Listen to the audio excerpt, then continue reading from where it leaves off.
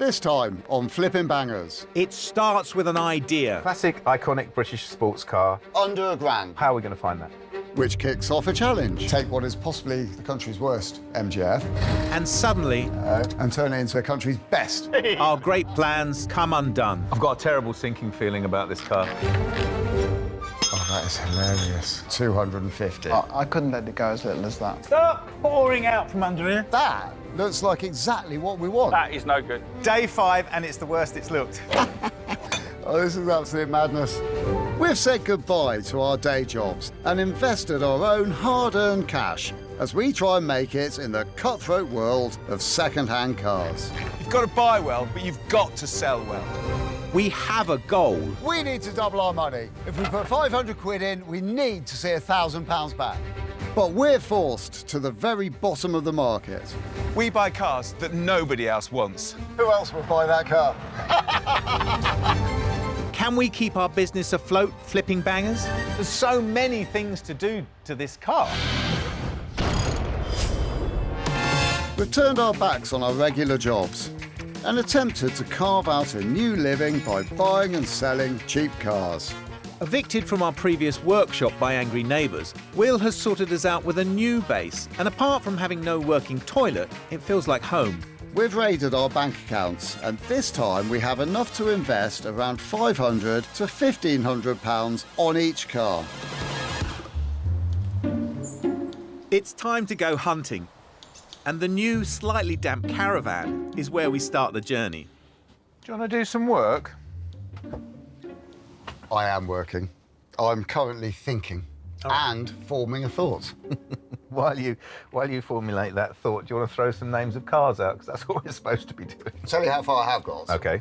I want something which is fast, British, and the sort of thing that when we drive this around, people go, yeah, look at that. OK. So, first of all, I'm just thinking iconic British sports car. I'm thinking MGB, but A, we've done that, and B, you said fast, didn't you? I did. Spitfire, but oh, hang on, we've done that, and oh, you said fast. Yes. What about V6 Capri or a Mantra or TVR Wedge? No, I don't think we've quite got that in the budget. A few hundred quid, under £1,000. Yeah, well, how are we going to find that? Don't think there is anything like that. We agree to a race. Who will find something good first?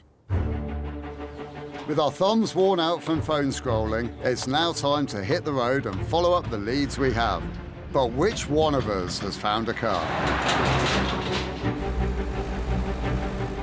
I got exactly what you wanted. I got a car that is, on the face of it, relatively unattractive. It's up for spares or repairs, but it's from a main dealer, and he took it in part exchange and he just wants to get rid of it.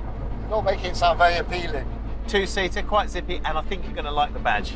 Tell me now, put me out of my misery. MGF. MGF. MGF. What's that supposed to mean? Well, I mean, look, mate, don't get me wrong. It was a very popular car in its day. It just didn't have the cachet No. of any of the other MG. And we need to make money, so we really need to look at cars that aren't in the limelight. And this ticks the boxes. How much? At the moment, on bids, £250, and nobody has bid on it. Well, that's a very cheap car. Yeah. I'm intrigued. I'm relatively excited, but I wouldn't say I was completely No. over the moon. Well, let's wait till we see it. It might be beautiful. Might It might be. The MGF seller Pete is a dealer in modern-ish cars, and immediately we see why the project MGF does not fit his stock at all.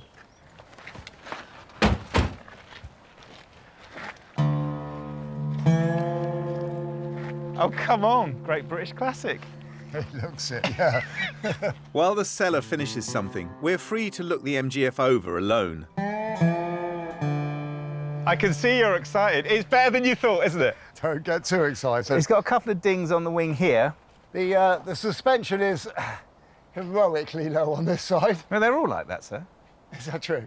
It's part of the maintenance, wasn't it? You had to pump them up, didn't you? Oh, yeah, I suppose so. But look at this. This is the original paint, and this has held up brilliantly well, hasn't it? Apart from that nasty end over there. Yeah, that worries me a bit, whether that's ever going to come back to being the same colour as the rest of the car. That's tell you always what. going to taint it, isn't it? Yeah, I mean, looking at it, I'll give it a little rub, but it looks like it'll polish up. You reckon? But it is a slightly different colour to the rest of the car. Yeah, that is going to be a thing, isn't it? It is, yeah, that's going to be a problem. Although the plastics have gone the same. Door handle on this side's the same. Mm-hmm. The wheels are brilliant. On this side, they've not been scuffed at all. Yeah, they're passable on this side. Roof, however. Yeah, but look, there's no crease across the back window, and they were all creased, weren't they? Well, I bet it's because it's been stretched, because it's been sat around a long time. Hasn't been anywhere, has it? Definitely got an issue here. Oops, Gus. Don't break it. That wasn't me, it was like that already. Yeah, that was clearly you. But look at this. Do you remember them being this good inside? They're beautiful, aren't they? Proper plush, aren't they? Yeah, there's a bit of a tear on this side, but that literally is wear and tear. Seems to have the keys in the ignition as well. Give it a little go. Yeah, let's see. Right. Don't break it, though. This could be the bit where it all goes horribly wrong, Gus. Oh, hold on. Well, you don't know how to operate it. Yeah, but... No, on its side, at least the immobiliser works. No. And it lives! Ooh, one cylinder, but two cylinders? Not very much. Pete, Hi. it was his idea. Okay. He saw the keys in it. I couldn't resist it. I think it might be running out of petrol, actually. It's a little bit low. It's probably evaporated. But the engine sounds fine. It's not bad, is it, for something that's been sat around? I'm genuinely excited about this. I know I shouldn't say that, but you walk up to it, your first impression is, well, it's so much better than it was built. Spares or repairs? It is. It's a bit of tinker time for somebody to get back on the road. It doesn't really want much. I know it's a little bit faded. Classic MG, though, isn't it? Tinkering, that's what they were all about. Classic British sports car. Exactly that. A little bit of polishing. What's the story with the bonnet? When it's in its younger years, it had a small front end shunt, and so this has all been painted, which is why it's faded. It's been sat in all weathers for the last 6 or 7 years. Has it? Yeah, just round the corner there's a big moss patch where it was. Is there? Seems a shame to take it away. It'd be really nice, to see it back on the road, because it's worthy of it. Be a bit apprehensive about buying it without giving it a little test drive. It's been off the road a long time. There's no MOT on it. Ah. Okay. Maybe we could performance test it around the courtyard, could we? Yeah, of course you can. Fill your boots, I'll leave you to it. Excellent, thank you. Nice idea, Gus.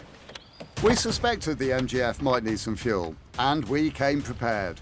So we gather our spare clean petrol and take the roof down because we're sun in the hair kind of guys. But can we get the MGF to run? Right, moment of truth. Yes. I have all of my fingers crossed. Don't go too crazy. What could possibly go wrong, Gus? It's time to hit the car park.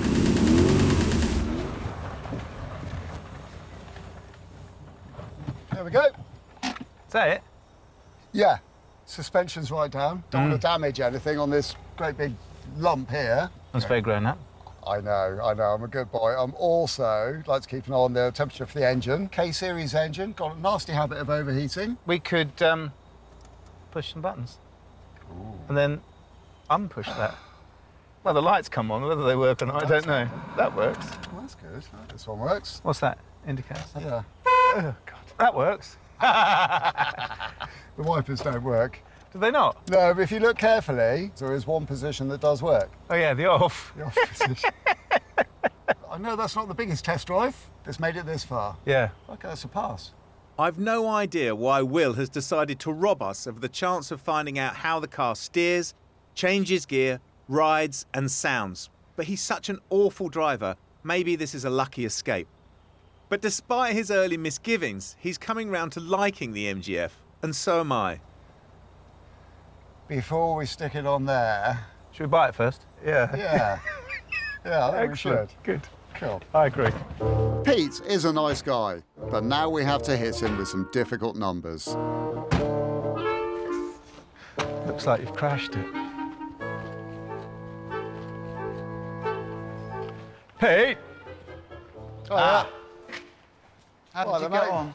Well, we like it. Of course we liked it. It's great. perfect. We want to put it on the trailer. We want to take it home, but we need to know what you want for it. Oh, right, OK. Well, it's on an auction site at the moment, and so 500 quid, take it off. 500 quid?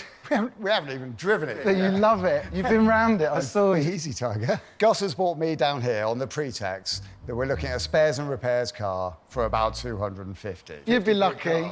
Right, Well, I'm feeling lucky. I couldn't let it go as little as that, I'm afraid. There are certain things we need to do to it. Would you take 350 quid for it? Let's see how badly Pete wants the MGF gone.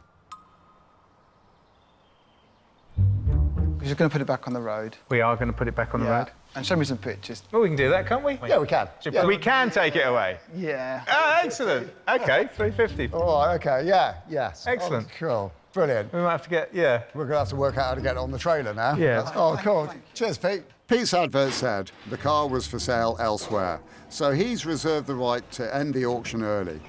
Here you are. Thank you. So we've done nothing wrong apart from getting a steal of a deal. Look.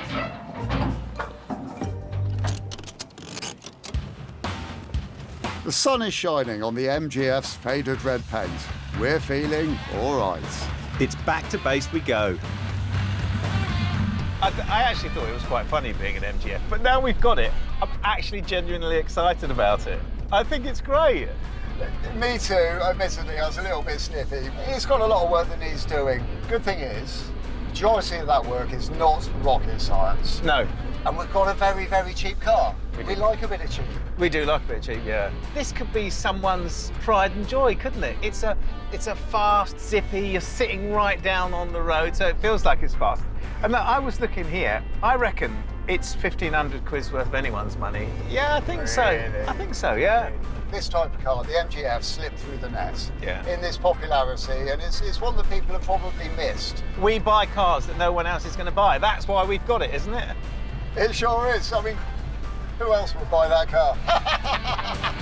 The day closes well, and the morning after, we have the chance to sleep on our purchase, not literally, and plan our strategy. It's about to rain, so before the MGF goes inside for all that, I'm stealing a moment to sort out the ad for when we sell it. Well, maybe the camera never lies, or maybe I just took the pictures from the right side of the car, but the MGF actually looks okay. So I'm just working out what I'm going to type into the advert. And I think red MGF VVC, good mechanicals, all original, rare aircon, MOT, because of course it will have one by the time we sell it. One owner, last 7 years. And the fact that it's not gone anywhere is on a need-to-know basis. Let's have a look at prices. Let's see, hang on. So, a really good MGF will cost you £3,000, if that's what you want. And a snotter will cost you about £1,000. On this new day, I can see my previous valuation of 1,500 quid is far too stingy. So somewhere in the middle, let's say 2,500 as a buy it now price. We'll start the auction at 499. Or is that madness? You know what? I think what I'm going to do is do a fixed price auction. I'm going to do a fixed price at 2,799. I don't know why that figure, but it just feels about right. Or offers. Good. But my enthusiasm takes a huge knock once the MGF is taken under the lights and its condition is more exposed. I've got a terrible sinking feeling about this car. Since we've slid this one off the trailer, it looks more like a dead animal. I think you're just being mean. OK, well, let's look at it. The majority of the work on this car is mechanical. Suspension stuff that I don't think we're going to be able to miss. Engine stuff that we need to be thinking about. Yep. And we also don't know anything about the state of play with the cam belt, do we? The other thing I was thinking is in our exhaustive test drive, we didn't actually get it hot. No. And we know that overheating is a problem with K-Series in MGS. But if we ignore the cosmetics, we're mad. So if we ignore the wings, the bonnet, the bumper, the roof, we're going to lose money. There's also the interior. I'd forgotten about that. Yeah. That's all the fascias have got to come out, haven't they? They have, and they've got the air conditioning. Do we know if that works? Well, if it doesn't, roof comes down. I like your backup plan. This is why I'm having a moment. They might be little things, but there's so many things to do to this car. Don't fret, Gus. We're not aiming for perfection. It's just got to be good enough. I think we just get fired straight into this one. Yeah, we definitely need to get stuck into it, don't we? Yeah. We kick off slightly out of sync in terms of standards and plans. But what we do agree on is that the engine and mechanicals need an overhaul, and it's a good place to start. So we get stripping the trim from the snug mid-mounted engine.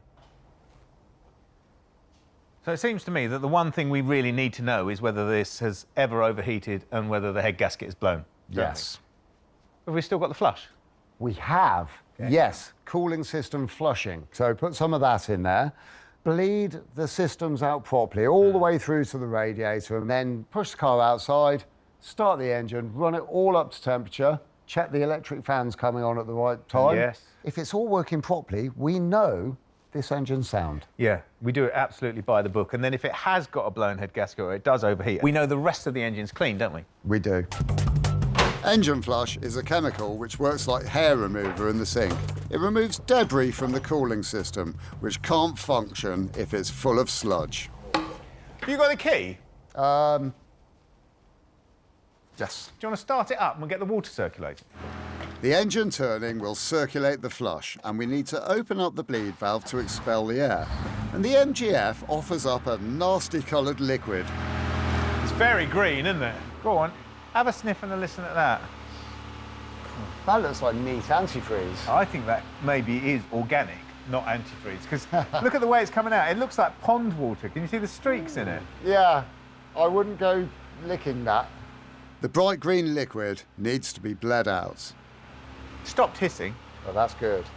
Yeah, well, that system fully bled up then, yeah? We ready for our outside test? Can you see where you're going? Oh. That'd be right, won't it? Yeah. It's a great thing about sports cars, isn't it? It's so easy to get in and out of. Oh, a piece of cake. Well, what do you reckon then? Leave it for half an hour, see if it keeps all its water in, don't overheat? About time for a cup of tea. Oh, a nice cup of tea, lovely. If the MGF overheats now, which is a common issue, then we'll likely have a leaking head gasket. And with all the other jobs on the car, it will certainly mean we've bitten off more than we can chew.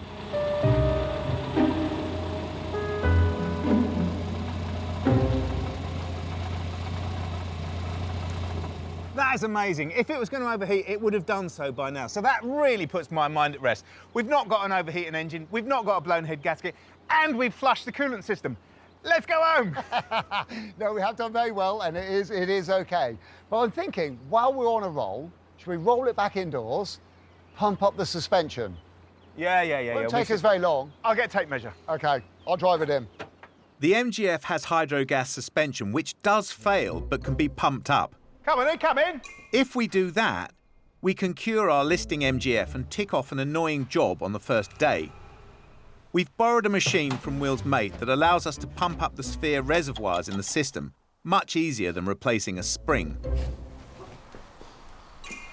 With the height estimated, Yeah, that's bang on this side. and the hydraulic pump machine plumbed into the system, it's time to go to work. But the MGF doesn't go up. Moving, is it?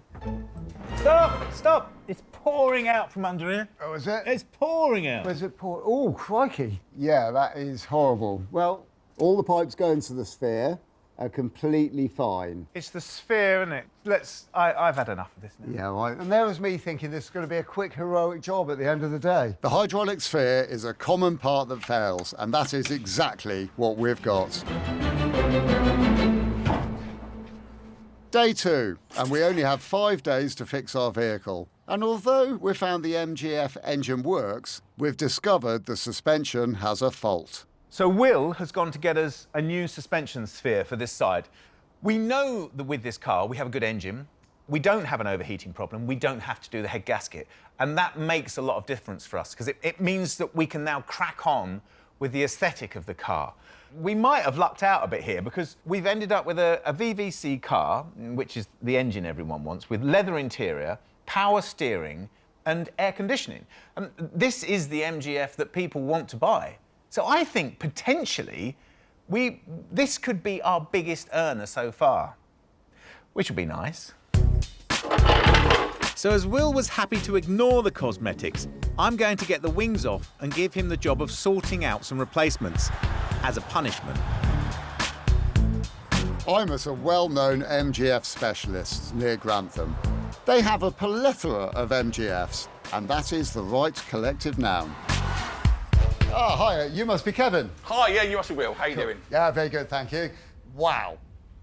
That is a lot of beautiful cars out there. Yeah, yeah. It's this mecca for MGFs. It's amazing. We've got a few, about 83 currently in stock. When we got ours, I wasn't really that keen on it, but as we've owned it for a little bit, I'm starting to really quite like it. And I can tell you're obviously a fan of these cars. They are a great little car, easy to drive, very workable.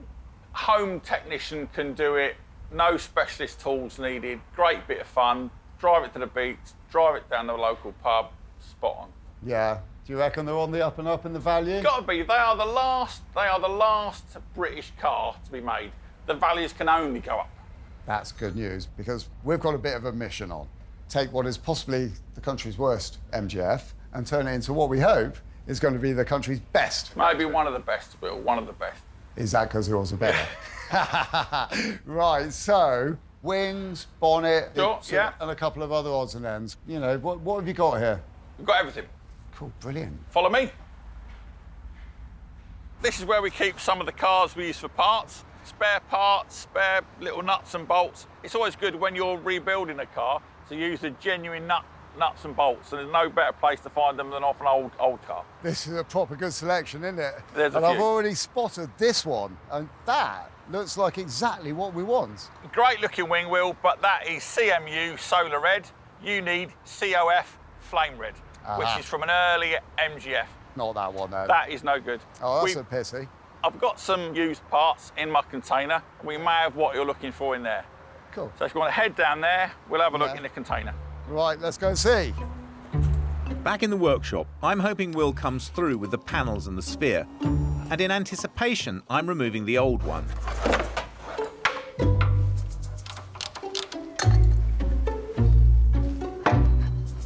Well, how easy was that? 4 bolts and a connector and it's off. And it's a clever system. Basically, it's a set of rubber springs and fluid, and the fluid passes through the rubber springs on a set of valves. So when the front wheel is compressed, i.e. goes over a bump, the fluid is dispersed into the interconnecting sphere, which is on the back wheel. So the back wheel, the corresponding wheel, goes down and raises the back up. So it's such a simple system. This one here seems to have had a bit of a prolapse. I think that's one of the valves, and it's pushed the seal off, which is why it's leaking. And so easy to get off. Unlike dealing with springs where you have to have compressors and you have to deal with all that sort of latent energy in springs, which terrifies me. Like I say, clever and incredibly simple. Well, this is off. I'm just waiting for Will to come back with the other one and I'll put that on. But while I'm waiting, I'm going to dismantle the rest of the car, take the wings off and the bonnet.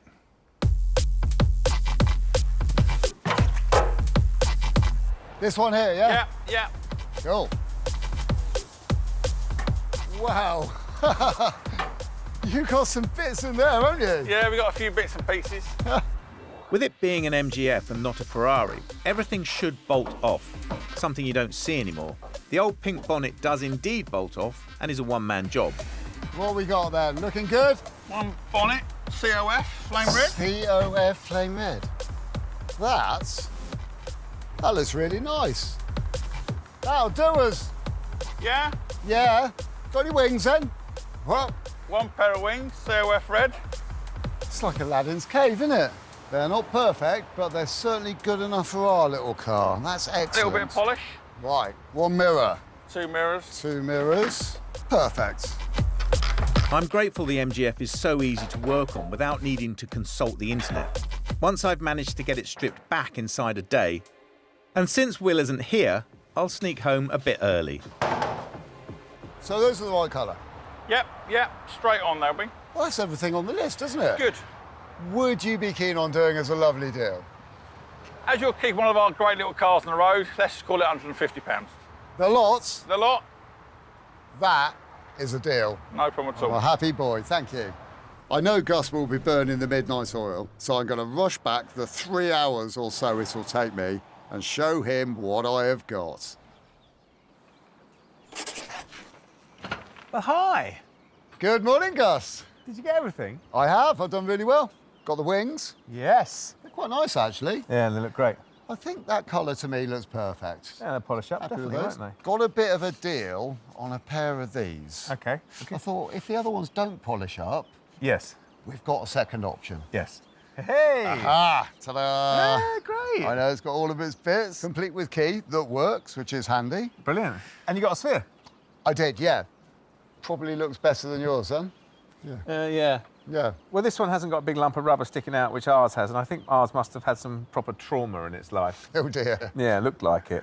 Yeah. But that's fantastic. Whereas that one looks perfect. Yeah, perfect. And should we get it all indoors? Yeah, yes, definitely. You all right with that? I am all right, yeah. How's it all gone with taking it all apart? Yeah, it's been all right, actually. So, I'm starting to feel like we're in a pretty good place at the moment. By the time we got that lot attached to that lot, the car's going to be really, really nice.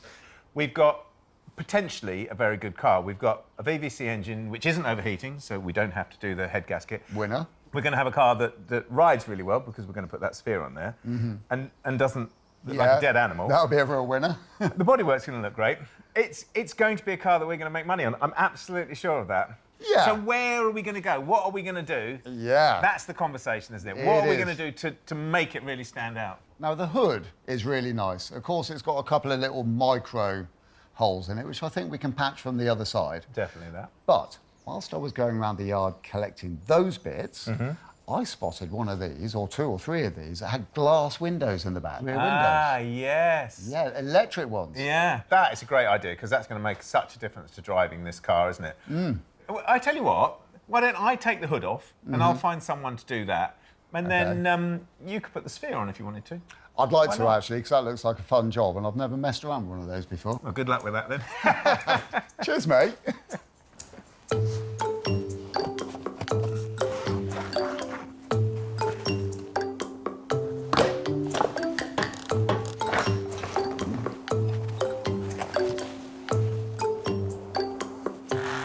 I've got my plan with the roof, but before I can set it into action, I need to make sure it's actually worth the effort.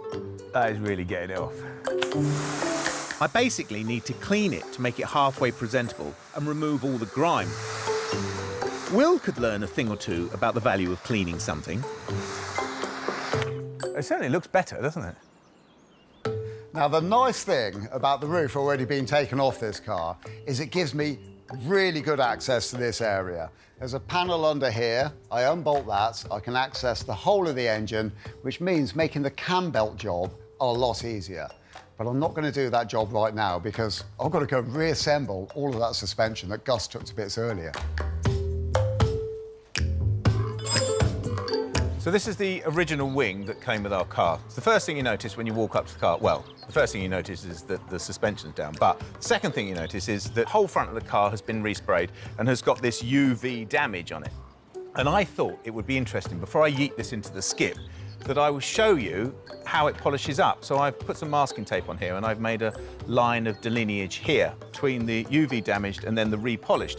And then I've buffed this up and it looks amazing, but the reality is, if you put it up against our factory finished wing, it's actually a different colour. And it may be infinitesimal, but it actually is a different colour red. So this is going in the skip, and these rather beautiful things are going on the car.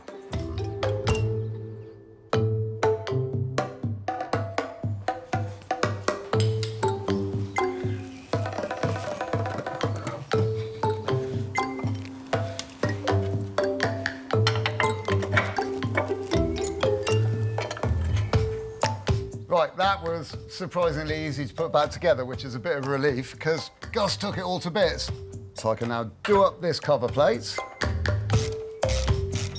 Once that's all done up and the ABS wire is all clipped in, it is ready for the wheels to go back on and then the suspension to be pumped up. But we're not quite ready for that because we need the wings on and stuff. So I'm just going to leave it at that for today and call that a done job, pretty much.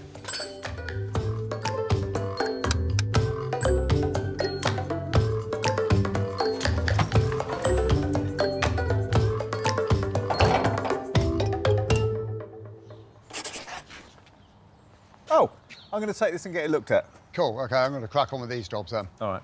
So I'll see you tomorrow, yeah? Yeah, all right then, first thing in the morning. All right, brilliant. Wheels on. Suspension components are all now all in place, all the mechanical stuff. I have noticed that the cam belt hasn't been changed. This little sticker down here is telling me that it hasn't been done since 2012. The cam belt, or timing belt, is a common service part that should be replaced every 60,000 miles or so, depending on the car. If it breaks, it will damage the engine, which will literally wipe off half the car's value. It's a labour-intensive job, and a garage would charge you about 300 quid. But if you do it yourself, well, the parts are only 50. So I remove the top cover, take off the HT leads, and the job is well underway. This is where it starts to get interesting, because this engine here is a VVC engine, stands for Variable Valve Control. And on the engine, it says twin cam. That's not actually the case, because there are 3 camshafts inside this engine, and the cam belt has to drive all 3. It goes a bit like this. The primary cam belt, which is driven off the crank, drives this camshaft and this camshaft here. The one at the front of the engine then transfers all the way across to the other side of the engine, where it's got another wheel on it, driving to another belt, to another wheel, to a 3rd camshaft, because this rear one is split in the middle. So there's actually 1, 2, 3 camshafts. I need to whip this cover off and check the secondary cam belt. Really nice to see. That cam belt looks like it's in fantastic condition. That one's ready to be removed, but to gain access to the primary cam belt, it's behind all these covers here. And that is my next little job. And now we find out why the labour charge on a cam belt swap generally runs into hundreds. Getting the lower bolts off the camshaft cover is a pain and involves removing everything you can. In this case, even the engine mounts. It was all going so well, and I thought this job's going to be a piece of cake. But then I'm trying to remove the engine cradle, the bit it's got to come out to get the cam belt out, and it is just impossible to get to, and it is really, really rusty. This is very, very difficult. Oh, yes.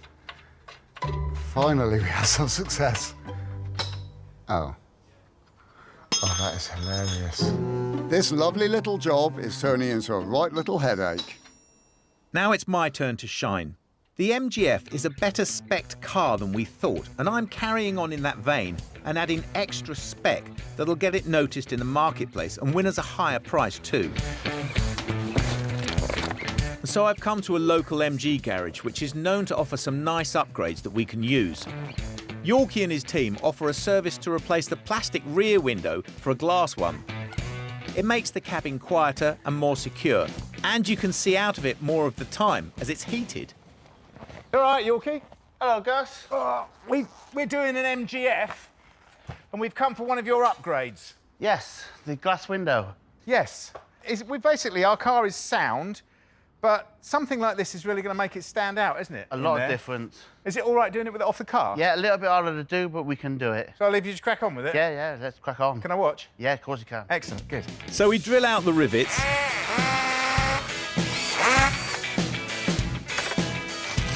knock out the heads, then the plastic window retaining frame will come away. Like that, and it just pops off, and then the hood just lifts off, and that's it. So what are we doing next? Well, we're gonna flip it over. Yeah. Like this. Flip it over. It's heavier than you think, isn't It is heavier than you think. So we undo the zip, like that, and pull it away. You know, Gus, put that over there, mate. Thank you. That's the last one out. OK, new glass? New glass on the counter, Gus. Ooh, look at that. That is going to look so smart, That's isn't going to it? be nice, yeah. That way around? Yeah, that way around. So unzip that. Right out. Right out. Right, we've got to see if the zips match. Do you mean sometimes they don't match up? Sometimes they don't match up, and if they don't match up, got a nightmare of a job to strip the hood apart. No. Yeah. How much longer? About 2 to 3 hours. So it easily doubles the job. Easy doubles the job. Let's have a look then. Yes, it's And we're match up. matching, so Excellent. we're lucky. So it's just luck whether these match up. Pure luck. Wow.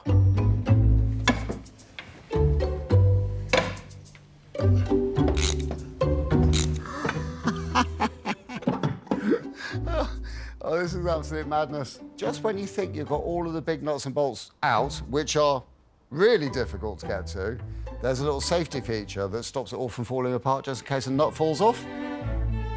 So I thought I was there, but I'm not. Seriously. Not enjoying this job.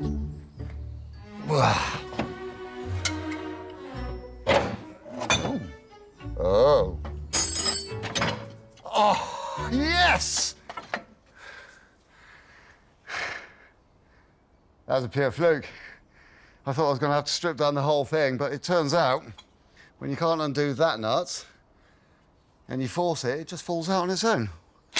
Now, that is a winner. And then we get to see all of the cam belts, these plastic covers.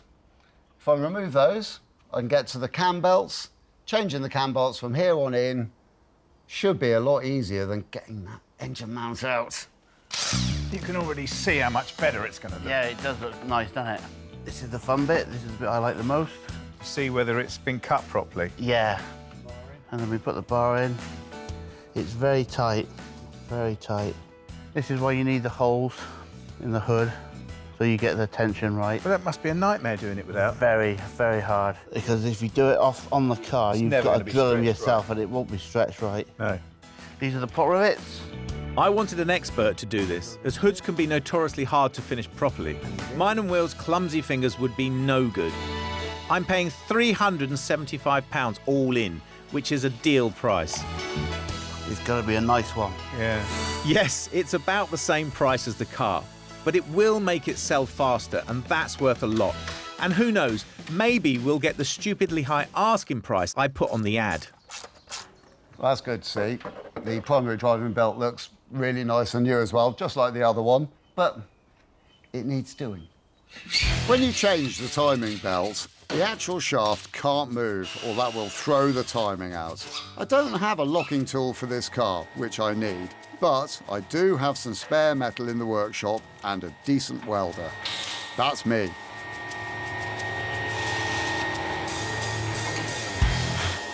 Tool is finished. Keep them simple, I say. This one, I've just drilled out one of the nuts, so that now slides up and down in there. I'm going to slide this between the wheels into the teeth very, very carefully. And then this screw here can tighten down and lock it in position, so the wheels are now firmly locked. Look at that. After all that hard work, with all the difficult to get to bolts and the engine mount problems and all of that, taking off the belt is the easiest bit. And now, with its new belts and the new water pump as well, all I need to do is fill in the little sticker, put it on the front saying that I changed the cam belt, put the mileage on there and the date. And with all these jobs sorted, we know we can now sell this car with confidence. And we're done. So, Gus, you come round and do the last two, mate? Nah, go on, you do 'em. All right, then. I'll only break something if I do. With the last of the pot rivets done, the roof is transformed. Sorted. Fantastic. Look at that. That looks great, doesn't it? Very nice. The only problem is it makes the old one look a bit second-hand, doesn't it? Bit of warm, soapy water. That'll clean it up nice. Will it? Yeah, very nice. Fantastic. Well, I'll tell you what, if we get an extra 500 quid because we've got a glass screen in there, I'll come back with a bottle of wine. I look forward to that. Thank Now you very take care and take it steady. Talk to you later. Bye for now. Day 5. Yes, it's the last one we've got, and yes, it's a biggie. Well, it still looks absolutely awful, doesn't it? Day 5, and it's the worst it's looked. Yeah, well, we have spent all week taking it to bits. Couple of hours work, wings on, bonnet on. This car's going to start to look great. Yeah. I was thinking last night, isn't it amazing that this car sat for 7 years simply because of the trauma that that shock absorber had? So one big bang, and then it's uneconomical for them to get it fixed. But that led to us picking up a car for next to nothing, which is a really good car. It is a lovely car, and it's been pretty cheap to fix as well. Yeah, definitely. And it's been a nice bit of learning. We need to polish it, luster the hood, clean the wheels, clean the tyres, so that the first person that comes to see it thinks, best MG I've ever seen. I'm slightly worried by what you're saying here, because all that cleaning and polishing, I know that your level of... I have got a high lustration threshold. You do. I might have to follow your lead a bit. Well, we need to crack on because there's a lot to do. We do. Yeah. Tea. Definitely.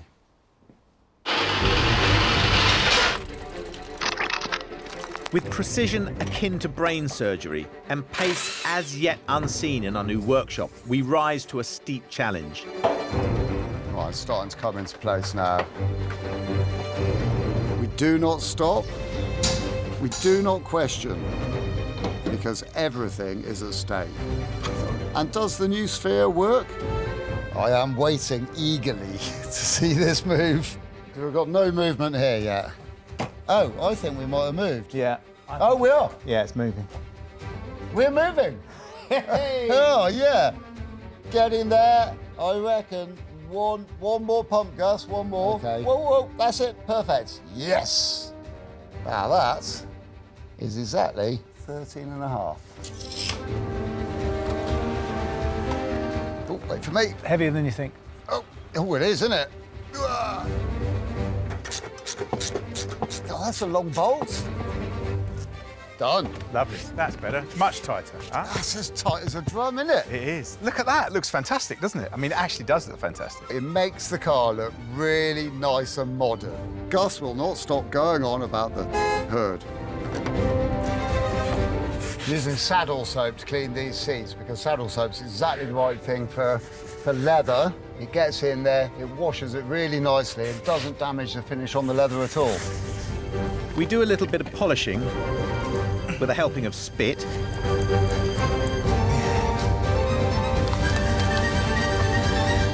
It looks like we're there. The MGF was £350. Will spent £150 on panels and bits, and our consumables bill came to £200. The back window was £375. So the MGF owes us £1,075. Now, I know we're in the business of making money, Sometimes. but I really do feel like we've had a real bonus this time. Yeah, I agree. We get to drive around in an open-top British sports car, wind in our hair. Your hair. But that's what you wanted. That's what you wanted in the first place. It was, an yeah. open-top British sports Yeah, car. and we'll get the wall of the engine too. This is going to be fabulous. I think it's funny because I was only looking for MGFs for a joke because you said you wanted a classic British sports car. Yeah. But it's worked out all right, hasn't it? It has. Because This is the yeah, one. And we've done well by this car because for the price we paid, most people would think this would be in a scrapyard by now. Well, if a car's supposed to be in a scrapyard, it should be in a scrapyard. But this one, we had the opportunity to give it a second chance. Yeah.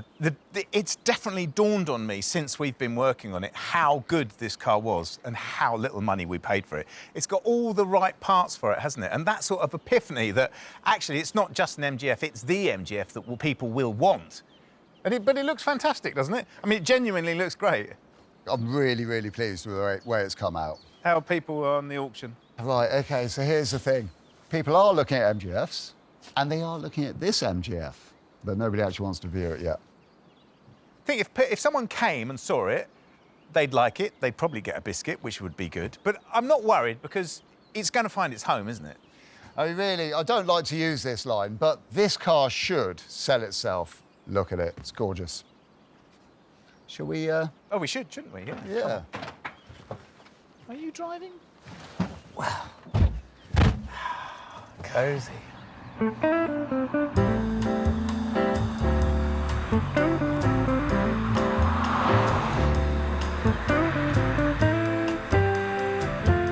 So, Mr. Trickett, how do you find the MGF? Well, I quite like it. You like it? Yeah. Well, that's fantastic. We spent all that time getting it from being a dead animal sitting on its haunches to being an actual driving car, and you like it? Well done, us! It's quite light, it's nimble, but what I'm really, really noticing is it's pretty zippy. Zippy! Jimmy, it's got the VVC engine, Yep. variable valve control, which means that when you give it a bit of welly, it picks up its petticoat and it squirts along really quite nicely. It does what Rover and MG set out to do. It's a car for all seasons, isn't it?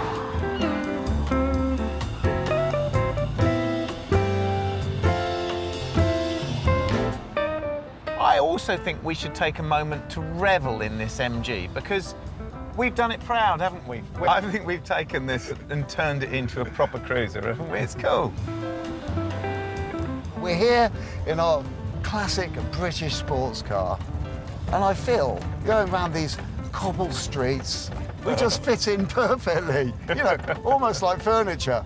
whilst doing a suspension check on the work that we've done. Very much a suspension check.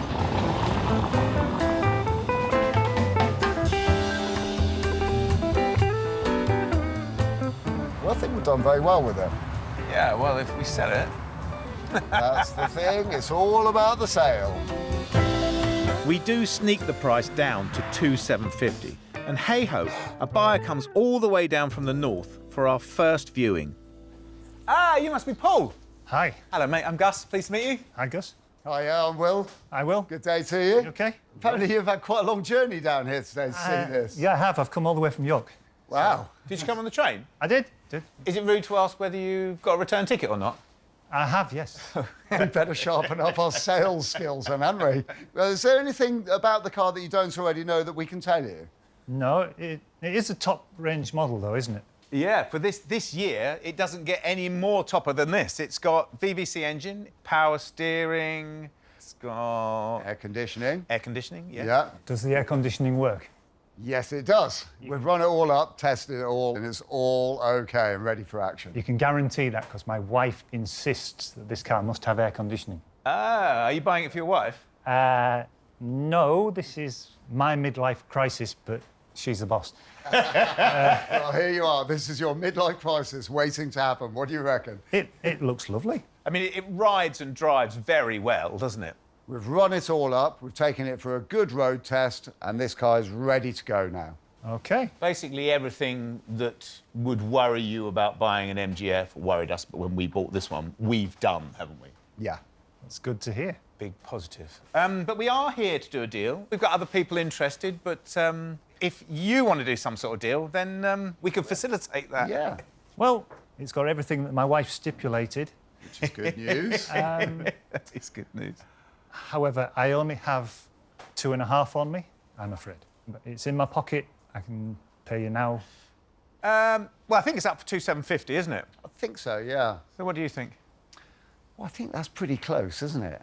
I think it's close enough. I think it's close enough, and you seem like a very nice man, so let's say yes, shall we? Yeah, Excellent. Fantastic. Definitely. Very Great. kind of you guys. Excellent. Thank Yeah. you very much indeed. Well, shall I go and put the kettle on, and we can sort out a bit of paperwork? Yeah, you have a poke around. We'll have a cup of tea. Do you want a cup of tea? I'd love one. Go. How'd you have it? Black, 1 sugar. Cheers. See you in a moment. Right, thank you very much. And Paul's midlife crisis means we've netted more than double our outlay. More than we expected, but exactly what we deserve.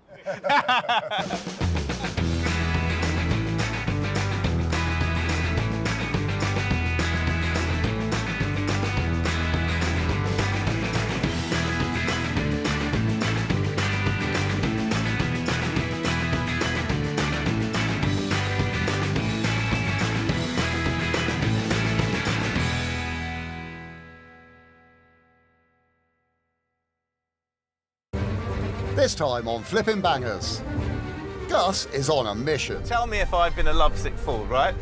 I'm all ears. He sees a diamond in the rough. You're going to love it when you drive it. I don't want to go anywhere near that, 'cause that could blow up in my hands. And if we can smooth off the rough edges, we'll get a chance to shine. We have definitely turned back the clock on this car. It's definitely got a new lease of life. We've said goodbye to our day jobs and invested our own hard-earned cash as we try and make it in the cutthroat world of second-hand cars. You've got to buy well, but you've got to sell well. We have a goal. We need to double our money. If we put 500 quid in, we need to see £1,000 back. But we're forced to the very bottom of the market. We buy cars that nobody else wants. Who else would buy that car?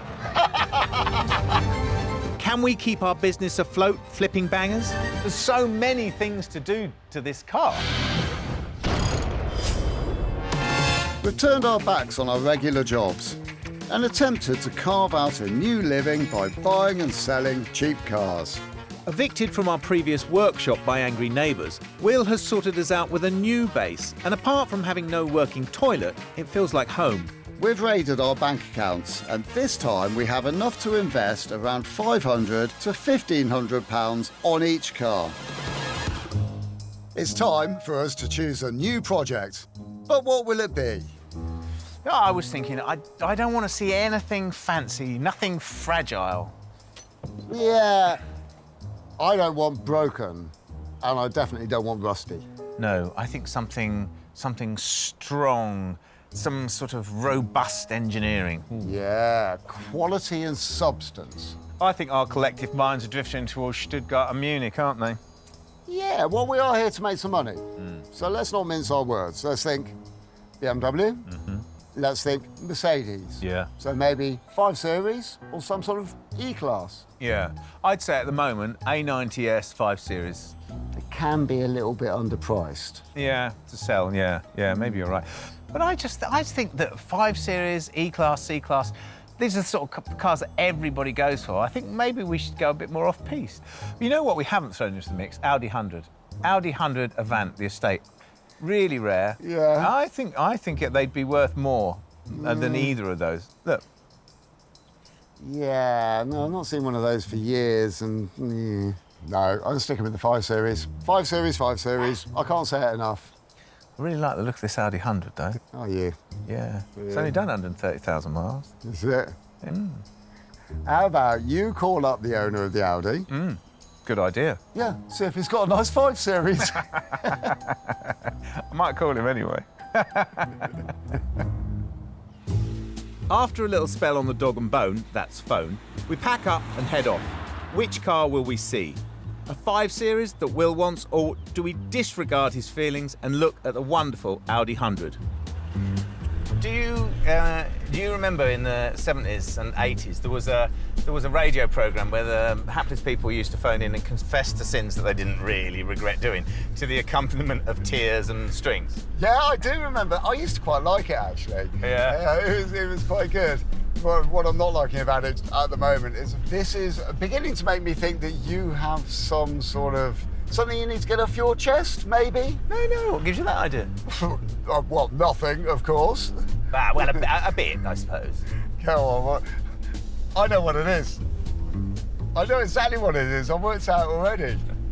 Right, so we're off to see a car, yes? Yes. Right. Let me just hazard a guess that it's not the BMW 5 Series that I want. It's that Audi that you want, isn't it, Gus? Okay. Let me tell you the information about the car, and you can tell me if I've been a lovesick fool, right? I'm all ears. Go for it. You know there's that website where you can type in the type of car you got, and it will tell you how many are on the road in the UK at that point, yeah? So if you do that to an Audi 100 Avant, it comes up with 25 cars. And in my mind, low supply means high price. Okay, yeah. But that car, it was on auction, this car, and it was bid and sold, but it was never paid for. So I took the opportunity to sneak in and get us a booking for it. Oh, well done you. It was a great point in Audi's development, and I think they're just an underloved car because Audi were trying really hard. They had that whole sort of flush fitting glass and that sort of 0.3 coefficient of drag. You know, they were on fire when they were making these cars. Yeah, they were quite technologically advanced. Yeah. But if I'm not happy with it, then you've got absolutely nothing to worry about, I'm sure. That's exactly what I was hoping you'd say. Oh, well, that is good then. There we are. The owner of the Audi is at work, so we're left to our own devices. Look, Matty said he'd left the keys with his sister, so we can get the keys, you can drive it, and then you can see the whole picture. I mean, look at this side. This side looks Gus, fantastic. you're creating a diversion tactic, I can tell. Look at those wheels, original wheels. Yeah, lovely. Rare, very rare. Oh, hi. Hi. Matty said he'd left the keys for the car with you. Yes, he has. Let me just grab them Brilliant, for thank you. You're going to love it. You're going to love it when you drive it. It's sophisticated. Lovely. There we go. Thank you. I reckon we'll be 10 or 15 minutes. Is that all right? you. Okay, All right. enjoy. Thank you very much. What, sophisticated like me? No, sophisticated like a sophisticated thing that's sophisticated. Got some nice bits on it, hasn't it? Look, tinted green glass, an electric sunroof. It's got all these period features. Paintwork, not too bad. And the wheels, look at those wheels. They're rare and they're in really good nick. They're good. Admittedly, yes, it's got a load of nice features on your side, but starting around here, there's been some damage on this bonnet, which has been repaired, and the repair's all fallen off. This side of the car actually looks like it's been to war and I'm lost. not looking at that side, I'm looking at this side. And look, it's got its original load liner in there. Brilliant, but look down here. Look at that valance. It looks like they've reversed over a cow twice. OK, let me show you something down here. A piece of beautiful automotive art which no one can say isn't a brilliant thing. 2.3, 5-cylinder Audi engine. Are you sure? Oh, yeah. Oh, I do know these are good engines. So, I mean, let's see what it looks like. Ooh. That's amazing. The bonnet actually works and stays out. That's handy, isn't it? Yeah. And, well, actually, it doesn't look too bad in there, which is kind of pleasing to see. I mean, they're sort of bulletproof sort in there. If it runs all right, then it's a corker. Yeah, yeah. It's just old, isn't it? It is, yeah. I think we should drive it. I think you should drive it, and I know that you're not a very good driver, but I think you should drive it just to see you're going to like it. This is a diversionary tactic, Gus. I know what you're doing. I don't know what you're talking about. I mean, anyway, this is supposed to be your treat, not mine. You're going to love it. Well, let's see. It's headlining, right? That is falling down there, and then it's the whole of the back of it's held up with carpet tacks by the looks of it. Yeah, yeah, we have. But look what we have got. Look at the grey velour on these seats, which is in fantastic nick, isn't it? Yeah. And look, all this, the dash, it's like a time warp. It's really good, isn't it? I must admit, it is a good period piece. Radio's missing.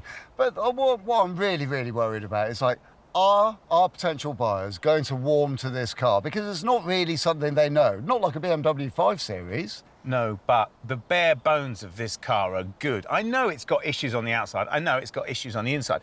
But if you take the age of the car, what it is as a whole, I think it's amazing. Is this your last-ditch attempt to try and win me over, is it? Go on, You are, I can tell. Go on, Will, you're going to love it, you're going to love it, you're going to love it. Actually, I think I might. I'm sorry I'm being a bit down on it, but... Ooh. Does sound nice. Does sound nice. The Audi even has a current MOT. What more do you want? I hope you know I'm being really generous letting you drive this car. A, because you're a terrible driver, and B, because I actually really want to drive this car. I know, I'm a really terrible driver, and I know that you really want to drive this car. And you're not actually being generous in letting me drive the car. That's to your own ends, mate. You're just trying to win me over. It's an ulterior motive. And you can't work that one on me. The car will win you over. Well, listen to that engine, it sounds great. Yeah, the engine does sound great. I mean, it's very crisp, and it pulls really nicely. Yeah, I'd say, yeah, cracking little engine. No worries there at all. Well, look, we got no stereo, have we? So we should let that be our in-car entertainment system. Oh, that's a perfect motorist solution, that is. And I don't want to sort of wax lyrical about cars of the 80s or 90s, but I will do a bit. I mean, they built some great cars. Yeah, some really brilliant cars in that period, and this is one of them. It's really solid, really nice. They were trying hard, weren't they? Audi, they were definitely trying to impress BMW and Mercedes with their ability to create a really good car, and they really did create a good car with this. Yeah, it's as tight as a drum. I mean, it's comfortable to drive, and it does feel like the sort of thing you could drive around in all day long. No worries at all. The bare bones of what we've got here, for the age, we've got a really, really good car, haven't we? And it's cool. I think it's cool.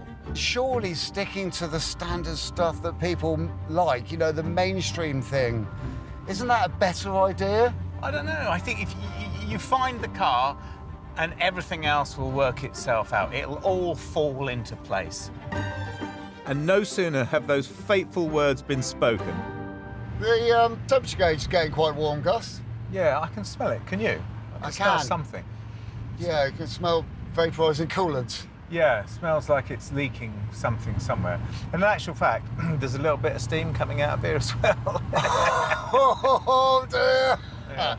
That's not good. Right, OK, I better find somewhere to pull over a bit sharpish then. We should have a look, shouldn't we?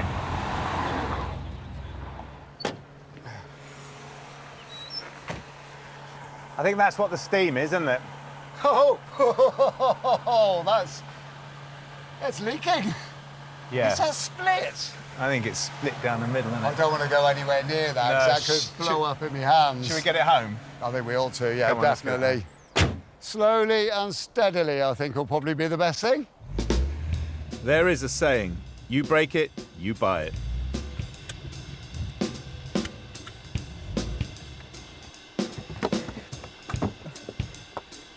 So do we want it or do we not want it? Well, I think you like this car so much, it would be mean for me to say no. So it's a yes. All we've got to do is work out the price and see if we can do a deal, I suppose. £1,200. OK, well, let's go and have a haggle then. Go and sort it out properly. No, we can put it on the trailer now. Is there something you're not telling me? To show interest in the car, to get the first viewing, I had to show how interested we were, and I sort of had to buy the car. I had to, really. We've owned this car the entire time. You've pulled the wool over my eyes, haven't you? Well, not really, but a bit, yeah. But to be fair, if it wasn't as advertised, we could have cancelled it all, couldn't we? That's funny. That's clever. Right, I'm off to get the trailer, but I think if there are any stinky jobs on this, they might be on your list, not mine. That seems fair enough.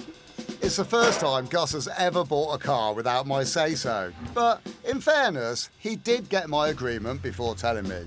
Maybe it makes for a more efficient process. Who knows? Well, Gus, you surprised me there, and I am pretty amused by it. I don't like dishonesty generally, and I certainly don't like dishonesty between us. Yeah. But he was on the phone, he was saying, are you serious? I've got people calling me. Are you serious when you're going to come and see it? And he just lost the sale. And I thought, you know what? It's just easier. It was £1,200. It was just easier to do it. Well, I think you've done the right thing, and I really like the car as well. You've pushed out your intentions that little bit further. You've clinched a deal. We've got a very smart car there. Yeah, I'd like to have met him. That would have been nice. But, you know, it's not. It's just, it's not. If it's not to be, it's not to be. But he seemed a very genuine man, I have to say. And I don't think £1,200 is too much. I think it's probably what the car's worth. Not too much, not too little. About right, I think. We've only looked over the Audi quickly, so the next day we come at it fresh. You know, since we got this car in that rather unusual way. Yes, granted. I've actually started to quite like it. Good. Which is, I mean, but it's different, isn't it? I mean, it's a different car. It's quite a cool-looking car. For the money we paid for this car, it seems like we have actually got a real bargain. Yeah, I am genuinely pleased that you've come round to it in that way. I really am, because I'm not proud of the way we got it. But it had to be got, and that was just the way of it. But I agree with you completely. I love the lines of this car. And it's the estate. It's not the saloon. The saloon does nothing to me. It's the estate. I just think it's cool, don't know? Yeah, I think it's really groovy.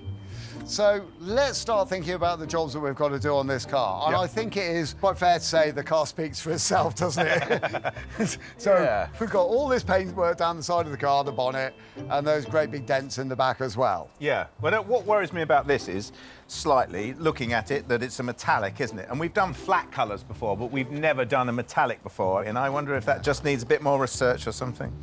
OK, well, let's approach it from this point of view. How about we get stuck into it and do all of the prep work for the painting, and then see how we feel when it comes to the big moment. Yeah, see how brave we feel. Yeah, exactly. Same as usual, then. Yeah, sort of. OK. Well, there's the dent, isn't there? The dent. Yeah, this dent and that dent down there. Now, both of those are going to need pulling out, and they're going to need a really good job doing on them, because that's not just a straightforward filler job. No. And the one in the back as well, that's definitely not a straightforward filler job. Bit of panel work's required on this. So, if we recap then with this car, yeah, we've got a header tank. We know the header tank's leaking, don't we? Because it was on the test drive. Yes, we do. So we've got a window that doesn't go up, so we need to investigate that, see what that is. And we've got a headlining, which one of us, get it, possibly me. OK, got to do that. But that's it. So that's all we've got on this car. So that's amazing if that's all it is. It is, yeah. I mean, the rest of the interior is mint. Yeah. The car drives really, really nicely. Yeah? Yeah. Is it conceivable that this car will go through the workshop without any extracurricular activity needed? Yeah.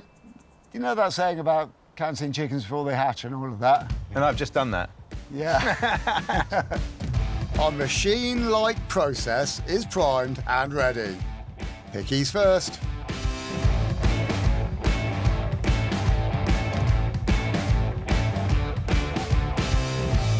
Right, OK, so I've got some really nice pictures of the Audi, which I'm currently putting up on the advert at the moment, and it's looking good. I'm not using the pictures of the side that needs painting, because by the time we sell the car, that will all be done and the car will be MOT'd and ready to go. I have been doing my research because the pricing I'm finding a little bit difficult to work out. there aren't that many of these cars left, so you'd be forgiven for thinking that's going to escalate the value. Totally not true. This is not a Ferrari, this is an Audi. So I've got to come in with a decent price so we make some money. I'm thinking around about the sort of 3,500 quid mark, because that's not too high. Because if it's too high, people would ignore it. If it's too low, people get suspicious. It's a quandary, isn't it? Knowing that our car is going to be very good when it's done, 3,500 would be quite a keen price.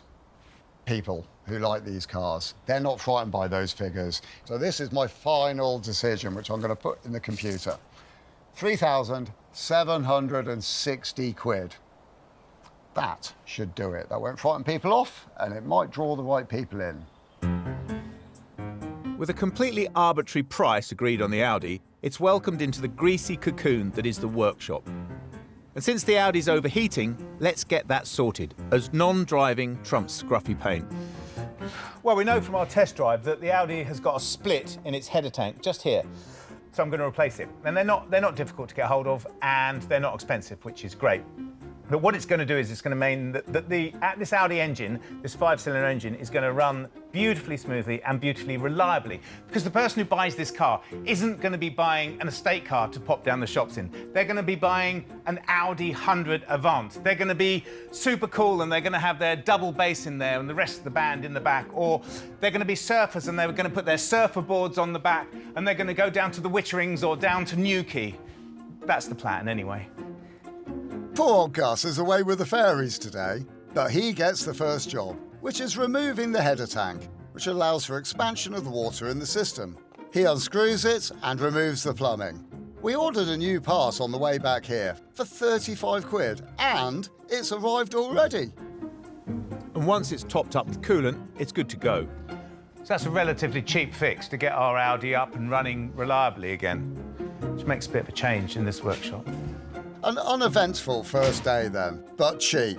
The overheating is cured, and we're off home to dream about how we find those cool owners that Gus is obsessing about.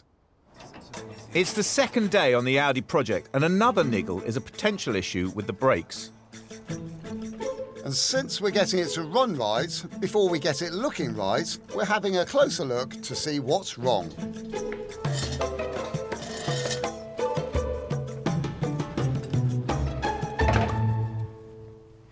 So one of the problems with this car when we were test driving it is that the brakes were binding on, and I figure it's probably the handbrake that's binding on. So we've got a car that's sat for a very long time. We have a handbrake cable which degrades in time and causes massive friction, and we have a very, very tired-looking spring here, and this is what operates the lever that puts the handbrake on and off. So any amount of friction in the cable will cause a great deal of loading on this, what is looking like a very, very tired spring up here. So I've got a new spring and I've got a new cable. First up, this lot needs to be disconnected from the handbrake up at the front. There's a bolt underneath the car which is responsible for that. So it's out, and if you'd like to accompany me to the bench, I'll show you this cable.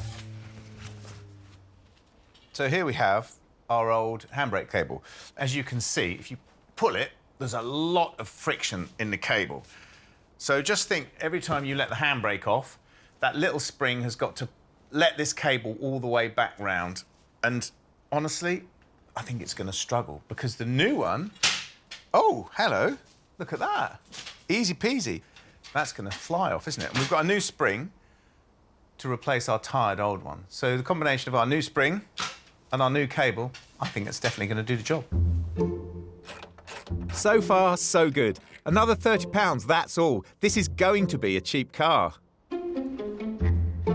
So as with everything, there's a bit of creep on this job. I thought it was going to be really easy. I thought I was going to put the spring on, put the cable back on, and everything would be good. But there's a cam in here, this one here, and as you pull on the handbrake, it operates a little rod here which closes up the calipers and applies the handbrake.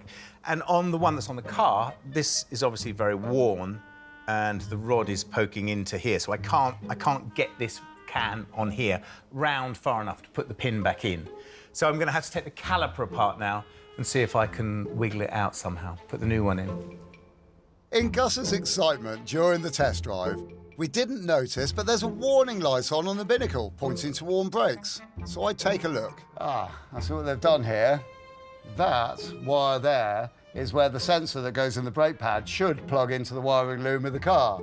But it seems that they're fitted pads that don't have a sensor on them. So to get around the problem of the light on the dashboard being on, they've actually bridged the contact within this plug to solve that. Now, I have got the correct brake pads. That bit is the bit that should plug into this. Now I've just got to hope that I can clean this up and get this bridging wire out without damaging the socket at all, and hopefully it should all be okay.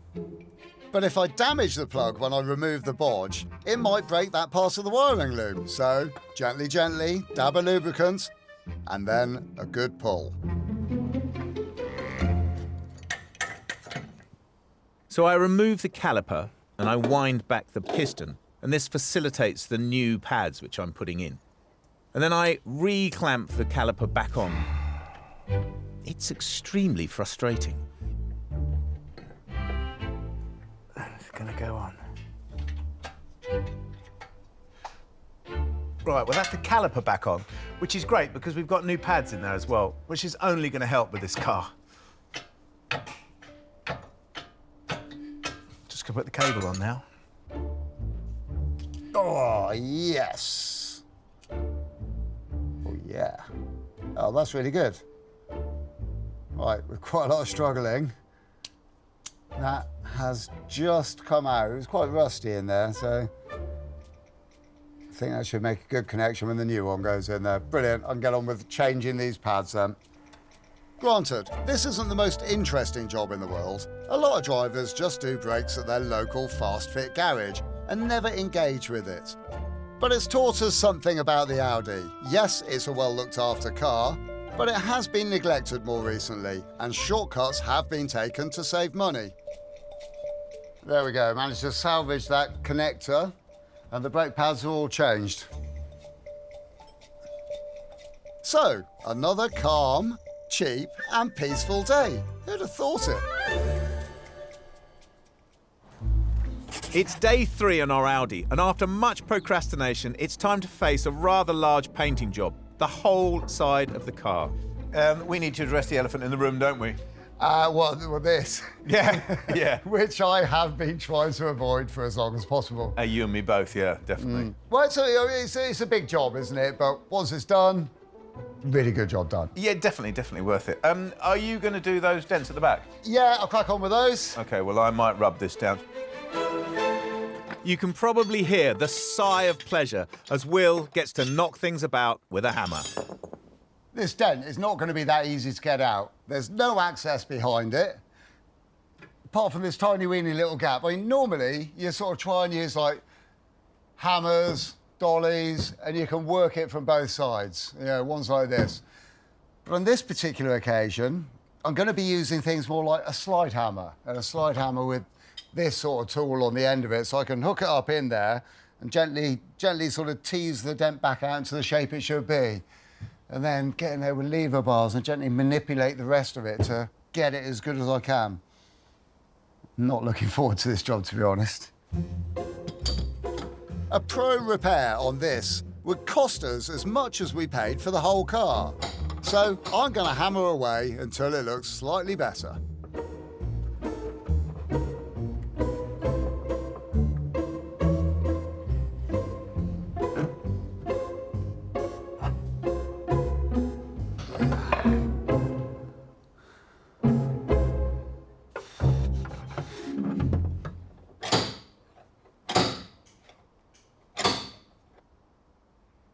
Well, I'm certainly not saying that that's perfect, but it's been very, very tricky to get that back into the shape that I got it to.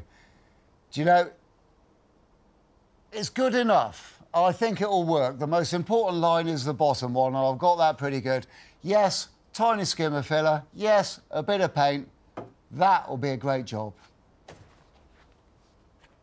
A paint job like this, done professionally, would be at least £1,000, so we've got no option but to take it in-house. But the job isn't limited to just the paint. Now I'm in a dent-busting mood and I need to sort out this dent at the back. It's a small one, but that doesn't mean it's going to be easy. This dent down here, when you first look at it, doesn't actually look that bad. But here's the problem. It's on a large, relatively flat panel, so the repair that we do on this has got to be good, otherwise it's just going to show. There's a couple of detailed lines along the panel as well. Now that's my starting point. I've made this wooden punch. If I just work along those lines really gently, I'll make a good start on the job, and then I can take the rest of the ripples off the panel as I then work it up from the detailed line. What Will is trying to say is that bashing the dent out with wood is slightly softer than a hammer. Working around the dent is quite an art, and Will is pretty good at it. So you can actually take a gauge of where you are when you're working on a job. If you put a straight edge up against it, you can see what sort of curve should be, and you can see if there's a dent easy. It's a very quick, easy way of getting a very good idea of where you're going.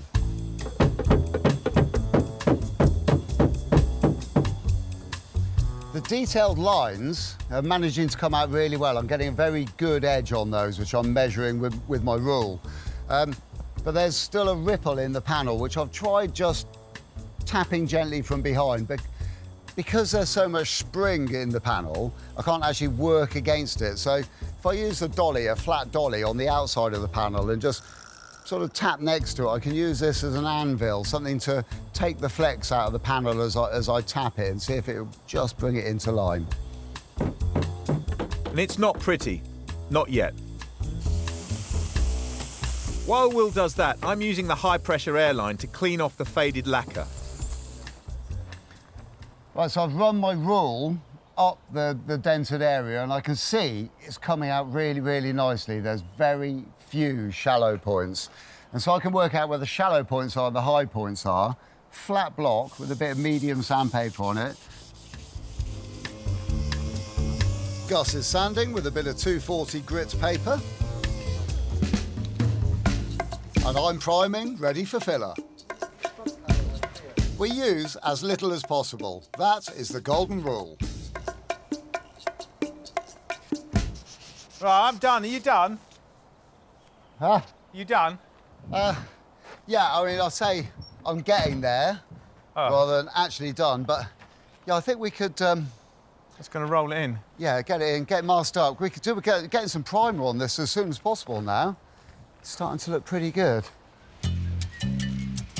We don't have a lot of drying time left, so the race is on to get the Audi where it's ready for paint. We're quick at masking now. It's a skill that we've definitely improved on.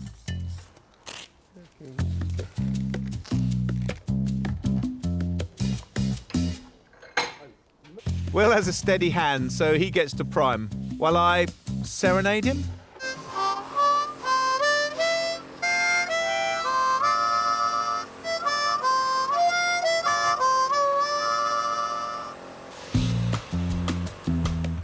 Metallic paint has really put us off in the past.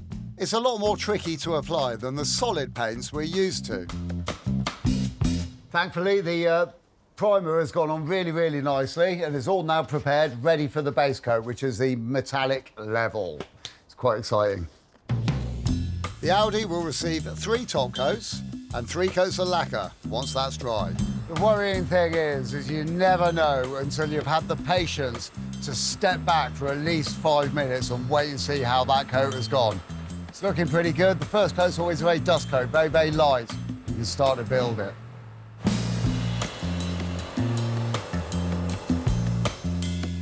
It's a long, long day, and we work late into the evening. But what a rewarding day it's been.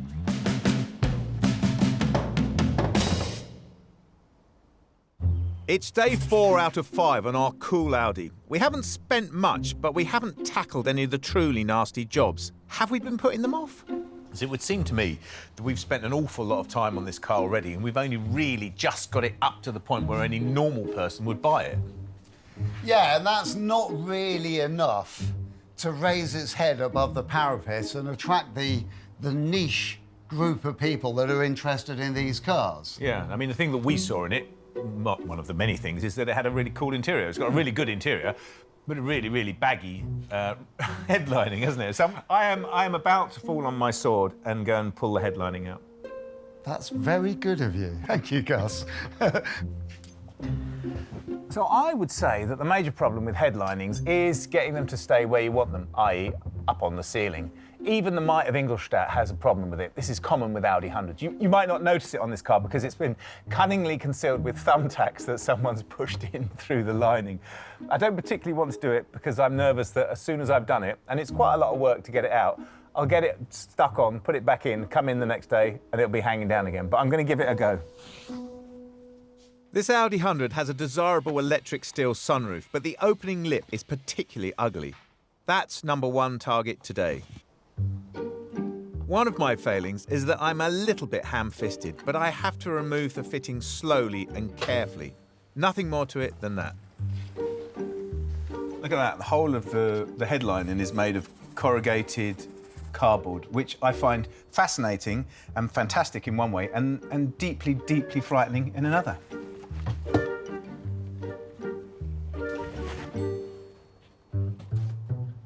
One of the small inconveniences with this car is this window not going up and down, which is pretty annoying, isn't it? And we can't sell the car like that.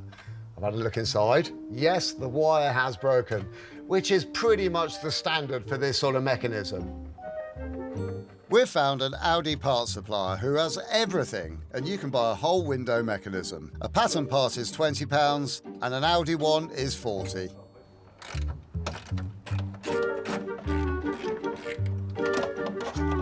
Our budget means we had to go for the cheaper one. This part here is the bit that goes up and down in the slider. It attaches the mechanism to the actual glass in the door. There's a circlip on the other side, which is impossible to get to. But Audi have made it easy for me because the actual door splits in two, so the mechanism all comes out and the glass all comes out on the other bit and gets to the other side, put it all back together, piece of cake. Well, that's the idea anyway. Let's see if it works.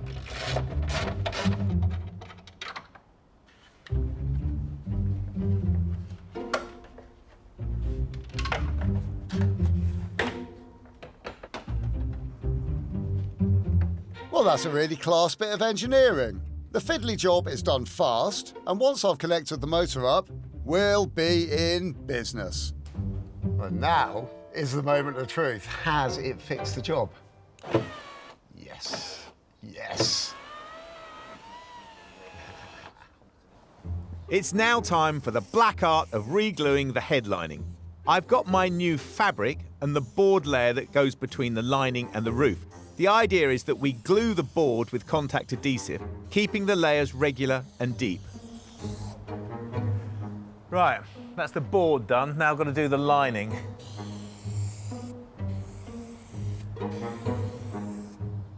And the hideous bit now, where we lay the new fabric over the board. There is only one chance to get this right. OK, so I'm going to lower this down, yeah? Well, I would, yeah, Got plenty over. Is this a good time to tell you I haven't washed my hands? No, I asked you if you'd washed your hands. Oh, I thought you were joking. I don't know about you, but it's nerve-wracking watching from this end. It's nerve-wracking down here too. Right, OK, am I coming down at the right speed? Yeah, you are. And then what I'll do is I'll go across this bar here. You know, you kind of want it to move in a three-dimensional way. Yeah, that's passable, isn't it? I'd say. And we'll cut this and then we'll be able to work it without the stress of this bit in it, won't we? When I say we, I'm roping you into doing this as well. No. I told you I haven't washed my hands. You didn't wash them for a reason. Is your heart still up in your throat, is it? Yeah, a bit, yeah, but it's not too bad, is it? I'm going for the hoping that my jumper's cleaner than me hands approach. That looks all right, doesn't it? I'll come around that side and do a bit there. We'll spare you the things that don't go exactly according to plan. There are some stumbles and a small dose of bad language. But after what feels like about a week... I'm super pleased with that, I've got to say. All I've got to do now is get it back in the car without getting it dirty or tearing it or breaking it in some way. That should be OK.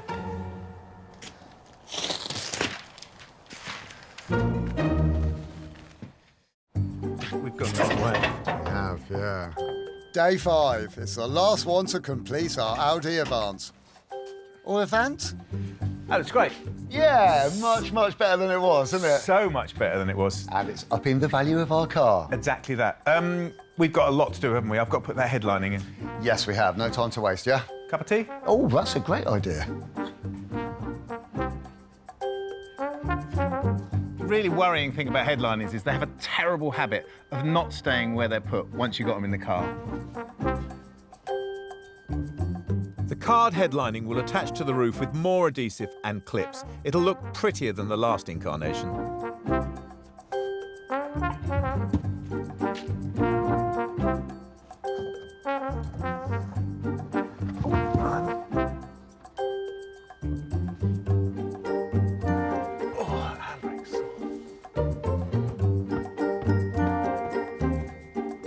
But while I wrestle with that, more issues are coming thick and fast. Yet another thing we had not spotted before. We've got a problem with the dashboard in our Audi. The LCD screen doesn't work, and worse than that, it actually looks slightly broken as well. So in the past, it's been okay because we've been able to find engineering companies that can fix things like this. But this being a slightly older car, we've had to draw in our friend Mark, who's a whiz with this sort of stuff. And we're sorting the problem by buying another binnacle from another car, which isn't exactly the same model, but Mark's skill is he can tease this one apart, get the component out that we need, put it into our binnacle. End result, we have a fully functioning binnacle that we can stick straight in our Audi, and the problem is completely sorted. Without the LCD working, the Audi's interior loses a tiny but visible bit of its appeal. We're going to have to hope that the LCD in our used binnacle works just fine, because if it doesn't, we're stuffed. Wow, this really is the world of tiny little screwdrivers and millions of fiddly little screws, isn't it? It's a good job I can see. Yeah, it is, 'cause I mean, I need my glasses on for all of that. So these are the components which did contain, or still contains, have you got it out yet? It did contain this very small LCD screen here, which I've now matched up with that one there. Yeah. There were some very small differences, but thankfully the LCD at its core is exactly the same. So I've now removed this unit here. Yeah. And ready to strip that unit down, get it in there, test it, and then should be good to go. Brilliant. Well, I'm going to watch and learn, if you don't mind. That's fine. What I'll do, I'm going to crack on and strip this unit down. Wicked. Mark is principally an electrical engineer for Mercedes, but he's able to apply his logical mind to our Audi.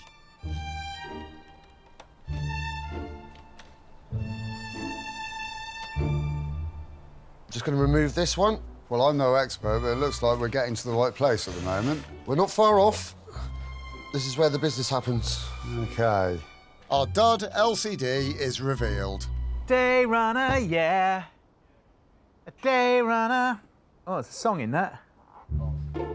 I'm doing brilliantly with the headlining. Oh, my goodness.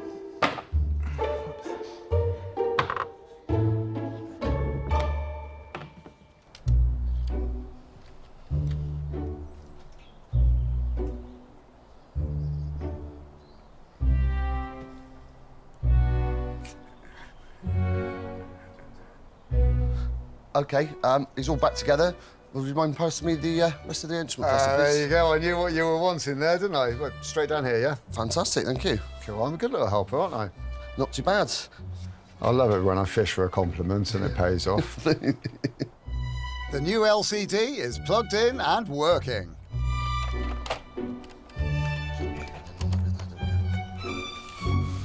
And that's the last screw. We're all done. Oh, mate, cheers for that. You know, that is brilliant, isn't it? So it's really good to know you've managed to pull all these bits to pieces, put them all back together, get it all sorted and working, and you haven't even broken into a sweat, which I find is pretty amazing. Catch you later, dude. Cheers. Oh, the doors are open, that's why.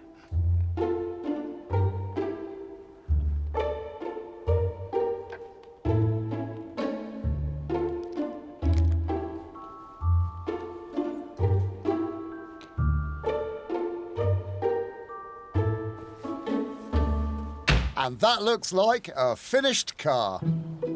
We only paid $1,200 for the Audi. Braking parts were $150, and we spent $285 on electrical items, $200 on consumables, and $100 on a headlining. So that's a total of less than £2,000.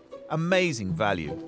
I think this is an unusually glorious moment for us, isn't it? It's when we can finally breathe and take in the fantastic work we've done, revel in the glory of what we've done to this car. Yeah, but you did really like this car, so for you it wasn't a massive leap. But for me it was a bit more so. But with a little bit of time and owning it and working on it, I've started to really recognise the fact that, yeah, this is a cool car. Yes, it is a really, really nicely built car. They're fantastically made. The engineering is fabulous. And it turns out they're really cool too. I think we try to give all our cars new leases of life, don't we? Everything that comes out of the garage. And we do that to a lesser or greater extent on each car. But this car in particular, we have definitely turned back the clock on this car. It's definitely got a new lease of life, hasn't it? Yeah, I think you're leading up to a but somewhere. No. Oh, no, but I think you should drive it. I think there's still a but. But I hate it when you drive. Now, that was the but I thought you were going to come to. Cheers, mate. Right, I shall drive it, and I am going to enjoy it. You might not.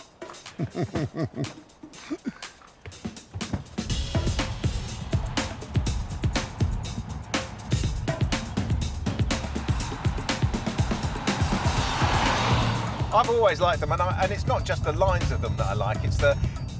It's compliance, the way it sits on the road. I really like. I love this interior, and I think this has held up really well. I love the 5-pot engine. You know, its power delivery. It's brilliant, isn't it? Well, it is quite a special car, and in its day, this was a very special car.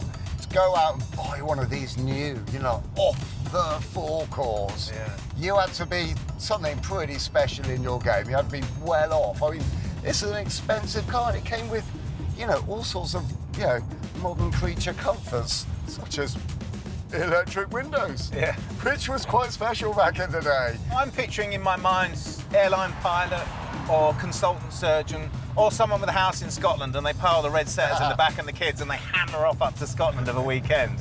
It would do that, wouldn't it? Yeah, it would. It's that sort of a car, but we've been showering this car gracefully with compliments. Surely we can find some negatives to throw into the mix of it. I don't think there should be. I don't think there has to be. I can't think of any. I mean, actually, the one thing I do think is a negative, the biggest negative, is the same old story that I have to tell you every time that we try and sell a car. No, I can guess that already. No one wants it, yeah? Well, it's not that no one wants it, but no one's looking at it, no one's bidding on it, no one's calling. I did have one chap who I talked to, and he said, well, let me know when you've finished it. Yeah. And I phoned him up and he bought a Mercedes. I know.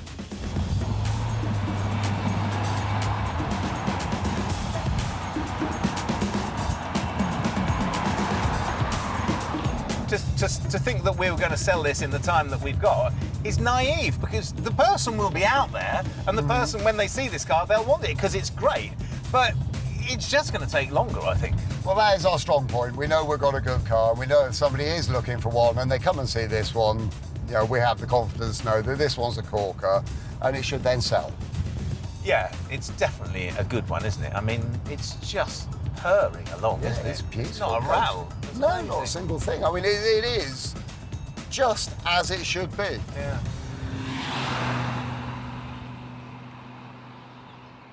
But good vibes alone will not fill our pockets. We advertise the Audi, we sit, we wait. It's pretty good, actually, so we seem to have some interest. Interest in what? In the Audi. Oh, good. Seem to have two people on the thread at the moment. Right, so option A. Yes. It was a Mr. Burke. Mr. Burke has offered 2,000 quid. OK, well, yeah, I mean, at the moment, that seems attractive, but it's not enough, is it? No, it's not. Well, it's better than option B, which is a Mr. Austin, as it turns out. Oh, that might be him upgrading it. See what you've done there. Well, that's good, isn't it? He has just asked for what our best price is. OK, well, unless he's going to take, say, if we say £4,000, he's not going to buy it, is he? No, I don't think that's the way that one's going. I think that we'll find somebody who wants an Audi 100. I would say they probably are just looking for a car, aren't they? Yeah, they're not offering serious money there. That's not a good offer, either of them. I think we wait, don't we? Yes, definitely. Yeah. And what does the Audi eventually go for? An internet pledge at 2,800 wins. And we say an extraordinarily grateful yes. I told you though, didn't I? Yes, you did tell me. I know. I never had my doubts. No.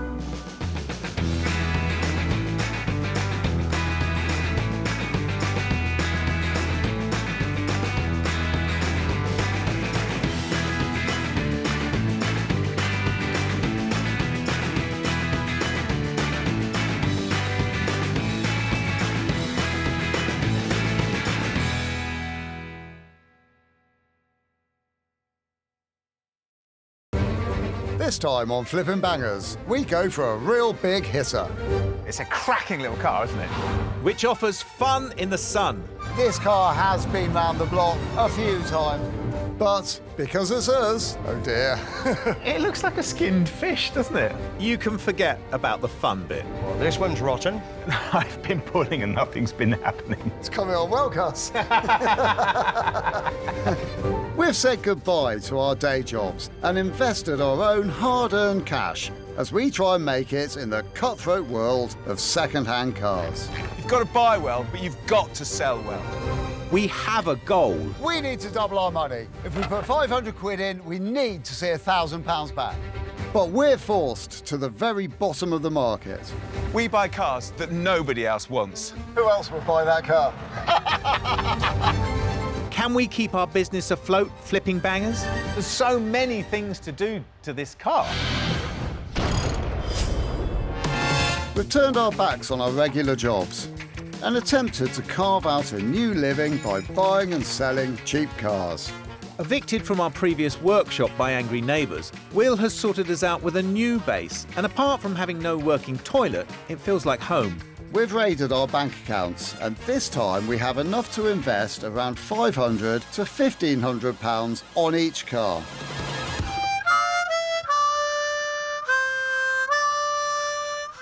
Aha! Right, I've got it. I am currently forming a plan. Oh, good. And it is a brilliant and cunning plan. All right. And it is Volkswagen. Uh-huh. And the reasoning for my Volkswagen is you can never go wrong with a Volkswagen. Well, I'm just trying to think, and I'm fully on board with you. And I think, as far as I can remember, all our brushes with Volkswagens have worked out positively. So, yes, as long as we can err towards the more desirable end of the spectrum with Volkswagens, because there's an awful lot that I really don't like. Yeah, we can definitely. I mean, and what car do you want? What are you after? So, I suppose in an ideal world, it would be Mark 1 Golf GTI.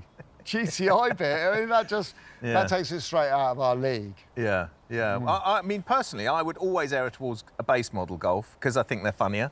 A good Mark 1 GTI would be 15 grand. A base model is 8. Mm-hmm. So really, all we can afford, bizarrely, is a convertible. 4 or 5 grand, 3 or 4 maybe. That's amazing, isn't it? Yeah. You know, remember back in what we call the day, you know, those days, the coolest car you could imagine owning would be a white Golf convertible. You know, that was it, wasn't it? Yeah, yeah. Well, I think we should look around for a scratchy one of them. Good news. All the scratchy ones are ex-write-offs, which look like they've been stolen. That's at the 2K mark, but Will appears to have a lead at a shade over that. Right, come on then, where are we going? What are we up to? We're off to see a Mark 1 Volkswagen convertible. All right. Yeah, so we need to have a good look at it because a rusty one is not worth having, but if it's not rusty, then they do sell. And people want them as well. There's a serious scene out there for modding these things. Yeah. But you did find one, obviously, otherwise we're just going for a joyride, aren't we? I did find one for sale, yeah. So the guy that's selling this one, he's an ex-engineer, as it turns out. It's a Clipper, and it's the 1.8. It's quite a nice-looking car. There's a picture on my phone if you want to have a look. Maybe that. It was for sale, then he sold it, and then he got messed around by the buyer. So now it's back on the market, which is our opportunity. So we're going to go and see it right now. Oh, fantastic. It's weird how that happens, but it happens all the time. We run across it all the time, don't we? People bidding on cars, buying them, and then not turning up. Why would you do that? I don't know. I don't get it. But I think in this instance, it's actually working in our favour. Yeah, I guess so. So what are we going to look out for then? What's the things we need to be careful of? Well, what we're going to look out for is rust. Yep. If it's got any rust in it, then we're going to be very sensible and just walk away from the whole thing, and that's it, game over. Yeah, the other thing with them is hoods, isn't it? Because replacement hoods are extremely expensive, aren't they? Yeah, they are. So that's it. But I mean, if we can find one with a decent hood that's not rusty as well, I mean, they're bulletproof cars. Yeah. I mean, that's why people want Volkswagens, isn't it? Yeah, yeah. So we want a Golf with a good hood that's not rusty, that's about half the market price. Well, something's got to give, hasn't it? We arrive in Newark, Lincolnshire, and clap eyes on a possible candidate. Bell? No, posh, isn't it? No, that you used it. Yeah. Oh, hello. Hey, hi there, you must be John. I am indeed. Good morning to you, I'm Will. Hello, Will. I'm Gus. Hello, Gus. Pleased to meet you. So this must be the little beauty that we've come to have a look at. It is indeed. She looks lovely. Have you got any got anything more you can tell us about it? Any history or anything? Yes, of course. I've owned it for about 18 years. I knew it before that. It came from a friend, a lady doctor, and she obtained it from her father, who was also a doctor, and he bought it in Chesterfield in 1989. So it's over 30 years old, isn't it? I've done quite a bit to it over the years. Most of the sort of mechanical side of it, I've been really able to cope with the engine, suspension, and all those sorts of things. Yeah. And I think now we're at a bit of a turning point for two reasons. One is me. I'm getting a bit too old. I finish up on the floor. It's a struggle to get up. I've got to cling onto the car or wait till somebody comes to me. You and me both. And the other turning point, this car, although I think it's mechanically sound, it's at the point where the body needs attention. But if the body is taken care of, and the hood and the sort of peripherals and the looks of the thing, I think it's got another life in front of it. Now, it is a classic. Mm-hmm. You know, I believe there are about 40 of these left on the road and licensed. Is that all? So they're a dying breed, really. From that point of view, I'd be very pleased to see it go on to another life. And, yeah. It's exactly what we do. That's our USP, isn't it? We'll take it and we'll take it up a couple of levels. Yeah. And that's the idea. I'm sorry to see it go because it's been an old friend. Yeah. But if that's what's going to happen to it, I'd be absolutely delighted. Yeah. Well, can we take it for a Oh, drive? of course you can. That'd be fantastic. 10 or 15 minutes should That's do it, not shouldn't a it? problem. You take your time. Brilliant. There you go. Thank you Enjoy very it. much. Thank you. See you later. Cheers. See you shortly. Bye-bye, Will. So John says he's done a lot of the mechanical stuff on this car, and that puts my mind at ease a bit. Yeah. Well, that leaves us in a good place, doesn't it? Because it means we can concentrate our efforts on what we can see now. Well, yeah, and here we are already. This rear wing, where the hood joins on, there's a severe amount of grot in it there, which doesn't look very pretty at all. Same this side, and also on where the filler cap is, same, but they did used to go there, didn't they? OK, I've got other bits around door handle, bottom of the door. I can see some on the front wing too. Well, the paintwork on this door needs attention as well. Oh, and that door's dropped a bit, in actual fact. Okay. Well, this one seems OK, but I suppose this one hasn't had so much use, has it? No, I guess not. But it's that interior, isn't it? I mean, it's nice to see that it's all complete. Yeah. And I think it's probably original, isn't it? Yeah, but it's very stained, isn't it? I mean, this is all going to have to be super cleaned, isn't it? We're going to have to deal with that. That is one of the big things we're going to have to do, because no one when the hood's down and someone comes to buy it, they're going to see this, aren't they? Yeah, they are. And they're not going to buy it, are they? No. It's good. I mean, it's lovely, though, isn't it? It's stood the test of time, hasn't it? Well, and it's still tight. Feel it. It's snug. Oh, that is really nice. Did you hear that? That sounds like a Golf. Sounds like a Golf. Yeah, that's nice. Yeah, this is a stylish car. And the wheels. Now, I think they're probably off a later model, but they really do look the part. I like those wheels. They're nice. It's another piece of, another panel that needs doing. Yeah, it's all bodywork on this car, isn't it? Yeah, but that's good, isn't it? Wow. Yeah. That gives you a sense of security, doesn't it? When someone's looked after a car properly, and we know John's an engineer, and he's obviously loved this car, hasn't he? So, you know, it's like there's new clips everywhere, there's new petrol pump, there's new filters. It gives you a reassurance, doesn't it? It does. Now, if that is as good as it looks, then I think we're in a good place. Yeah, no, it looks great in there, in actual fact. Let's have a look at the other big issues that you get on these cars. Dare we? Oh, I don't know, it's worrying, isn't it? Oh, fingers. And yes, I've got good reason to be worried. Splits. 1, 2, 3, 4, 5. And then if I look a little bit closer, well, I've got 10 splits and cracks. Oh, and this bit's particularly grotty down here as well. You know what? Somewhere in the back of my mind, I remember somebody replacing one of these. I think you can buy them, just the skins. I think you can buy them. I also remember them saying that it was an absolute pig of a job to do. Oh, brilliant. Nice. That's exactly what we need. But I think worth doing. I mean, looking at the collective of the jobs that we've got to do, we know we've got a lot of bodywork on this. Yeah. The interior needs a load of work. The hood needs a load of work. We've definitely got to do the hood, because you're never going to sell a car like that. We've definitely got to do the interior, because you're never going to sell a car like that. And we've definitely got to do the... I mean, they're 3 really big things. And I'm counting all this as one, and it's not, of course, is it? No. It's massissive, yeah. Well, it is. But the only real way to find out mechanically is to give it a drive, isn't it?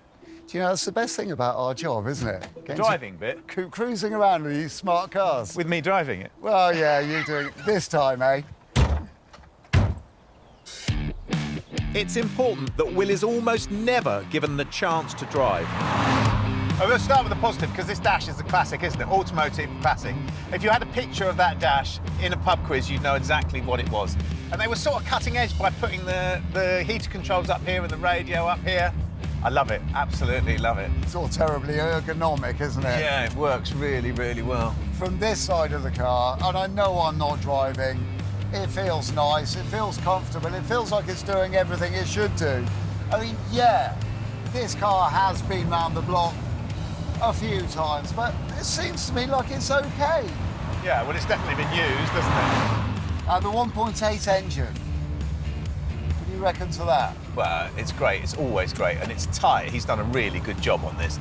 I think if we try to look for criticism of the car, it's nothing you wouldn't expect for a car of this age. And if you look at the whole package, I mean, it drives brilliantly. I mean, it really drives brilliantly. The drivetrain's great, the gear change is actually great. The engine's fantastic, it pulls like a train, it's really good. I mean, it's done 180,000 miles, but it's really good. It's a bit crispy around the edges, isn't it? But is this the Volkswagen you want?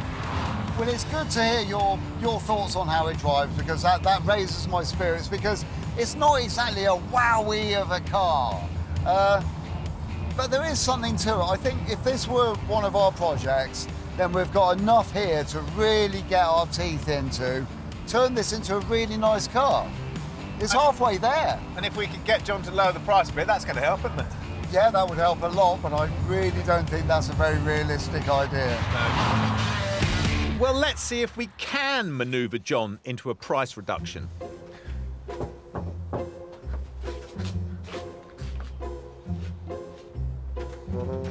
Oh, hello, gentlemen. Hello. How do you get on? Well, of course, we loved it. It's brilliant. Oh, I'm I mean, you've done a pleased. great job with it. It drives fantastically. Oh, I'm really pleased. That's kind of you. It's very really tight. kind of you. And of course, we want to take it home, but it rather Oh, do depends you? on, but it depends on how much money you want for it. I've advertised it, and I'd like 2,200. I think that's a fair price. I think if you turn the car around, you could make a good profit on that. It's a no-haggle price, gentlemen, so if you're interested, that's it. Well, what do you think? I'd say that was probably about fair, wouldn't you? Yeah. Yeah, I think we ought to go Brilliant. for it. Yeah. Absolutely brilliant. It'd be a pleasure to own that car. It really will. I'm really pleased. Okay, so we didn't get any money off, but that's the cheapest road legal golf clipper in the UK, and John threw in a free door as well. You know, when we're making business decisions, we are calculating and we are cold, and I think this time we've also applied a little bit of logic as well. Well, I think we beat ourselves up. Every time we get something on a trailer, we start thinking, well, what are we going to do to it? How are we going to make the money on it? What are we going to do? Where has it got to be? But in actual fact, what we should do is just pat ourselves on the back and say, we've just bought a really cheap Mark 1 Golf for probably quarter the price of a tin top. That's clever. Yeah, it is actually, and it does drive, and it's not a total shed. Exactly. So let's park the thoughts, wait till we get home, and then we can make a plan, work out what we're going to do. Yeah, with you, cool. So for once, Will is a little subdued. What has he seen in the Golf that is worrying him, beyond the hill of work we already know about? The next day, we come at it fresh.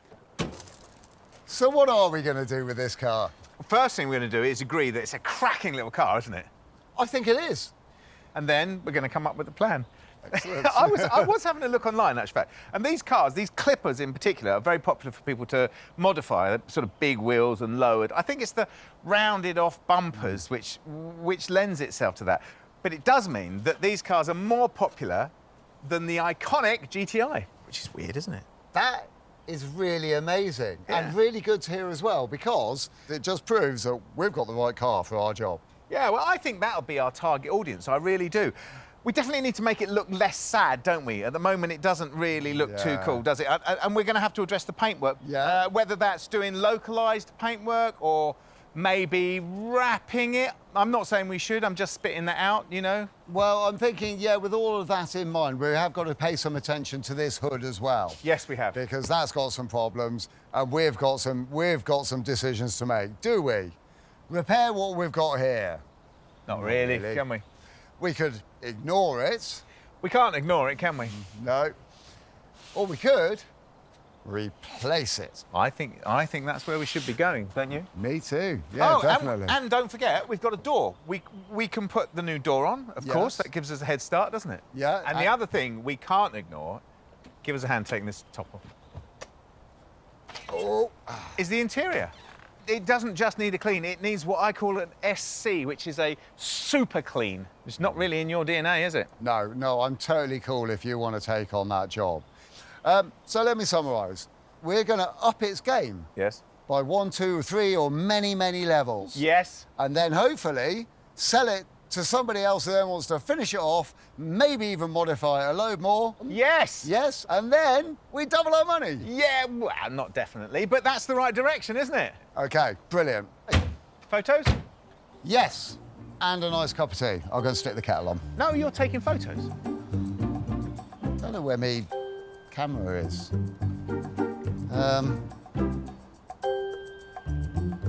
Gus is reasonably good with the pickies, but he wants me to do it this time, so I'm using my first generation smartphone.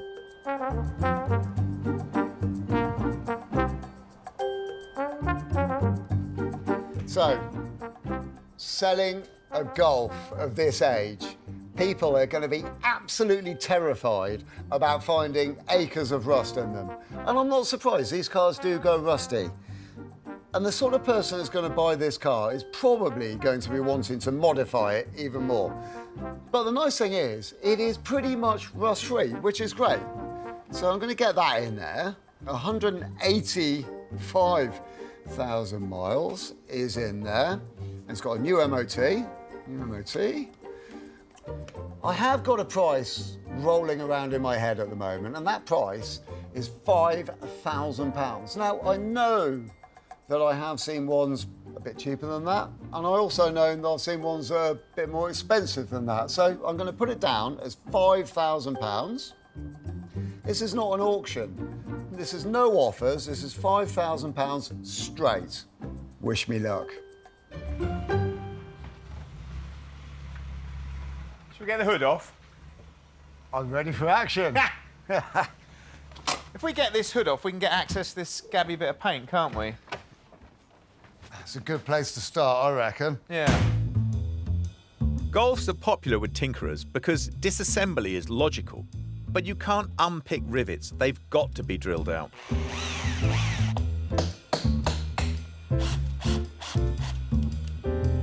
Do you think we have to open it up, peel it back, and then do the next level? Yeah. Shall we have a look? That's what I'm thinking. That's what I'm hoping. I think we're sort of good on this stage. Right. So that just pulls off there, doesn't it? Yeah. Oh, that's just Right. glue, isn't it? So that's that. That's the horsehair matting, isn't it? That looks a bit like it's seen better days, doesn't it? It is actually horsehair. I think that is serviceable, though. It doesn't look that pretty. So we want to replace just the skin and not the frame or interior. Do you think it might have been a good idea to have photographed this as we'd gone along, so we knew how it went back together? That could have been quite a prudent move, yeah, for sure. We've also forgotten to take out the rear window. Well, if I jump inside... Yeah, go on then. Release the edges and push them to you. All right, let's see. What we want to avoid is breaking the screen. Oh, that's out, yeah. That's it. This is going to wind up being more than just a roof skin, isn't it? Yeah. I mean, all. realistically, you'd be mad to think you're going to get away with just skinning the roof, aren't you? Because it's the structure's made of steel, isn't it? Well, now we've seen it, yeah. Oh. Oh, dear. It looks like a skinned fish, doesn't it? Doesn't look pretty. No. We're going to have to get one of those frames as well, aren't we? I'll put that on the list. Yeah. Shall we go home? Yeah, defo. Not a great start. The hood is worse than it looks. Oh, well, we'll see how it looks tomorrow. Good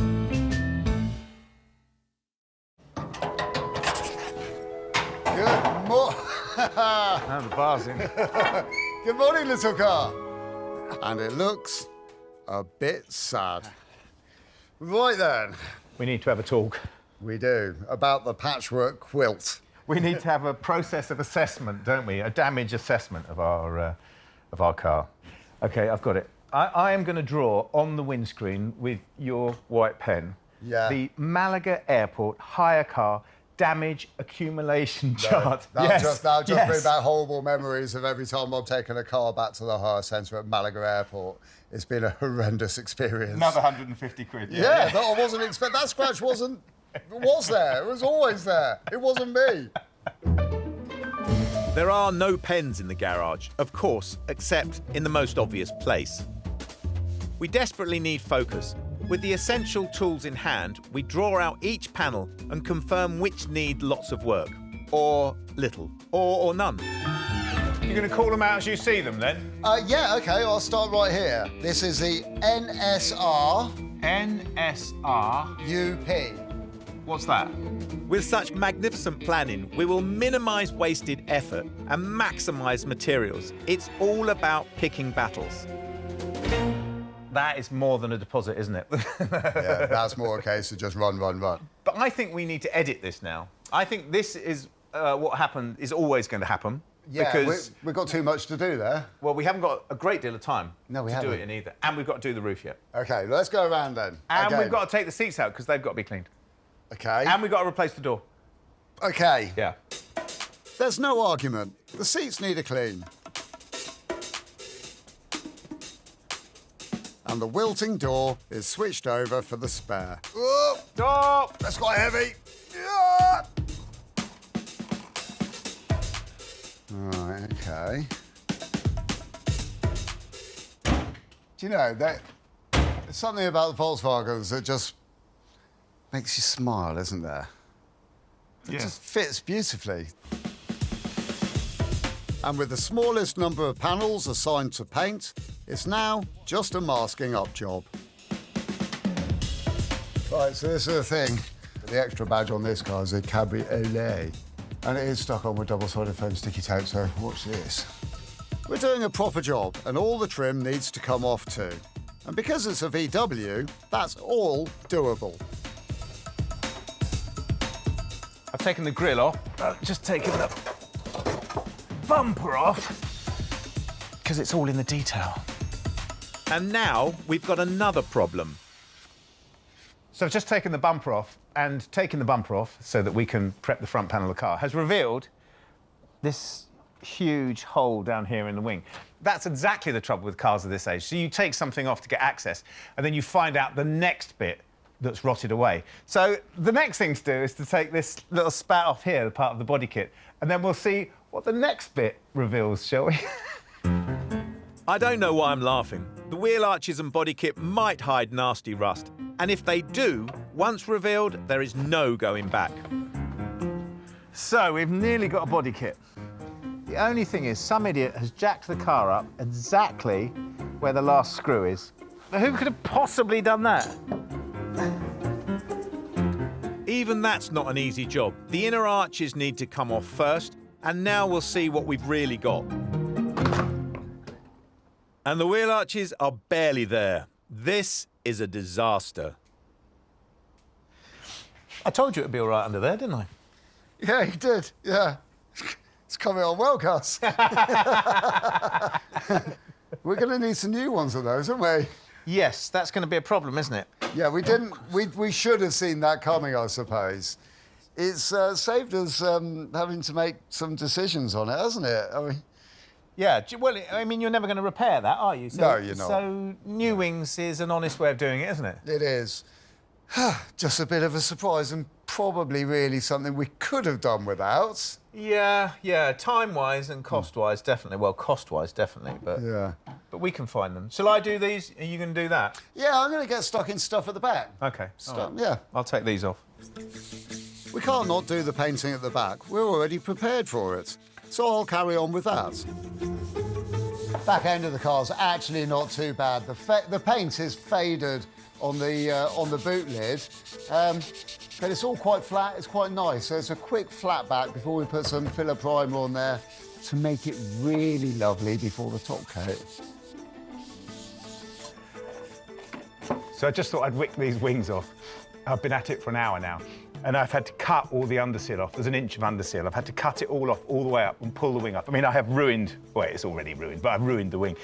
But somebody in Wolfsburg was having a right laugh because there's 3 screws clearly visible. Then the last one in the corner is under an inch of underseal. And I've been pulling and pulling and pulling, and nothing's been happening. I've got it now, though. Yeah, that's nearly there. I don't want to touch that. Oh. Look at that. I'm into the last stages of masking up.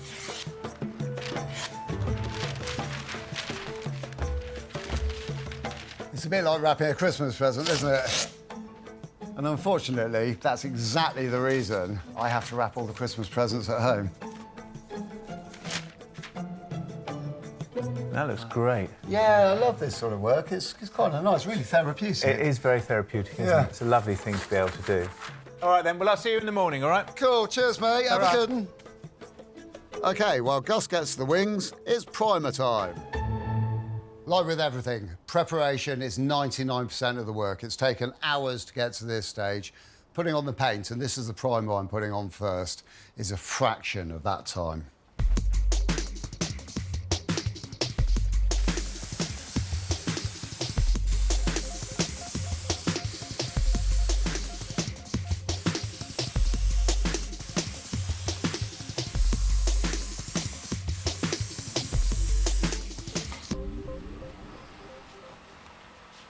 First coat, very quick. Lay the first coat on really, really light. As you go into your second and third coats, you can build up the weight of the paint on it.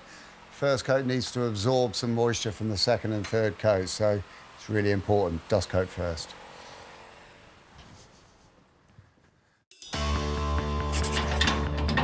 It's day 3. We don't have much time left. Can we get it all done?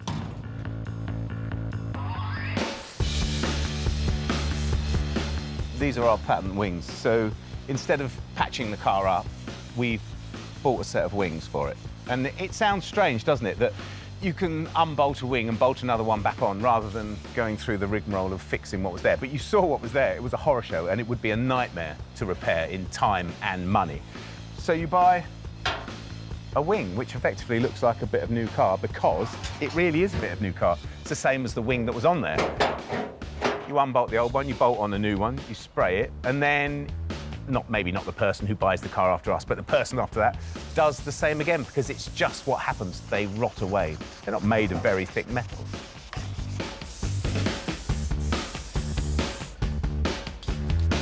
Front balance actually wasn't too bad, which is a winner. I got away with just cleaning off a bit of surface rust, putting some rust preventative on there, skimmer filler, bit of primer, and ready for the proper primer.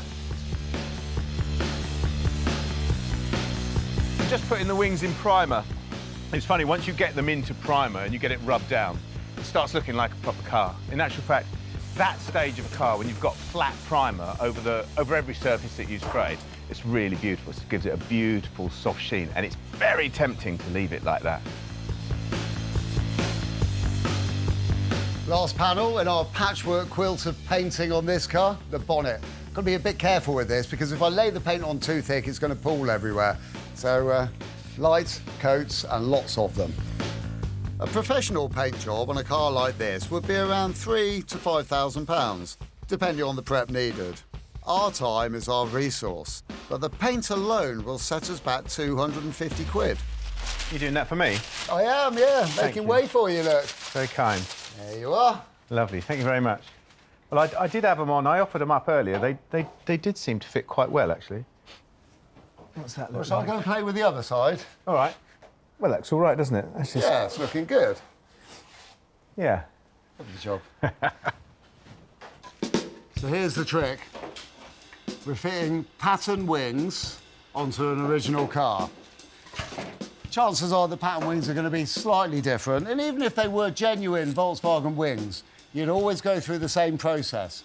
You put the wing on first, loosely, and you kind of feel it, and you kind of check each bit as you go, and then as you feel more confident that that bit's in the right place, you can start nipping bits up. The wing's got to be correct, front to back. The wing's got to be correct in and out. And if you just go wanging a load of bolts in there a bit tight everywhere, you'll never get it into the right place, and it'll always look like rubbish. So we carefully work it in a bit at a time. How's your side looking? It's about the same, I'd have to say. A little bit bigger down there than it is down there, exactly. Right, OK. Yeah, mine's about the same. I'm going to try and pull this out, smidge in then. Oh, yeah, it does move. The bonnet? Yeah, no, the wings come out a little bit. Well, yours isn't done up down the bottom, don't you? No.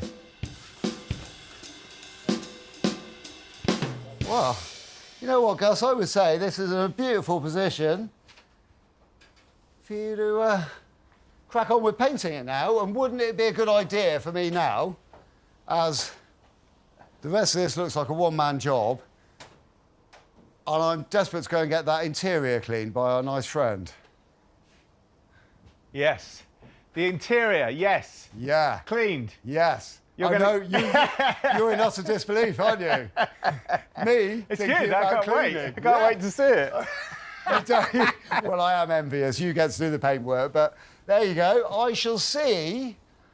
That's beautifully smooth. I shall see you later. Have a good one. See you later. Our little Golf holds its own quite well when it comes to quality, cleanliness, and all of the bits being there. But there is one massive bit that lets it down above everything else, and that's the upholstery on the seats, the interior, basically. It looks like somebody has had a nasty accident involving a can of pop on a hot day, and there's this sticky residue everywhere. Cleaning seats is not really my speciality. I struggle with getting my own hands clean. So I've taken this opportunity to get in an expert, this expert, involved to help me out. Hello, Nick. Hi, Will. How you doing? So these are the seats I told you all about on the telephone. What do you reckon? Well, I like a challenge.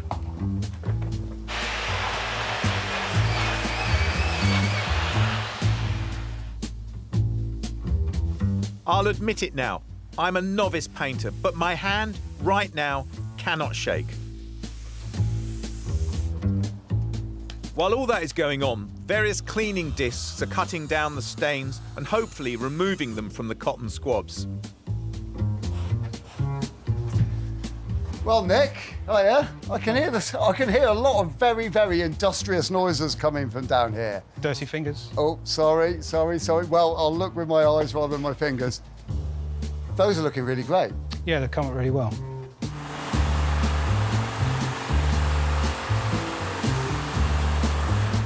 That paint is looking superb. So I'm going to leave that for 20 minutes, but I've got to get the masking off it because you've got to get it off while it's still relatively wet. I get to have a break, and the last bit of the interior goes on the bench. No, I thought you would struggle with that bit. I haven't tried it yet. Oh, haven't you? No. Oh, well, that's good news, because that is a particularly nasty stain. I have got a bit of a confession here. OK. Because when we got this car, I'm pretty certain that it didn't have that stain. Right. And I'm also pretty certain it wasn't Gus that did it. OK. How are you going to get that out, then? Same process, and I'll know straight away whether it's going to work or not. Well, I'm totally amazed, because to me, that looks like it's come off the underside of a rather nasty engine or gearbox, or potentially even worse. So I'd like to see how that is done. You're welcome. Stay and watch. Cool. Come on, then. Right, you crack on, then. Show me how you work your magic. Right. OK. First of all, We'll try a bit of spot and stain remover, spraying onto the cloth. Uh-huh. And we'll see what comes off on the cloth. Okay. OK, I see. So that really is picking us up on the cloth. I can see it. I'm going to try something else now. OK. Degreaser.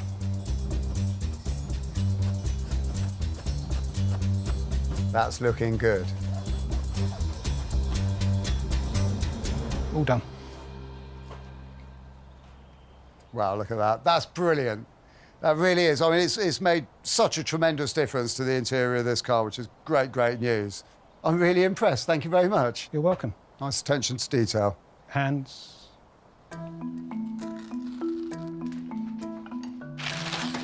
The paint is touch dry at last. And I didn't mess it up. It's time to go home.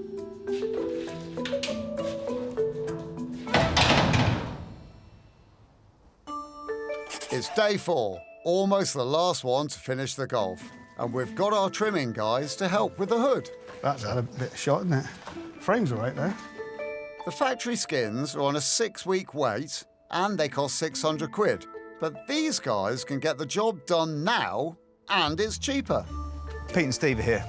We're going to put a new roof on the Golf.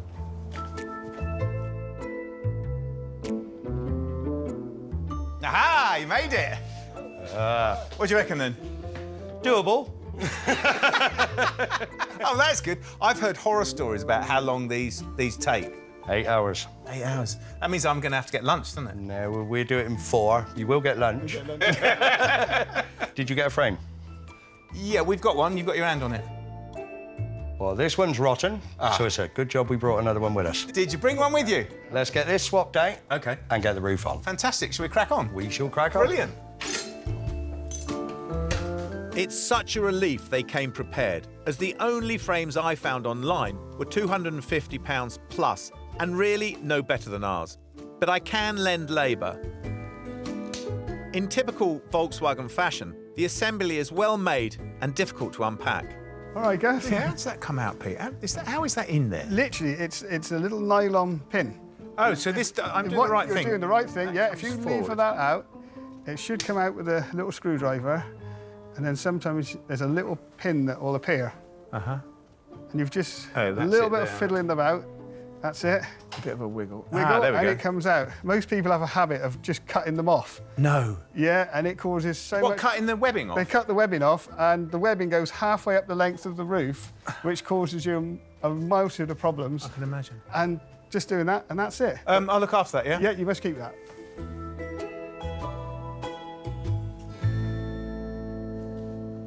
Oh, yeah, that is bad, isn't it? Absolutely shot, isn't it? It's all rusted away. That's... Are they difficult to find? They are. They can be really hard to get hold of, these. And this bit holds your window in, so, yeah, so the metal flange has to be on there. Yeah, and it's not. No.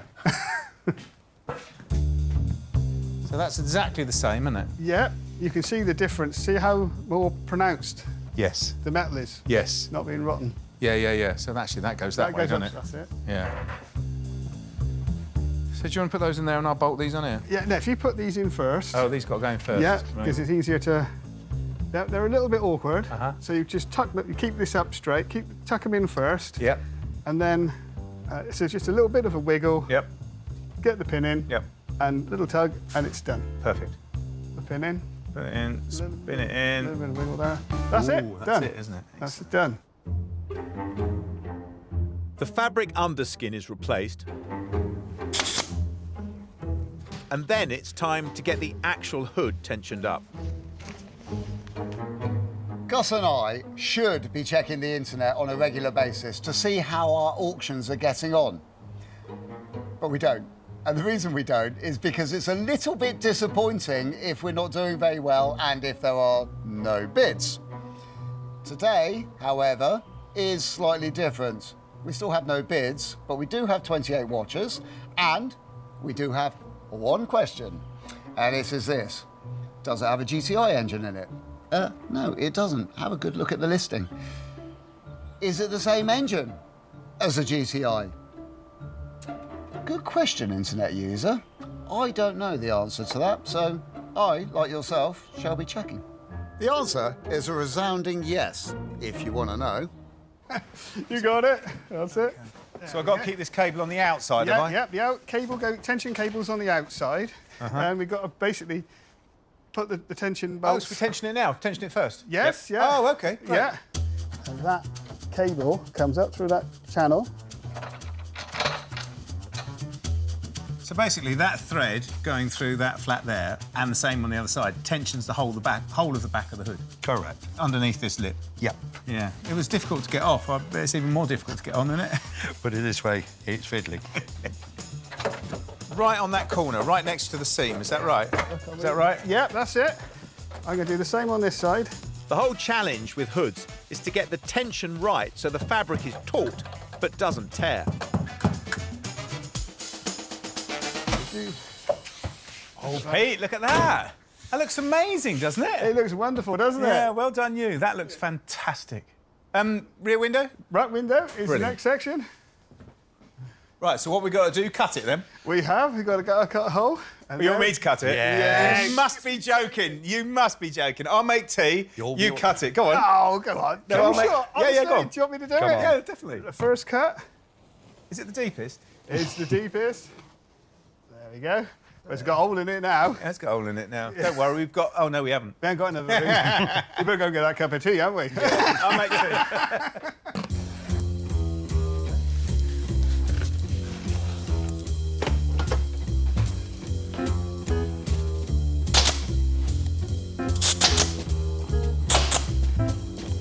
And finally, the back window is ready to be inserted. All ready for us? Yeah, all ready for you boys. He's all in now. Right. Oh, that's There you amazing. go. Yeah, you actually feel it gripping in, don't you? It's not that difficult, is it? No. Come on, Brilliant. Gus. We got you for that. Oh, sorry. You were spot on. Hard half day, isn't it? And the result is superb. We have 5 days to do our cars, and this is the biggie. The last one on our VW Golf Clipper. Wow, that's a nice colour, isn't it? It looks amazing, doesn't it? I'm resisting that inert feeling that I should stand back with a cup of tea and a biscuit for 20 minutes looking at it. Do you know what I mean? With a pipe, maybe. Yeah, that'd be quite nice. I don't see the reason why not. I mean, no point rushing it. It's absolutely chucking it down with rain out there. Yeah, but it's got to go out today, this. Today? Yes. Is it today already? Yeah, this has got to go out. We've got to put all the interior in and all the bumpers and... Oh, I mean, there's a huge amount of work to do on this car. Yeah. I hadn't realised what day it was. It's really flown by, hasn't it? Yeah. And I don't remember where most of the bits are. Only joking. I can remember where some of them are. Good. Well, we should get on then. And then it's a steam clean for the carpets, a refit on the panels and the interior,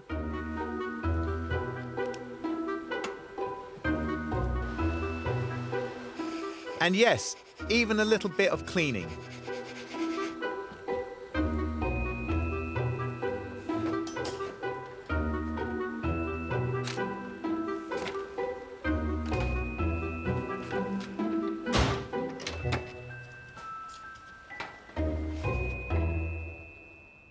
We're done. What does the Golf owe us? We spent 2,200 on the car, the wings were 187, the hood and labour was 600, the interior pro cleaning was £150, and 350 went on other bits, which brings us close to a not inconsiderable £3,500. So what is it about these little Volkswagens that makes everybody go mad for them? Are you asking me a question?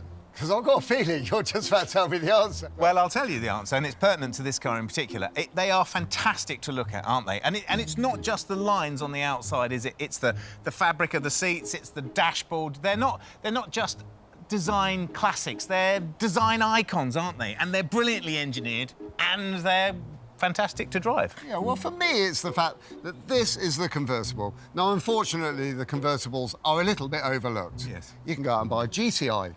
It'll cost you 3 times the money, and it is a slightly different car with slightly different appeal.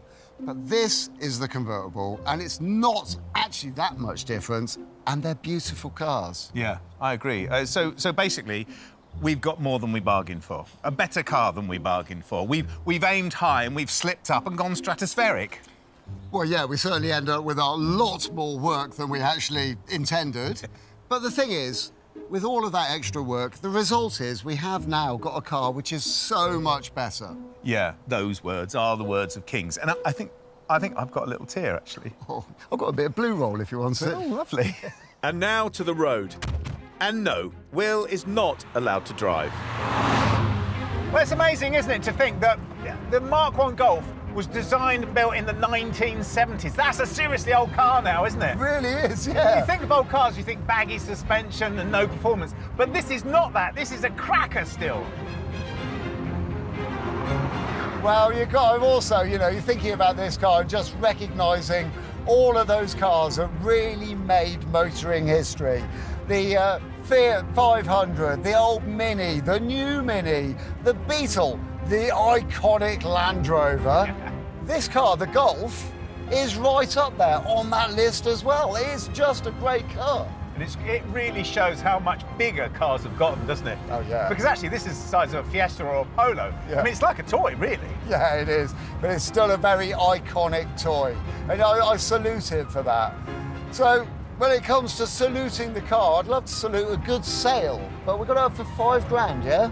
Yeah, and you think it's a bit cheap, I can see that. I do, yeah. I'm worried about that. What do you think to that? Well, I think £5,000 because there is just so many of them for sale at the moment. So I was thinking about maybe drumming up some support for it on forums or some interest for it on forums, just to let people know that it is a good car, because it is a good car, isn't it? So my worry was that it was too cheap. Now my worry is that it's too cheap and we got no interest. Is that true? Yeah, nada, nothing at all. Oh, great. But at least the sun's shining. Brilliant. Let's look on the bright side. Yes, what a beautiful day. The Golf is too cheap looking at our spend, but we're worried about asking more. Within a week, the online placements attract interest, but not always good interest. People aren't following up. OK, look, if you are definitely coming, then I'll keep waiting for you. But, yeah, please be as quick as you can. I'm getting bored. I want to show you our beautiful car. All right. Cheers, then. Bye-bye. Maybe the Golf is too cheap. Maybe people are worried it's a rot box. I've come in to show somebody around the Golf, and unfortunately, they've not turned up, which is slightly frustrating. I've been here an hour. But I suppose it's sort of highlighting thoughts. And the thoughts are, do we reduce the price of the car and make less money, which I don't really fancy doing, or do we hold fast, knowing full well that the prices of these Golfs are going up? I suppose it's decision time, isn't it? Gus and I have got to put our heads together and decide exactly what to do. Well, you know the answer. We drop the price to £4,800 and get an instant pledge to buy. In 2 weeks. I knew a Volkswagen would be good for us. That was my idea. And it's good to know that great minds think alike.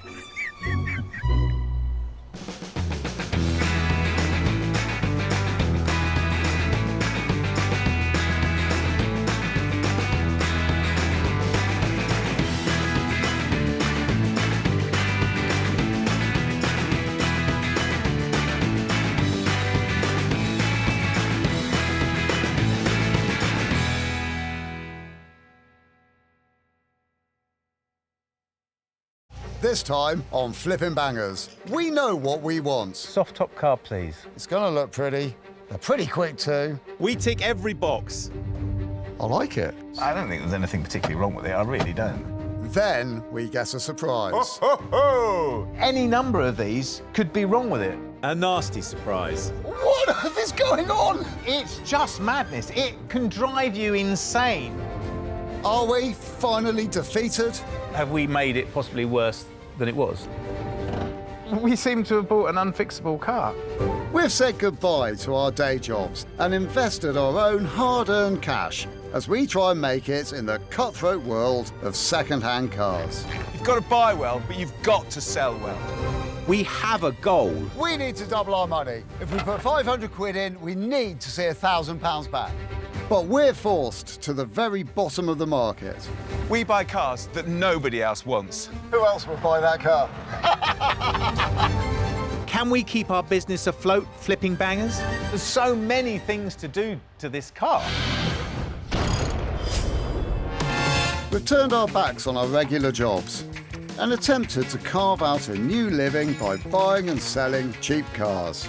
Evicted from our previous workshop by angry neighbours, Will has sorted us out with a new base, and apart from having no working toilet, it feels like home. We've raided our bank accounts, and this time we have enough to invest around £500 to £1,500 on each car. What is that up there?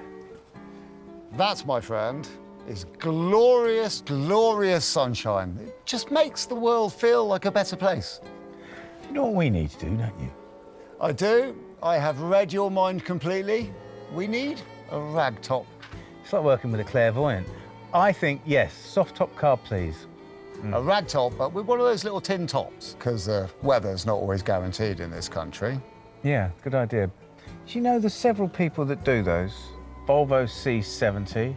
Yeah. BMW 3 Series, 4 Series, Ford Focus. Yeah, I've got something in mind.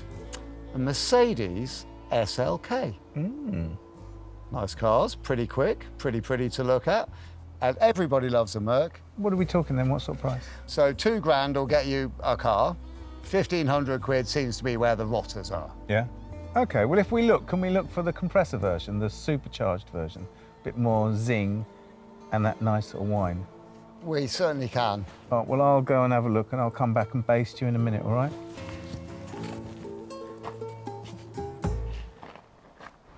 So we're on the trail of the cheapest SLK we can find.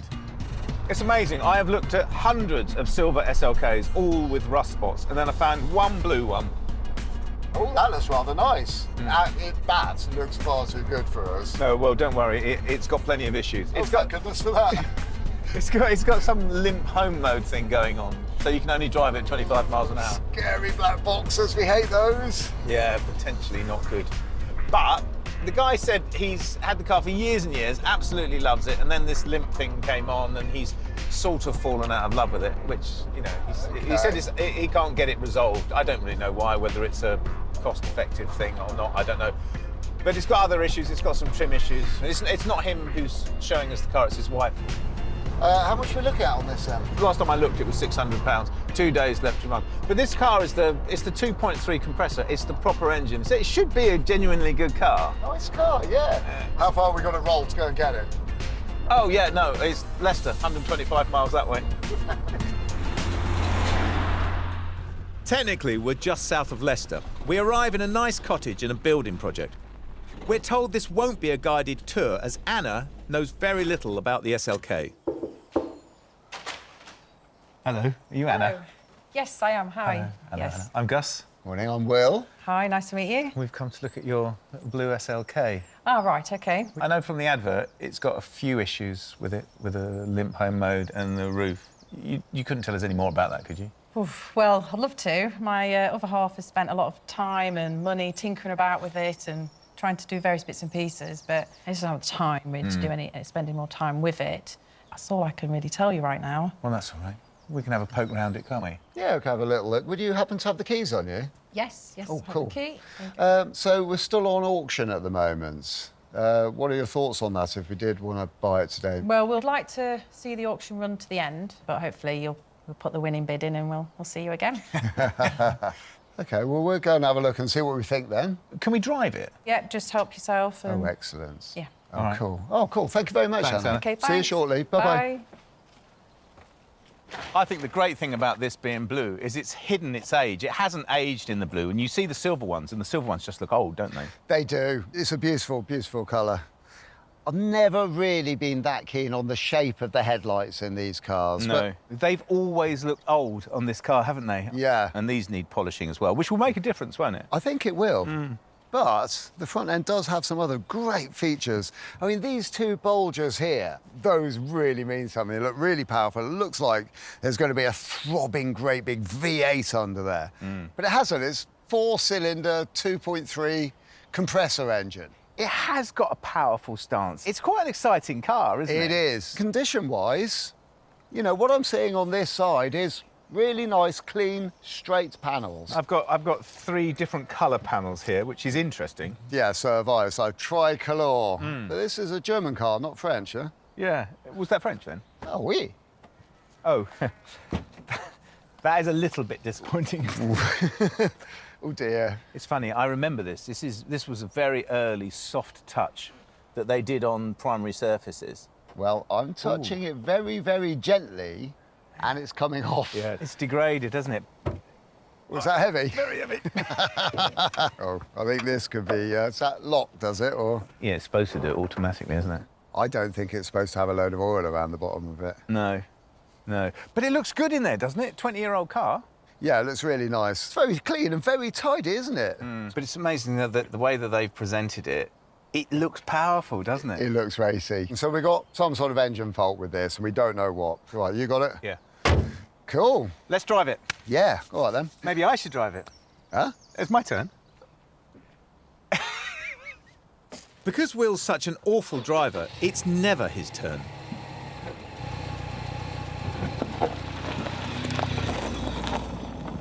The Mercedes is capable of 145 miles per hour, but today we're limited to a fraction of that. So we were looking for a ragtop to poodle around in for the summer, and we've ended up sitting in a car that will only go 20 miles an hour and a roof which cannot be taken down. And somehow, although on paper it sounded attractive, it's less attractive when you're sitting in it, isn't it?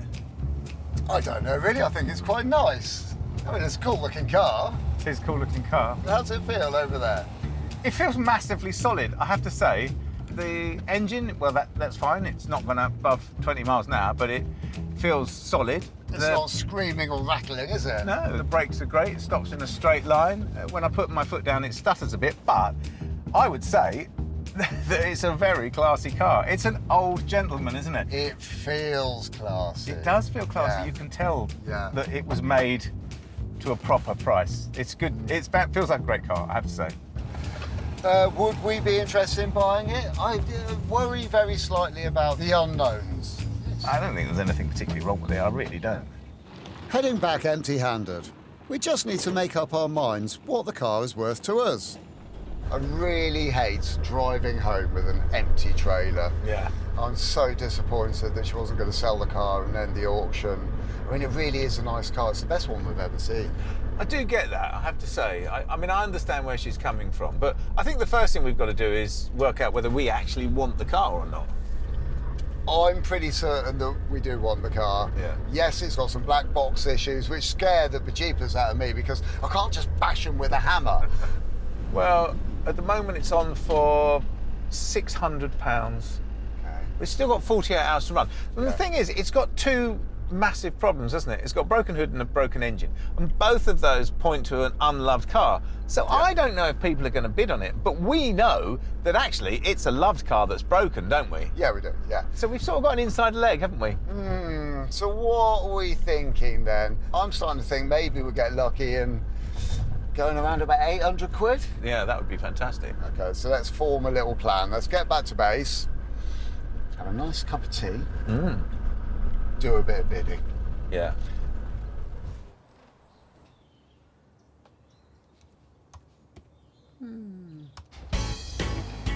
And did we win the bid? Put it this way, 2 days later, we zip back up to Leicester to collect our Mercedes. And did we get our bargain car for a bargain price? Well, no. Will put in a maximum bid of £1,500 to see off the competition, and we ended up buying it for £1,200. We also discover the Merc falls out of reverse, which is another electronic gremlin.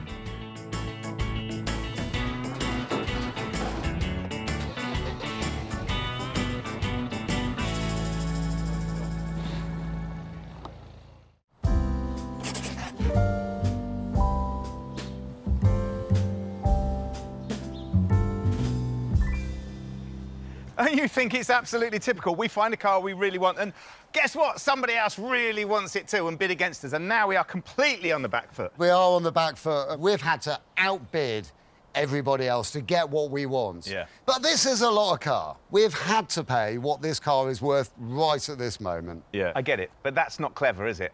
And what really worries me is the amount of money that they've spent trying to get it going. It's a high-end engine, which is high-end money, and this is potentially expensive. Well, let's take stock of what we got. Let's make a list. Let's look at it all carefully. OK, well, we need to start with with the engine. I think we should do a deep dive into the internet. Other people will have had the same problems as we're having now. And maybe, just maybe, that'll stop us having to do any sort of expensive Mercedes diagnostics. I'm already panicking. Look at that interior. I don't know what to do about that. Is that something we can repair, or are we going to have to get some second-hand parts and use those? It's got to come out, because nobody would buy a car of this quality with an interior like that. And my worry is that whole thing about it rubbing off, I suspect they all do, so I don't know what we're going to do. And we don't know about the roof yet.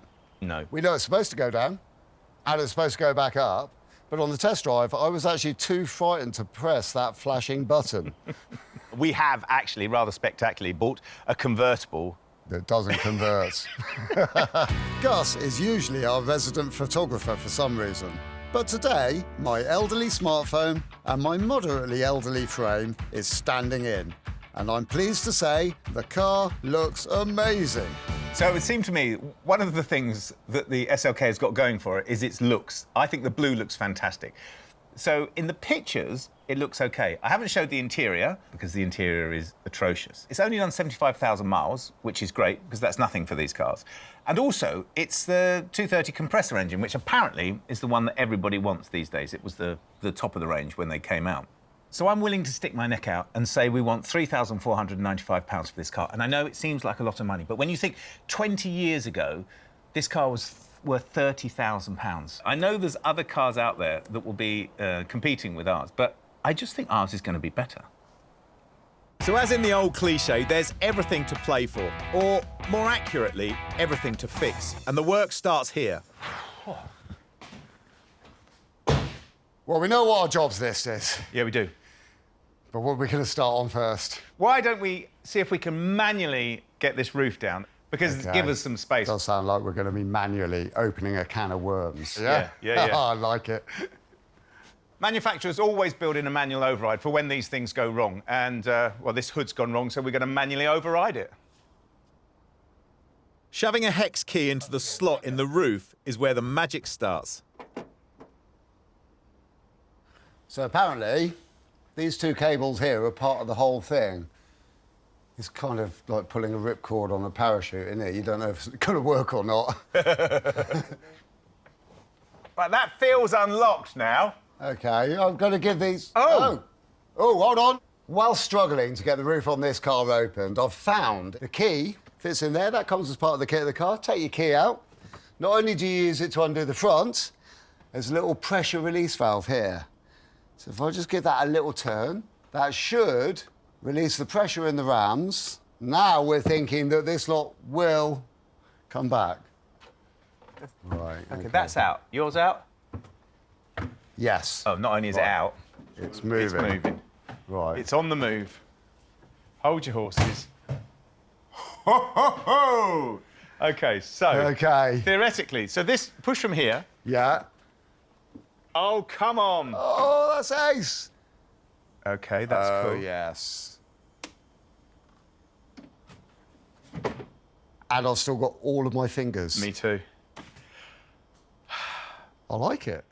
Just into the workshop, and the roof is already in place, even if it's still dead. I've left Will to see if he, with the smell of sausages, will just hurry up and find the fault before lunch. Where have you been then? Barbecue. Ooh, good lad. You not smell it? I can now. Oh, that's great. Looking forward to that. That's not an easy fix, is it? I think that's this car all over, isn't it? I think it is, yeah. I just need something now for the rest of the day. Come on, let's do that. Do the interior. Shall we? Yeah, come on. When Mercedes launched the SLK, they were very proud of this dashboard covering. I remember them talking about this soft fill, but it hasn't stood the test of time. In actual fact, you can rub it off with your finger now. I don't think we're going to find another interior that we can put in that will be any better than ours. So I think we're going to have to find something to do with it. But before that, it's all got to come out, which is a headache in itself. But there's two big slots down the side here, which have got "Turn Me" written on them. So I'm going to start there and work my way round. Some cars that we do are made to be tinkered with. Some are built to last forever, not to be fiddled with.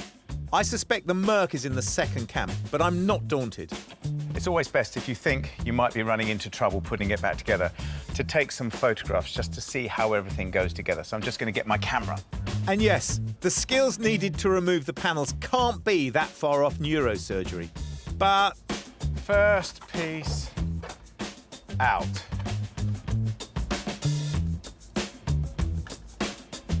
I'd love to give you some useful advice. Something about finding a way not to do it would probably be best.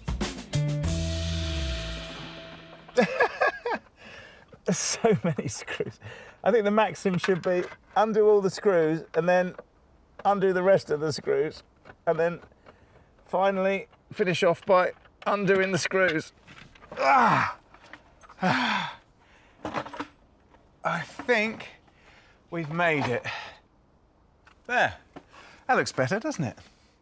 One of the things that I've read is that multiple errors on the roof can be triggered by a faulty ABS sensor. I've just checked the ABS sensor on the other side of the car. You can test them with a multimeter, which is quite handy. And I found it's all OK. The resistance is good and the volts are OK on it. On the other side, it's an old wire. But I've just spotted, as I've got to this side, the ABS sensor's already been changed, which is quite a worry because we know we bought this car with problems. We also know that the guy that owned the car before had problems with it and he tried to fix them. And it's quite a worry because I think I'm going down the same path as he went down. He's changed a load of bits, hasn't fixed the problem. However, due diligence and all of that, I am going to go through the process of testing this and making sure that it does do what I want it to do. So it's a resistance check first. Right. Oh, that's interesting. The other side was about 1100, and I think the other side is the more correct side. So that's giving me a little bit of fear. So the second part of the test you can do is switch your multimeter onto volts, AC, in the micro volt range, and then spin the rotor, and it's giving me absolutely zip. So I would say either that sensor is faulty or where it fits into the back of the wheel hub and takes its reading from the rotor, there might be an issue there. So now it's a strip down job. If we're on the trail of prior errors, it's not the worst thing in the world. Maybe we can do a better fix-it than the last man or woman. Well, OK, so here's the thing. First impressions are, it looks OK. The seating of it looks OK. I'm going to have another look at the other recepting part of it to check that that's all OK. I'm going to bench test this again now with it off the car. And if it's still reading the same, I think I'm then going to have to get another one of these and put that on and see if it's any better. The test reveals the same. I'm thinking the ABS sensor is faulty. Is that good news or is that no news? Well, we'll find out tomorrow. That's enough for me for one day.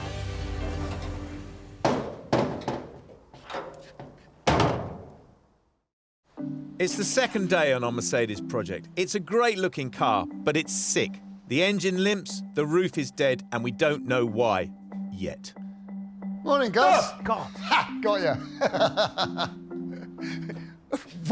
What have you been up to? This is a lot of bits. Oh, you will not believe it. I have looked and looked and looked online. There are so many combinations of so many things that can stop this car from running properly, stop it going into gear properly, stop the hood going down. It's huge. I've watched 100 videos from 100 different people in 100 different countries telling me 100 different combinations of what can go wrong with these cars. But I've boiled it down to the multifunction control unit, the gear selector unit, and the ABS sensor. Yeah, no, well, I've done something with the ABS sensors already. This is where they all link into, and this is where it all feeds back to the other sensors. It's a minefield, an absolute minefield, and that's not counting the rams for the hood and the pump for the hood and the actual gear selector itself. All of which, any combination of these things, create this car to be not working properly. I mean, it's just madness. It can drive you insane. I feel like I'm in the presence of a man who's... Genius? No, not genius. Possessed. Totally possessed. I have no idea how we're going to do it. I can see no sense and no thread. So I figure We get a shot of the lot, we get a new lot in, we put it all in, the car works, we can move on. Wow. OK, so shall I go to the scrappy? Yeah, sure, if you want. And get all of these parts, hoping they're not going to cost us a fortune, and having made sure they're off a car that completely works. Now, that would be a good idea. That is the genius today. While I'm at it, shall we get a new broom handle as well? Yeah, we could do with a new broom, couldn't we? In most old films, there's a bit where the hero, or one of the heroes, goes out to buy a number of weapons to defeat the enemy. This is similar, except old, possibly broken black boxes aren't that dangerous. But I do part with 150 quid, which is a chunk, possibly for nothing. Just to illustrate the nonsensical nature of this car, Will checked the rear near side ABS sensor, which wasn't working, but was new. The one on the other side was an old sensor, but it was working. So I've decided to change all the ABS sensors and put absolute, genuine Mercedes sensors on each wheel. And now I'm going to put the wheel back on because when he gets back, we're going to change over the black boxes and we'll get the engine running, we'll get it going into gear, and we can go off down the yard and give it a bit of a test, which will be really nice. I haven't told you the price of the sensors, have I? Main dealer's units are £300, which means the car that we overbid for owes us even more on top. But at least that'll see it working. Hiya. Ah, did you get them? I did, yeah. I have got absolutely everything on the list, including a new broom handle. Fantastic. Which we don't need yet, so I'll put that up there. Well, I reckon if you've got the gear selector and the gear selector sort of modulator thing. Last thing I took off, so yes, that is on the top of my pile. Watch out, because the bolts are all still in there. Oh, that's handy, because you know me, don't you? Yeah, I do know you, but what I didn't know was this was hidden. Oh, sorry, I should have said Behind about that that. palace. That took me ages to find. Yes, a secret panel, It isn't it? was, yeah. So what are you going to do, those? I am, yeah. Well, now I know how it all goes. I'm going to stick them all in there, see how we get on, eh? Brilliant, OK. We're poorer, but by changing every single element that can be known to foul the SLK, we're close to our only victory with this car. Everything that I have looked at has pointed to the switch in here being the problem with this gear lever. This is why it lurches when it goes into gear. Or this module here. Either of those two things. So let's hope so.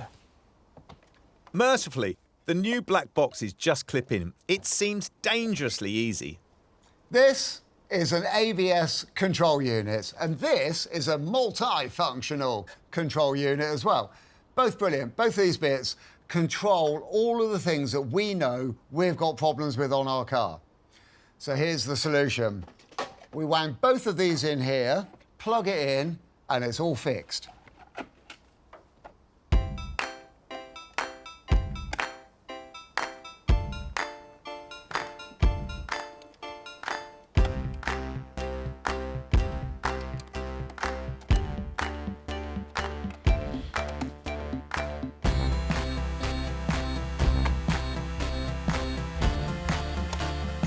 We've replaced all the master control units on the Mercedes now. At least we disconnected the power, which we can now reconnect. So, what happens now?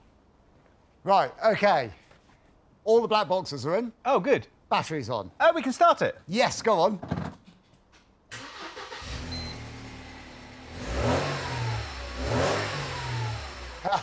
Fruity!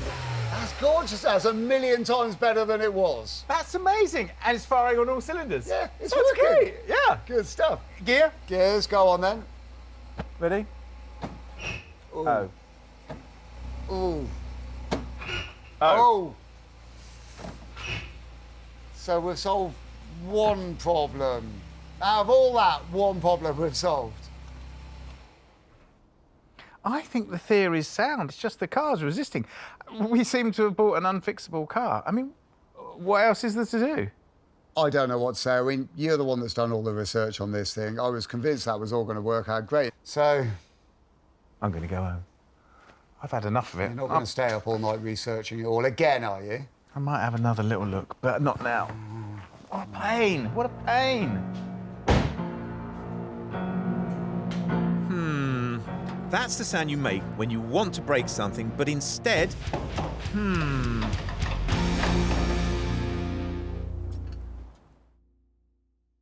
It's only day 3, and we've got 5 to turn around a beautiful Mercedes SLK. That has a roof that doesn't work, a gearbox that slips, and a limp mode that might have gone. We're not very happy. So we're not in a good place with this, are we? No, we're not in a good place at all. It's sort of unsaleable at the moment, isn't it? Yeah, it is. I mean, the engine does sound great. It really does sound great, doesn't it, Yeah. ironically? So that's got to up the value a little bit. You know, we're heading in the right direction for sure. Yeah, but it's just the gearbox, isn't it? Nobody's going to buy the car with it like that. Nobody's going to buy the car with the interior like it was either, are they? not, Even no. if it's just selling it on as a project. Because honestly, if we can't fix that, I think that's the best we can expect, to sell this car as a project for someone else. We have still got all of the bits I got for the roof. I've still got people coming in to do the interior, so... There we go. So if we get the interior sorted out, get that in, actually, then it's looking better, isn't it? Well, it's then a really good car with everything working apart from a slightly dodgy gearbox. Yeah, so you're selling on a project that at least has the sort of shine of a complete car. I think you're right. I think that's what we should do. I think that's definitely what we should do. Yeah, me too. So in case you missed it, we're throwing in the towel. We're giving up on the gearbox and simply polishing a Merc. Because we're changing the tack on the way that we're going to sell this car, i.e. it's now going to be a project car rather than a completely finished car, we still need to iron out some of the issues that it's got.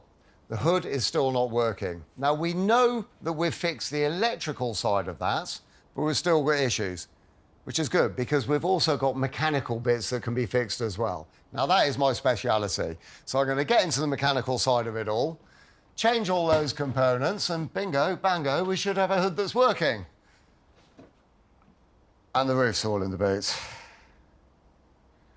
That's going to make it a bit more difficult, isn't it? Experience has taught me that these pull cords should allow me to operate the roof manually.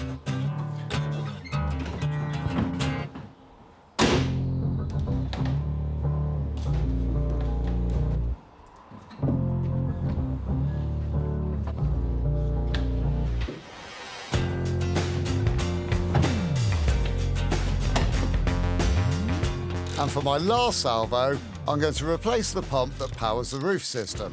It's hydraulic though, and that means pipes, and lots of them. This is our replacement pump. Hydraulics, always messy, so I'm going to put a bit of paper down in the boots. And it is complicated. There's a lot of pipes, but I'm going to be very careful. I'm not going to go just disconnecting this lot and then not knowing what they are. I'm going to go through it methodically, small groups of pipes at a time, make sure I can't get anything wrong. The hydraulic lines are fitted with Allen key mounts, so they come out easily enough. But I really do hope this pump is a dud, because if it's not, there is very little left to try.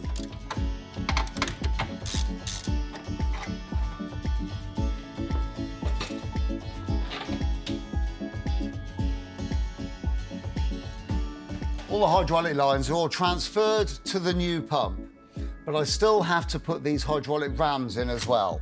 And I'm going to do those before the pump goes back in to get good access to them, because this one goes in here. And I shall also be connecting up the hydraulic lines to the pump as I go. All of this sounds a bit scary, but the resources online are amazing. And I would say, try this yourself, providing you have strong nerves. Got to get all these pipes the right way round. So the bottom hose, that's the one that goes to that port there. Let's see where the top hose goes to. That goes to this port here. There's a control cable that locks into this position. I'm going to go and put that in position first.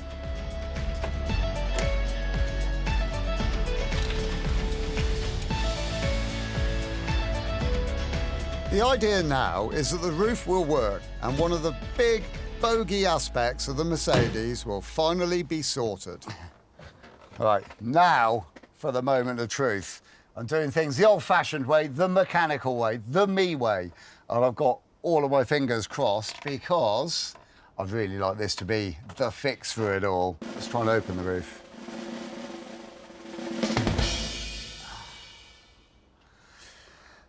So I think the flashing light means it's not working and it hasn't done anything. Gonna try closing the roof.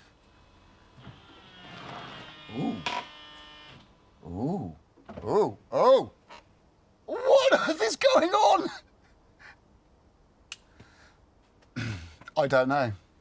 I really don't know. What I do know is that electrical boxes hasn't worked. Mechanical stuff, replacing everything that we do know did work on the other car, hasn't worked on this car. I don't know where to go next. I really don't. This is absolutely baffling me, and I am stumped. I think I'm going to go sit down and think about it for a bit, or do some research, or forget about it, or ignore it. I'm going to ignore it for a bit. There's no shame in something not going according to plan. We've had cars in the workshop in 400 bits before, and we've had more luck with them. I think we've finally met our match. I hope Gus is getting further on. Well, in the cold light of day, this looks disgusting. It's had cola poured down it, it's puckering up, it's sticky. I don't really want to touch it. Suffice to say, we're never going to sell the car with it in this state. But salvation is at hand. We're good at lots of things, really good. But we accept there are people who are specialists in their trade. And our friends Steve and Pete know a thing or two about refurbishing interiors. Ah, Steve, Pete, hello. Hi there. You all right? How's it going? All right. I'm a little bit embarrassed to show you this because it's so bad, isn't it? It's pretty bad, but we can sort that out. No problem. Can you? Yeah, all this yucky stuff will come off. So I'm leaving that with you, yeah? Yeah, leave it with me. I'll get the tools. Yeah. Seats, bit baggy. Is it worth having a look? Come on. Go on, you have a look. I'll tell you what, you have a look. I'll put the kettle on. Any artist or decorator will tell you that prep is everything, and these guys have specialist industrial cleaners to strip away the gunk on the dash.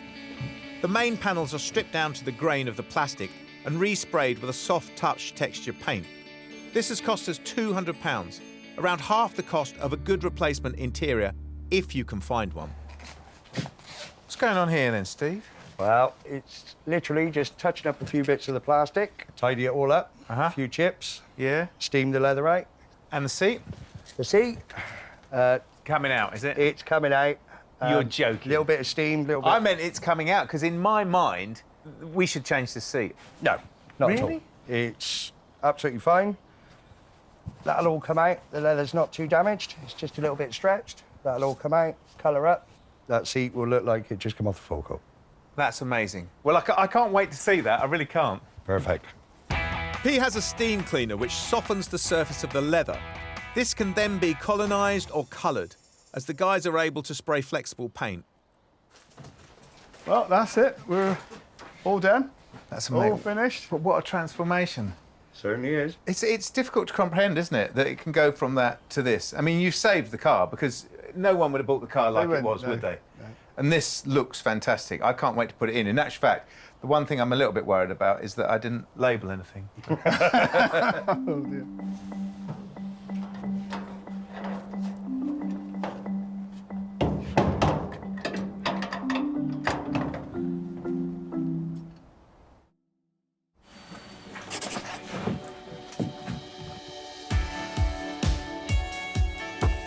We're going to park the fact that the Mercedes, while able to drive, still slips out of gear and the roof doesn't work.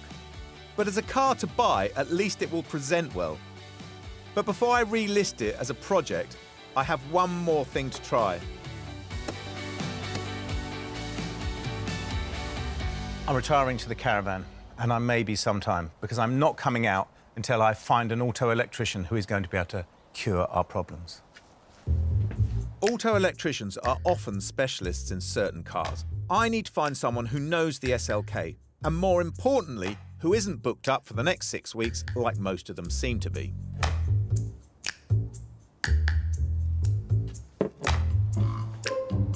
That stupid, overcomplicated tin top, which is driving me mad. I'm running short of ideas. All bar one, which I think I'm going to go and try now. While Will disappears in a cloud of smoke, in the end, it's a friend of a friend who knows someone, who's heard of someone, who is a Mercedes electrician who pops in on the way to another job.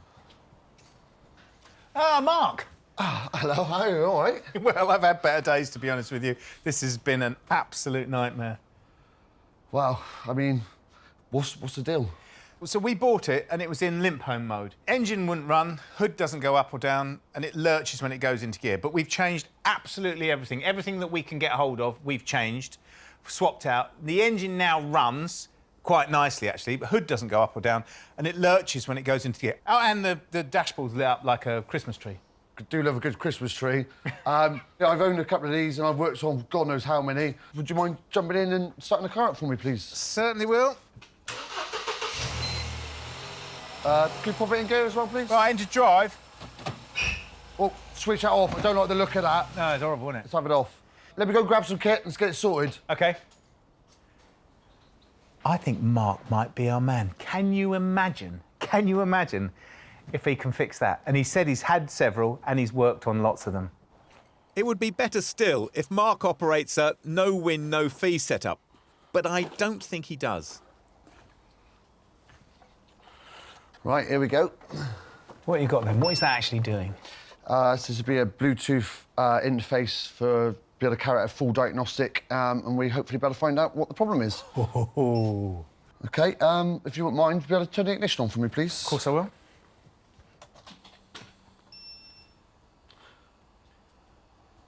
So this does diagnostics of the whole car? It's just going in, just doing a check to see if that module exists, because it's checked it against the database. Yeah. And then it'll give you a table of content with the faults reported on each one. Oh, OK. And then you do a report. Yeah. Then you can then delve in deeper on what you think is going to be causing the issues. Got it. So quite often if you've got a code in one module, it will then repeat that into multiple modules because they're interconnected and they rely on the same information. You might as well stop because you've lost me already. But it's interesting, isn't it? Because it's down to what you know. It's your experience, isn't it? And specifically, it's your experience of these cars, isn't it? I do love these cars, but they have had some headaches and some trouble. But there's not one that's beaten me so far. Well, that's good. Well, it's now finished scanning. We're looking at 7 modules so far with about 21 codes. It looks worse than what it is, I imagine. I can see that there's a couple of modules which are fitted on here which are not communicating, so they're either dead modules or they've lost power or they've got a wiring fault. So is that stuff that we've swapped out, you think, that we've done that? Have we made it possibly worse than it was? I don't want to point the finger, but possibly. OK. OK, so where do you go from here, then? Let's have a look at what's been changed and do some wiring checks and power checks, and hopefully we get to the bottom of it. Mark goes around every single module on the SLK, a car that seems to have an endless number of error codes and trips. He resets all the units until he's left with 2 faulty ones. Which one are you going in on, then? So you've got the power distribution module in here, which is responsible for powering up multiple components throughout the vehicle, right? Which is my favourite one to go for. Are you saying that's a common fault? They're that common, I even keep one. You're joking. You would not believe the hours of research that I've done on this car and the hundreds of videos I've watched about things that go wrong, and no one has ever mentioned that. Good old Google. That bit checks out OK. That's the fuses, yeah? Just going to pin this one out a second. So, connector C, pin 4, there's no output. I'm just going to power them up. I can already hear that the ABS module is kicked in, and if you like to check, I would imagine the ABS and BASR light have gone out. What? Well, they have. Excellent stuff. Does that mean we're on the right path? I think we're going to be getting there. Let me get this module out, check the part number, and see if it's one I carry in stock. Wow. OK.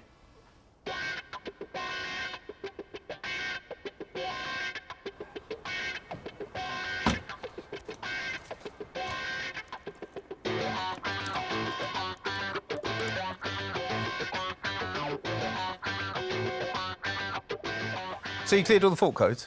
Yeah, we got it down to, well, eventually just one code left.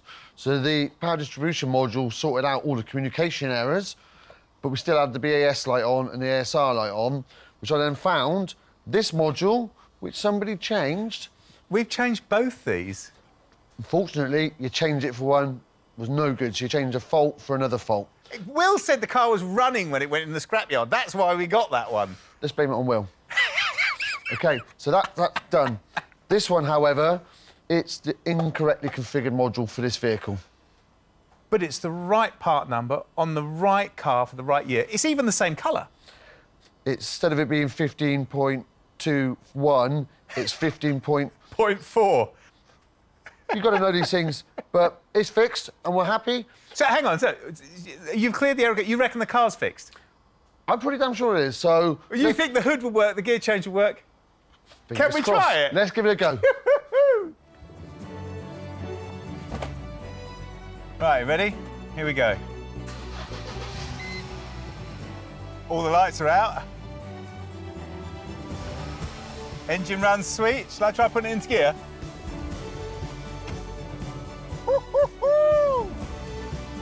That is fantastic! Oh, come on, that's great. Oh, yes! Oh, yes! Look at that. That is fantastic. That's not worked since we've had it. That is fantastic. I don't know what to say. I honestly don't know what to say. Thank you a million times. God, it worked. It's fantastic. I can't believe you've done it. Well, they don't call me the fifth emergency service for nothing. Do they call you that? Could you explain some more about these coasts to me? Because I'm absolutely fascinated to know how many revisions are there? Will has made a 4th trip to the scrapyard, and he's back with gifts. So you've bought a silver roof then? Yeah, I have. The reason for that is it's a bit of an admission. So, you know, you thought that it was all electrical faults with this car? Yeah. I had to disagree slightly, so I thought I was going to get stuck into all of the mechanical parts at the back. All right. So I've changed over the pump. Oh. I've changed those rams. Yep. I've had a really good look at it. Excellent. And still, I've got absolutely nowhere. I've driven myself around the bend with it, almost into depression. I didn't know what to do. No. So I've gone back to the scrapyard. Yes. I thought I'd continue in the same vein of changing things until it starts working. Yes. So I've got a whole roof with all of the bits we need. I got it. We need to have a talk. Come and have a cup of tea.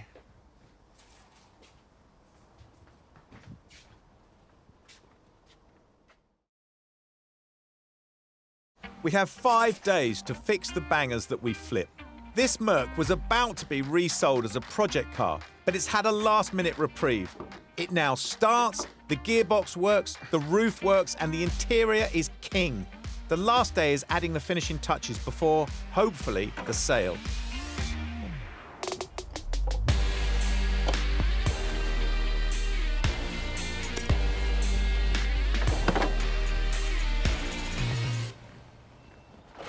Our SLK is starting to look really, really good. But there's still one thing that's really letting it down. It's these headlights. They're showing their age. The sunlight, the UV has got into them and really, really damaged them. I know a neat little trick to restore them, to make them glow again and look really, really fantastic. And it's not even going to take me very long.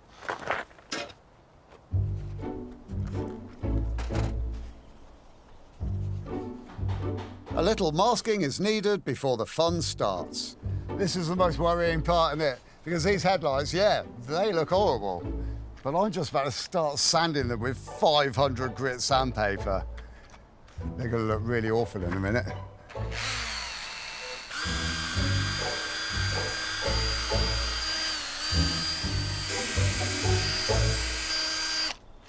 Consistency and being very, very careful, even strokes all over the whole thing is the trick to getting a nice job with this. I use finer and finer papers to grind away the discoloration. Followed by a similar process with a cutting compound. Sandpaper seems to have done the trick. Going down through the grades has really worked. The last thing to do on it is a bit of polishing compound now, and I think we are there. Apart from there is the other side to do as well.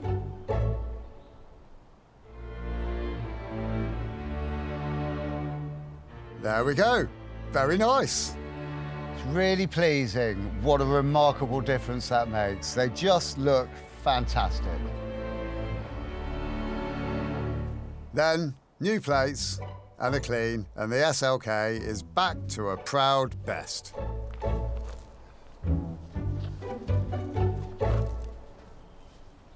So let's do the maths. The car cost us £1,200. We've spent £200 on spare modules we didn't need, £300 on ABS sensors, some of which we didn't need, and £100 on a silver roof that we didn't need. £200 on interior spruce up and £350 on our electrical check. We're in for £2,350. It's a chunk of money, but at least we've got a chance of getting it back. On Wednesday, I wanted to beat this car with a birch twig. I wanted to kick this car, and I wanted to punish it for what it's done to us. I can quite understand. I mean, let's look on the bright side. At least we now have a cracking little car. And the best thing is, it now works. Yes, that's true. That's absolutely true. And I think we should try and apply some Eastern philosophy and maybe learn some lessons for this, do you think? Oh, philosophy. Oh, no, OK. So let's look at it like this. Perseverance will eventually lead to triumph. Nice. But in this case, let's change it a little bit and let's go, hey, if somebody else has bought the car and they've spent loads of time trying to fix it and loads of money trying to fix it and can't, then don't buy it, because the chances of us fixing it are really slim. Yeah, and that does sound like good advice. Is it worth pointing out at this point that we didn't actually fix it? I think it is. Well, hold on. If it wasn't down to our sheer diligence, perseverance, and boneheadedness... There's some tenacity in there, isn't there? Yeah, a little bit of that too. Then we wouldn't have got as far as our saving grace. Our friend Mark. Yeah. What a diamond. He really pulled us out of a hole then, didn't he? Yeah, he really did. I know I've said it before about cars that we've had, but it's absolutely right for this car now. This car is absolutely at the correct age, 22 years old. The scrap yards are full of them. It's ripe for it, isn't it? You buy a good one, and then you can make it the best one in the world by picking bits off of other cars, can't you? You can, and that's where this car really, really wins out, because we've already done that. This car has now, we've gone through it with a fine-toothed comb. Every single component on this car we know has been changed for something which we know is good, has then been checked by somebody who we know is even better than us. And this is a buy and use car. Yeah, it's a great car. I've never been a massive fan, but it is a very good car. It's very solid, isn't it? It's classically German. I know it's a German car, but it's a solid sort of barn cruising car. I love it, really. But it feels luxurious with a nice element of muscle about it too. Yeah, no, I would have to agree with you. So I'm intrigued, and though this car has put us through the mill so much, I almost daren't ask, but here it is. I'm going to pop the question. It's about the sales. Oh, I see. Yeah. How's all that sort of looking? Well, we haven't sold it yet, but, you know, we're definitely going to sell this car, aren't we? Because the first person that comes to see it is going to love it. The SLK is currently on for £3,500, but it's so good now we slap another £750 to the price. And a week later, a bid comes in. Well, we've had a bid. Ooh, oh, that sounds good. How much is it? 1,650. Right, OK. Well, it's nowhere near what we wanted, is it? OK, but that's only one bid. That's a good thing. People are bidding. It takes a bit longer, but eventually we get an offer of £3,900. It's not a double your money, but it's close enough for a biscuit. Did you get that? Yeah. What do you think? Well, actually... Can you live with that? Yeah, I can. That's not bad, is it? That's amazing, isn't it? If that's market price at the moment, we are doing very, very well. Have they got a let's bite his hand off emoji we could send back? That's the one we need to send, definitely. Here, cheers. Yeah, well done, us.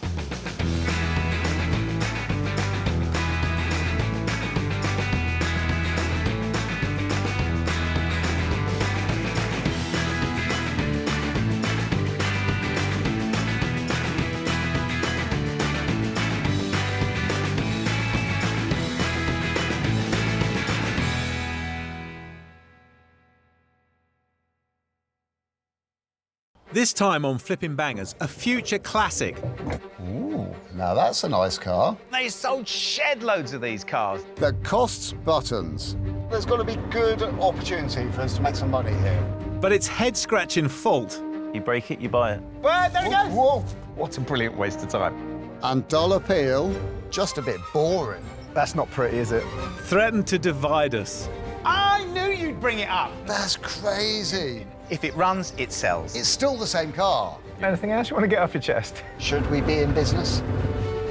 We've said goodbye to our day jobs and invested our own hard-earned cash as we try and make it in the cutthroat world of second-hand cars. You've got to buy well, but you've got to sell well.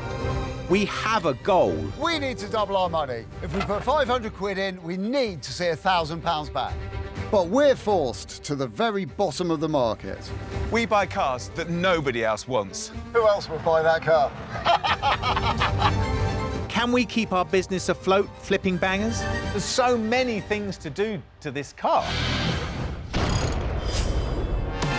We've turned our backs on our regular jobs and attempted to carve out a new living by buying and selling cheap cars. Evicted from our previous workshop by angry neighbours, Will has sorted us out with a new base, and apart from having no working toilet, it feels like home.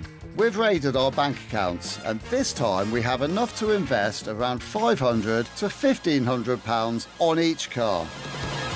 Right, what car do we want? So, Gus, can we just decide to do a car that we both like this time? We always do a car we both like. I know you always play the game with me, don't you? You always trick me into suggesting something that you like, and then I'm on your turf. Anything else you want to get off your chest? Not really. OK, what do you want? What do you want, then? Well, I don't know, actually. How about we play it like this? You suggest a load of things, and then I choose. OK, what about Peugeot 205? They're too expensive. Volkswagen Golf? They're pretty expensive, too. Subaru Impreza? Love to do one of those, but I'm just not feeling it at the moment. I got it. Mini one, BMW version. Ooh, now that's a nice car. Fun, nice to drive, and plentiful. Yeah, I'm down with that. As you know, I have one, and I love it. I used to have one, so that's a good knowledge base, really. Yeah, and there is loads of them on auction sites with issues. So it's looking like, you know, a good everyday runner is about £1,000. And a rotter, 600 quid. It's not a big gap, is it? We're going to struggle to double our money there. OK, come on then, let's find one. Maybe you'll find one. Maybe.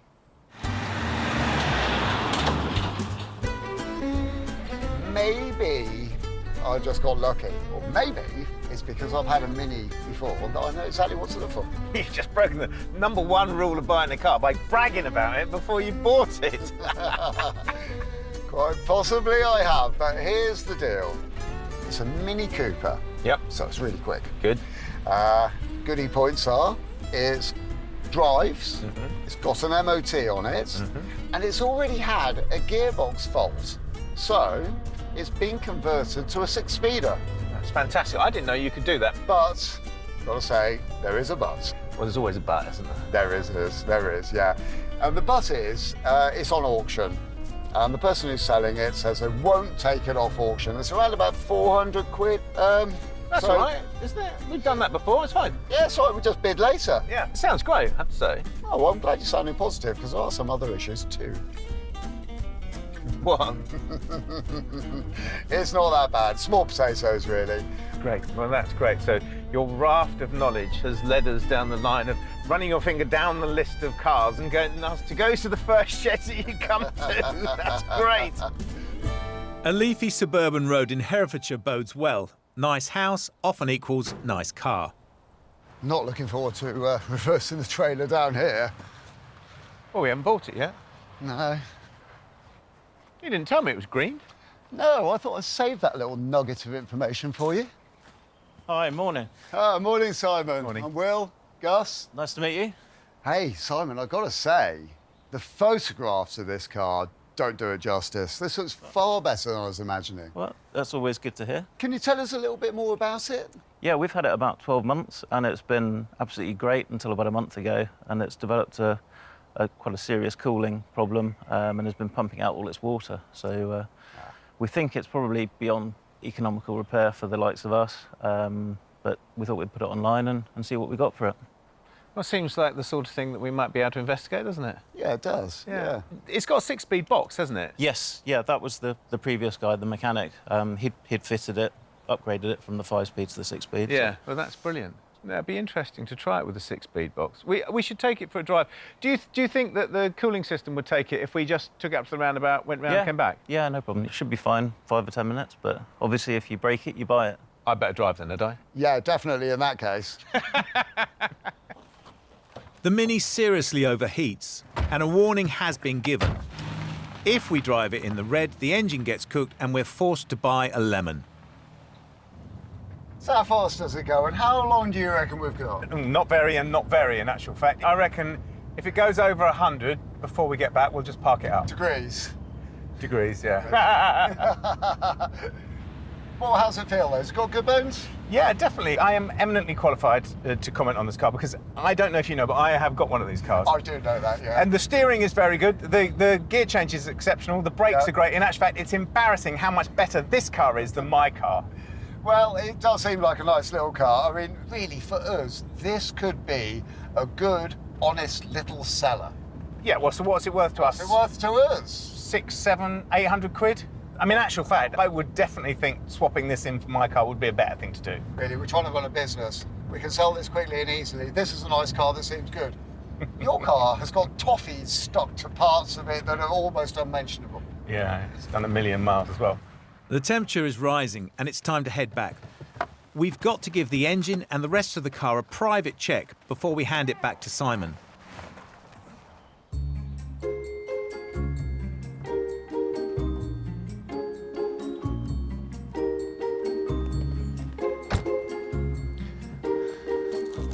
I can't find any evidence that it's a head gasket. Good news, good news. OK. OK, brilliant. We think the car is worth around 700 quid. And we may as well ask Simon if he'll sell it to us now. Hi there. How did you get on? Drives brilliantly. Yeah, we're really quite sold on it. Very good. We were wondering, would you be prepared to do a deal on it now? I think I'm inclined just to let the auction run its course and hopefully get the best price we can, if that's OK with you. Well, to be honest, I don't blame you, really. This is definitely what I'd do. Yeah. OK. Well, we'll go away and do that, and, you know, hopefully we'll see you again soon. Yeah, I hope so. Thanks, Simon. Cheers, Thank Simon. you. Oh, hang on. I didn't give you the keys. Aha, that old chestnut. Thanks a lot. Cheers, Simon. Bye-bye. Disappointed, but accepting fate, we walk away, waiting for the auction to close in 2 days. We allow a maximum bid of £865 when the auction price is only at £400. Seconds before the end, it jumps to £602. And the lucky buyers are us. And once settled up, we arrive to claim our prize.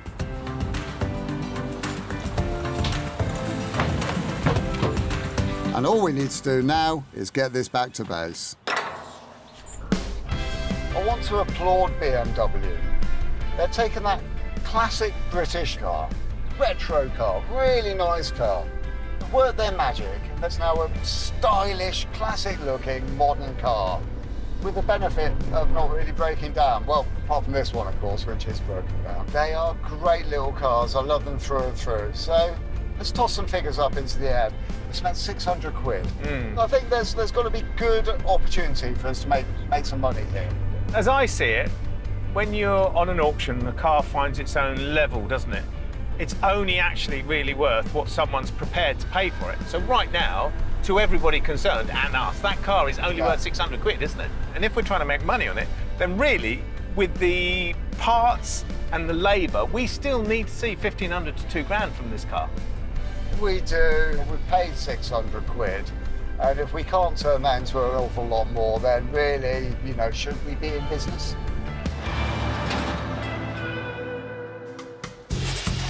The next day, as is our method, we park the new car outside our workshop and gather our thoughts and hopefully translate them into a plan. Wow, it's amazing what the cold light of day does to a car. It really is. When we got this car, I was so excited about it. But now we've got it sitting here. I'm not liking the colour scheme. I think it's a bit dull and a bit boring. Really? See, that doesn't worry me in the least. This is how it came out of the factory. And they sold shed loads of these cars, didn't they? To my mind, it's all about the margins on this car. There's so many of them out there, they're so cheap. The only way I think we can make money on it is if we don't spend any money on it. OK, all right then. Well, in that vein, we know that the main problem with this car is that engine. Yep. I think if it runs, it sells. To me, this really seems like we're just aiming at the lowest end of the market where there's least money to be made. It's difficult. We're trying to make money on a car that's difficult to make money on. OK. Well, I know that our winning card is that we do have an expert within our midst. Yes, and I'm here all week. Well, that's a winner!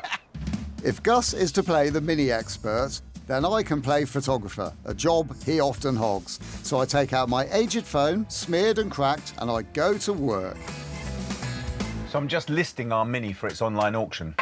And Will's keen to change the appearance of our car, but the pictures we've got actually do it justice. It doesn't look too bad. And I've upped the contrast slightly on the wheels, which has saved me cleaning them, but it looks okay. And I've been thinking about the things that we need to know, or the prospective buyer needs to know about this car. They need to know it's got a 6-speed gearbox. They need to know that it's a Cooper. They need to know that it runs well. Well, actually, at the moment it doesn't, but it will do by the time it's sold. And they need to know it's got an MOT. So these are things I've stacked towards the beginning of the advert. And then I was thinking about price. And I think our car is probably worth £2,500. But I'm going to put it up as a buy it now price of £2,995, which might be a little bit too much. But I'm doing it just to get interest going in the car. I'm going to put it as an online auction. I'm going to start it at £999, and I'm going to put a reserve of £2,000. And I don't know if that's underselling it, I don't know if that's overselling it, but there's only one way to find out, and that is to list it. Done. The Mini expert is just getting the car inside. All right, what are you up to? Just looking for the sequence we need to do on the cooling system. Ah, no, I looked it up last night. Oh, have you? So, first, undo bottom hose. Mm-hmm. Drain fluid. Yes. It's a good start. That is. As you say, open bleed valves. Mm-hmm. Isn't the ignition got to be on? Yeah, it's the weirdest of things. It says that we then have to turn the ignition on, turn the fan on low. This is complicated. I know what, but I wonder why. Heater on hot. No wonder it's got a heating problem. Retighten bottom hose and then refill system. OK. All of that before you can refill the system. Yeah, look, I'm going to That's crazy. In aeronautical style. Oh, excellent. So a checklist. Absolutely, perfectly precise. Fail safe. And I then, like it. And then Yeah. I'm going to put a numerical system, indexing system down this side. So we have an 8-point plan. This is very posh. And we only have 8 steps to get us from here to there to get started on the job too. Brilliant. I'm not even sure Gus has the right car, but he seems happy with his ideas, and I'll play along until the trouble starts. The garage lift we ordered hasn't arrived, so we'll make do with the limited access and uncomfortable proximity to the workshop floor. Will is on draining duty. Right, next step. Turn ignition on. Fan on low, heater on hot. Right, fan on low, which is number 1. Heater on Scorchio. Perfect, I'm done. Perfect, Can I right. take it off the list? Yeah. We refill with antifreeze, as per the plan. If we get this test right. Well, either we cure it or we know it's wrong, don't we? Yeah. Look, there we are. Well, I am absolutely happy that we've got the right amount of fluid coming out of here. Good. It's gushing out the back as well. So we've done everything on the checklist. Yep. We've ticked every box. Have you ticked every box? I don't know. I'm going to go and check. Refill system. Yes. Big tick. So now we've got a highly complicated test procedure. We run the Mini up and see if it overheats. And if it does, Gus's research has been for nothing. Right, now we wait, huh? Yeah. Let's change colour already. It has, yeah. A cup of tea? Yeah.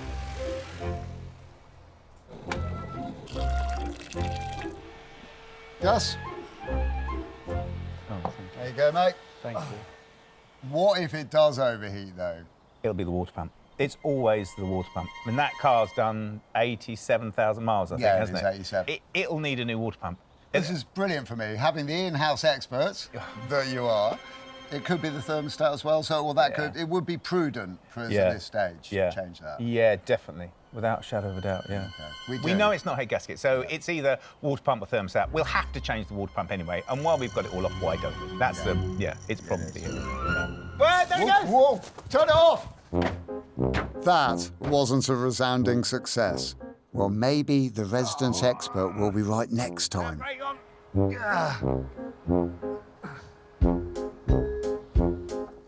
Time for plan B. Replace the water pump, and to gain access, remove everything.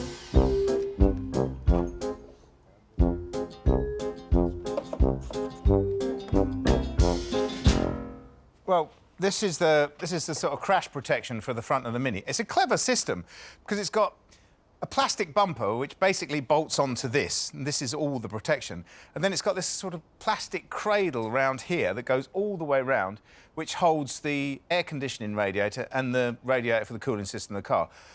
Once that's off, then the whole of the front of the car is accessible.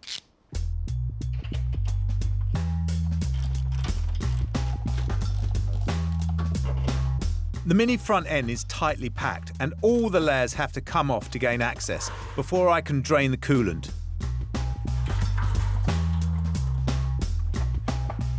You got it? Yeah, I got it. Oops. Thank you. That water pump is red hot. Oh, we've actually found it, have we? Yeah, but it's there. But listen, it is red hot, isn't it? And the fluid that came out, stone cold. So it's just not circulating. Should we do that tomorrow? I don't want to be here anymore today. I've had enough. Me neither. Worn out.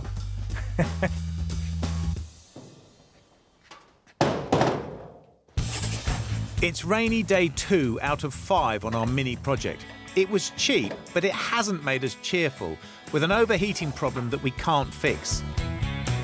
But we're adding a big fat yes onto that because we might be close.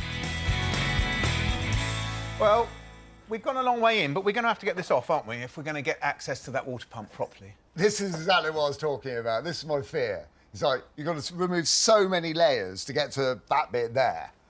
OK, but we take these extensions off here, and then this comes off, doesn't it? And then, oh, it's all just there in front of us. Access. Yeah, but it's great big chassis parts to move, Gus. Look at this. I bet those won't come undone very easily. I don't know, we'll have to try. Gus suspects the issue is with the water pump. And if he's wrong, I'm going to have it made into a poster. Right, that's my side done, Gus.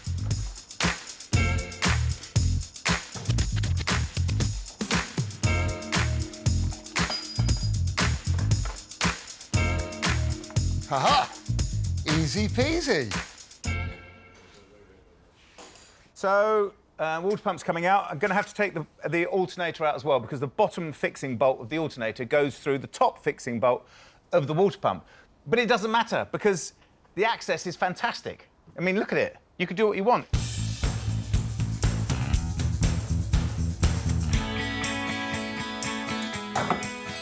Oh. And just like that, the pump is mine. Just getting access to the thermostat, because when we've been running up the engine, I've noticed that there's absolutely zero temperature in the top of the radiator. So Gus thinks it's the water pump, which it probably is, and these cars are well prone for having the water pumps gone. But as a precautionary measure, I'm going to change the thermostat as well, because I've got a sneaking suspicion that with the top of the radiator and the top of the hose being freezing cold, there's zero movement of water. There's not even any thermosiphon happening, which would indicate that the thermostat is stuck closed.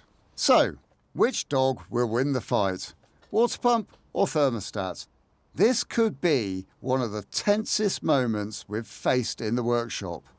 And may the best man win. So, it's the water pump. It's always the water pump. That's the maxim. That's the maxim that everybody has ever told me with Minis. If you ever have the front of your Mini off, always change the water pump. That's what you've got to do. So, I'm taking this apart and I will show you the plastic impeller on our water pump. Ah, there we are. Look at that. It's absolutely perfect. Yep, there's nothing wrong with that at all, other than the fact that I've broken almost every screw taking this off, so it's now completely unserviceable. But it's OK, because I've got another one. What a brilliant waste of time. With my head hung in shame, I install a new water pump, which, if you're counting, costs us £45. At least it looks good. Thermostat on this car is on the back of the head, which is an unusual place to put it, really. But BMW, in their wisdom, I think have done quite well because they've actually managed to use it for the coolant filler neck as well.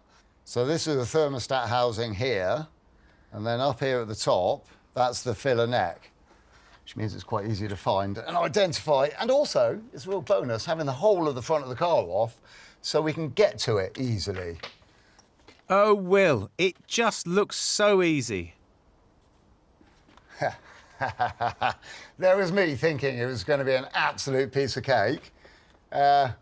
Instead of it being the 2-bolt flange, I was hoping it was. It's actually a 3-bolt flange, and number 3 is well buried. So I need to spend a bit of time just trying to get to that.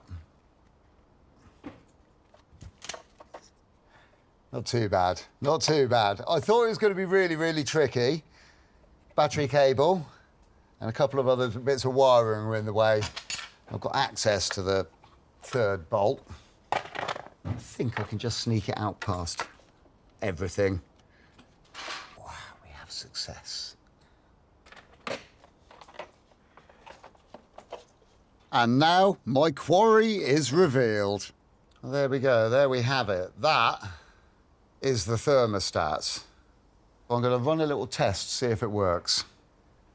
If Will's homemade test works, I'm in the doghouse. And if it fails, then the car has a worse issue, and we're both in the doghouse. Thermostat, when it gets up to temperature, which is, you know, pretty hot as I can get the kettle, the valve should open. Now, basically, I'm working on the principle that if it's hot enough to melt a plastic spoon, and it's hot enough that I can't hold on to it, this thermostat should have opened. And I can quite clearly see that it hasn't. Is it opening then? Because, actual fact, if it didn't open, it would be good, because the water pump's absolutely fine. Oh, sweet, sweet joy. We've got a thermostat that has failed its test. It hasn't opened up. I've run the test several times now, poured boiling hot water on top of it, giving it the best chance of working. It doesn't. Brilliant. That's our problem. That is a success, isn't it? All I need now is for it to go back on. Right here, I have a brand new thermostat. And luckily enough, they come with the rubber gasket you're going to need to fit it all. Important thing to remember about thermostats is the bit on the back, this bit here, is the bit that wants to get hot. So that has got to go inside the engine. If I put it on that way round, won't work. That way round will work.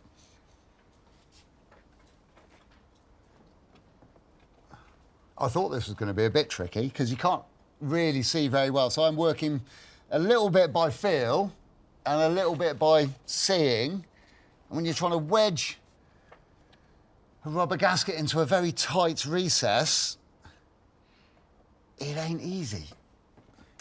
After a long, painful interval, Will is getting nowhere. I've had to give up on trying to get the thermostat wedged into this rebate here because it was just too difficult to see, and it is absolutely essential that this goes in correctly. So I've had to work on getting it all apart and making sure that I can see it all go in there correctly. Gus has finished sulking outside, and we're a team again as we refit all of the bits that had to come off earlier.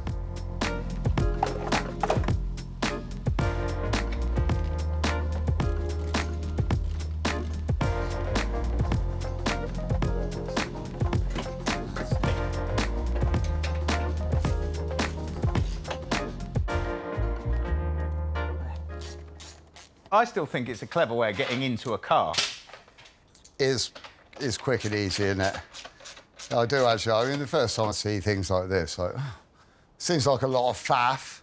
But it's one of those things, though, isn't it? You can see how the construction process, especially with this, you can just imagine that going on, can't you? Yeah, one piece with a robot. In the factory, engine in with a subframe. Yeah. Zup, zup, zup. Everything's already assembled. Piece of cake. Right, water. I'm just going to put water in to start off with, just for the check, because if there is something wrong with this and this does leak and we have to take it all to bits again, I don't really want to be wasting loads of antifreeze.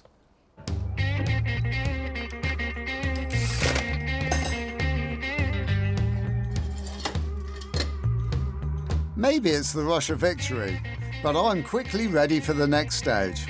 Gus, however, is taking his time.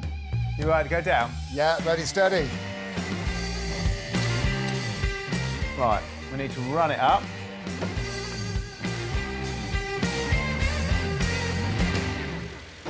Yep, so here we are again. A bit more caffeine and a smidge of rain. It's good. Yeah? Yeah. Well, that, my friend, is perfect. Wow, That's what I wanted to hear. Cheers. Hasn't moved, so it's good.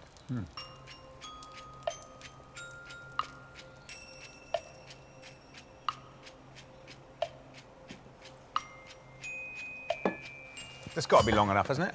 Yeah, I think that is a done job. So how much was that then? How much was the thermostat? Less than a tenner. So that car was fixed for less than a tenner? Yeah, and we bought that car so cheap. And the price of a water pump. Well, there is that too. But that's just, you know, you do that as a matter of course, apparently, on Minis, you said. It's always the water pump. Perfect, yeah, right. We have a weakness for cars that someone else has tried and failed to fix. We love the challenge, and right now we're properly in the driving seat with a working car that owes us very little.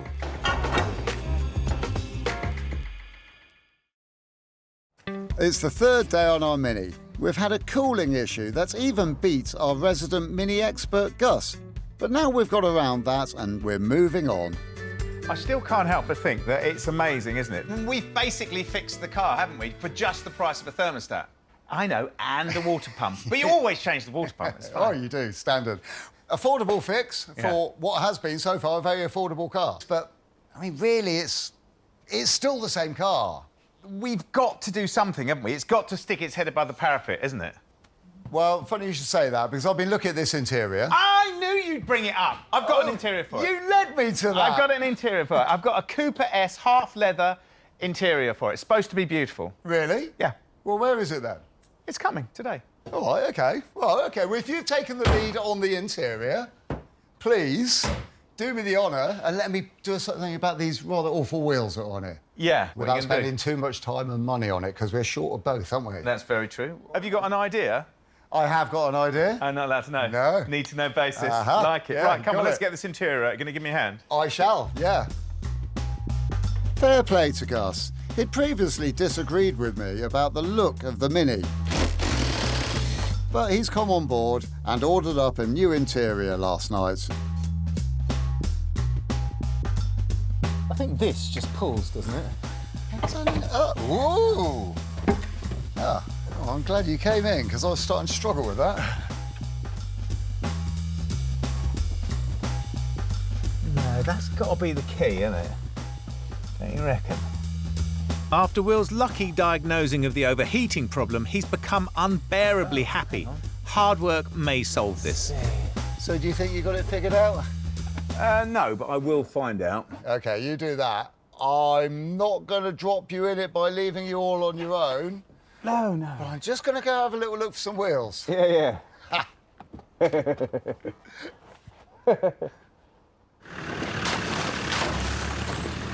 When pals have a conflict, even a boring one about engine cooling, one of the pals could decide to get the other pal a treat, like a new set of wheels. So I've come along to our local breakers, where there are plenty of wheels to choose from. Gus and I seem to have very, very similar opinions about the wheels on our Mini. They're a bit dull, they're a bit boring. I don't want to be unfair to them, but we just don't like them. So my job for the day is come and find some much better wheels for the car. And I've taken the precaution of coming to a scrapyard that I know has got every single car that I need. I mean, just look at all these Minis, it's brilliant. A thorough search reveals Mini wheels from every generation and trim. It's an Aladdin's cave, if you like old wheels.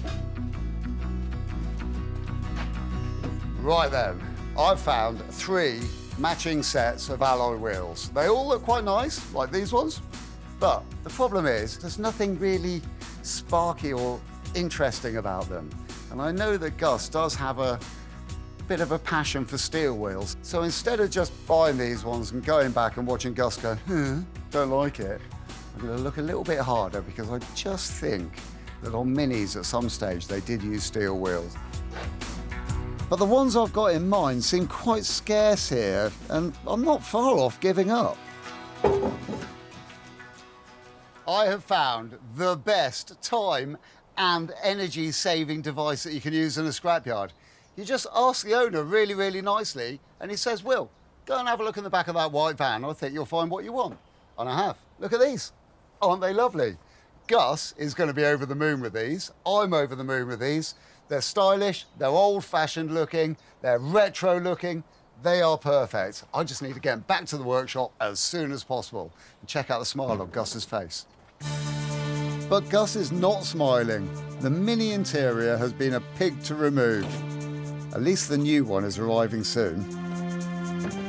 Oh, they are new seats? Well, they are. Blimey, they look a bit of a mess. Well, they are a bit of a mess, aren't they? Still, they are Cooper S seats, aren't they? Oh, yes, definitely are. Thanks. No problem. Got the rest of them? Certainly are. They look like they've been sitting at the bottom of the sea. The best ones I could find for you. Oh, they're lovely. Don't think I'm not appreciative. No, that's all right. Thanks, mate. Yeah, too. See you later. Cheers. They're not quite as good as I thought they were going to be. But he's a big bloke, so I just said thank you. Well, I'd have to say that's a bit embarrassing, isn't it? That they were supposed to be immaculate, but maybe when they went into the shed, or into the scrapyard, or into the pile of dust that they've been living in, they were immaculate. They certainly aren't now. But somewhere under there, there's really good seats. They're half leather, they're Cooper S seats. They'll look smart in the interior of our car. I just need to clean them up. I've got precisely until Will comes back to clean up my £100 seats. I cannot lose any more points on this project. That's not pretty, is it? I'm not sure what that is, but I think I'm going to jet wash it. I don't think this is going to cut it. I found some sort of super shampoo in the workshop. Maybe this is all I need to get the seats clean.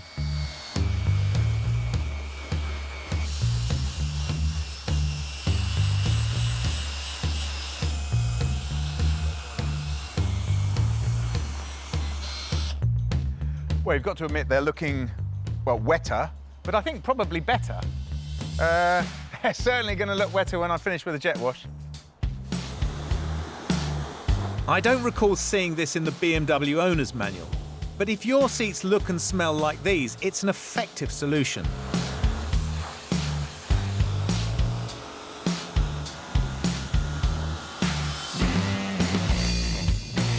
And they should be dry before he gets back. The washing line is the only path left to me. Oh, hello. Hello, mate. These are seats. There are seats now, yes. There are new seats, new to us.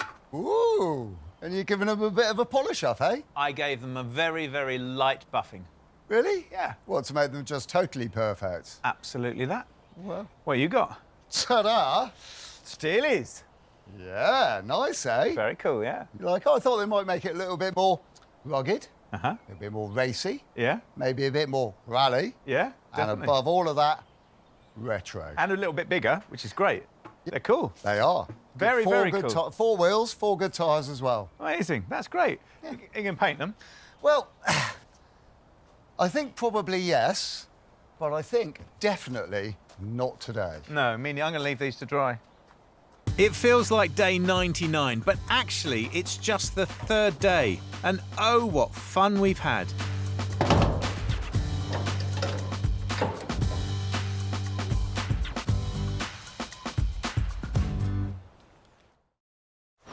We've got 5 days to turn around a BMW Mini. This is day 4. And the story so far is that we've done the mechanical stuff and we've switched our attention onto the looks to make the Mini stand out in a crowded market. I can't be sure, But I think this is the first time that we've ever test-driven a car before we've actually finished it. That's what I'm doing now. And I'm keeping a very, very close eye on this temperature gauge, hoping that our thermostat and our water pump have fixed the problem. If it hasn't, then the collective we are going to be very disappointed. I'm here to answer the question, how can you change the Mini's appearance without painting it? And the answer is our design and vinyl guru, Donna, who's helped us before. Hi, Donna, how are you? Nice to see you. Oh, you got some designs up already? I've had a little look at some pictures of some stripes. That is exactly the car I was talking about, the 1960s Scalextric. It's some sort of special edition. But I had that as a kid, and I thought that would look so cool to make that look really retro and really stick out. Yeah, so then you've got these, the double stripes, matching sides. This is obviously the newer design with the stripes. It's an old one. Oh, look at that. I like the checkers. And it's got a light on the roof. Could you do that? Yeah, we could do that. Could you? That's so tempting. It's so tempting. But in actual fact, if we're trying to sell the car, we're trying to make it look retro, so it's a hint to it, and sell the car, I think the two stripes down the middle, and then could we do it onto the bumper? Would we do that? And then onto the little chin thing at the bottom? Yeah, so we can, go all the way down. Brilliant. Should we do that then? Let's do this. But to make the look work, we need to wrap the roof. This is the bit that really scares me. This is the bit that cries out to me it's going to go wrong. It looks like you have to pull it from 6 different directions at once to get it round these curves. And honestly, the last time I did it, it was rubbish. Yeah, so what we can do, I'll show you how to do a wet soapy application, which gives you a chance to get all the bubbles out and to get it to shape. You're going to have to give me a hand because I've hurt my shoulder. So I'm going to have to... But that's good. It's good because at least it gives me an opportunity to learn how to do it properly. Exactly. So it's time to put the cream wrap on the roof of the Mini. Right, so what we do is we cut a piece that's big enough for the roof to start with. OK. Donna is full of good information when it comes to wrapping, which will be good for me and Will in the future. OK, stage 2. Right, now we need to peel the backing off.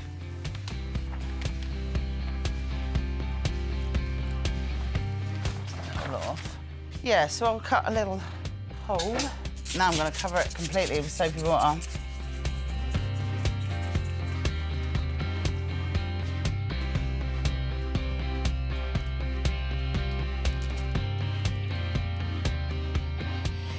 Once you've done that, you've got to be bold, though, haven't you? You've got to be bold. Where do we start? Right, well, we start right from the centre. Oh, my goodness. It looks so good so quickly, doesn't it? Doing it dry is just a nightmare compared to this.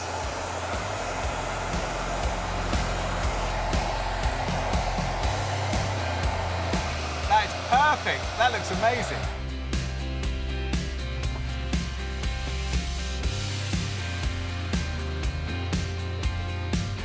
That's how to finish it, isn't it? Slop it under the rubber.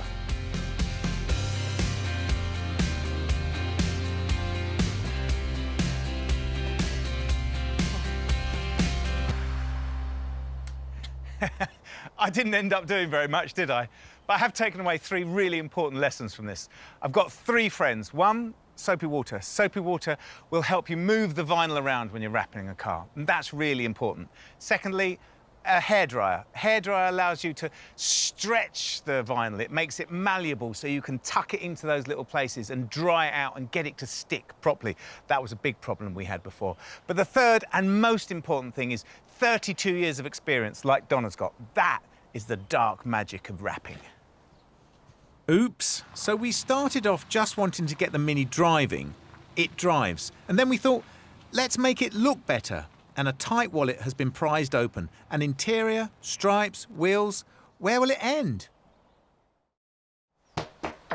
So it's day 5, the last of the last, the end of our resources. Maybe it's the day our Mini gets its wings. I thought you were going to spray those wheels. Well, I thought you were going to put some stickers on this. Look at that! That is lovely. That is really, really nice. I've got more. I've got stripes to put on. Have you? Cool, OK. Well, I've got some paint to put on these. What colour were you going to put on there? That colour? Yeah. Yeah. See? Great minds think alike. It's too true, too true.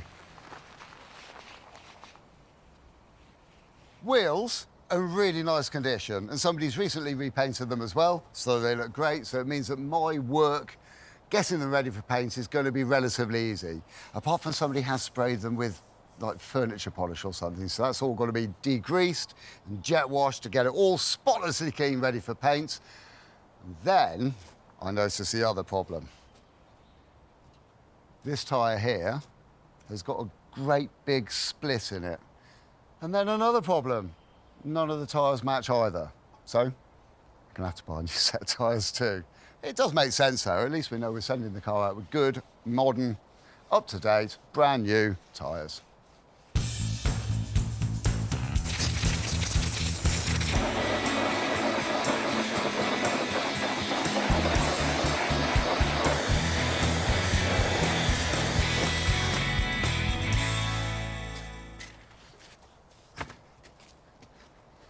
Because I'm painting these wheels and the tyres are scrap, I need to take the tyres off. Now, there's two different ways of doing that. There's a way where you take them down to the local tyre fitting place and get them to take them off, which will cost you £3 or £4 a tyre and quite a bit of time getting there and back. Or there's the West Country way. I'm removing the air, if that's not 100% clear. My favourite way, of course, is the West Country way. One of these, jack out of the back of the car, tyre on firm surface, immovable object. Carefully put the jack in between the edge of the tyre and the edge of the rim. We're trying to break the bead. We're trying to force the tyre off the bead of the wheel. This one here, and carefully. There you go. Both sides, set of tyre levers, tyres off, piece of cake. From the practical to the aesthetics. Right, so by my measuring, I'll go 79. 79, there we go. Let's go to there. That gave us a little bit extra. Is anything better than cutting through a backing sheet? No, exactly. It's one of life's great pleasures. Right, everything we need. Now I'm putting my new info to good, if not perfect, use.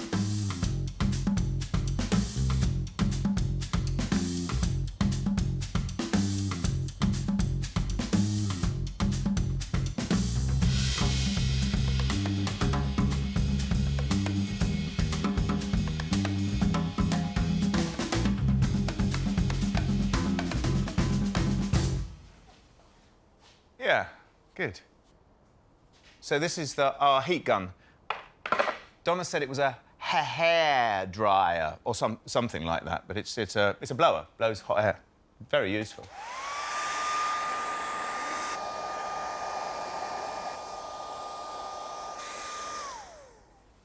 Right, so it's just the fiddly bits now. I think it'll look great. I'm not to be outdone. The cream wheels are coming up a treat.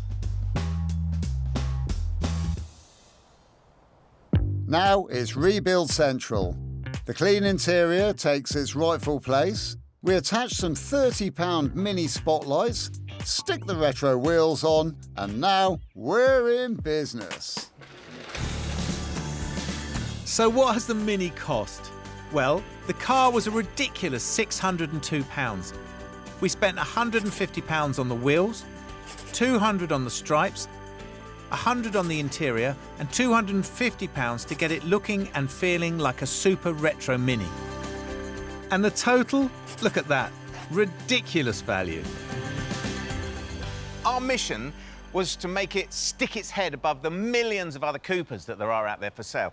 And we have definitely done that, haven't we? We have, yeah, and we are so lucky that Minis lend themselves perfectly to the addition of fun. I mean, look at these tasteful lines. Oh, yeah. The spotlights, the colour change on the roof, and my favourite of all, the wheels. Yep, yeah. And this proves to me that retro is still top fashion. Yeah, it's right on cue, isn't it? Right Yeah, on cue we at the played moment. our cards well with this car. But if you think of what we had when we bought it, we were lucky, weren't we? Because we had a slight overheating problem, and we took a call on that, didn't we? Could have gone either way, could have been good, could have been bad, and it was only really the thermostat.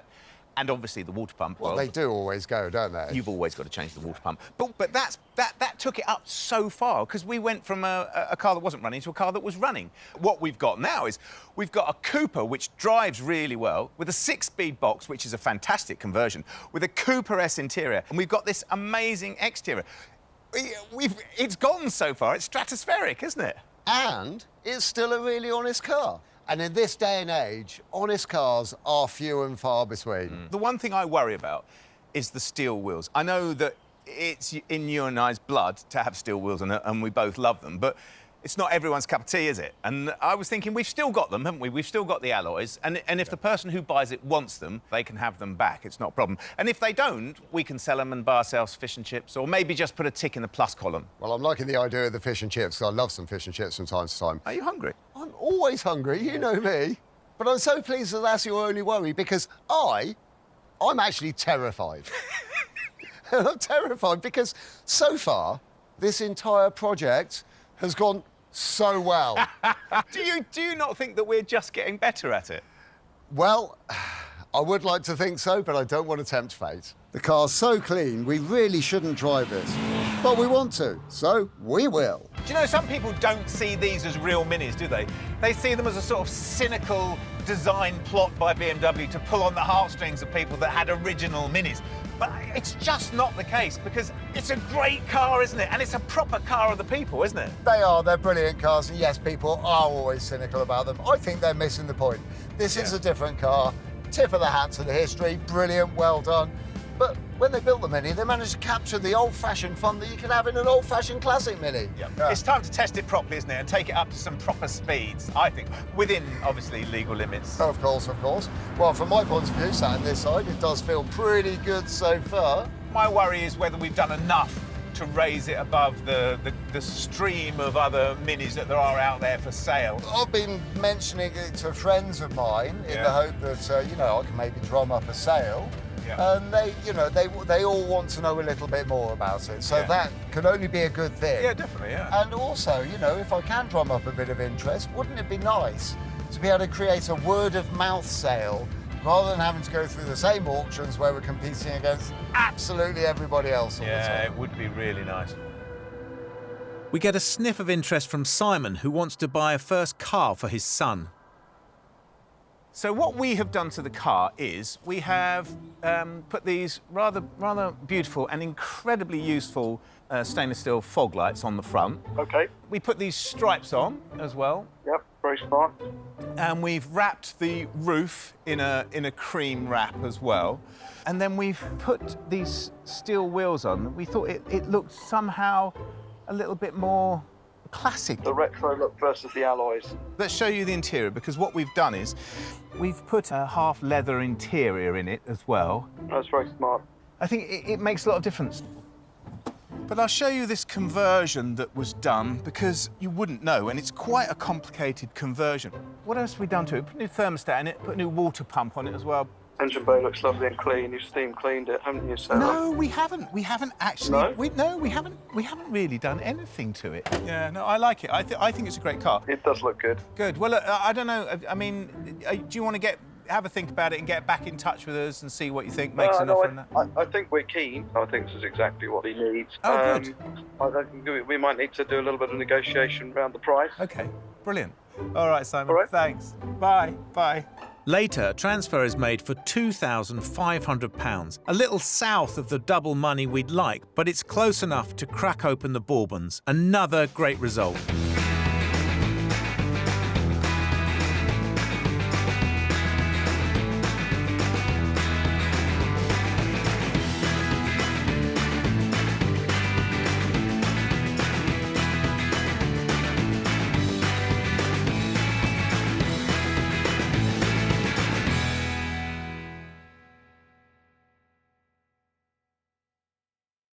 This time on Flipping Bangers, we play it smart. That's quite exciting, isn't it? So simple, so basic. Well done us! Well done us! This was a cracking idea, wasn't it? We use all our skill and cunning. It's genius, isn't it? But sometimes the best laid plans. Oh, it's going to be a beautiful work of art. If it's not hard work, it's not worth having. are just a hill of pain. Hey, let's just rip it apart. What? Oh, no. Well, we bought it, so we better get it out, haven't we? I don't think this is going to be able to be done.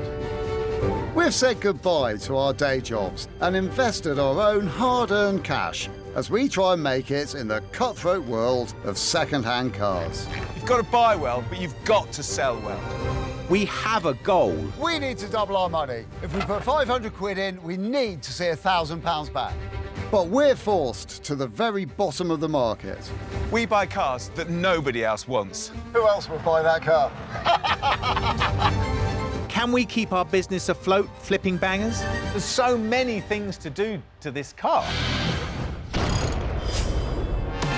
We've turned our backs on our regular jobs and attempted to carve out a new living by buying and selling cheap cars. Evicted from our previous workshop by angry neighbours, Will has sorted us out with a new base, and apart from having no working toilet, it feels like home. We've raided our bank accounts, and this time we have enough to invest around £500 to £1,500 on each car. You know what we need, don't you? What's that then? We need a product of the Ford Motor Company. Oh, Ford, right. OK. But I'm resisted saying that because I know exactly what you're going to say. Yeah, exactly. I know exactly what I'm going to say. The prices of those things are totally crazy. I mean, yeah, OK, a few years ago, you could go out and get a Mark 1 two-door Escort for a couple of grand, and that was great. I mean, look, two-door, 2-litre Pinto. 20 grand. See, that's why I never bother saying it. But we're not going to be looking for a Mark 1 Escort, are we? Because Mark 1 Escorts are stratospheric, and I agree with you, we're not going to afford that. But what we're going to do is we're going to play a brilliant game. Really? What we do is we go through all the old Fords until we find the right level for likeability and profit. What do you think? Let's give it a bash. OK, Mark 1 Ford Granada. Now you're talking. That is a great car. That is a great car. I love those cars. They're brilliant. I love the shape of them. Big, fat, 3-litre V6. Yeah. What could be better than that? But I'm just not entirely certain that's going to work well for us. OK, Orion. What about that? We could. But they're a bit like an Escort, but not very pretty at the back. Styling is subjective, and you have to be careful, don't you? Because you can offend people. People like you. People who look and act exactly like me. So motion carried. The Orion is a good idea. They're cheaper than Escorts and have a good following. Right, so I've given myself some homework. OK, what's that then? My homework was to find an Orion the right spec for us. And I thought we'd get a gear, because obviously if you're going to buy an old car, you might as well buy the best spec car you can. Good plan. And a good gear will cost you £5,000 or £6,000. OK. So then I set about finding one for under 3. Very sensible. How's that going? Oh, a blue one. Yes. Great. For £1,895 English pounds. Well, that's about half the price of what you've been saying, so you now have my attention. Well, that's fantastic. So now is the time for me to say that it does have a couple of little bits of badness about it. That sounds about standard for us. What are they? Well, firstly, it's not been UK registered, which strangely puts a lot of people off. Well, isn't that amazing? But we know that that is quite a simple paper trail, really. Yeah, but it's simple, isn't it? It is, yeah, it's cake. The other thing is that it's left-hand drive. And that's OK, isn't it? So we should just enjoy the journey. Well, that does make things a little bit different. And it does put a massive ceiling on our ultimate value. Well, it's Preston, so we've got a good long time to think about it, roughly 4 hours. So let's just buckle up and enjoy the journey, shall we? Many gallons of fuel later, we eventually arrive in Preston to meet Rick, who sells Ford spares for a living. He picked up the Orion from Europe. Oh. See, that does look smart, doesn't it? Yeah. Hello, Rick. Hey, chaps. Don't get up. I want to stay sat if that's all right. Yeah. Hello, mate. Are you OK? Oh, I've got to say, that is a pretty tidy-looking car, isn't it? Yeah, it's not a bad one. It looks like, to me, that it's come from the sunny part of Portugal rather than the rainy part. South Portugal, that's spot on. Do you know anything about it? I've had a right good look round it. There's a little bit of rot in boot, only something minor. Apart from that, it's good. Well, that's fantastic. Yeah. Can we have a look round it? Of course you can. You're more than welcome. Fill your boots. I think keys are in it. Won't go inside because I'm cooking. Yeah, right. See you shortly. Fantastic. It looks strangely disproportionate, doesn't it, that boot? on there. It does, yeah. Now, remember You're at the time, the Ford saying that they made a booted Escort because Continentals didn't like the hatchback. But it just looks weird, doesn't look right with the line. And it's absolutely cavernous, isn't it? That is literally the size of a van in there. Oh, it's difficult, isn't it? Because, I mean, it's so remarkably clean, but it's clearly got a lump off the boot there, and there's a couple of lines in the paintwork. And it's got RS wheels on it, hasn't it? It wouldn't have had those. Probably would have had pepper pots, would it? I would think. Yeah, definitely. And bizarrely, because it's a Continental spec, it hasn't got a sunroof and hasn't got side repeaters, which that's going to be a problem for us because it probably won't get through an MOT without side repeaters, I wouldn't think.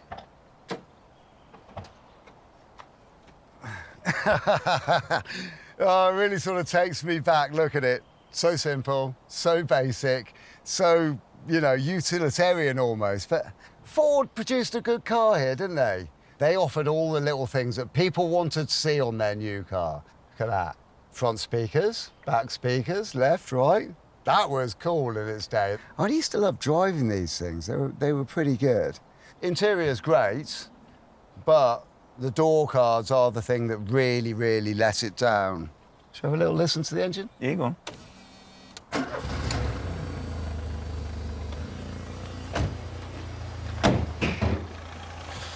Hey! Wow.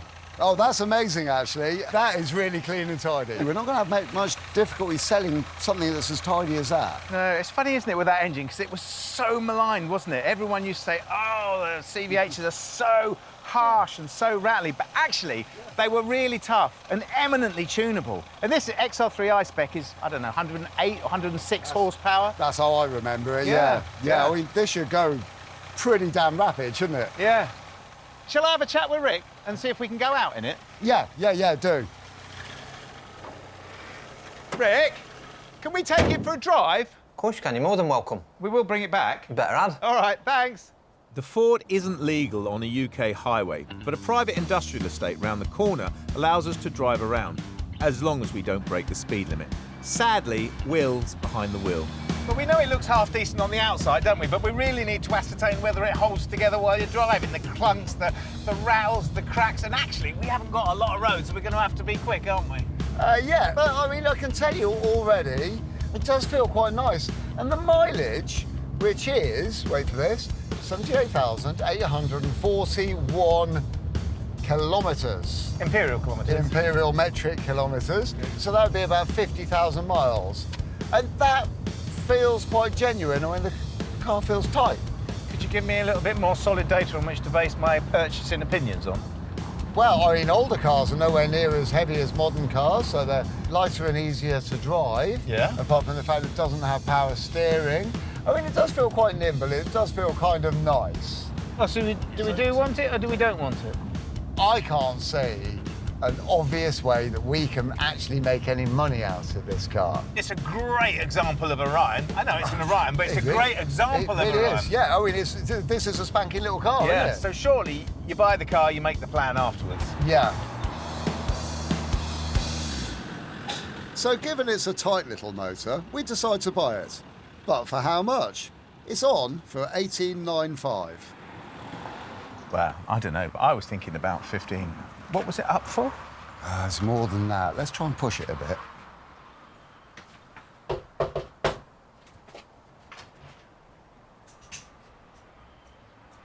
You all right, chaps? Yeah. Did it behave? It did. It behaved very well. Good.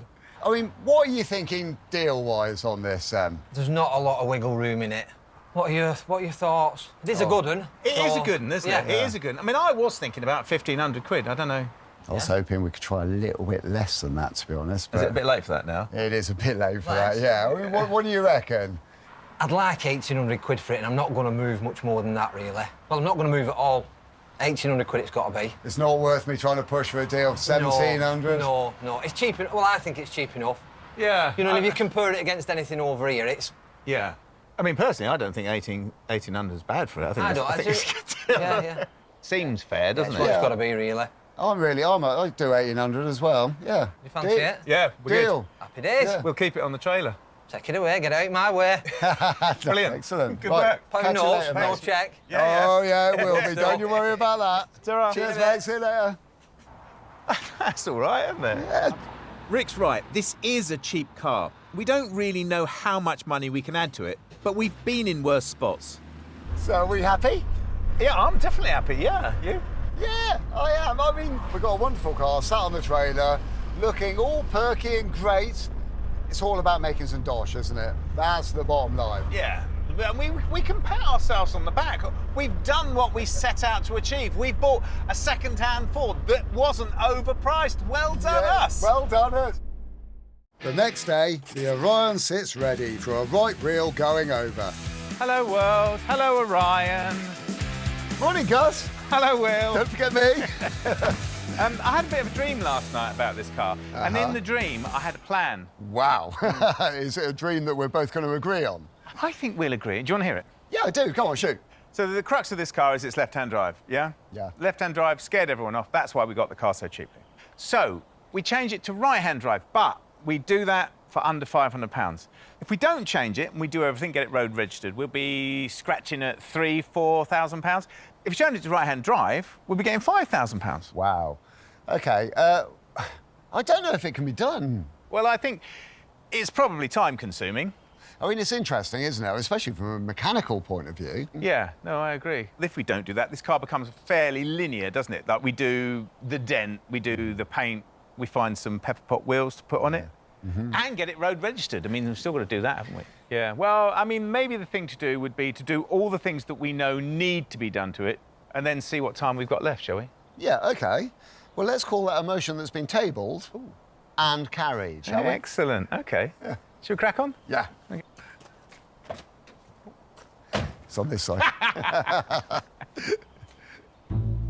So I'm on snapping duty, and from most angles, the Orion looks decent.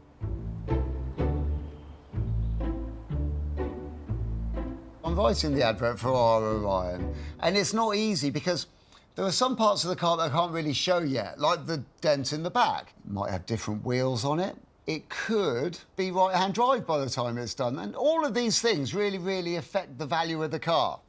So I think I'm going to put in some close-up pictures of the car and be relatively abstract with the description of the whole thing as well. It means there is almost nothing to say. All right, Ford Orion.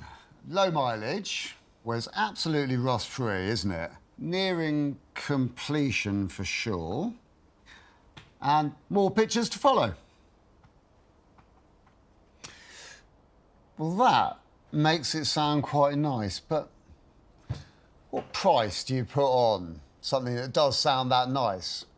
We have been thinking along the lines of £5,000. That's going to be on a fixed price auction as well. It's a buoyant market for these cars. I can also raise the price if I need to at a later date. So cleaning, driving, and now writing adverts. Another job on the list that Will no longer be allowed to do. So the Orion is in, and we are locked and loaded. Shall we have a go at the exterior of the car first? Yeah, I think that's a great idea. The fierce continental sun has faded the paint on the bonnet. I might give this a T-cut, see if it comes out, but... Yeah, I think it's a nice thing. I'm not entirely certain that will. No, it depends how deep the paint is, doesn't it? It does. I'll give it a go anyway. This is our main problem, isn't it? Yeah, we can't get away from that. That's definitely going to need a tin of paint putting somewhere near it.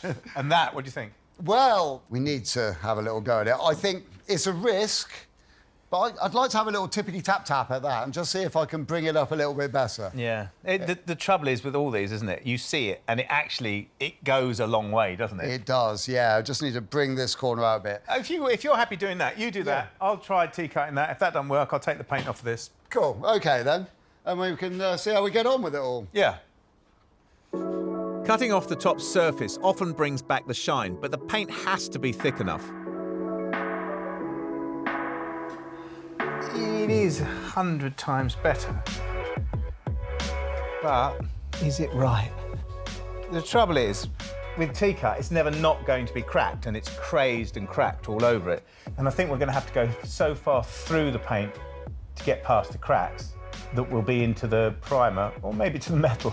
I'll give it a go with a little bit of light wet and dry, so 1200 grade, and see if I can get down to something that polishes up beautifully.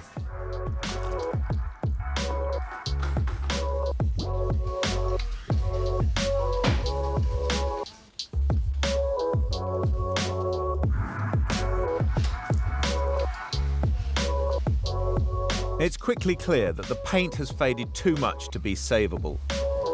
So I've taken that back as far as I think I can with wet and dry.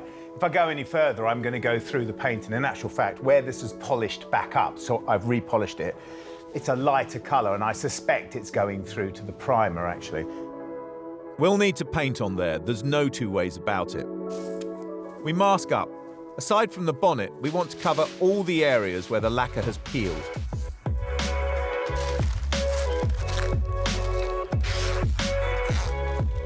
Right, so the car's all masked up, just got to rub the paint off it now.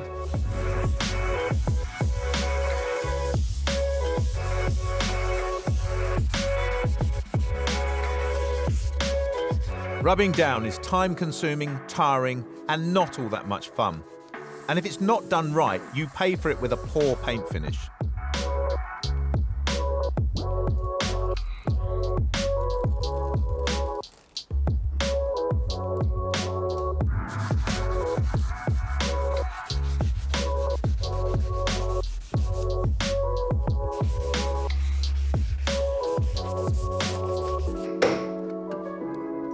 At last, a chance to knock things about.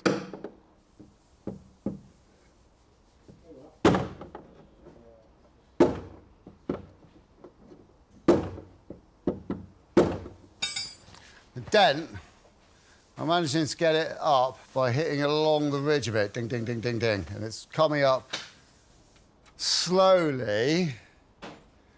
It's quite worrying because I can only just sort of see it, and the boot lid's all flopping around. I'm working upside down, but using a rubber hammer actually gives me a much better impact than a metal hammer. It kind of softens the blow.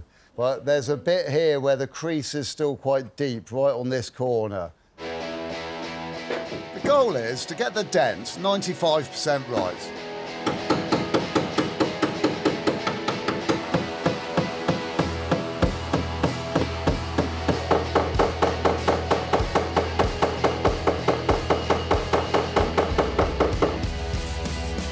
Just using a bit of sandpaper on a block, I can see where all my high spots are.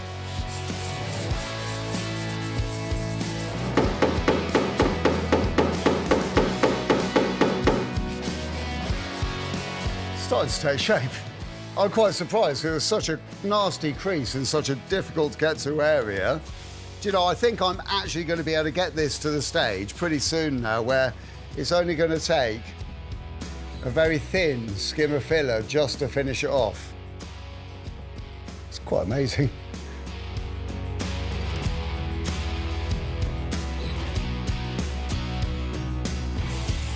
After a bit of sanding and a bit of primer, we can see how we're getting on.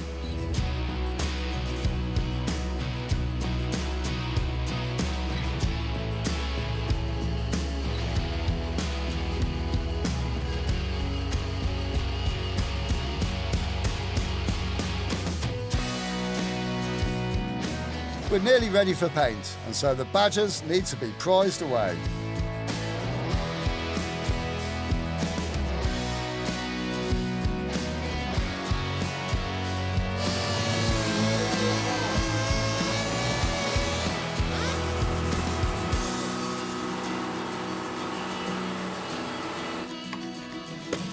And I get into the paint. Oh, look at that. Which we've had mixed locally using a Ford colour code.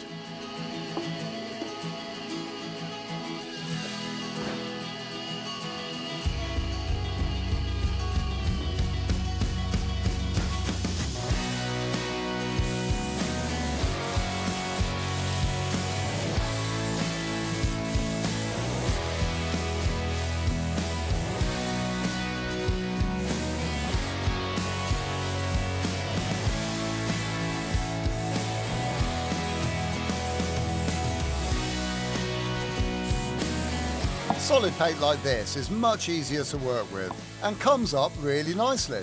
It needs to dry overnight, so that is a fantastic place to be stopping.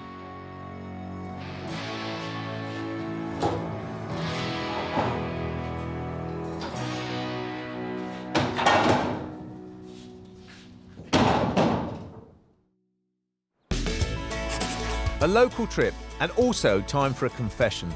I had this idea about a right-hand drive conversion, and I really felt someone had to see it through. That someone being me. I found a car that has all the parts we would need. OK, so the good news is, found a donor car, I bought it online, I couldn't not buy it because everyone was bidding on it, so I just bid on it, bought it, and that's what we're going to go and pick up. You bought it already? Yeah, that's the good news. Oh, brilliant, that's good news. How much? Well, that is the bad news. Oh, no. It was What? £1,000. What? Oh, no. £1,000? I know, I couldn't believe it. It's not that many years ago that I was taking these things to the scrapyard. I know, it's weird, isn't it? That is crazy. I guess it's just the fact that, to the right people, the sum of those parts of a dead Orion is worth £1,000. Yeah, that makes sense, and we do need all those parts, don't we? So, you know. Well, I mean, theoretically, we could possibly sell off the bits we don't need. The engine, you know. Well, yeah, we're going to have to, because £1,000 for the parts we need, that's on the steep end. It is actually in a field as well, so it might be a little bit of a faff getting it out. You are kidding me. No. Oh, well, at least it should be quite exciting. I do like a challenge. Yeah, good. So, although the price of the spare parts is high, we stand a great chance of seriously improving the Orion and getting our money back on the other end.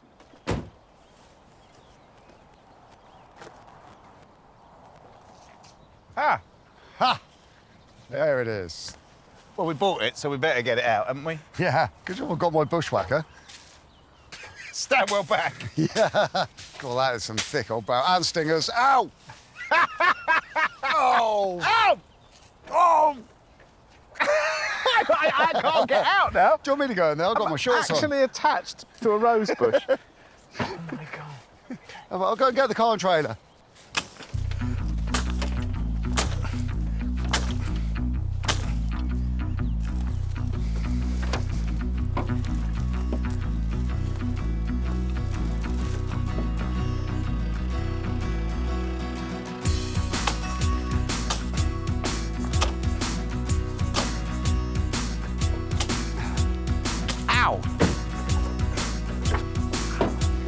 You bleeding much yet? Yeah. Here you are. Right. It's right over the other side. Oh, well, it would be, wouldn't it? We're using the tried and tested pulling method to get the Orion out of the field. It's ugly, but it works.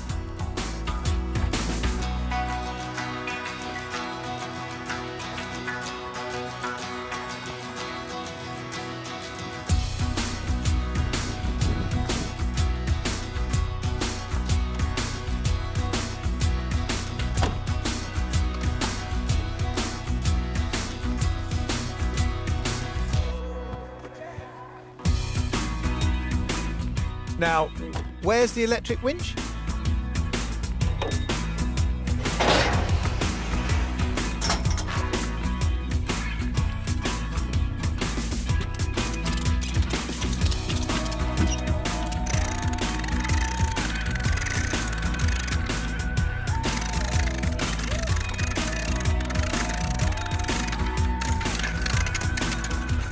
There is some sort of proverb about if it's not hard work, it's not worth having, isn't there?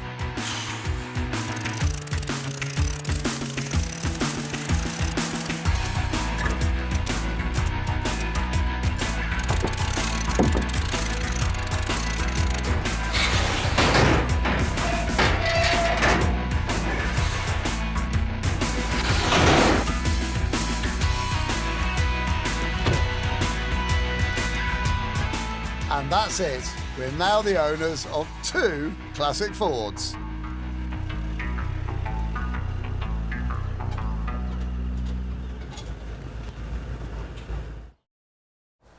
We have 5 days to turn around our cars, and this is a number 3. The idea is that we make one good right-hand drive Orion from a pair of them. On paper, it's very simple.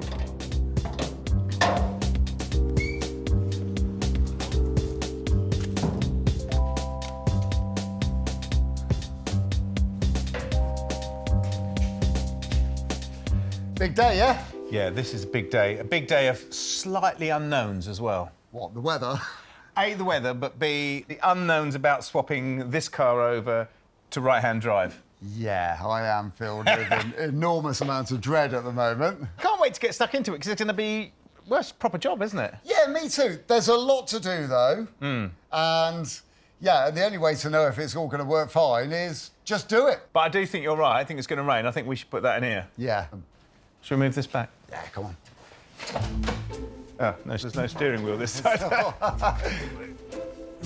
The old Orion has been off the road a while and doesn't move easily.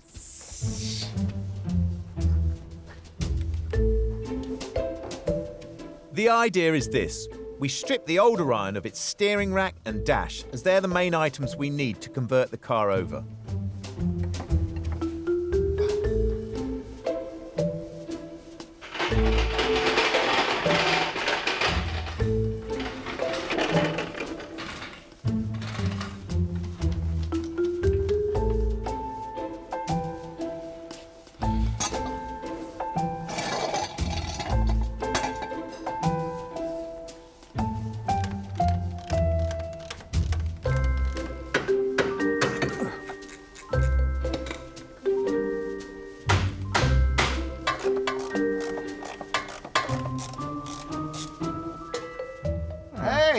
That's in pretty good nick, isn't it? First part of our left-to-right-hand conversion. Yes.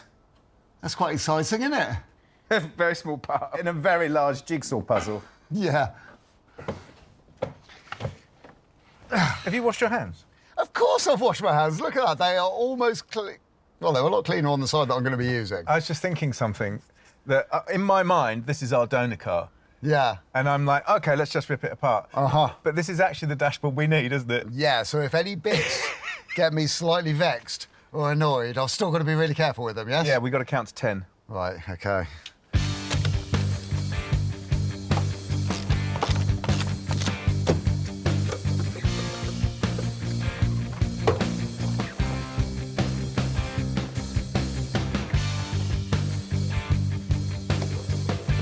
We've said this so many times over the years. Cars of this vintage can be dismantled far faster than a modern car, but we've got to be careful and systematic, as so many of these items will be carried over.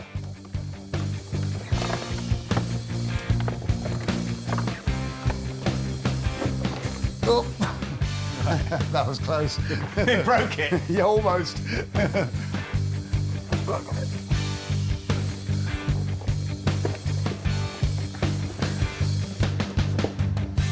That's brilliant, isn't it? So we can actually see what's going on in there now, can't we? All the wires come up from the back, join up with the harness, come up round the driver's side, because obviously that's the shortest route, into the fuse box there. So to change it over, the fuse box has got to go that side. Which is slightly tricky, because on this side there's the battery. Yep. And the bracket that the battery bolts down to, which is welded to the body of the car. Yep. So that lot would have to come out and go over to that side. And it can't go this side because the wiper motor bracketry then have to go this side. And then that makes that even more difficult because the wiper motor brackets are connected to the wipers, which are in the scuttle, and the holes are in that side of the scuttle, meaning that we would then have to change the entire scuttle panel. Yeah. And that scuttle's had it. It's completely rotted through, yeah, so massive problem. Yeah. Well, it sort of leaves us only really with one option, doesn't it? At the moment, yeah. Yeah, to cut the loom. Yes, extend it, move it over to the right side of the car where we need it. Yeah, yeah. Do a nice, neat, tidy job on it, though. Carefully cut, soldered joints everywhere, no crimp-up connections. No, heat-shrunk conduit. Oh, it's going to be a beautiful work of art. I think it is going to be a work of art. Do you think this is a good time to take that one apart now and do a sort of compare and contrast? Just yeah, make sure? Before we get too deep into this and find ourselves backed into a corner that we just can't get out of. Yeah, shall we? Yeah, I think that's the way forward. OK. Messing around with the wiring loom, the only way to make our conversion work isn't for the faint-hearted. We have to tread very carefully from now on. You know, Gus, I've come up with a good idea. What's that? Well, I think these wheels, because they look really, really nice, but they could do with a tidy-up. I think could get them refurbed. All right. I leave Gus to the meticulous unpacking of the wiring loom and take the Ford wheels from the donor car for a refurb. They're the desirable pepper pot design, and it'll be another way for our donor car to give us some more value. Hiya! Hello, sir. Oh, hi there. Hi, how can I help? I'm Will. I called earlier. You Nick? Yes. Nice to finally meet you. Yeah, I heard you got a little project going on with this. Yeah, we have. These are the very sad, sorry wheels I told you all about. What I'm thinking is a lovely white on the face of the wheel. Okay, that makes it pop, that makes it stand out. What colour's the car? It's a nice sort of midnight blue sort of colour. Perfect. So the white works with that. Yeah. What I'm thinking also, if you look behind you here, we've got a diamond cut wheel here, right? So this is done by a very skilled lathe operator who will skim away the face of the wheel. I think that we can't do that to that. I wouldn't say on the whole face. Maybe the outside lip of the wheel. We can get that in a diamond cut finish with that mirror machine-like finish, and then on the face of the wheel, we can do that lovely gloss white to make it pop. How does that sound? That sounds brilliant. The guys chemically strip the wheels, but I'm not allowed to see that as it's their trade secret. The wheel is then sandblasted, primed, and baked.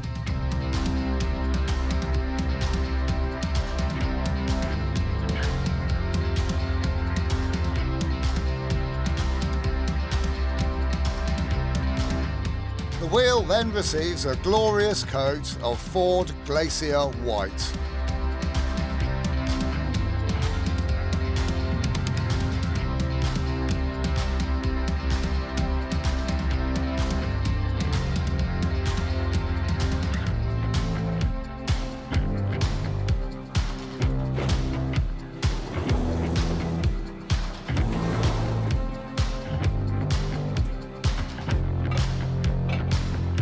Finally, the CNC machine diamond cuts that top lip away, leaving a polished surface. This gives it that extra level of detail that we were looking for.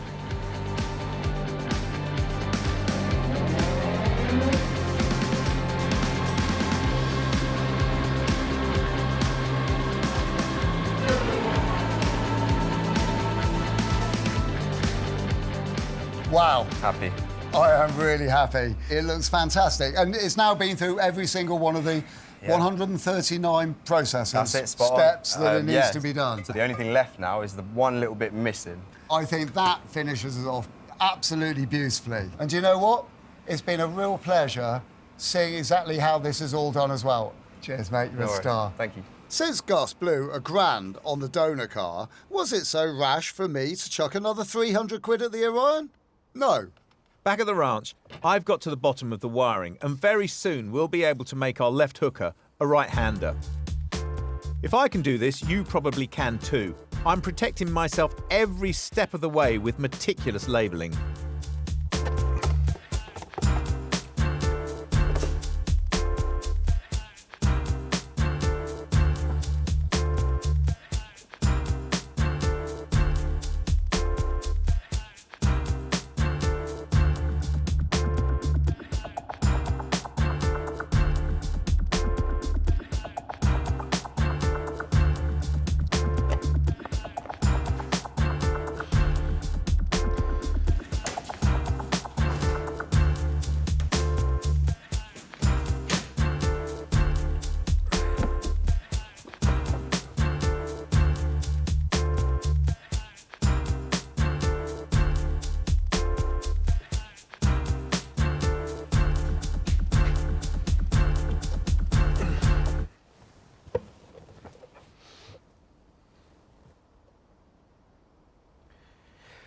You know those moments when your world falls away from under you and you feel your stomach coming up?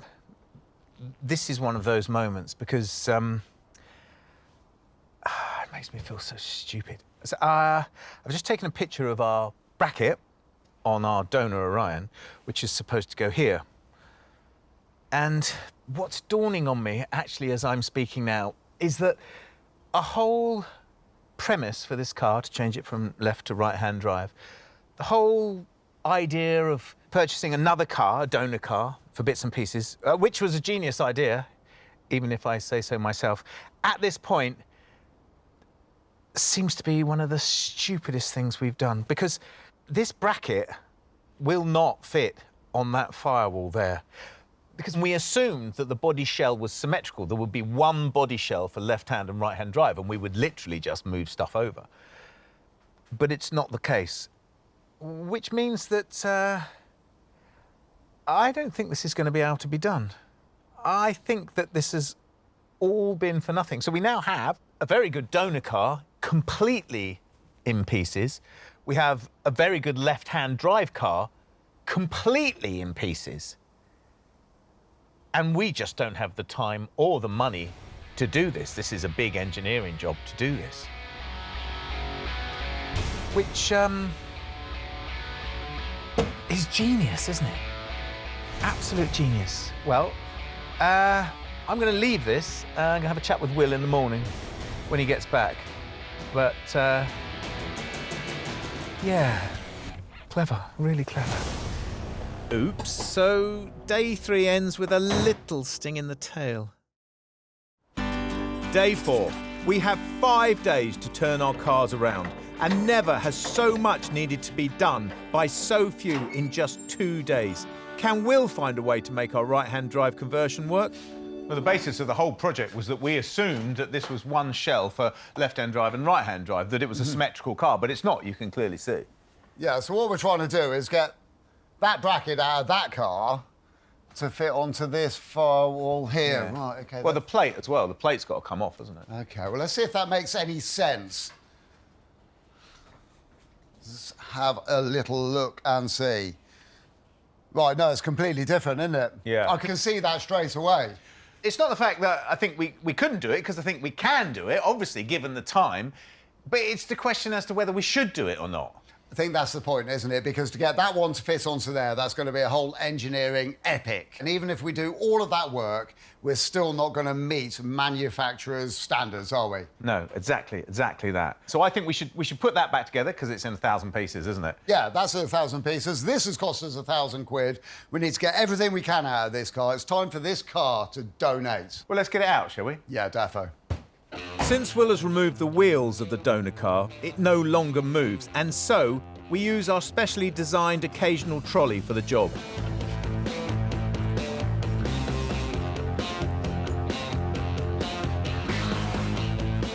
Good. Is that looking good? That is looking good. That's looking really good. It's all right this I'll side. lower the jack. Go on then.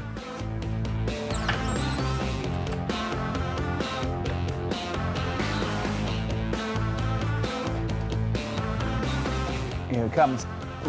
There it goes. Ooh.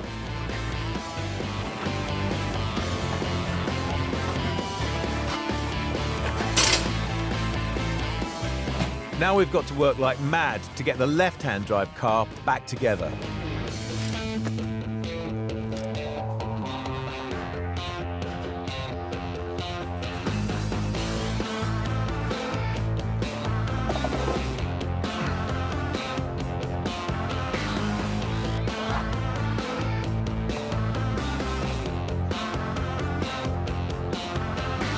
I'm so glad I labelled everything, otherwise this would have been a complete nightmare.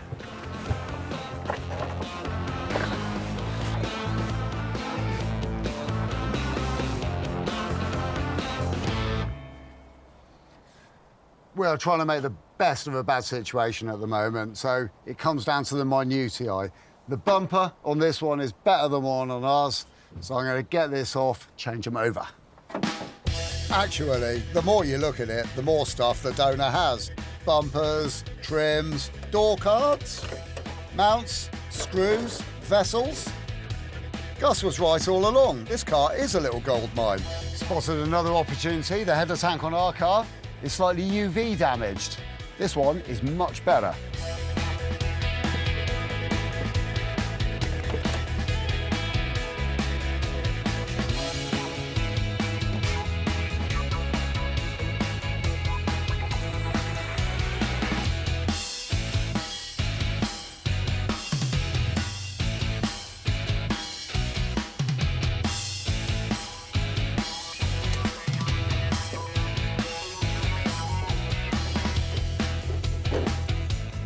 That looks better. Yeah. What does he say?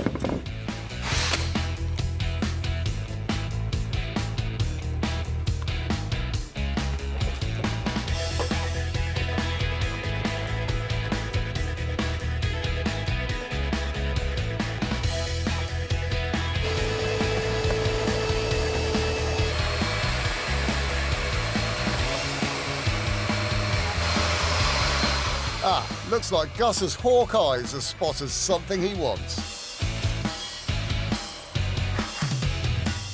The seats are fine to swap.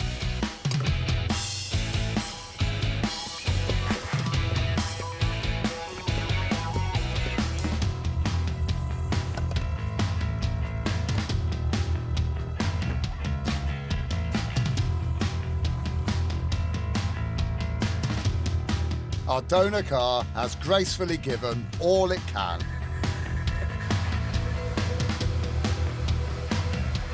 It ain't perfect, but they're a lot better than what was in here before. The last ones were all split and horrible.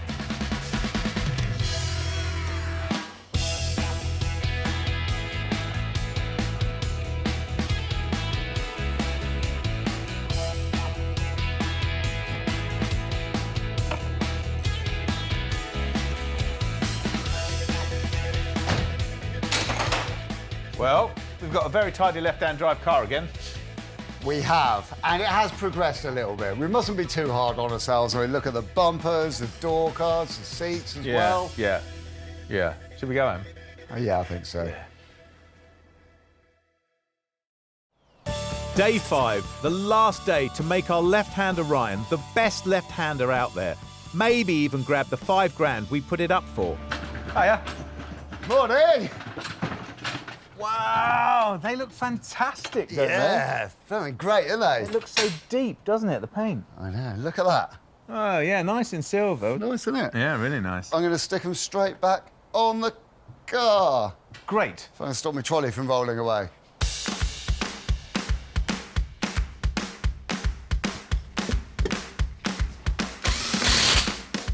We've taken a risk with these. Ford fans are notoriously fussy about period details. Time and offers will tell.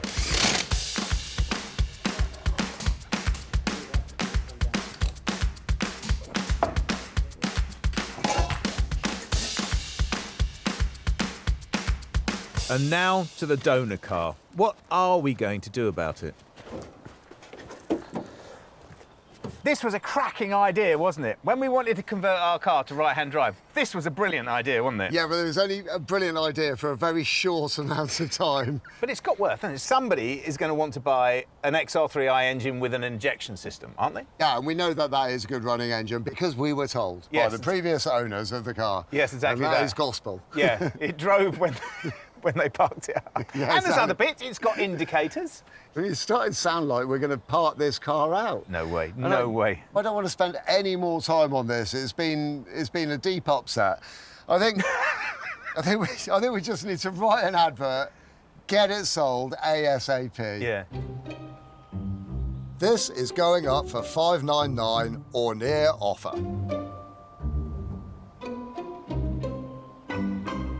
I'm just reading through this leaflet about how to register your car for UK roads. It looks a bit daunting, but it's laid out brilliantly, and it shows you step by step what you have to do. You have to fill in your V555 form. You have to pay your £55. And if you want an age-related number plate, which I assume you would, because otherwise you'll be getting a Q plate, and it's very difficult to sell cars on a Q plate. So if you want an age-related plate, you have to prove the age of your vehicle. And we've got the Portuguese logbook, so we can prove the age of our vehicle. So that's okay. A little bit of fiddling about, and in an undisclosed period of time, the Orion will be UK registered. But for now, we're done. The Orion looks amazing. We spent £1,800 on the car, £1,000 on its little brother, £300 on wheels, and another £200 on other bits and pieces. The total is £3,300. But we'll sell the RS wheels and the donor car for at least £600, so let's call it 2.5. Well, we did start off with a good car. Yeah. But now, look at it, we have a poster car. That's not a poster car. It's a poster paint colour. And a poster car's like a Dino 308 GT4 or a 914 Porsche or something like that, isn't it? Fords of this nature are hot property. We've been saying that all along. I mean, people of a certain age, a bit like us, are prepared to spend pretty good money on cars such as this. I mean, look at it. It's in a lovely colour, and the wheels are highly desirable. Yeah, the wheels look fantastic. I mean, the car looks fantastic, and I actually think you're right. Because if you wanted an old Ford, then a Mark 1, Mark 2 Escort's going to cost you a fortune, isn't it? Sierra Cosworth now will cost you 60 grand plus. So maybe this is the hot ticket. Maybe this is now the right car at this moment for the right price. The local gliding club allows us to drive the Orion, as the paperwork hasn't arrived, so it's not road legal. I think this car in particular is a good lesson in what old cars can give you. Or maybe I should say what old cars don't give you. It's very basic, isn't it? 1600 engine, 5-speed gearbox. Yeah. Just about bog standard, but it's a lightweight car, it's got a torquey engine, so it's fine, isn't it? Well, it is. It's quite interesting, isn't it? Because all of that is enough to do what it's supposed to do. You've kind of got a classic car, but you've also got a pretty modern car as well. Yeah. It's a fun car. It's a capable car. Yeah, you're not going to be going 100 miles an hour in it to have a laugh, have you, basically? No, you haven't. And I think that's what the Ford fanatics know, don't they? Do you think the fact that it was designed as a left-hand drive car and we decided in our ultimate wisdom to change it to a right-hand drive car, and then realised how incredibly difficult and dangerous that was going to be, so left it or put it back as a left-hand drive car. Do you think that any of that is going to affect the price of the car? Yeah, I do. I do. I really do. We keep the price at 5 grand because the car is so good, and 3 weeks pass before we get a call. I have got news. Oh, yeah, really? What's that then? Well, you know this was left-hand drive, then we wanted to change it to right-hand drive, but we couldn't, so we changed it back to left-hand drive, which it was originally left-hand drive. Yes, but that's old news. I want new news. That's not the news. The news is I've just had a phone call from someone who wants to re-import this back to Europe. Does that work for us? Well, I mean, that could work because we don't have the UK registration document yet. Yeah, I think the only fly in the ointment was he was saying he wanted the price to include taking it down to a port, but I don't see that that's a problem, is it? I would think if he's prepared to pay our asking price, name your port. Yeah, I think so. Providing it's not too far away. Exactly that. Yeah, exactly that. Cool. The deal actually takes a bit of doing, and a couple of £100 goes west. But we will end up almost 100% in profit when all the money we're due lands. Yes!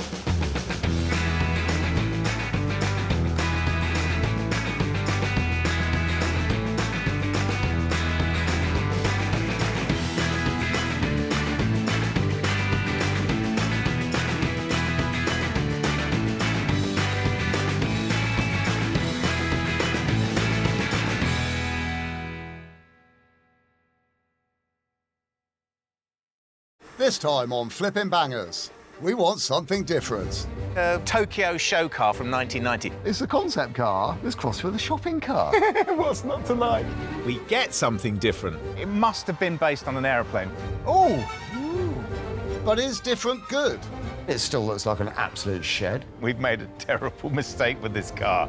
We take the risk. No, you'd have to be a fool to buy a car looking like that, wouldn't you? We've played big this time. It might just pay off. And await reward. I'm very, very, very happy. Cheap, quick and easy. Yeah. What could be better? We've said goodbye to our day jobs and invested our own hard-earned cash as we try and make it in the cutthroat world of second-hand cars. You've got to buy well, but you've got to sell well. We have a goal. We need to double our money. If we put 500 quid in, we need to see £1,000 back. But we're forced to the very bottom of the market. We buy cars that nobody else wants. Who else would buy that car? Can we keep our business afloat, Flipping Bangers? There's so many things to do to this car. We've turned our backs on our regular jobs and attempted to carve out a new living by buying and selling cheap cars.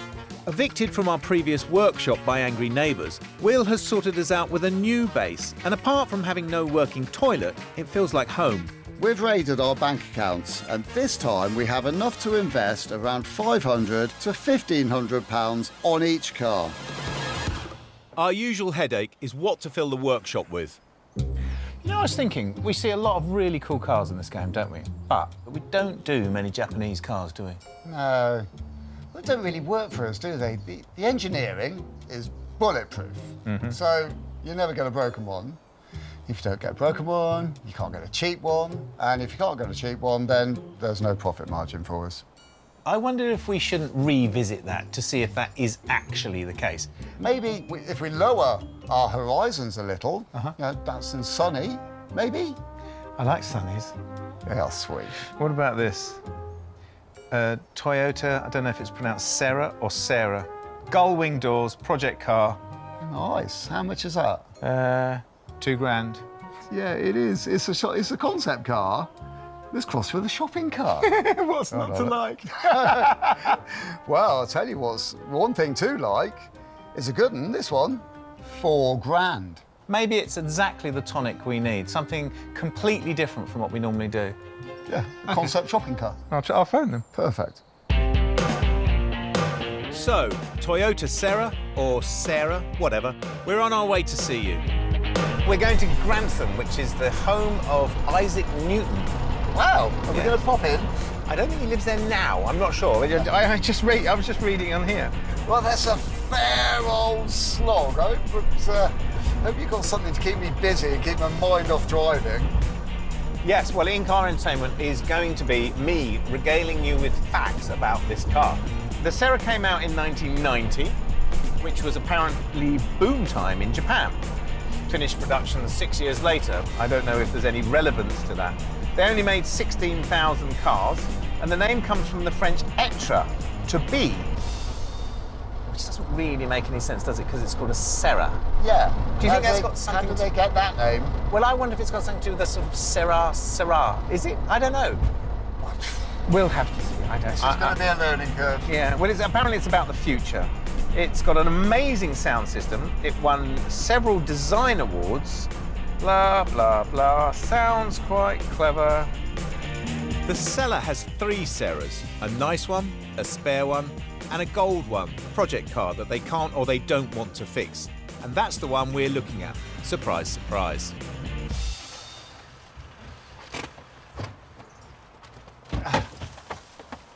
Oh, crikey. You're right. I parked in the tree. Sorry. Look at that. A super cooler. That's groovy.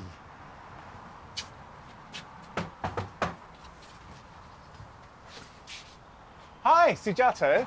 Hi. I'm Gus. I'm Will. Good morning to you. Hi. We've come to see your Sarah. Oh, the gold one. Yes. Here are the keys. Okay. That doesn't run. No, it said on the advert it doesn't work, but we have a look round it and... Absolutely. Okay. Go ahead. Fantastic. Yeah, Thank you. Thank you very much. Is it smaller than you thought? Yeah, it's a lot more compact than I thought it was going to be. Apart from this gap, look. It actually looks like somebody's been stuck under the bonnet and it's been jammed down on them. It's bent, crazy bent. But look at the rake of the screen. That is so cool, isn't it? It's beautiful, but it leads directly to, look at that. That's another problem. Look at this here. That's going to need a load of fixing. That's rubbish. Beautiful aftermarket wheels there. I've got to admit, those are nice. I do like them. I'm with you on that. And wait for it, William. Are you ready? Going doors. I've done my research. Actually, butterfly doors. Your butterfly, my gull wing. Have you seen this interior? Let's see, let's see. Grubby, isn't it? I love the shape of it. Yeah, it's cool, isn't it? Yeah, it does look nice. Awful, awful colour. I think I'm applying the yardstick here of if a car looks super fast and super cool standing still, we should definitely take it home with us. Can I apply the same yardstick? Yeah, it's heavy. I think that's broken. Oh, and it's broken. If it feels like I'm going to break it by just opening the back, yeah, then we don't buy it or Yeah. take it home, because that's a very expensive bit of glass. Yeah, and that strut is clearly broken. It is. There's a lot of overspray here. I have to say, almost every panel has got overspray, or actually underspray here on it. So you've got too much paint at your end. Down here, quite a lot of it's missing, where that's why somebody's reversed it at high speed into something paint scrapey, like a wall. Don't you think that this, I mean, it's just totally amazing, isn't it? That it must have been based on an aeroplane, mustn't it? That's the window. Stylish, cool. It's aeronautical, isn't it? Yeah, it is. Well, we know that doesn't work. Yeah. I'm really thinking, if we were given this car, and even in our 5 days, we wouldn't have enough time to get it done, and we wouldn't have something we could end up selling. And again, the engine doesn't work. No, we don't know what that is either, do we? We don't know if that's taking the engine out and getting a new one. I think you're right. I think it's just too much work, sadly, because it's great. It's literally a non-starter. Yeah. What do you think? Well, I think it's lovely. I think they're absolutely amazing. I've never seen one before, but I've completely fallen for it. But this one in particular, it's just too much work. We've only got 5 days to do it, and we're not going to get that done in 5 days. I can't help but notice you seem to have another one over here. What's the story with that?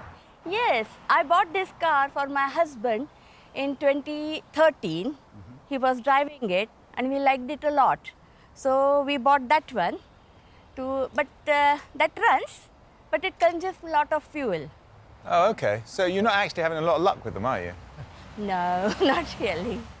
Well, as we're here, and that's there, would you be interested in selling it? Could we have a look at it? Go and have a look and see how you feel. OK. The keys are in the car. Can we run it up and down your drive? Yes, of course. Go ahead. OK, I'll get him not to go mad. Thank you. Cheers, Gus. To me, that's already looking a lot better. No, no way. No, it's just not as cool. No, it's not. But it does have the same dent in the rear bumper as the other one. Same driver, maybe. The thing about the paint is, though, it is original colour, isn't it? It is. It's a bit grandad, but that might be in our favour, really. Gull-wing doors? Butterfly doors. Oh, mind you, how did you get in? It's much easier to get in as a co-pilot than it is as a driver. I think this is the shaped door you have if your back bends the other way.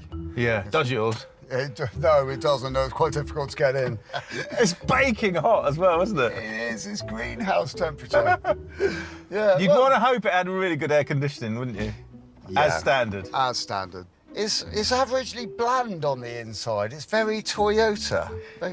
It loses all its impact. All the impact of this, to me, is lost in this sort of gunmetal grey. Does it actually start then? I've just spotted the keys. Oh, yeah. The keys Standard. It's like an American movie. Yeah, you have to do it like that. You have to do it like that. I'm quite a long way away from the steering wheel. All right, OK, ready. There's no lights up. There's no flat battery. Get the starter pack. Yeah. Not as easy to get out of. Our trusty starter pack. You can't leave home without one.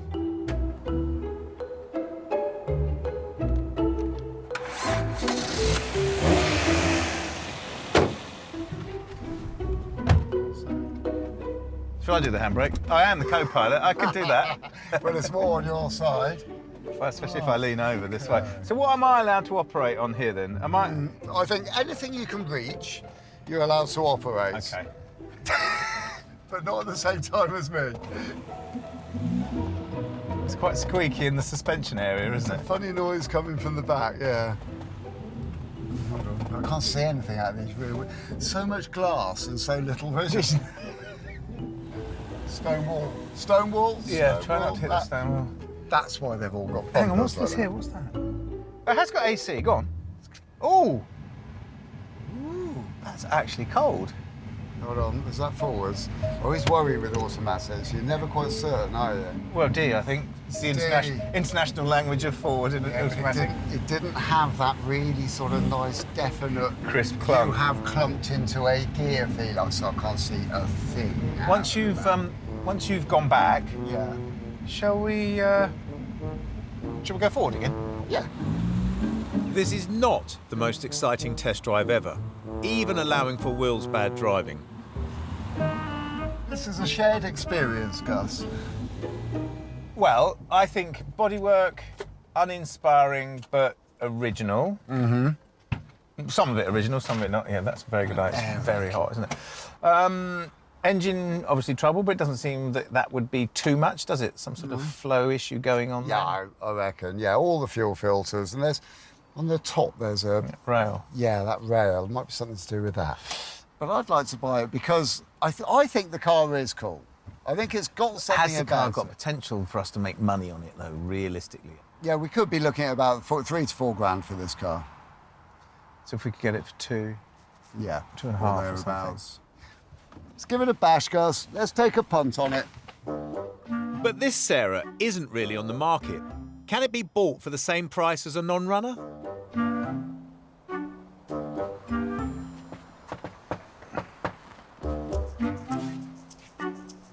Sujata, hi. We've had a good look round your car and comprehensive test drive up and down your drive.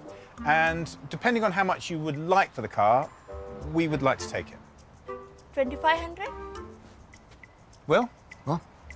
Sujata said she wants 2,500 for the car. Sorry, mate. Sorry.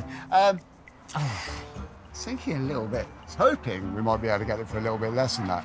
If I use my most persuasive smile, I might be able to bring the price down a bit. Would you say 2,000? Would you be happy with that? I was thinking. If you take it away today, then you have got a deal. Excellent. That's fantastic. That is lovely. Thank you very much. Would you give us a hand putting it on the trailer? No, no, no. That's your job. Oh. Specifically your job. Well, there you go. Usually, Will's attempts at bargaining don't really work, but this time we win. And since the Sarah, or Sarah, drives, it's a quick job to get it locked and loaded, ready for our trip south. What we've got on the back is nice. It's very un-Japanese, isn't it? I don't know where to categorise it. And that's sort of a little bit country, a little bit rock and roll, a little bit coupe, a little bit town car. You're going to feel different buzzing around town than that, aren't you? Yeah, you are. Yeah, and it is a bit of a mismatch of stuff. And honestly, I think that's probably what I'm worried about, because it looks cool. And it being Japanese, we know that we're kind of sorted on most of the mechanical stuff, so we're not going to have to worry too much about that. But if we can make this work for us and we get it all back together easily, then we might be onto a real winner. Just the fact that it's odd. Is it at this point that I should say que sera sera, or should I just shut up? I don't know. I suppose we'll just have to wait and see. Yeah.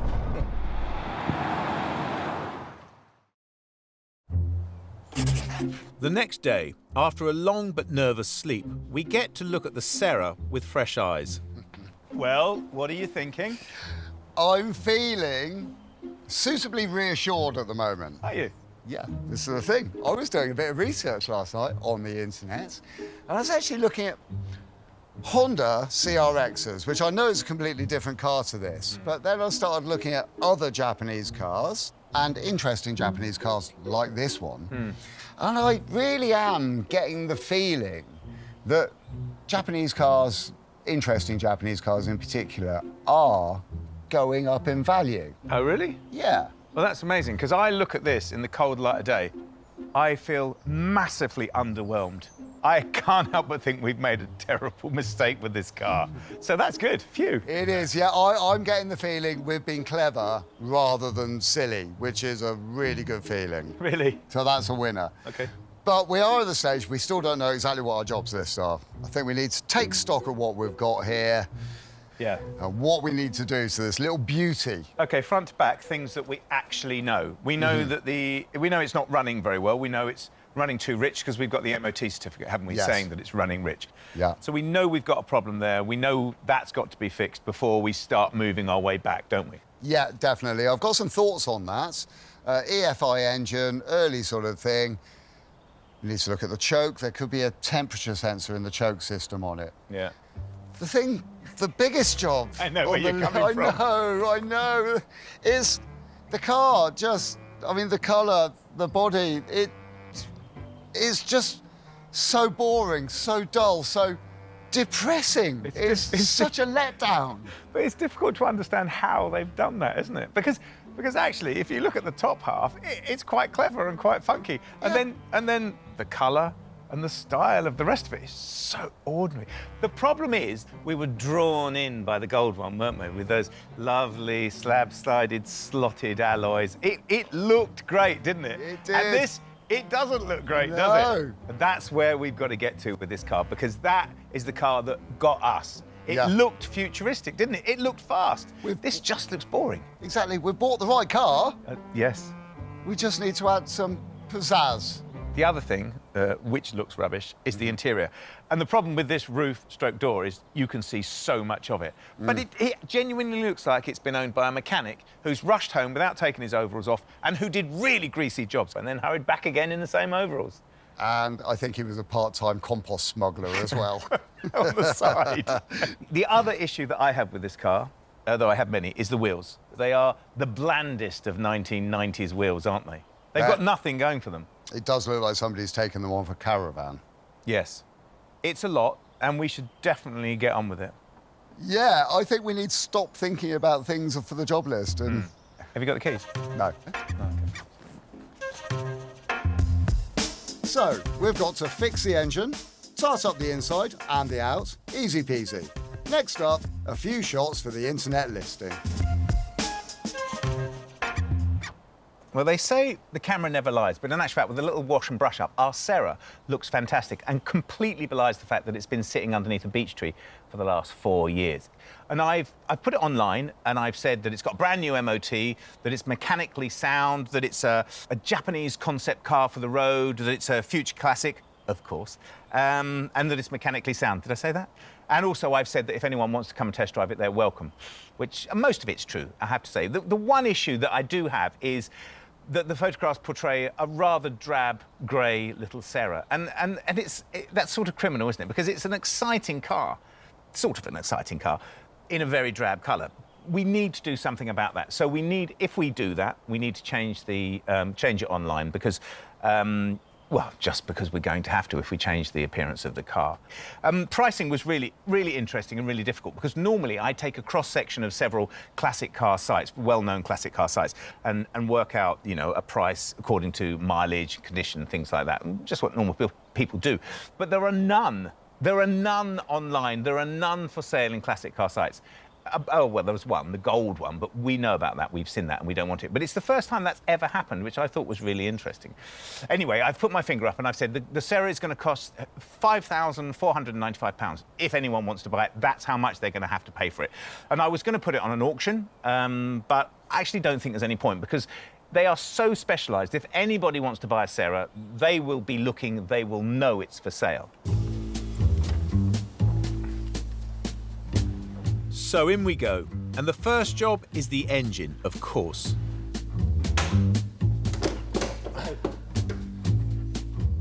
It's awful, isn't it? Seriously, Gus, I don't remember it being that bad when we bought it. No, you'd have to be a fool to buy a car looking like that, wouldn't you? It's awful, isn't it? You'd have to be absolutely bonkers, yeah, you're right. Yeah, well, my understanding of the injection system is that air comes in through here, petrol comes in through here and is pressurised in this rail and it all meets up down the bottom of the manifold there and squirts in. Yeah. So I would have thought that taking these off and cleaning the contacts on the sensors has got to be a help at some point or something we should look at. Well, I think it's a really good plan to start with the simple stuff and then work our way up. I mean, for starters, let's have a look at the air filter. Because if that's all clogged up, that's not going to help the fuel-air mix, is it? No, that would certainly make it run rich, wouldn't it? Which it's not. No, I mean, it's not in perfect condition, but for the time being, that'll be fine. We're not worried about that. No. Well, it's got plenty of oil in it, and that's the fact. The oil's pretty clean, and I think, because they did talk about an overheating problem, didn't they? But there's no contamination in the oil, so, you know. All right. The fluid level in the radiator is a bit low, and peering in there does look a little bit scuzzy and sludgy as well. Well, do you think that offers us the opportunity to flush that out, flush the engine out, and flush the fuel system out? If it fixes it, then great, but if it doesn't, we can move on from there. An engine flush involves using a solvent to dissolve sediment in the oil system.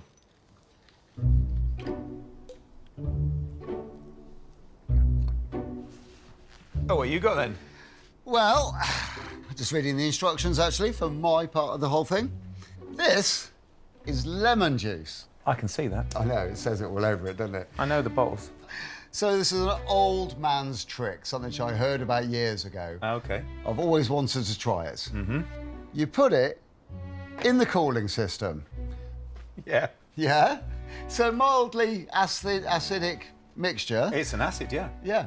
And then run around the system, churning everything up, dissolving all the nasty bits, picking it up in the water, 20 minutes worth of running, and then drain it all out. It's biodegradable, it's organic. Yeah, it is also mildly unquantifiable, isn't it? Well, yes, but I mean, you can see it's going to work. I mean, I've never done it before, but I've heard about it. I'd like to try it. I mean, we could just buy some coolant flush, couldn't we, and tip in there? Yeah, or we could just put this on our pancakes. Yeah. But I think it's a good idea, and I'd like to try I think it. it's a good idea. I just want to point out that my grandfather had a trick as well. He could take his pants off without taking his trousers off. It never really worked for me, I have to say. I'm going to give it a bash. Yeah. Certainly worth a go, isn't it? I'm going to take this and put it in the petrol tank. Well, that sounds a lot more reliable than mine. The truth is that if the flushes don't do the business, there aren't a million places to go on the car. Remember, a person who has owned 3 of these couldn't get it to run right. We let the Serra cool and head home.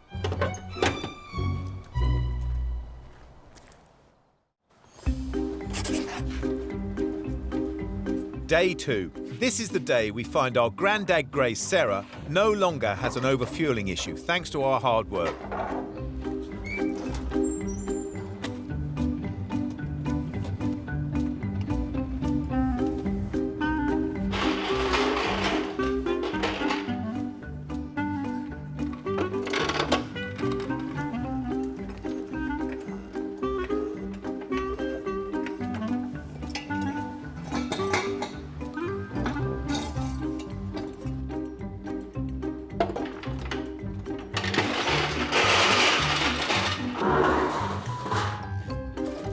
We do need to remove the flush, though, before we can fill it up with new oil.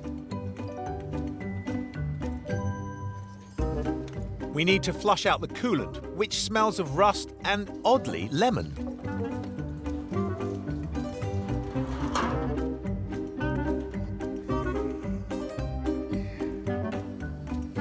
So we top up the coolant and oil and ask, have we solved the problem?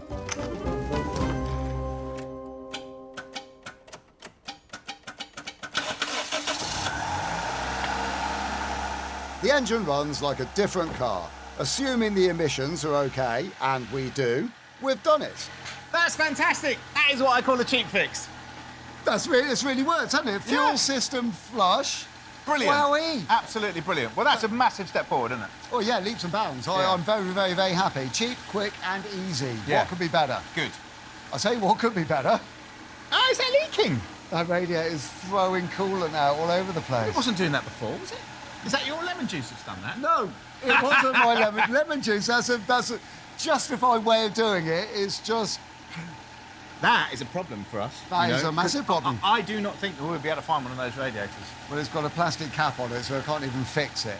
Are you going to take this out? I am. I'm going to have to pull that out. It either needs fixing or repairing, or replacing. Well, do you want me to see if I can find one? I think the radiator is going to be a problem. I don't think we'll find one off the shelf Why either. did we buy such an unusual car? It's your fault. Well, I'm going to get them spanners. This is what we call a one-step forwards and a one-step back situation. We fix one thing and reveal a new problem.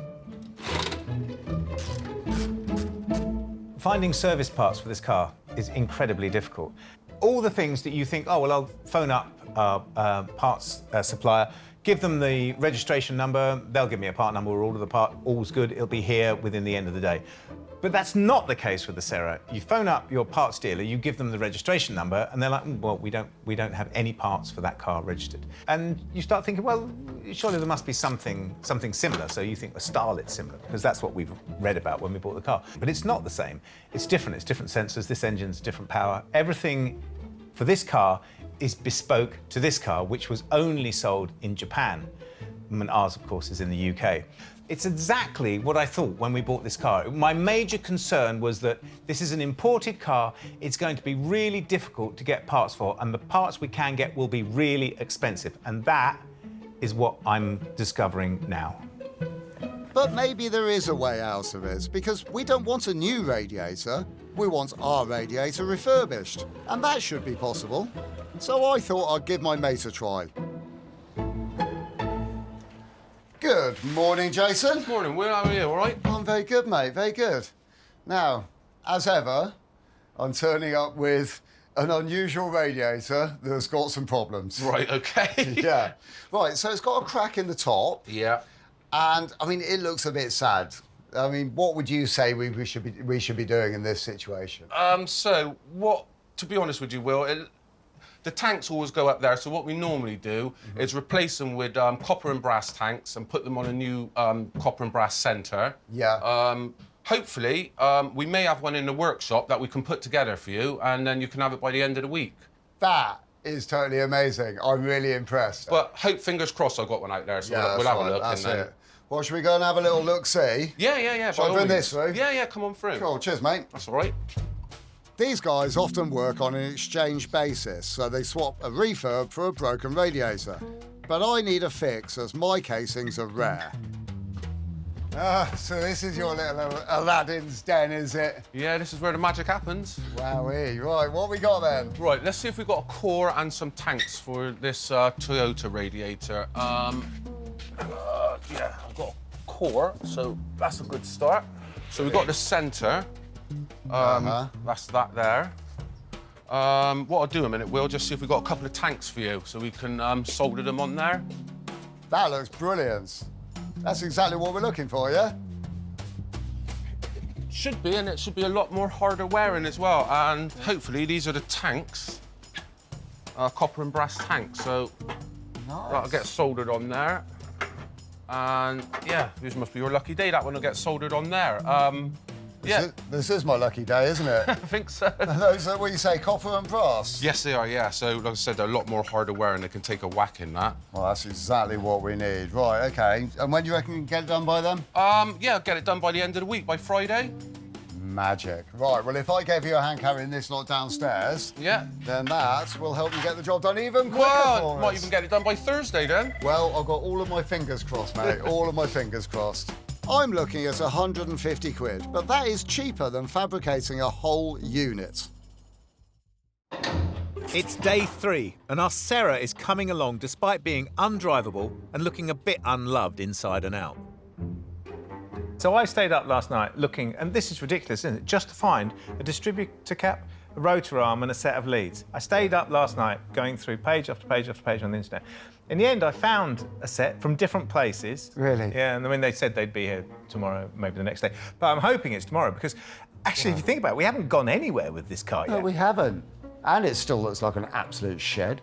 Yes, exactly that. Which I shouldn't have mentioned, because that means we've now got to clean it. I think we should. I think while we're waiting for that, why don't we take all the interior out, get it outside, clean it all up, go, you know, and look at the carpets. I think that'd be great. I don't really like cleaning very much, but yeah, it does need doing. Well, not my favourite job, actually, either. No, it's not. I was thinking more about this T-bar bit between the two doors. You know, the roof bit is all pretty glossy. Yeah, the paint's coming off. Yeah, could do it once over, couldn't it? Yeah, definitely, yeah. So you want to do that, then? Yeah, I much prefer that to cleaning. All right, I'll take the seats out and do the carpets. OK, good. Cool. Good plan. Excellent. Our test drive was too quick, and we were so hot we didn't realise how tatty the interior was. Because our Sarah is particularly rare and an import, everything that is on it or part of it that is original has to be in as good condition as possible. We have to preserve and save everything we've got. Actually, anyway, cleaning up the interior of a car is a fantastic way of adding value. It's relatively simple. I mean, it didn't take long to take everything out. And I have got a few tools in my armoury. I have the agitator here. I have a wet and dry vax.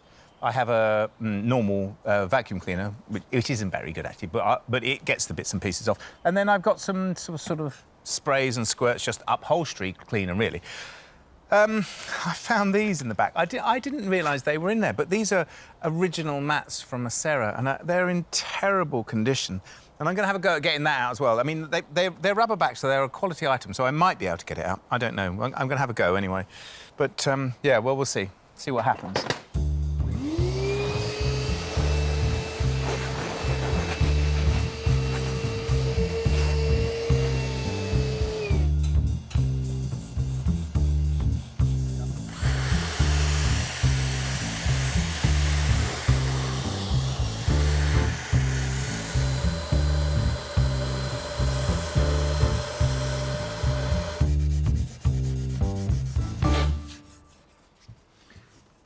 The lacquer on this section of the car, on the T-top bit of it, is all faded and broken and peeling off and stuff, which is quite common with lacquer. Now, I could respray it in the right colour and then re-lacquer it, but that's going to be a bit boring. We want to do something fun with the car. So, what I want to do is change the colour to satin black, also change the lines of where the paint comes to, because the normal paint line is just to here, and there's this wonderful triangular shape at the front of the car that blends into this T section here. So I want to save that, so I'm going to paint everything within the edge of here. It's going to look great. Also, with the satin black, it means that we future-proof it as well. So if we decide to do something else with the colour of the car, this is already looking great, and this will already work with anything else we choose to do.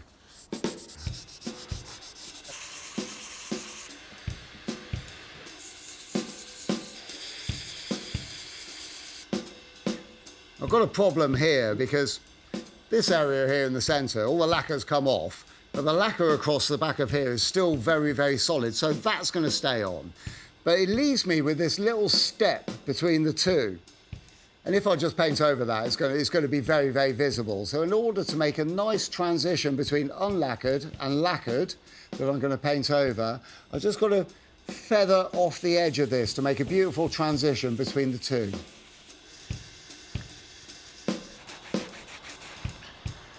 It's a funny thing about cleaning anything, isn't it? You forget how dirty it was once you've cleaned it. But luckily, I've got this in here to remind me. Look at that. So no matter how dirty you think it still looks, it's that much cleaner. It's really scummy. But look at this. I was really pleased with this. Look, it's really come up nicely. I mean, it's all come up nicely. It's not perfect, and there is still stains on a lot of it, but it's much, much, much better. So, after some artful masking, I'm ready for paint. I just use a rattle can. It's fine, it's just a small job. I'm thinking about that exterior. There's no way that can be painted, so maybe a vinyl wrap for cost and speed? We've done it before and we know it works, but what colour? So have you ever agonised for hours, sometimes weeks, months, over what colour to paint a hall or a bathroom? You get little tester pots and you paint the pots on the walls. You see it in people's houses all the time, don't you?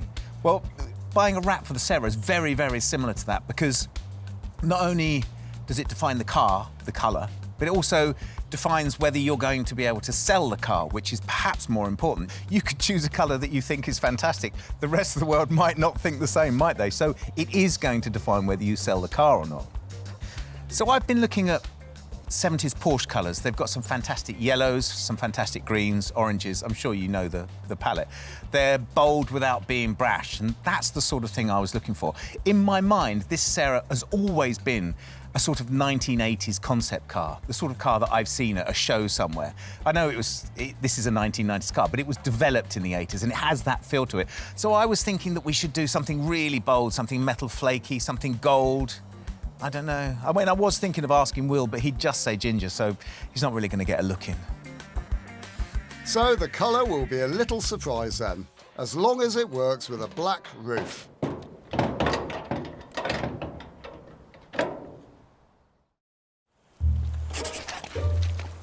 Day 4 out of 5. It's getting close. So what does today bring for our Serra, apart from some cold grey rain? It brings a wrap. Not the musical one, the plastic one. So are you excited?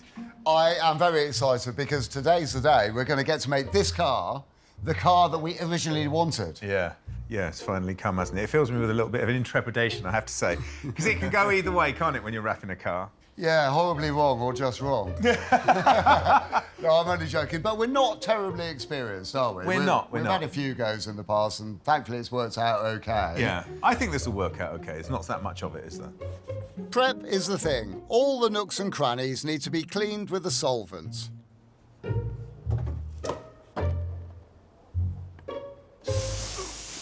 And we fill and flat the little bits of damage here and there. So what colour did I choose? A yellowy, goldish thing. It's going to make it stand out, isn't it? It's on the higher level of vivid, isn't it? You know, it's an original colour, you know that? Yeah, I do, yeah. I'm sort of quite surprised when I look at it. I mean, Grello. That is a Grello. Green and yellow, I guess. I don't know. That's what it's called. That's a funny name, isn't it? Keep them as big as possible. Like that. Cutting. Our wrap jobs don't always go well, so we're being super careful. Should we make a cut across there? We probably should, I think. A wrap like this can take around 3 days, but we're doing it in 1. We're having to cut our cloth or our plastic according to our resources. How much you got over your side? Quite a lot. Well, give us a bit my side, so I'm right on the edge there. Pull it then. Go on then. Much better, wouldn't it? Yeah. One of the tricks we've learned is that we need to keep the plastic warm to allow it to be more flexible. But it's a real pain to get it looking good.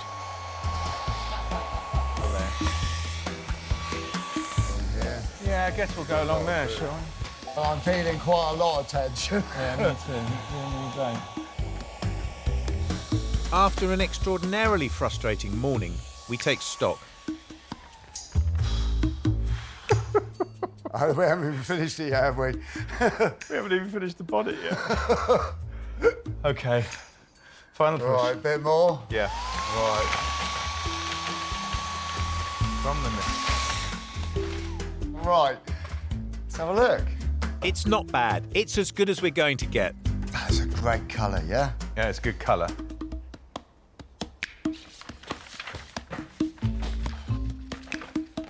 Very carefully made a template of the other wing so we could cut it. But it just saves us so much time, because if you try and hold this out against the car and cut around all the edges, it's just a bit of a nightmare. So templating it and working at the bench just makes it so much easier. Don't tell Gus. I'll cut it the wrong way round. And we've only just got enough fabric to do the job. What have you done? Well, normally I'll try and cover this up with bravado and gusto and all of that, but you know when you carefully think things through to lay them out. I see what you've done. You've cut two the same side. Yeah. We better get some more. Yeah, because we have only just got... I'm not going to ruin that one, though. I'm just going to fold it away neatly, just in case that one we just fitted goes horribly wrong at some point. So we'll spare you the tears, but it's a long night before we get anything that looks even half right. Well, that was a long old day, wasn't it? Yeah, it was a long day. I thought that was supposed to be gold.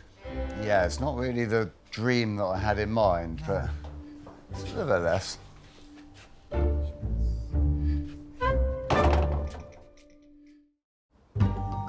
We bought a car that is so rare it scares us. But we're making it go and fly with its cool new colour. Today is a cleaning jamboree.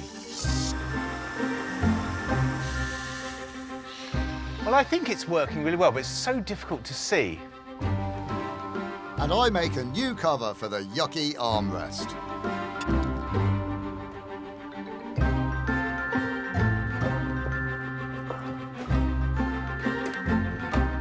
And I get some cool Serra wheels online for 750 quid. Look at these. Oh, wow. Oh, crikey. Wow. Yeah, look at that. You will never, ever find another set of those. They are incorporating the water droplet at speed, which was the whole inspiration for the Serra project. Well, it's a bit of a damp... No, it's supposed to be a water droplet. That's the whole thing. What it is? Yeah, yeah. Really? Yeah. Now, that is news to me. I didn't have a clue about that. What are you up to, then? Look at that. Yeah, it's a Ben Lambda sensor. So, this is the Lambert sensor out of our car. Yes. Now, we know that it failed its last MOT test on horrible emissions, don't we? And I'm pretty certain, and I'm no expert, but they're not supposed to be bent as a banana. No. Because this second-hand one that I've got... Slightly less bent. Which is, a lot less bent, which is brilliant. But we know this one has come out of a car that works really well. Yeah, well, if it comes out of one that works, we should be all right, shouldn't we? Well, we are clutching at straws now. We can chuck this on in there and see if it can't solve all of our problems. That would be great, wouldn't it? Because we do have a car that looks amazing, don't we? It's not the colour we wanted, but it looks great. No, I'm surprised at the colour too. It'd be great if it ran all right, wouldn't it? It would be nice, I'm going to put we these can on. see where we get to with this, yes? Yeah. OK. The emission sensor being swapped for a reliable one, plus our flush, should see the MOT back to us. Gus's wheels go on, and the Recon Rad is ready as promised. Here is the finished article, ready to be fitted, which I'm going to crack straight on with.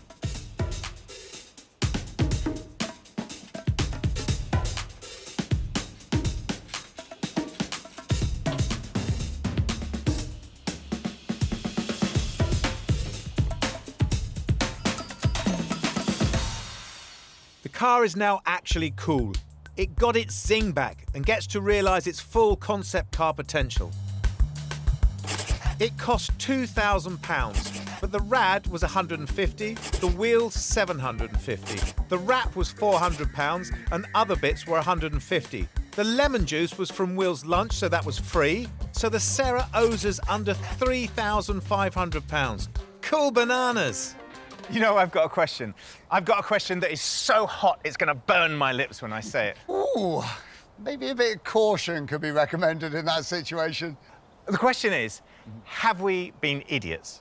With all the work that we've done on this car, and this is a very, very niche car, it owes us a lot of money, doesn't it?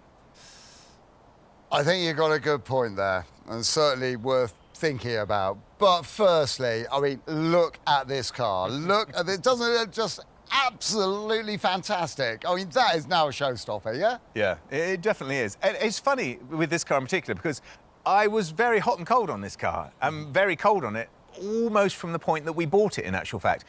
But very hot on it ever since we've wrapped it, because wrapping it has shown its absolute true form, hasn't it? All the lines, it really stands out. And it looks to me like a Tokyo show car from 1990. I think I've seen this at the Tokyo show. It looks that good now. Well, it's interesting you say that, isn't it? Because when we first got this car, yes, it is a very interesting car because of the whole concept of it all, but it was hardly a head-turner, yeah? No, it wasn't. But I mean, it was just rare, wasn't it, when we bought it? We bought it because it was rare. But the grey, to my mind, would appeal to the aficionados, and we know they're out there because we've had contact with them, haven't we? And I think that we've taken a risk by wrapping it this colour, and that's what worries me. OK, well, that is the sort of guys we are, isn't it? We're not the boring, middle-of-the-road people. We've got a car with a lot of potential, and we've decided to push it as far as we can. And we don't know, but we can always keep our fingers crossed that somebody from Japanese Japan may well see our advert and go, hey, I want that car. Obviously, they say it in Japanese, but we've played big this time. It might just pay off. Yeah, I hope so. I really hope so. Well, sometimes you have just got to go for it, and that's exactly what we've done. We've gone for it, and we've created this crazy car. And I think it is starting to have a bit of an effect on me. I'm becoming really attached to it. It's getting to you, isn't it? I can see that. It really has, yeah. Yeah, through and through. I get it. We need to drive it, but where? Where will suit this showstopper, which doesn't have an MOT yet? Luckily, the interior go-kart track is helping us out for 6 bottles of wine. Oh, yeah! We should be wearing, like, really cool sunglasses, silver shirts, suits, shiny shoes. Oh, it works, isn't this car cool? What we should have done, of course, is raided your dressing up box before we came, shouldn't we? That's exactly what we should have done. That would have been brilliant. We could stop at a second-hand store if you want. Yeah, all right then.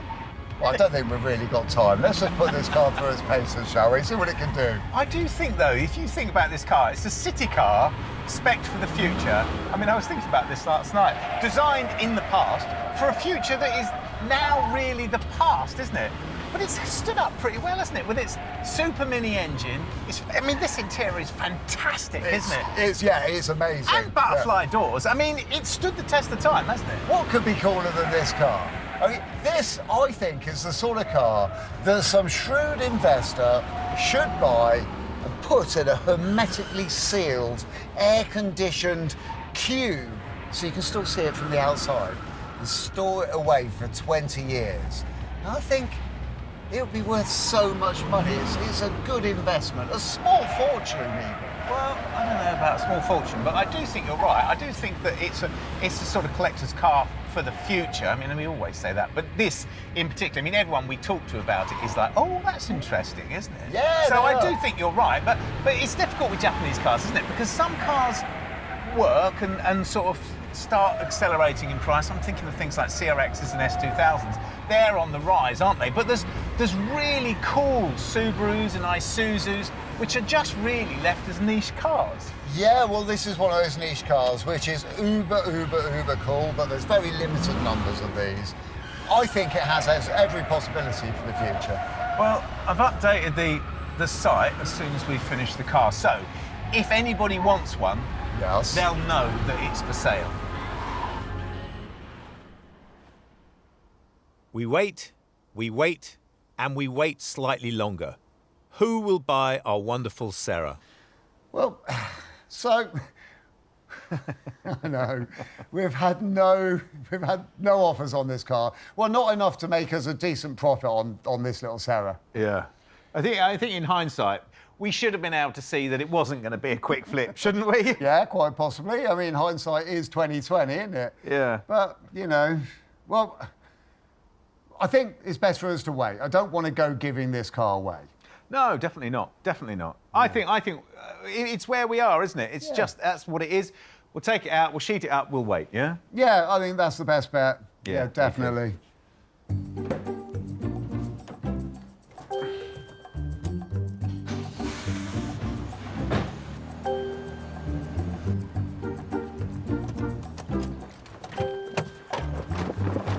We've never done this before. We've never sat on a car. And actually, at time of press, we do get an offer, full asking. But until the money is in the account, the Sarah stays put.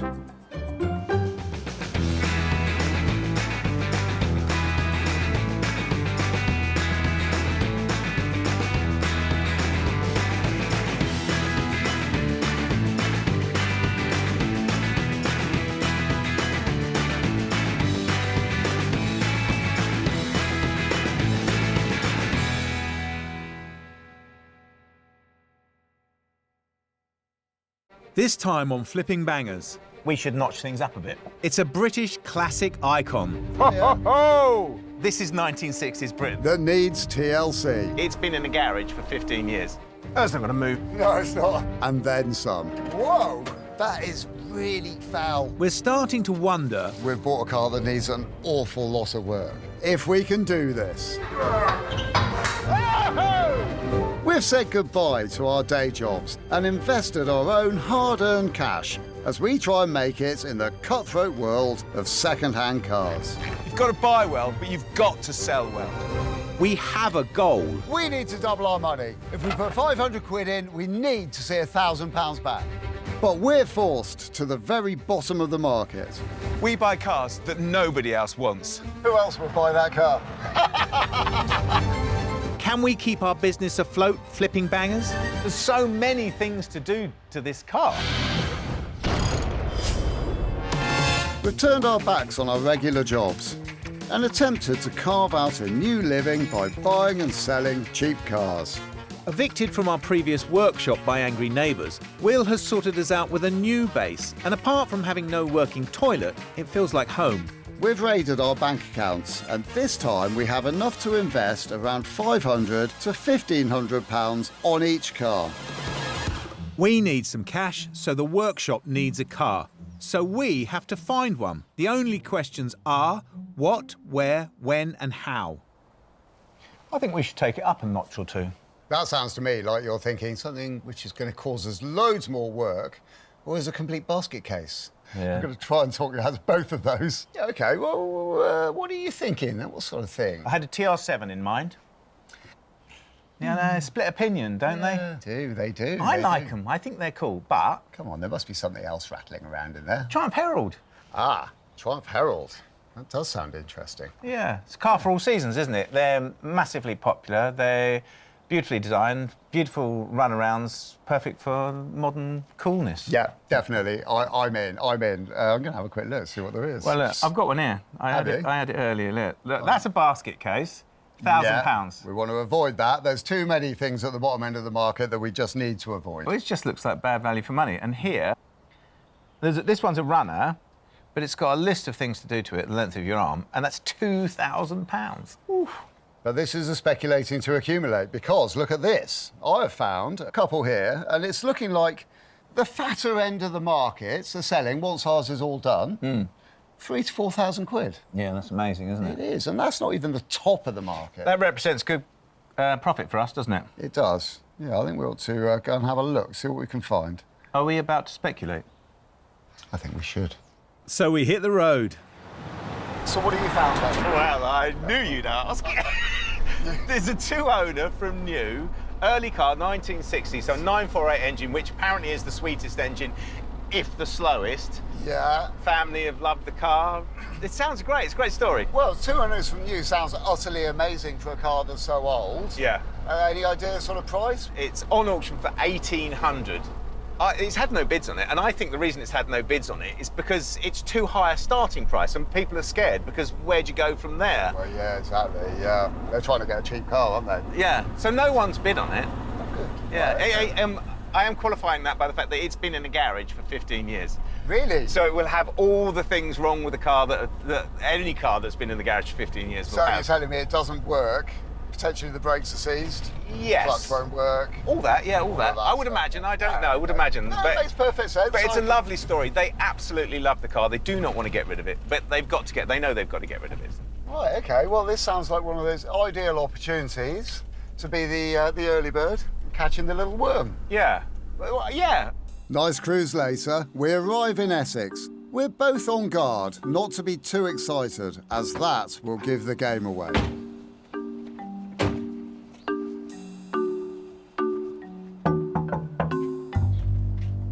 I'm quite old school. Here we are. Hello. Hello. Are you Amanda? Yep, Mandy. Morning, Mandy. I'm Hello. Will. Hello. I'm Gus. Pleased to meet you. We've come to see your Herald. My little baby, my sunshine. Oh dear. It's going to be quite traumatic for you, isn't it? Yeah, I got that. Oh, it's down the side, round the back, Okay. down the alley. All right. And I'll meet you down there. OK. Lovely. See you in a All moment. right, see you in a minute. Mandy is too nice. We're already feeling awful, and we haven't even taken away her car. Do you bring any tissues? No, but I'm pretty certain I should have done. I think we might need them. Right. Hello, Mandy. Are you in there? Yeah. OK, we're coming in. Is that all right? Yeah. OK. You all right? You got it? Yeah. Is this going to be all right? It does open, doesn't it? It does look a bit dodgy. It's heavier than it looks. Whoa. Ho, ho, ho! Wow, look at that. Oh, Mandy. That is, well, hidden, but it looks like a beautiful gem. That looks like it should be in some sort of Triumph museum. I know. Good grief. Mandy, why is such a beautiful car languishing in the shed at the bottom of the garden? I hurt my shoulder about 2005 and didn't really drive it then. So when was the last time it turned over then? Probably back then. I just used to drive it out the side and then the battery didn't work and That's what happened. it's never been started since. It's the passing of time, isn't it? I know. Yeah. Do you want to tell us the story? I know there's a story, isn't there? Go on, tell us. Well, I brought it off the lady that brought it brand new. I got it 27 years ago, and the lady that had it bought it in 1960. She's still got the original receipt, £727, I think it was. Wow. And then I brought it in 93 for £500. Good grief. Wow. Yeah. So And when she gave me the car and the keys, and I brought her a big bunch of flowers, and we was both crying. No, no. I wanted one since I was 16, so I grief. finally got one. Fantastic. I think clearly this is very exciting, but we need to get it out and have a look at it. If that's all right with you, we'll formulate a plan, get it out and have a good look at it. Good luck with that. Oh, really? I'll leave you to it. OK. Thank you very much. How are we going to do this then? Well, it's got two very flat tyres, one quite flat tyre, and This one's right down on the rim. Does it move at all? A bit of rocking might ease it up. Should we take everything off it first? That is just beautiful. Should we get out? Right then. OK. Yeah. Ah, God. It's not going to move. No, it's not. Well, if we can't push it, maybe we can pull it. Yeah, shall we? The emergency winch is in the back of the Land Rover, which is going to come in very handy. We'll go to any lengths to get the right car. Mandy doesn't need to worry. We're just trying to locate a strong enough anchor for the winch.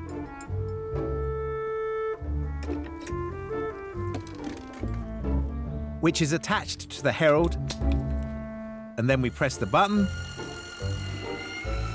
She's on her way.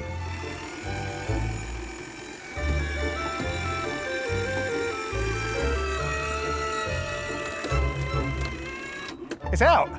Yeah. It's actually in full sunlight. Oh, look. Come on, let's have a look. Come on. Yeah, I'll do the other side. Right. Whoa, look at that. It looks like it hasn't been touched in years. Yeah, it looks like it hasn't been touched for 15 years. Oh, it's amazing though, isn't it? It's all original. Hey, look, the engine turns over. We know it's got low mileage. So I think, you know, electrical service, obviously, and oils. Yeah, and clutch cylinder, brake lines, clutch lines. Yeah. Hoses. Yeah. Carburettor. Yeah. That is just in here.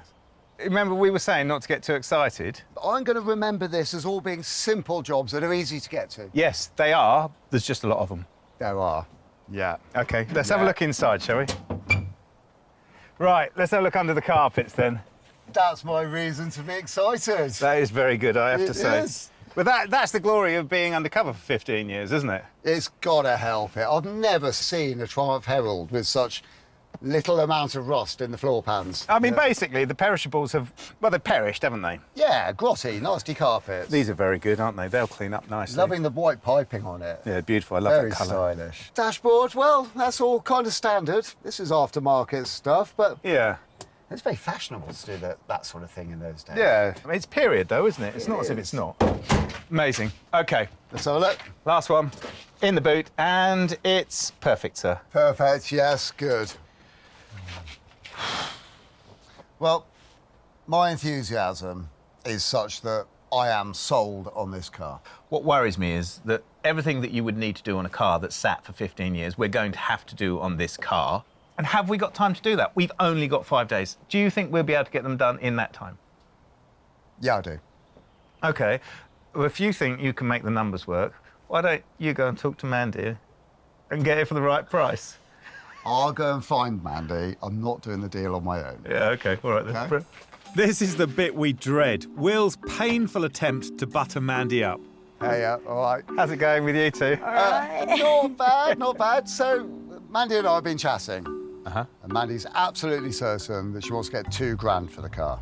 I don't think £2,000 works. I think it's got to be near 1,500. Would you possibly take 1,750? I will if you promise me you'll look after her. 'Cause she's my baby. Fantastic. Hey, we can do that, can't we? We can, we really can. That's what we do. Yes. Excellent, that's fantastic. Shall we get the trailer? Yep. How are we going to get it round the corner there? Just put it. Money has changed hands, and a lovely, original, non-running Triumph Herald is on top of the trailer heading back to the workshop. Look, we've got a beautiful little car, and we just look at his perky little face, you know, staring in at me through the back windows at the moment. It's a beautiful thing. I love it. I love it. I could never get bored of that.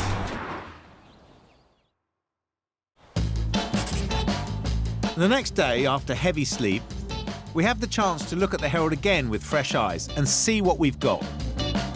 There's something about this car, it's so succinctly 1960s Britain, isn't it? And I love that about it. And I know that they made them slightly faster and slightly more powerful towards the end, but this is the first Herald. It's the one you'd want, isn't it? It is, and it's beautiful for it. I think if we do this car up to a good medium standard, then I think we've got a car here which would, if we would sit on it, hike in value. But we can't afford to sit on it, can we? We haven't got the time to sit on it. Shall we look under the bonnet, sir? I think it's probably about time we did. So we don't know whether that works. We know it turns over. We don't know whether it works, and that has got to be working. It's got to be reliable, hasn't it? We've got to do the transmission, because we know it doesn't go into gear. It could be clutch, could be gearbox, don't know. We've got to do brakes, well, haven't we? Yeah. So that's just this bit. That's everything here. Yeah. And then Did I detect that there might have been rodents living in here? It certainly smells bad, doesn't it? Really stinks. It's horrible. I think the carpets definitely need some attention. So we need to do that, and that's not even taking into consideration the paintwork. I think the paint looks pretty good. It's not perfect, but there's a certain honesty to it. Technically, we should stop talking, shouldn't we? We have got so much work to do, and the sooner we get on with it, the better. Shall we? Yeah, come on.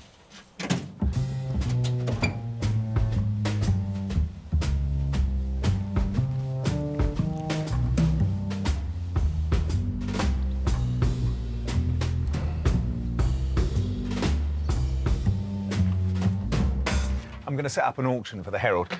Heralds are really popular cars, and the older ones, for the obvious reasons, are even more popular and rarer. People will pay £2,500 for a project car. They'll pay 3, 4, 5, maybe even up to 10 grand for a 1600 or 2-litre Vitesse, and that's the 6-cylinder fast version.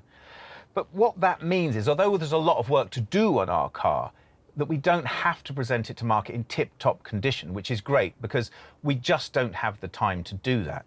If we can get it starting on the key, we get it road legal, we should be able to get 3, 4, or dare I even say £5,000 for it. And excuse the smile, but that is a lot of money for us. So I'm going to put it on auction for £4,750 or offers. In the pictures, I've concentrated on the details, the little bits and pieces of chrome, the Herald badges, because actually the wide shots, they just look a little bit, well, it looks a little bit unfinished, which of course it is at the moment, but we can always update those later. So I'll get those on. And so now the graft commences, which we agree centres around the engine, for a full recommissioning.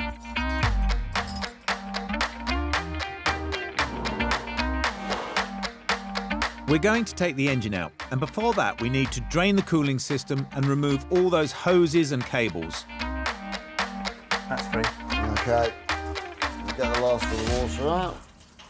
Looks in good nick, actually, doesn't it? It does. Looks like it's been replaced quite recently. Yeah.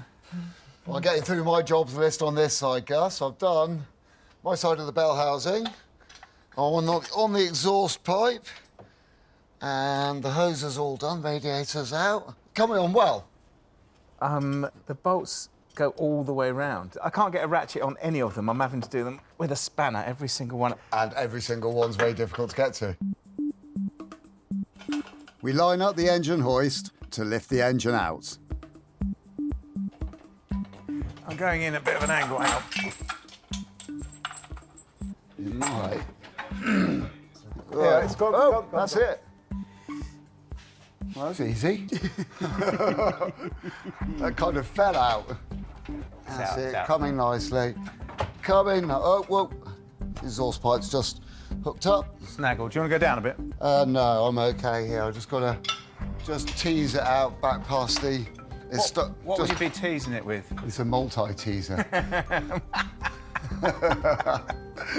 Removing a modern engine can take all day, but a simple one like this can be done in half that time. A little bit more. Go on. Oops. You're okay. Okay, touch more. Fantastic. Oh. Look at that. I know, it's miniature, isn't it? It's like a watch. And original colours still. That's amazing, isn't it? So the cover was bronze, clearly. This is what gets me. So 61 years of grease and grime have completely and perfectly preserved the paint finish on the block. Look at that.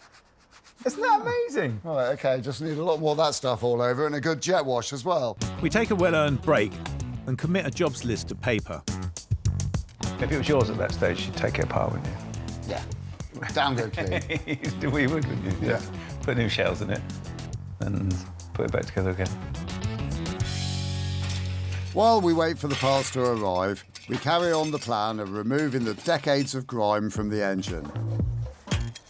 It won't just improve the presentation, it'll make it easier to sell.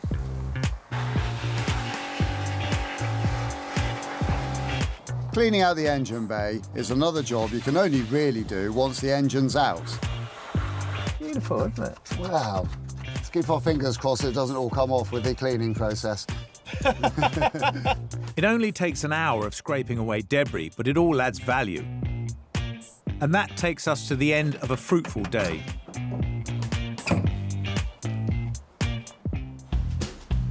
We've found a Herald that has bought out the old man in both of us. It's a two-owner, 50,000-mile car, and the only thing separating us and a massive, huge hike in value is that the car has not turned a wheel in years, and every service part needs replacing. Should we get in then? Yeah, I think we should, but I think we ought to take this opportunity to do ourselves a favour and get those carpets out of it first. Yes. I think I might wear a mask. I'm definitely wearing gloves.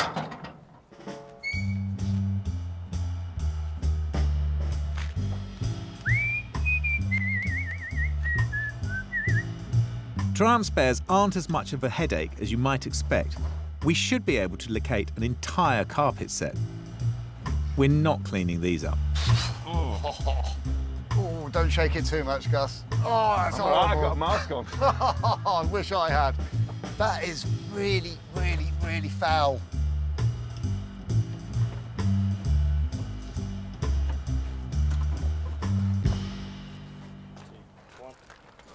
And now it's back into the workshop to try and get the clutch going.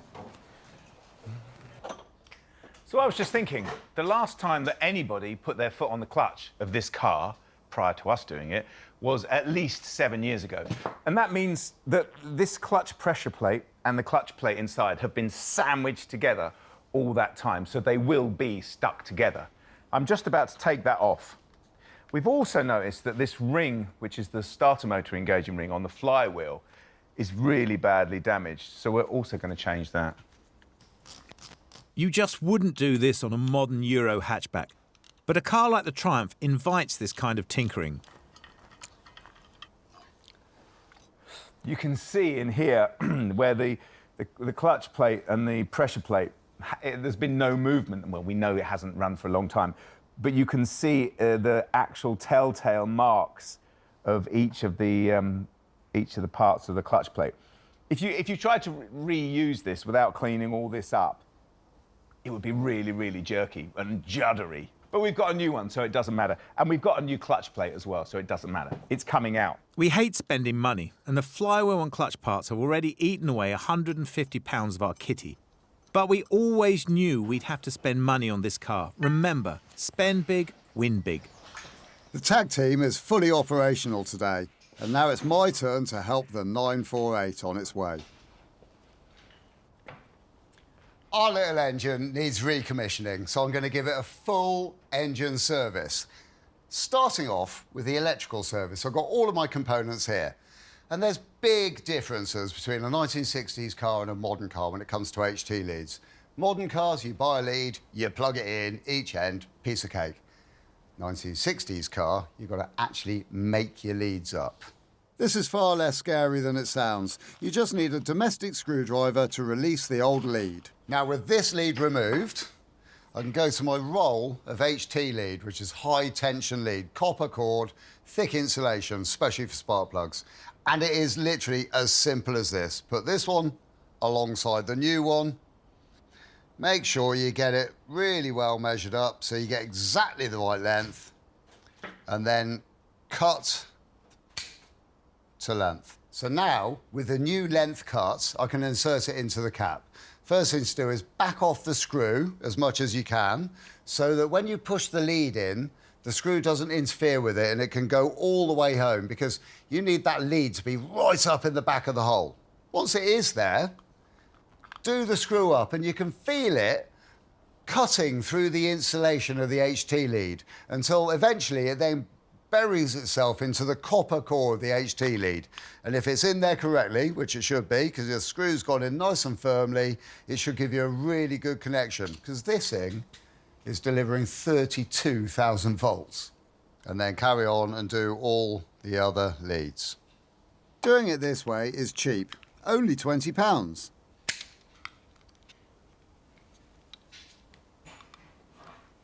Now that we have all 5 leads fitted into the cap, we can work them out. This one, centre one, that's the king lead. That goes to the coil. That will need bearing back on the end to fit into the coil. Don't do that yet. HT caps need fitting to the 4 leads that go to the spark plugs. HT cap here. They've got a little thread on the inside of them, a little male thread like a self-tapper. And that goes onto the end of the HT lead and screws firmly into the copper core of the HT lead. All 4 of those on there, quite simple, like that. And then this rubber sleeve here just pulls up, slides over that connection there to keep all that nasty water out. You don't want the whole thing cutting out on a wet day, do you? I'm just trying to get the flywheel off. Well, that came off a lot easier than I thought it was going to. I've never taken one off before. So I'm going to clean this up where the pressure plate's been stuck on there, while it's been stuck in the garage. And I'm going to put our new ring on. So the idea is we put this in the freezer so it contracts to its smallest possible size, and we take our new starter motor ring, and then when we marry them up both together and they both get back up to temperature, it's a nice snug fit. Hope he doesn't mind that being in there with the sausages.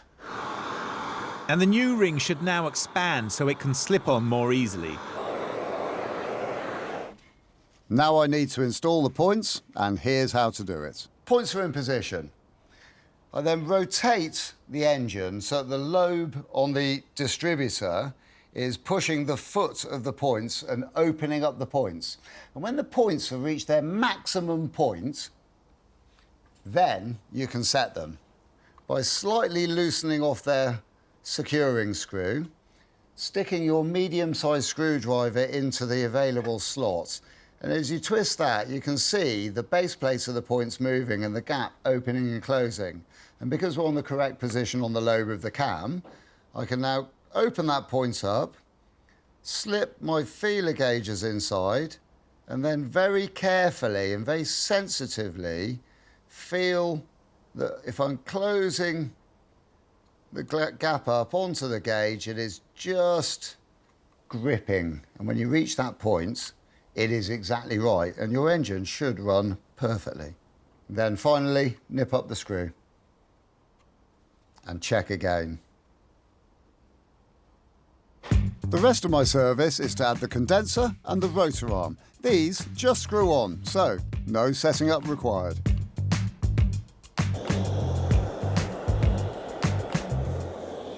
Well, yeah? Do you want to give me a hand putting this on?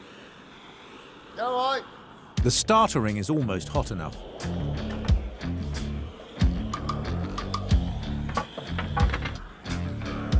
Right, I'll go and get that. I'll go and get that out of the freezer. Okay.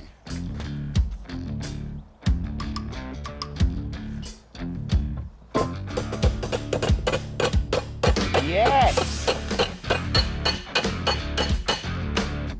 Is that a success, then, mate? Absolutely perfect, isn't it? Absolutely perfect. I'll tell you what, let it cool down and we'll put it on tomorrow. Yeah, good plan, good plan, good plan. Right, I'll tuck this lot away. Good work. Yeah, well done. Very satisfying. Really pleased with that. Me too.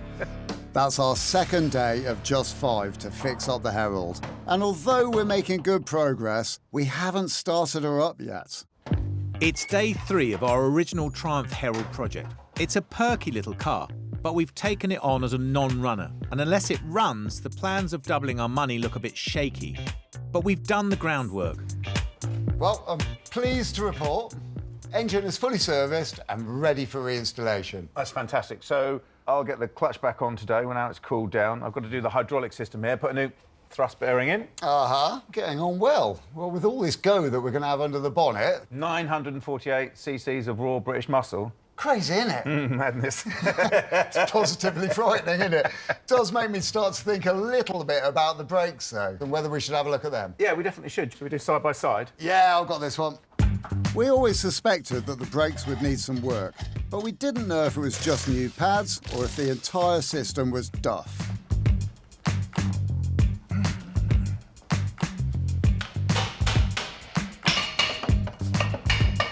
The drums need a firm knock and they come straight off.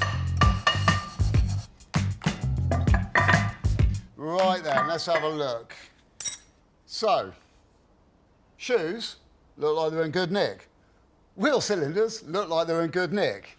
But I've got a sneaking suspicion that if I just try and lever the cylinders out, yeah, as I suspected, they are seized solid, which is no surprise whatsoever. It's been sat in a garage for years doing nothing. Probably why it was so difficult to push out. But we came prepared, and we've already purchased new wheel cylinders, shoes and flexibles. They're all standing by. We can get these brakes to work. My job is to remove the old brittle hoses and sort the hydraulics out, if I can work out which is left and which is right. Ah, yes, that's why. What's that? Oh, it's just that they've got left and right ones. Yeah. But it's not left and right side of the car, it's left and right side of the... Well, as you face it. Of the wheel, yeah. Because in actual right, fact, obviously, they've got the bolt holes on the opposite sides.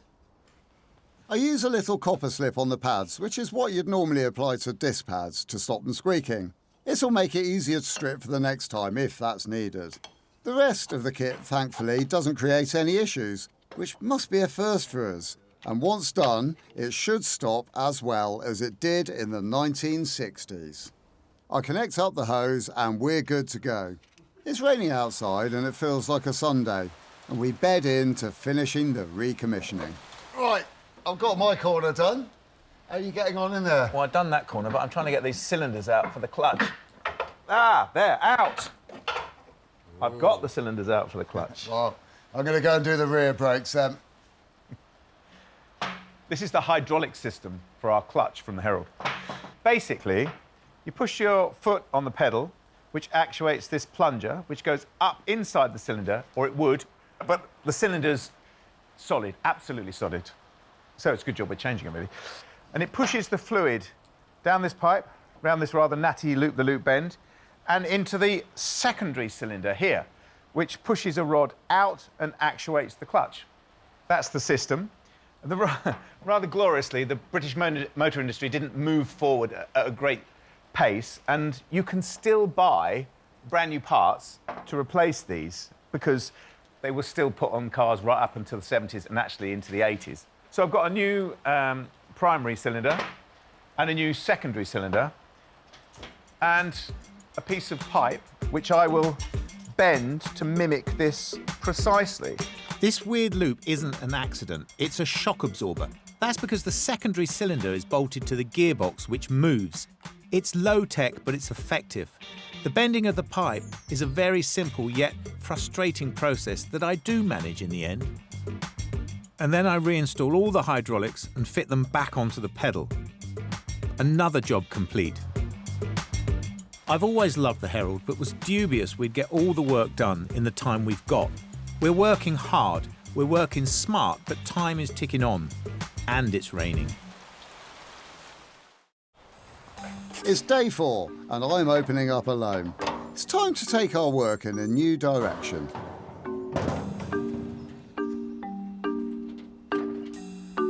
So far, Gus and I are getting on really, really well with the mechanical side of the work on this car, which is really good news. Bodywork, now that already looks very, very presentable, but there are a couple of little bits that let the car down. And one of those is this engine. So I think I'm just going to give it a little bit of a pampering and a little bit of love and see how we get on. Gus always teases me that I'm no good at cleaning stuff. That's both unfair and untrue. For the record, I'm very good at cleaning the nastiest, most thick and persistent dirt, and only rubbish at polishing and all that fancy stuff. And I'm brilliant at painting. I mask up the big gaping holes and pop outside to finish it off.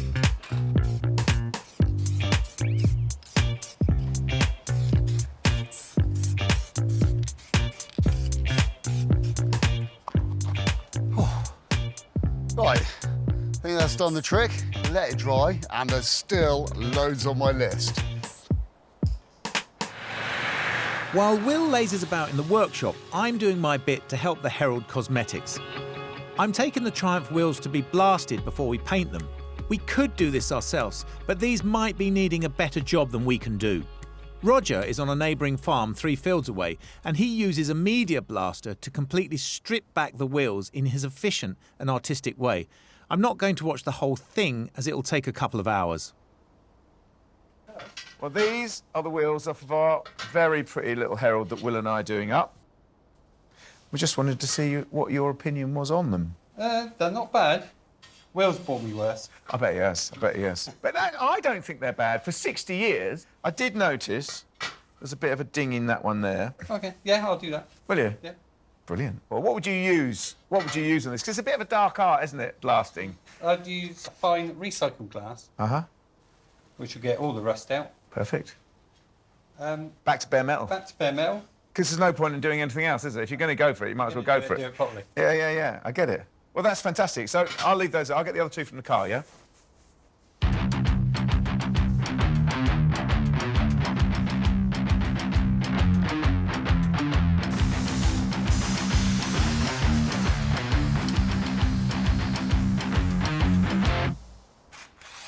Back at the ranch, the masking is done, but I'm not going to paint it.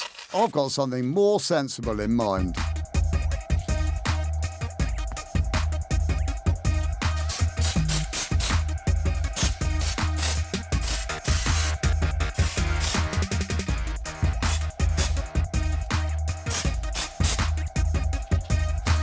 Right, what I'm doing is I'm just giving this a coat of wax oil because really what we're aiming for here is preservation, not restoration.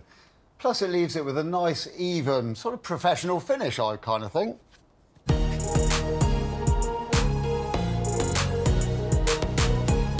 And that's day 4 over. It's our last day in the workshop where we're doing a full mechanical overhaul on an original Triumph Herald. And this is the day, the last day we have on the car, to find out whether our actions and plans are going to come good. I want to say 15 years because it sounds more dramatic, but I think it's 7, isn't it? It's not run for a lifetime, and that is dramatic. It's going to be a big moment if today, when today we can get that going. That's going to be massive, isn't it? Yeah, it is, but that's got to get in there. And we have done well, though. The rest of the car's pretty much there. Yeah, I didn't think it would be by this stage. Do you know what else we've got to do? No, I was just planning on firefighting everything as it came to me, do the best with what we got and make it all happen, ASAP. You want to know? You don't want to know? No, I don't want to know. I'm not going to tell you. You're going to tell me? No, I'm going to bother. Right, well, let's get cracking then.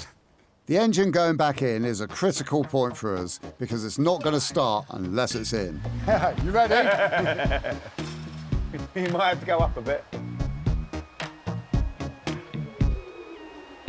Right. Good? Yeah, go on, keep going. We'll get to a certain height. I'll get under, see if I can fish a bit out so I can put that jack under the gearbox. Bit of rotational. Yeah. Okay. Yeah. Ready? Yeah. Slowly. Oh! That's lovely. Keep going. Yeah. Keep going, keep going, keep going, keep going. We're home. Bloody hell. Oh, fantastic. There we are. Now, that's the sort of job you can do at home on the driveway, isn't it? Yeah. Yeah, took me a very long time to get the last one I took out back in, I have to say, on my own. That was a very heavy engine. But that is great. That looks great. Now, the next challenge, we need this to run. Right, OK. Your fingers. Go on. All right.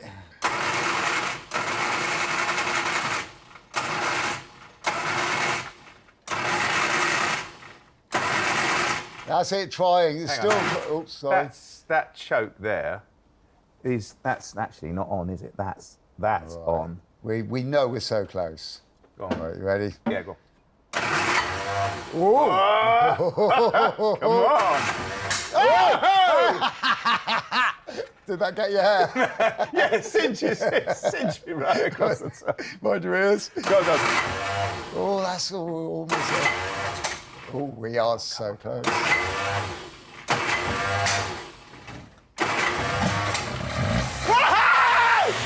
Yes! Oh, yes! Fantastic! Listen to that. So sweet! That's gorgeous. There's no nasty rattles. That's amazing, isn't it? Tick over straight away. How long has this been sat around? Well, I want to say 15 years, but I think it's 7. It's a very long time. I think a bit of running around, that'll be as right as rain. Oh, I'm so pleased. Quicker we get the rest of the car together, quicker we can take her out for a spin, eh? Yeah, we need to put carpets in, we need to do the tunnel, we need to do the bulkhead as well. This gator for the handbrake is, well, it's rather tired and in actual fact it's broken completely. And I was thinking that we should get another one, but just as I was thinking that, I looked in the boot, and Mandy had obviously bought one previously. This is the epitome of the British motor industry. It's on this piece of card, and I was thinking, oh, that's weird. So obviously it's just stapled onto this piece of card to sell it. But no, it's stapled onto this piece of card because the piece of card actually covers the hole in the transmission tunnel. That's wonderful, isn't it? Who knew card was waterproof? Well, it's not, of course.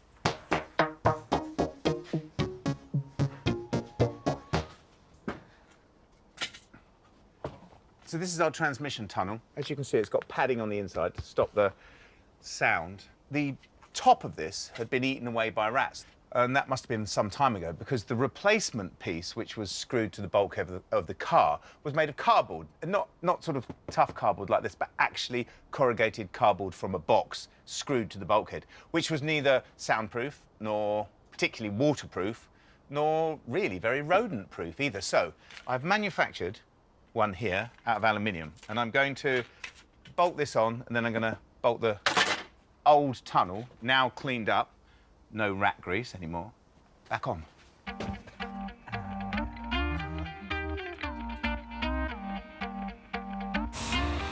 Our blasted wheels are ready for paint, tyres and hubcaps.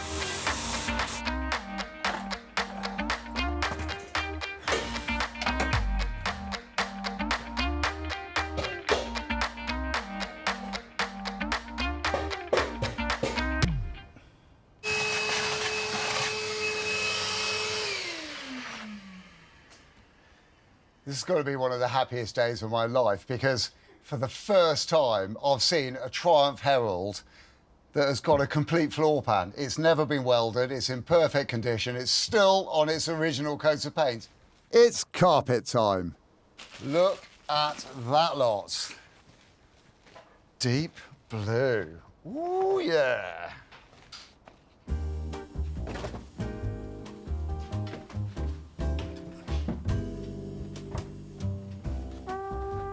Did they not have the right colour? I thought the darker blue might look quite nice. I think it looks lovely. I'm mucking about. To be honest, Gus, they did only have two choices of colour, and this is the only one that might get halfway near what we wanted. It's going to look great. They did me a deal because it is all they had. It's going to look great, isn't it? It is gorgeous. Look at I that. love the piping around here. That's very special, isn't it?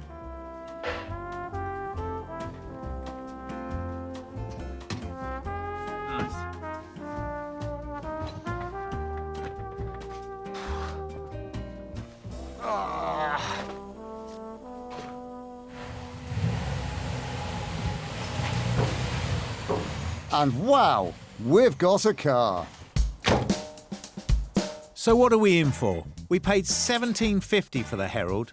Service parts were $3.80. Wheel stripping was $50. With carpets and trim, it owes us £2,300. That is a lovely car. Yeah, that's a lovely day, and this is a special day, isn't it? It's sort of religious, because A, you're both knackered, aren't you? Because you've been working on it. Yeah. But B, because you get to reflect on the choices, the things that you did, the things that you didn't do, whether the things that you thought were important were actually important. And it looks great, doesn't it? It does. We chose provenance and originality, and we've done a really nice job on it. We've done it justice, and at the moment, there's a fair chance, because it's so rot-free and because it is so pretty, that on the market today, this could well be one of the best. Yeah. What we've done is the best for this car. We've brought it up so many notches. You open the bonnet, it looks fantastic. It runs really well. It sounds brilliant, the engine, doesn't it? You open the doors, it doesn't smell of rat anymore. It's beautiful in there. It's a good car now, isn't it? It is a really good car, and it's not your average car either. You know, when people think about classic British cars, they think about the MGBs and the Spitfires. They got all the glory. The underdog is the Herald. Should we go for a drive? I think that's a great idea. Yes.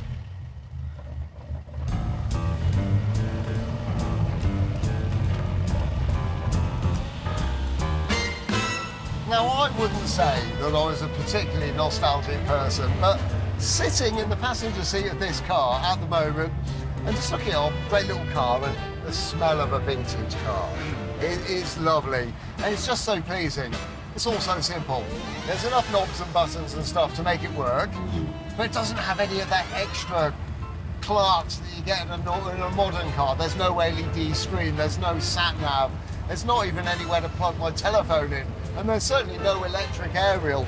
This is just brilliant. It's brilliantly fun, and it seems like it's just fast enough to have a bit of fun.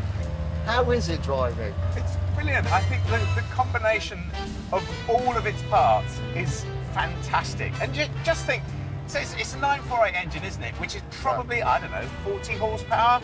Yeah. But it was made at a time when people were getting off combinations and motorcycles, and they were taking these cars and they were driving them to work, and then they'd drive them up to Scotland with 4 people in them, like my grandfather did. It's just a great package, isn't it? Yes, you've got to be careful with it, you've got to be steady with it, but actually, it's a brilliantly designed car because they work now like they did in 1960. This car drives now like it would have done when it came out the factory, doesn't it? Really chuffed with the way it's turned out. It looks fantastic. It's driving nicely. What could be better? But who's going to buy this car? We've got people that are interested, but as ever with us, there's no one that wants to pay the actual asking price for it. It's difficult, isn't it? People know the classic car market so well. If we put this up for £10 too much, we won't get a sniff. No. But if we're 50 quid below the price that they all know it should be, they'll be climbing over each other to get to us. Yeah, well, maybe that's the answer. But I do think that we shouldn't sell this car short because it's a good one, and we know that, don't we? Yeah. And I think maybe we just bide our time. Yeah, exactly. And biding our time gives us a lot more time to enjoy it. Exactly that. Yeah. Funnily enough, 48 hours later, we get a little visit.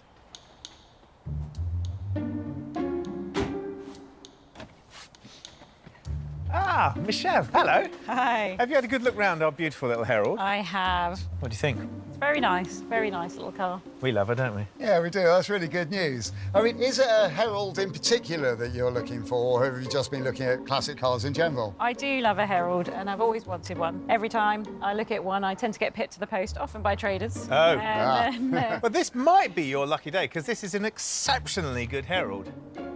It does look really good. As I say, there's a couple of bits I'd like to do to it. Just so I can see there's a couple of bits on there that I'd like to get fixed. But yeah, it's nice. I like it. Well, there's bits that we actually left on it, isn't there? Because we have this policy of keeping cars honest. We don't try and hide things, if you know. So I would agree with you. Yes, there are a few things bodywork-wise that need doing to it. So bearing that in mind, would you take an offer? 4,000? Is what my head is saying.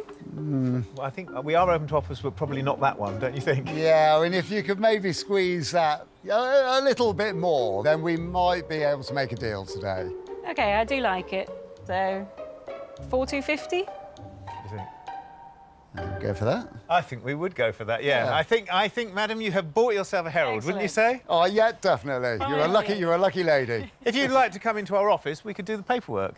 Brilliant. 42.50 is decent. We'll not have doubled our money, but it's very close, and we'll have made almost £2,000. That's great, isn't it? Yes, a lovely little success, I would say. What a fantastic car. Oh, it's been a fun one. Cheers.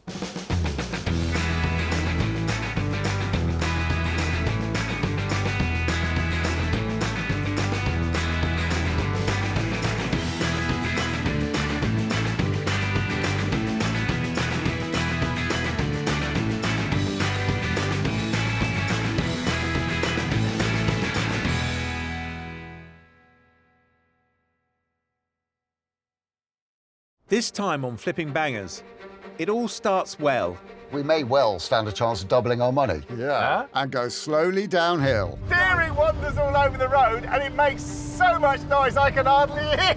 This bundle of joy £1,000? Was sent to test us. Dropped all its oil. Engine on. Yeah, that's not working. I'm hoping you can help me. Yeah, I thought this was going to fly through the workshop, but that's a lot of stuff to do. I really wish I'd had a good old look at it before I volunteered to do it. Selling, though, I mean, where are we with that? Yeah. Oh, no. Yeah. It worries me. We've said goodbye to our day jobs and invested our own hard-earned cash as we try and make it in the cutthroat world of second-hand cars. You've got to buy well, but you've got to sell well. We have a goal. We need to double our money. If we put 500 quid in, we need to see £1,000 back. But we're forced to the very bottom of the market. We buy cars that nobody else wants. Who else would buy that car? Can we keep our business afloat, flipping bangers? There's so many things to do to this car.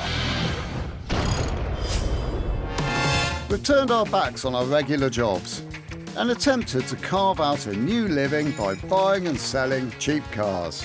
Evicted from our previous workshop by angry neighbours, Will has sorted us out with a new base, and apart from having no working toilet, it feels like home.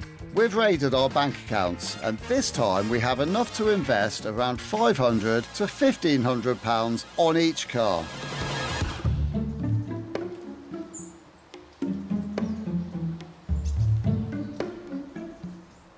You know, sometimes sitting here, I really feel that we're living the dream. I absolutely do. I love the fact that we can zero in on a car. I can tell you've got something in mind. OK, well, I have got a suggestion. Have you? Yes. Go on then. Fiat 126. Fiat 126. Let's have a little look then, shall we? Fiat 126, produced from 1970 onwards. It was a replacement for the much-loved Fiat 500. They still sold 5 million. 5 million? And they're becoming rare. Do you reckon that's anything to do with the rust? It's a lot of rust, isn't it? It is an awful lot of rust. You're going to like this bit, though. 4 grand for a nice one. 4 grand? 4 grand for a good one, Exactly. They were sold here until 1993.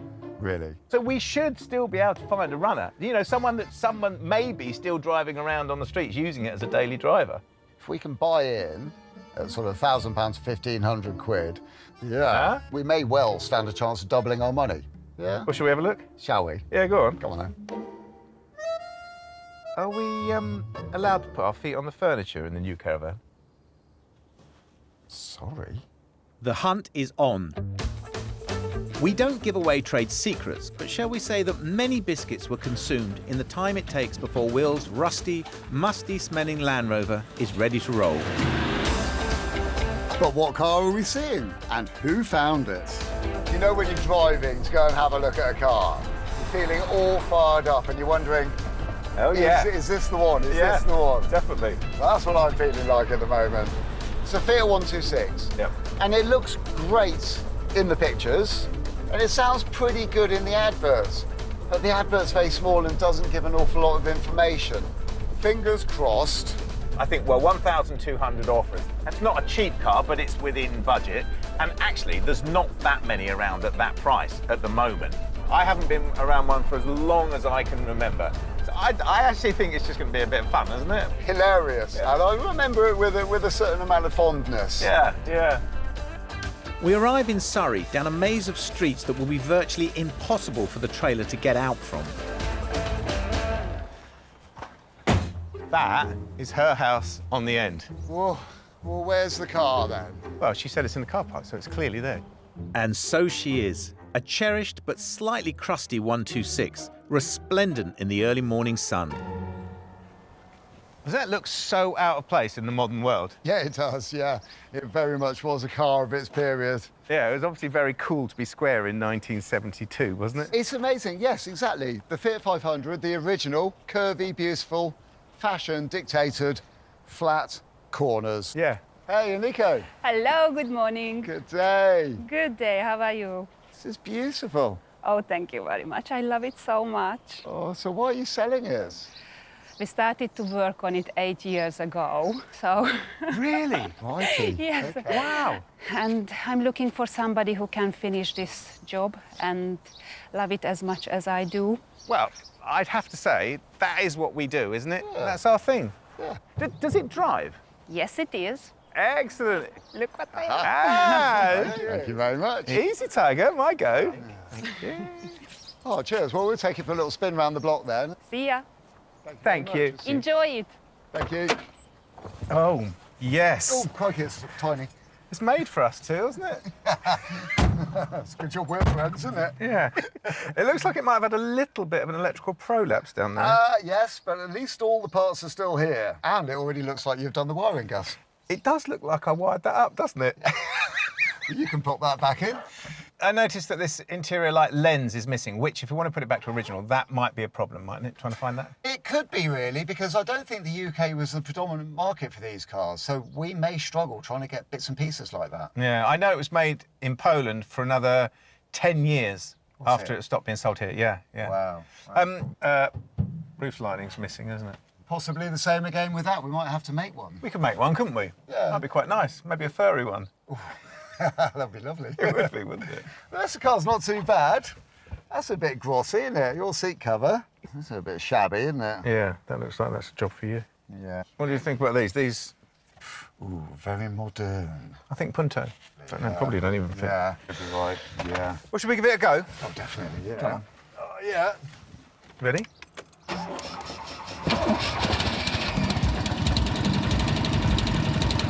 How big's the engine? That's ridiculous. It surges with power. In our excitement, we have not checked for any signs of rust, essential on a car that's known for it. But we're too keen to sample the 126's driving abilities. This car was not designed for two middle-aged men. It's quite small, isn't it? It's very small. It's very noisy. Yeah, it is. This is fun. This is a fun little car. You want to be sitting where I'm sitting, because it's no fun here. The gear change is awful, the clutch is awful, the brake pedal goes to the floor, oh, come on, the steering wanders all over the road, and it makes so much noise I can hardly hear. What do you say? Oh, yeah, I know you're already slating it. I'm just pointing out what's happening here. Definitely not a scrappy car. Got a good life ahead of it, I think. Oh, well, if you stop doing that... Sorry. Oh, poor little thing. It's the slowest car I've ever driven. Oh, come on, Gus, give it a chance. I foresee quite a lot of work getting this back up to a level where it's going to be usable, I have to say. Really? It's quite a lot of stuff, isn't it, to do? And is there a profit in it after we've done that? Well, that's what's yeah. worrying me now. It's going to be dictated by the deal. She's only had it on for 2 days, hasn't she? She has. So maybe if we're cheeky and we make her an offer, we might be able to twist her arm, mightn't we? All right, well, let's go in hard. Really, really pushing. I love the idea of you going in hard, because you're such a softie at heart when it comes to such a softie. But every penny counts. So if we're going to take this car on, we need it to be a nice price. Nice guys or not. How can something so small make so much noise? It's amazing. I'm not entirely certain. But have a look and see. Oh, look. Tiny. That is 704 cc's of noise. So That's the culprit. Yeah, well, this is the more modern one as well. Water-cooled, flat, twin-cylinder. The older ones were twin-cylinder, but air-cooled and vertically. Oh, look, these fuel pipes are a bit glossy. Yeah. That needs some attention. And that looks a bit dicky, doesn't it, on this cooling pipe? Yeah, it looks like somebody either chopped that off, which is supposed to go somewhere else, or maybe it's a pipe that they've made do with her. I don't know, but we need to fix that. Yeah. It's got a new fuel pump on it. So the one thing, isn't it, in reverse, you can hear the engine moving, can't you? So the other end? Yes, please. Continue the giggle. No spare wheel. I reckon that is the spare wheel. What do you think? Yeah, this one. Yes. Because that one and that one don't match. No. Yeah, that's a shame. Nice to see it's got all of its mats, though. Yes. One of these. Suspect that fits on the heater there. It's not bad, actually, is it? No. Got another cover here. Fuse box. Don't you think that's funny? Because that is a modern 90s fuse box. This car looks like it comes from the 70s, but actually it's a 90s car. Because it's got fuses and relays as well, look. That's posh. It's weird, isn't it? Yeah. I see we had a bit of welding done down here. Yeah, but it's relatively solid, isn't it? Looks it. Yeah. Will. Oh, sorry. That's right. Hello, how was it? Amico, we love the car, of course we do. But us taking it home depends on how much you want for the car. I'm glad you love the car. The starting price is 1,200. £1,000? The offer needs to be higher than 1,200, not lower. Well, there are quite a lot of these on the market at the moment, so... Nothing in this condition below 1,800. Nah. You know the market better than we do. OK, what about this? We'll look after the car, we'll get it back up to the level it needs to be. We could even send you some pictures of it. We did all that, but we pay you £1,500. Watch and learn, Will. Watch and learn. You got my heart. Take it. Yes, excellent. Yes. Excellent. We'll load it up. OK. Great. Lovely. Shall we? Yeah, let's load it up. Thank you very much. Bye-bye. Bye. Poor Nico, she's actually about to cry. And our cheeky prize is ready to load up and take a ride back to a place where the days never end and this car truly belongs. Our workshop. Well, it ain't the cheapest car we've ever bought. No, it's not. But it has made me laugh. It has made me laugh too. I'm just looking at this online. This car was made in Poland, 72 up until 2000. And in Poland, its nickname was Mulch, which means the small one. That's quite a sweet name. It is But sweet. In England, mulch doesn't sound that great. By the end of the production run, they were actually badged Mulch, which I think is very sweet, isn't it? That is nice. So a nickname that actually stuck. Yeah. OK, in some regions, it's called the Kazlak. The cough. Because of the way it sounds. Yeah. In Slovenia, it's called Picky Pocky. Picky Pocky means fast and loud. 50% there, isn't it? It is odd. Yeah, it's not fast, is it? So it's also known as translations of the little spider, Oh, the child, Child's nice, isn't it? the little petulant little child, maybe. Polish man, Okay. and the mouse's truck. The mouse's truck. Oh, it's little. Got it. Yeah. Oh, that's my favourite. Yeah, that is gorgeous. They really love them. Come on, then. The next day, we trailer the Fiat up to its new home. This is the first of only 5 days we have in the workshop, and we like to look over the car freshly and pick our battles. It seems to have disgraced itself on the trailer. Oh dear. Not nice. What is it? Don't know, 2050, I think. What do you think? It's engine oil, isn't it? Engine oil. Oh, another job on the job list, eh? Come on, let's get it in. Oh, Come on, actually, then. I'll get the strap. You do the straps, I'll do this. The Fiat hadn't been driven for a while before Gus's heavy right foot was involved. So we know who to blame for this one. You ready? I'm ready, yeah. I can't stop it, you know that. I'm hoping these brakes will work well enough that I can.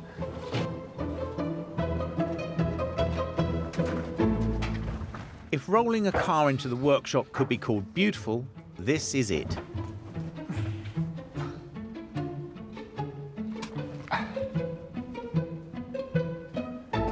What really worries me is how, between us test driving it and us putting it on the trailer, that it's dropped all its oil. I really don't know.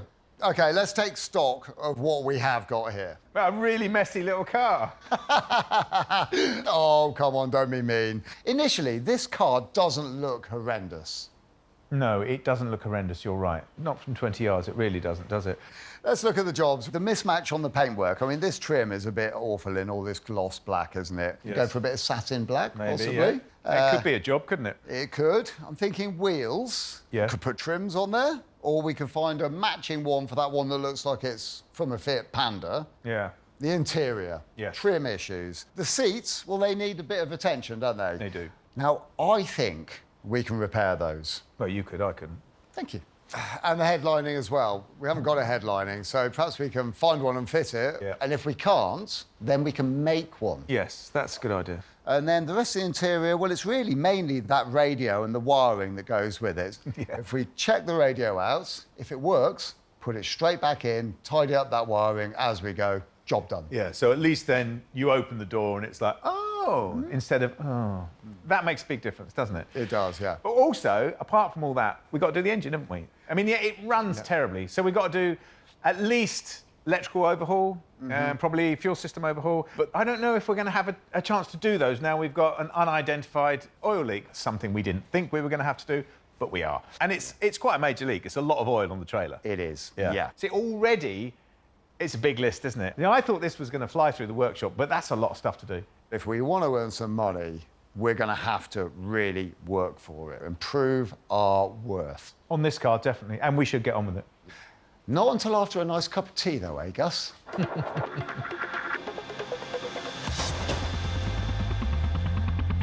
So all the fun we were having at the start has dimmed once again, as a tidy car turns out to be more troublesome than we thought.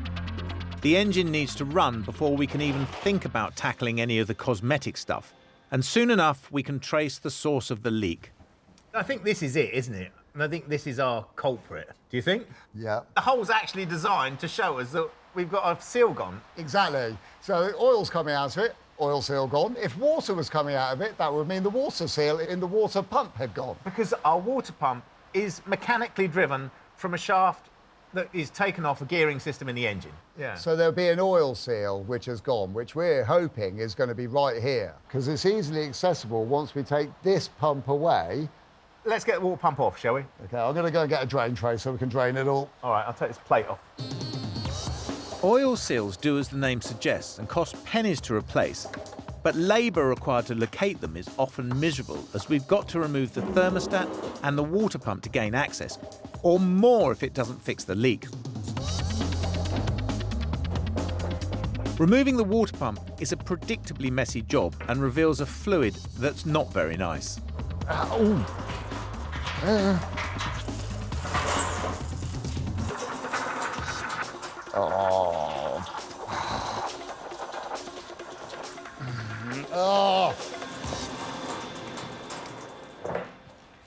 Is that all right? Yeah, good timing.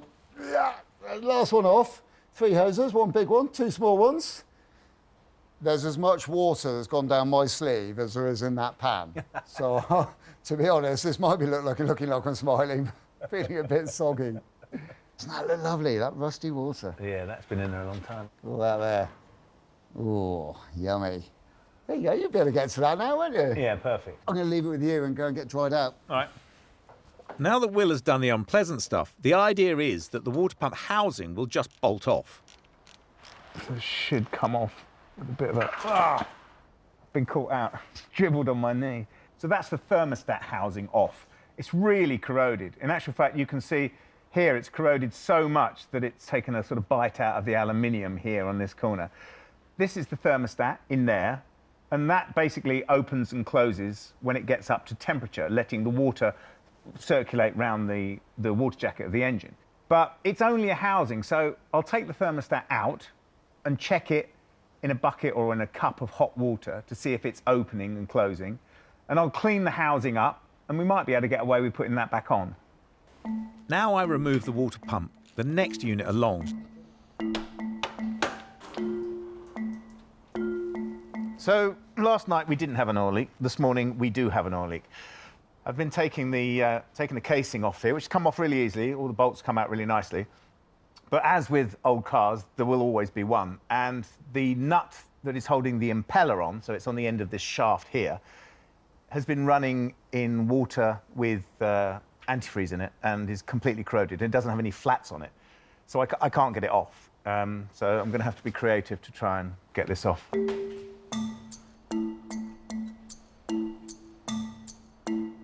In the end, the grips do the job, and I managed to remove the bolt and the impeller. Anyway, it's off. That's good. And I can see the seals in here. So all I've got to do is pick them out, which I'll probably do tomorrow. But the great thing about this is it means we're not going to have to split the engine. So we're saving ourselves an awful lot of time. Shall we go? Yeah, definitely. The first day closes with a lot of mess everywhere, but a feeling that we're moving in the right direction. Just before home time, there's another quick job to do. I usually take pictures of our cars for an online auction. I forgot earlier with the drama of the leak, so I've rolled the car back outside to finish the job. My usual headache is that I don't know how much the car will change inside and out. Right, Fiat 126 auction. What am I going to say? It's a small car. We don't actually have to say much. We have to say it's a good runner, it's got good cosmetics, and this is important, no rust. It has an issue. It's got black wheels on it at the moment, and we're going to change those. So I'm going to make a note about that. As for price, The strange thing about 126s is if you move away from the auction sites onto the listings, the price goes up. I've seen them on sale at the moment for £3,500, and that's for a very ordinary car. People are asking £5,000 and even £6,000 for a good rust-free version. So I think what I'm going to do is put the car on for £4,500 on a listing or near offers. What we want to do is cause a bit of a splash, find the person who's been looking through the listings for a really good rust-free car, and that is our car.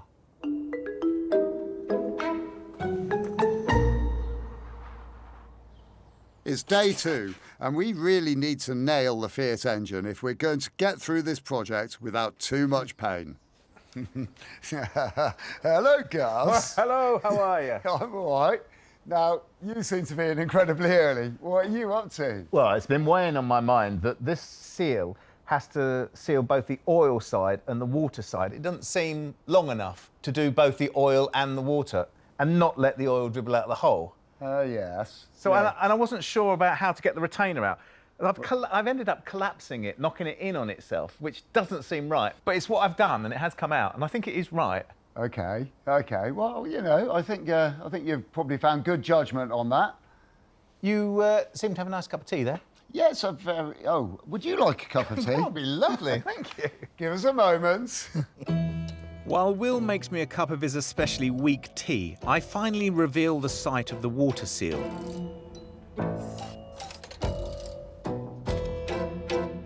We feared we'd have to go deeper into the engine, and sure enough, that's the new plan. Before Gus loses his stuff, I've popped to a local trimmer to pick up some material for the seats and for the headlining. We've got to re-trim some bits on our Fiat, and because I happen to be an absolute whiz with the sewing machine, it's down to me to find the fabric and buy the fabric. But I don't really know what to do. Do I get traditional fabric or non-traditional fabric? But I do know that there's a lovely little trim shop just down the road from our workshop. Gary's a nice lad. He's been around for ages and he's well known for doing great work. Hi, Gary. Hello there. Hiya. I'm Will, I phoned earlier. Hi, Will. You're a trimmer. I am indeed. I'm hoping you can help me. What sort of trimming do you do? Whatever trim you want. Classic cars, leather retrims, bike seats, motorcycle seats. Wow. You name it, we do it. That's the full gambit, isn't it? Yeah. Perfect for what we want, because we've got a little Fiat 126 and we're trying to get it fixed up so we can sell the car on. Cool. Problems with the seats. They're really frayed down the cheeks on the back of the seats. Okay. And I'm hoping that I can just do a repair on the seat backs and maybe recover the outer cheeks in some sort of vinyl and basically do a repair on what's there. Keep the rest original. Just try to, yeah. Vinyl might be a better option if you're concerned with fraying. I am, yeah. So I'm thinking try and make it hard wearing. And what sort of colour? You've got plenty of vinyls. The seats are cloth with a couple of bits of colour in them, but mainly grey. Okay. We've got a few greys. Have you? See what we've Let's got. have a look, see what you've got. Oh. That's a mid-grey. That sort of colour. Exactly the right colour. That's brilliant. I should have bought a sample of the fabric with me so I could put it next to it. I've forgotten, silly me, but it's brilliant. I love this sort of mottled effect on it as well. That's just a black heavy green. Black heavy grain, that's called, is it? That should sort of get round and do our cheeks quite well. It's a little bit inflexible, but... Oh, is it? Use it on a nice sunny day. That's a handy tip. Yeah. So if it's a little bit creased or a bit baggy... Get it in the sun. In the sunshine, and it'll settle onto the cushions. Yep, certainly. I like that sort of a fix. OK, well, that solves that problem. Yep. So the next thing, car's got no headlining at all at the moment, and I need to find a cost-effective and pretty quick way of putting up something in the ceiling of the car that's just going to make it look a lot more appealing and take a bit of noise out. What would you recommend? Well, you need some foam backing. That sounds good, foam backing. You could stick some foam first. Yeah. And then follow up with some nylon. Yeah. What's the year of the car? Well, I think it's early 1980s. Yeah, nylon. Would have been nylon anyway, so... Right, OK. See what we got. OK. Same grey for the headlining? Yeah, same sort of dove grey sort of colour would be great. That's just standard 1/4-inch foam. OK, so that's my baselining. That's your baseline. Glue that up to the ceiling Yeah, first. get all that up and let it dry. Yeah. Well, that sounds perfect for what we need. But this looks like the really interesting stuff. Just nylon 4-way stretch material. OK, so that'll get around the corners quite Get around easily. the corners. It's almost got a sort of velvety finish to it. It's good stuff. And again, stick this with impact adhesive, and we're good to go. That's I'm- perfect as well. Have you got enough of that to sell me enough to do a headline? We've got plenty. Might need 2's worth just in case I get it wrong. You'll be okay. Gary, that's brilliant. Thank you very much. No problem. In that case, we'll do a deal, get this in my car, get back over to the workshop. Get stuck in. Good luck. Thank you. Thank you very much. Cheers. Gary charges me 50 quid for the materials, which is a nice price. Thanks, mate. Back at base, I'm carrying on with the engine strip. So our oil seal is on the shaft. It's got to come out forwards. The idea is I'll screw these into it, give me something to yank off. The downside is it's going to completely destroy the seal, which is fine as long as I can find another one. I'm not really sure I should be showing you this. It's not exactly from the best practice manual, but if it works, I'll be happy.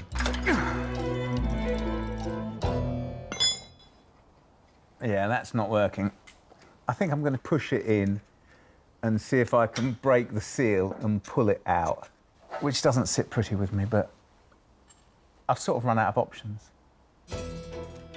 I don't think it's going to come out. I really don't. Not like that. Gus needs to get the seal out before I get back. Otherwise, I'll know that he has been thwarted. Hey! It's out. All I've got to do now is find one. The battle between Gregory and the oil seal is over, and there is one victor. Will is on his way back with the fabrics, and at the end of the day, awaiting parts, I decide to look ahead at the next stage of work on the Fiat. I thought I'd give Will a hand by taking the interior out so he can do his seats. And I might be in luck. I think they just slide off. Could that be right? How does that work in an accident? They do. The driver's seat is the one that really needs TLC, so I've got that ready for Will. It's day 3, although it feels like day 33. So the oil seal was behind the water seal. Oh, right, OK. There had to be something else in there, I suppose, didn't there? Just to complicate it all. Yeah, not good. Oh, I like this, though. Is that a little viewing platform so I can watch you work? For about a second, yeah. There's so much to do on this. It's D-Day for the engine. If it can't be sorted today, I don't know where we're going with this car. Ah, there we go. What a beautiful engine. Are you enjoying working on that? No, not at all. Oh. It runs like a bipedal pig, doesn't it? And I'd like to get it running really smoothly. I really would. You know, that little thing down there just puts a fear into me, to be honest. And I'd rather get stuck into those wheels. Cool, OK, good. Right, leave you to it. See you later. Now, we've got black wheels in matte black paint. One of them's odd. These wheels are a bit shoddy, because it looks like the last person that had a go at them was using a tar brush or possibly a brick to sand them down. So I'm going to give them a good bit of sanding, do a really nice job, and then that way we stand a good chance of earning some proper money. If the wheels look nice, cars sell well. And for once, I'm not refurbishing alloys. Gus has found a spare wheel online for 30 quid or so at least we get a matching set. I've only just started sanding these wheels and I've already come up against a massive problem. The paint that's on here is like rubber, it's like elastic, and it's sort of peeling off in great blisters at the moment. The sandpaper's just not having any effect on it. So I think I'm going to have to try something a lot more aggressive. And while Will hides out, the engine work carries on. For this engine to run properly, it relies on a delicate blend of fuel and electricity to cause the explosion within the cylinder head. But that is a subtlety that is completely lost on this engine because it runs absolutely terribly. So I'm going to take it all out and change it. This is supposed to be a DIY job, but of course it won't be. There's no air filter in here at all, which is not fantastic. This is just a baffle in here, which needs cleaning out. When you take an air cleaner off of a carburettor, it's always best practice to cover it up It's very easy to drop stuff down there, very difficult to get it out. The coil is my first target for removal. You wouldn't necessarily change the coil when you were doing an electrical service, but they're just not very reliable. And we've got one, so I am going to change it. Done the experiments, bit upsetting. Hot air gun, didn't really touch it at all. The wire wheel on the drill, far too aggressive. So the sad fact of the whole thing is, it's back to basics, sandpaper, elbow grease, and a lot of time. And unfortunately, it's not time that we have. And it's going to take me absolutely hours and hours. But there is a cure for time spent and graft to come. You want a cup of tea? I'd love a cup of tea, yeah, definitely. How's it? One of those jobs I really wish I'd had a good old look at it before I volunteered to do it. But then I couldn't wish it on you, could I? I'd just about had enough. So, plug leads come off. You've got to make sure you get those on the right way around in the coil. Spark plugs come out, which is all relatively easy. But the elephant in the room is the fact that there's a screw down here which holds the points on, and it's broken, and I can't get it out. I can't actually move it. There we go. The condenser wire is broken as well, so I'm going to have to get a new condenser. The condenser suppresses the spark that goes to the points, stops it arcing too much. And because that's broken, they have been arcing, so they're massively burnt out and pitted, which is another reason why the car's not running properly. Into the vise, time for surgery. I could drill it out, but that would have to be very, very precise, and the top of it is very uneven. So I'm thinking probably first I'll put a punch in there, and that'll lock the advance from retard so it doesn't spin round, so that when I tap on the edge of the screw, it'll take the force of the tap. Actually, that's loosened it. So in with a pair of pliers. Yeah, that's got it. That's fantastic. It's actually come out. So that is a real relief because it means I don't have to attempt to drill it, which I wasn't happy with doing. So all I have to do is find another one. A lot of this stuff is Will's, and actually less of a mess than I expected. Yeah, can't find any M3s anywhere. Ah. But there's these little brass M4s. So it would be possible to tap the hole out to an M4 thread, cut one of these down, and use that instead. I think that's what I'm going to do. Tidy it up. And then that should go in nicely. So I'm cutting a thread which our little screw will then fit into. Now that feels nice and loose. So hopefully this will now wind into here, which it is. But the proof of the pudding is if it tightens up, which it does. Fantastic. So I can order my parts, rebuild this, put it back on the car, but that is a job for tomorrow. Of the workshop, though, I've had enough.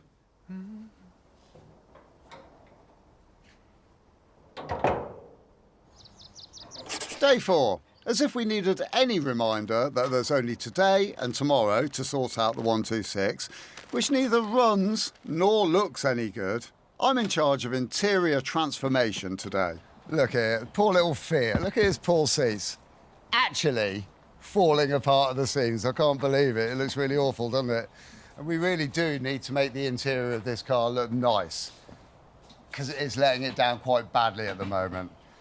And like any other job, I don't have loads of hours to throw at it, so I've got to come up with a nice way of fixing this lot so it all looks pretty presentable. So I have actually got a plan. I've already sourced the seat material from Gary to recover the seats. Before I can do that, I need to strip them. It's not rocket science, but it's not easy either. I've got to be very careful. I want to take them all off, keep them in one piece, because I actually need what's here as a pattern for the repair that I'm going to make. It takes a bit of time. I've got to get the headrest off, but the headrest doesn't just pull up like you'd expect. There's a little clip which is buried deep, deep inside of the seat. So you can't just go in there gung-ho, and then it will actually come apart without damaging anything, and it makes your whole job a lot easier. There you go, just like that. This is the bit that I'm after. So my thoughts were that I'm going to be repairing this section down here, and in order to repair that section, I need to take a template from something. But as we can see, there is very little left of the bit that I really want to template. Thankfully, there's another little layer below, which happens to be exactly the right shape and size. So that is going to be the bit that I take my template from. Making a template is exactly what it says on the tin. The sides of the seats are the only bit I need to repair. So I draw carefully around the seat squab sides and use the durable grey material to make the new ones. I'm very chuffed. The template has worked a treat. And it really simply is a case now of just stitching this bit to this bit and then putting the rest of the seat together. I'm off to find Fiat parts, which are notoriously hard to come by, and I've run into a little hiccup.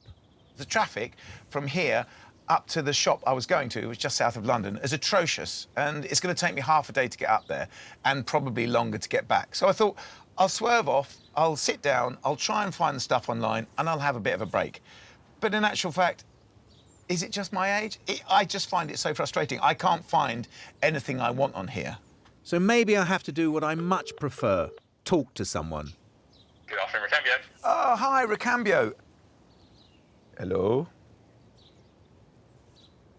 Hello? Hello. Oh, you... I think I might have pushed mute on my phone, sorry. It's this new technology. It's not good for me. We've got a 126 biz, and I need some parts, or I need to see if you've got some parts. Can I run a list by you? Yeah, sure. OK, so we need a water pump oil seal. I get through the list, including a 126 bis badge, learning that the points I was going to buy were the wrong sort, and the leads I'd spec'd were not good. That's a save. Could you give us a quote for that? You're probably looking around £54 Oh, that's in total. fantastic, absolutely fantastic. And could you get that on a courier down to me? There you go. You can't beat talking to someone if you want to get something done. I'm not doing the internet down. It's a fantastic resource. But sometimes the old ways, especially when you're old, are better. And now that's done, I can have a little sleep before I go back to the workshop. Poor old Gus has called and is trapped in murderous traffic and won't be back for more than 2 hours. At least the workshop is running well. So that actually holds the panel in place, that's stitched there. But the bits that really makes it look pretty is when I now fold this edge over and pull it tight against itself. And I'm now going to run another seam down here to give it a bit of detail and a lot more strength. A professional trimmer would charge around £300 to £400 to trim a pair of seats like this. And so our sweat equity is making a big saving. Second side done. It's coming on really nicely. But here's the trick, right? I've now got to line this up with the original back panel. So when I took it to bits, I actually marked datum points here and here. Those line up with these seams here and here. Carefully line that up, get it over to the machine before I drop it or it slips.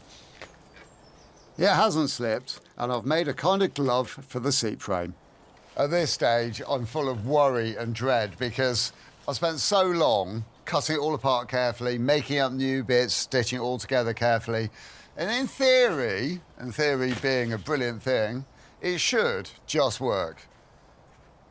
But that doesn't stop me from being worried about it.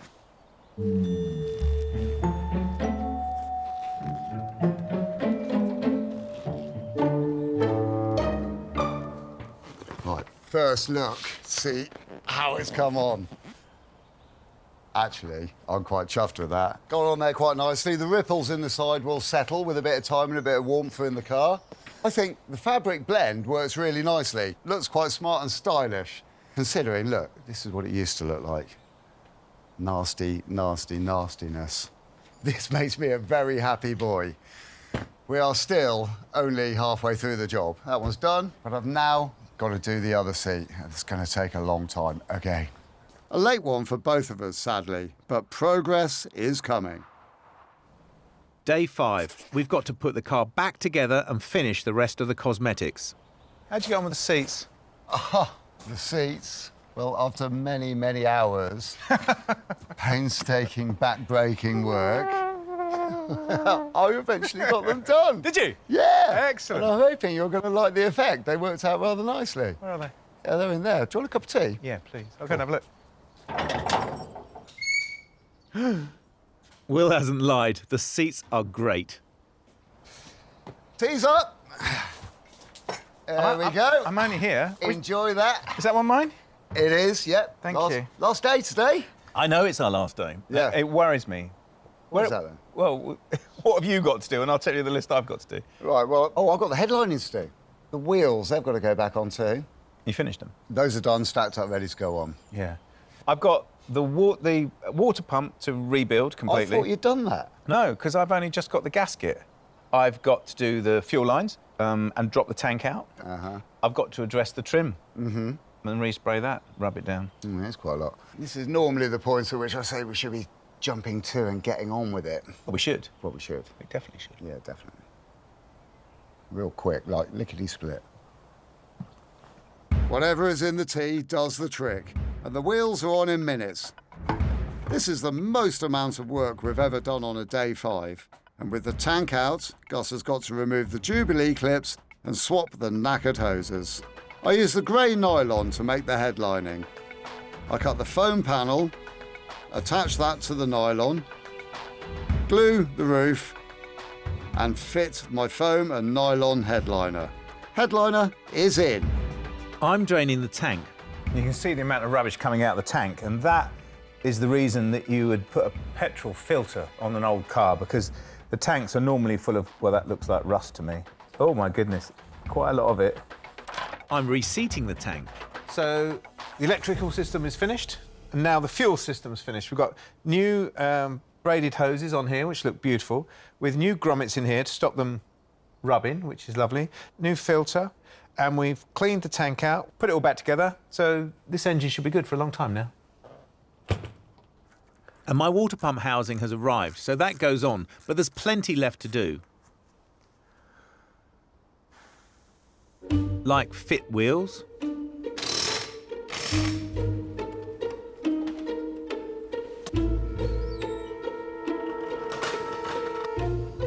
refit the satin painted trim, and install the radio. Look at that, lovely. Seats are done and ready to go in. Oh, yes. And as a final touch, I'm rubbing down the rest of the trim and spraying it with satin black. And we have a Fiat that looks great. The Fiat cost us £1,500. We had to shell out a fair bit on materials and parts, none of which were easy to find. The total still comes in at well under £2,000. If you can find a better one at that price, please don't let us know. We'll simply cry. It's fun, isn't it? We do a lot of cars and we build up a lot of affection. I know we both do. Not all, but for a lot of them. But this car was special, isn't it? I would definitely take this car home. I'd pay my money for it. Well, it is a little peach. It's such a lovely little car. Honest. And now that we've done all that work on it, very, very desirable as well. Yeah. I mean, it's not the sort of car you're going to go on a touring holiday in France. Definitely not. Nor are you going to take it around a racetrack. No, definitely not. But it's a fun car and it's a desirable car. I mean, yeah, I'll buy it as well. What, so I say I want to buy it and then you say you want to buy it as well? Don't worry, my wife would definitely say no to that. There is one thing I was thinking that could cloud this otherwise golden moment. You mean the test drive, don't you? I do, yeah, I do. The test drive. She might shame herself dramatically by breaking down in great style or developing an oil leak the size of her own footprint. Oh. And then you'd have to take back all those really nice things you said about it, wouldn't you? And I will take those words back as well. Oh, you would, yeah.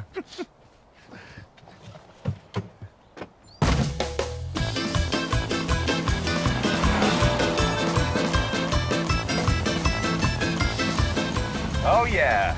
Yeah. Well, this is amazing, isn't it? Because the last time we took this out for a test drive, it was so reluctant. It wanted to stay in the stables all day instead of coming out. And it proved it. by dropping his guts all over the trailer on the way back as well. I am not getting on my hands and knees underneath this car again, which is why I am treating it with kid gloves while I'm driving it. What was it feeling like then? Well, it was always slow, wasn't it? But it feels less slow now. It was always really noisy, wasn't it? But it sounds quieter now, doesn't it? Yeah, which is amazing. Yeah, the car seems to be pulling together rather than trying to pull itself apart, which is what it felt like before, didn't it? It did. Yeah, that makes me think about the selling, though. I mean, where are we with that? Yeah. Oh, no. No, well, it's fine. It's the same as ever. Lots and lots of people looking at it, but no one pushing the magic button saying buy now. So I've lowered the price by 250 quid just to try and entice some people in. Get all these people off their fence that they're sassy on and get them to come and buy it. Yeah, exactly. Seems like this guy's interested. He sent me one message, then another message, and then another message, all questions about the car. Oh, good stuff. He lives in East Sussex, though. Cool. Is he coming down? He's coming down electronically. Oh, right, OK. I hope you're dealing with that. He's coming now. Ah, Neil! Is it Neil? Yes. Hi. How are you? I'm good, thank you. Now for the video walk round. Trying to get a good composition for you. There you go. It looks great. I'll show you in the back. Let me just show you the drivers. We really need to see around 4,000 for it. Yeah.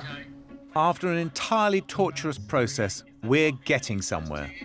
Well, yeah, 3.8 would definitely be of interest to us. If that's a proper offer, we would accept that, yes. Thanks very much. And with that deal, we grab around £2,000 profit. We've doubled our money. Well, that all seems very positive. Yeah, I think we might have sold it. Yeah. I was a bit nervous. Were you? Oh, that's funny. Well, we go and celebrate with a cup of tea? Yeah, a bourbon.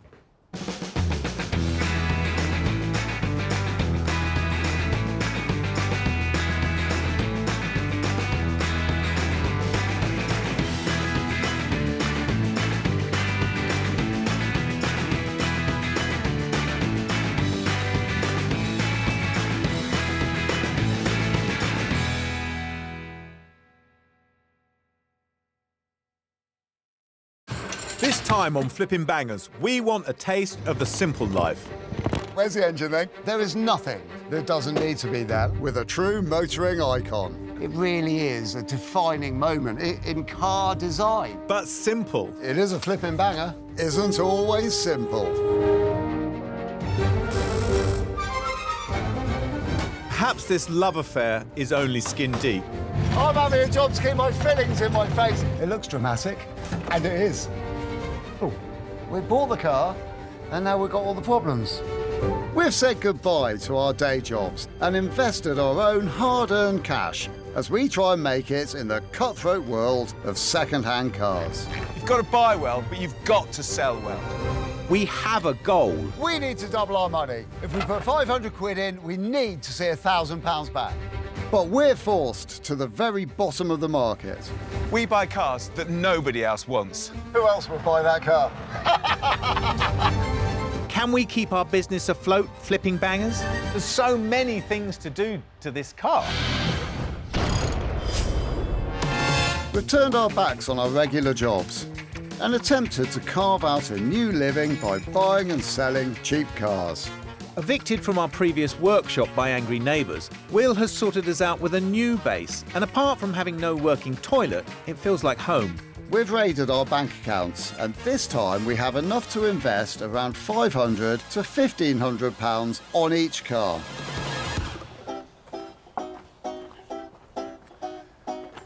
Oh, lovely. Can we get a French car? Of course we can get a French car. We can get any sort of car you want. If you want a French car, you can have one. Just depends what sort. Well, I was thinking of maybe Renault 5, or my absolute favourite, Renault 12, or maybe something really obscure like a Fuego. Don't know if we'd find one now. Renault 16, 11 Electronique, something offbeat, I think, and that's where we should be. Interesting, interesting. Yeah, I don't really know very much about any of those cars, to be honest. Maybe a 2CV. Yeah. I get 2CV, I really do. Only problem I've got with them is that they're a bit trendy, aren't they? Yeah. And also, it's really difficult to find a good one that's cheap. We might be barking up the wrong tree here with the whole car thing. I mean, how about a van? French van? Be good. Oh, thank you. Will's ridiculous idea of the van is immediately binned, and my idea of something obscure is semi-binned. So we stick to the 2CV. I've looked at every single 2CV on the market for under £3,000. And that, so that's discounted the modern cars, because they're obviously more than that.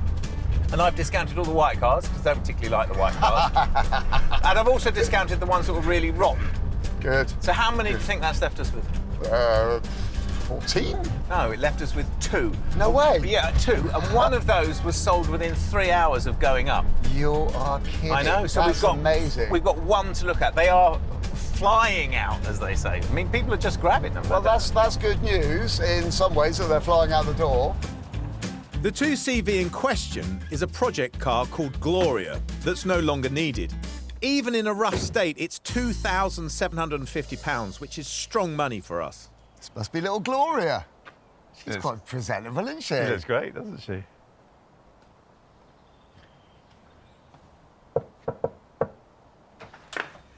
Hi, Kai, is it? It is. I'm Gus. Hi, I'm Will. Nice to meet you. Thanks for coming. We've come to have a look at your glorious little car there. Marvellous. I take it you're a fan of these cars, then? Yeah, we've had a few 2CVs.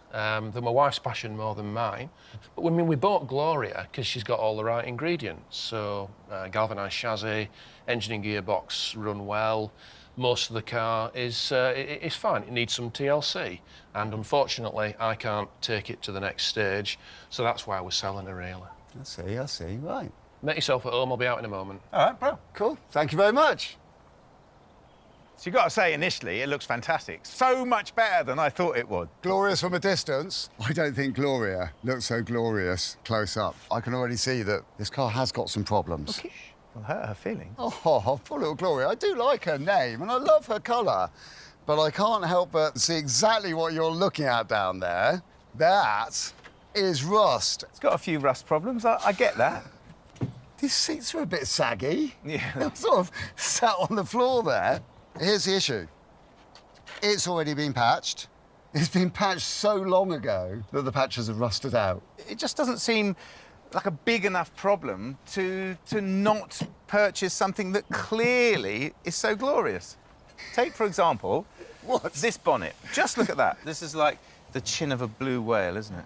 It feels rather gritty. Look at the patina in this rust here. Somebody is going to fall head over heels for this, because if you want a 2CV that looks like it's been lived in the south of France for 20 years, this is the one, isn't it? I just think it's absolutely fantastic. Oh, where is it? Where's the engine then? Go on. It's written there. Ah, so it is. And look at that. It's got 602 written on it. What does 602 mean? That denotes the capacity of the engine. It's a really diddy little engine. How many horsepower? I think 29. But it's weird, because I've been in one of these with 4 people, and you just would not know that it's a 600cc engine. They have always been very, very capable cars. And no matter how small the engine is, it's always worked for them. This is a plus. The only real minus at the moment is that welding, isn't it? Yeah, but that welding is counteracted by the galvanised chassis. We know it's got a galvanised chassis. Big goody points. Yeah. The interior is interesting and very, very basic. And I think I found Gloria's little sister, Dolly, in the back.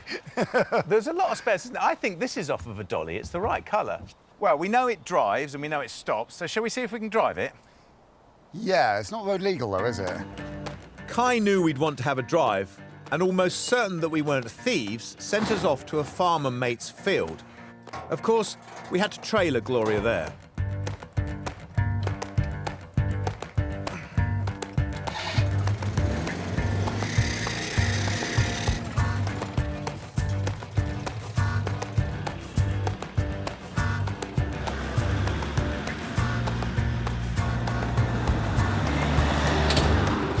As test drives go, it's a bit severe. So it's the oldest story in motoring history. After the devastation of World War II, 1949, All the countries of Europe are striving to mobilise their rural communities. In Britain, they come up with a Land Rover which goes on to conquer the world. And in France, they invent the ability to drive 3 eggs across a field or deliver, to modern day, deliver muesli in Hoxton Square. It's madness. Well, I don't know about eggs or muesli. I'm having a job to keep my fillings in my face at the moment. Talk about the car. Oh, OK. Right, well, the car itself is performing very nicely, all things considered. The wheels on the car go round and round. The gears are very vague, but they do appear to be quite smooth, which has got to be a good thing. But I'm not surprised that it's doing all right, because this is what it was invented for. Yeah. And as for that being vague, I have no surprises there, because the linkage is a vague thing made out of vague stuff, vaguely. It's genius, absolute genius. But I think we're in a good place with this car, aren't we? We've got an engine that's holding together, we've got steering that steers, brakes that stop, gears that change. All we've got is a couple of big rusty patches that we're going to have to deal with. So as 2 CVs go for this price, I think this is probably good. I like it. The 2CV joyously runs out of fuel, but we're sold on grabbing a sale. But will Kai let Gloria go for any less?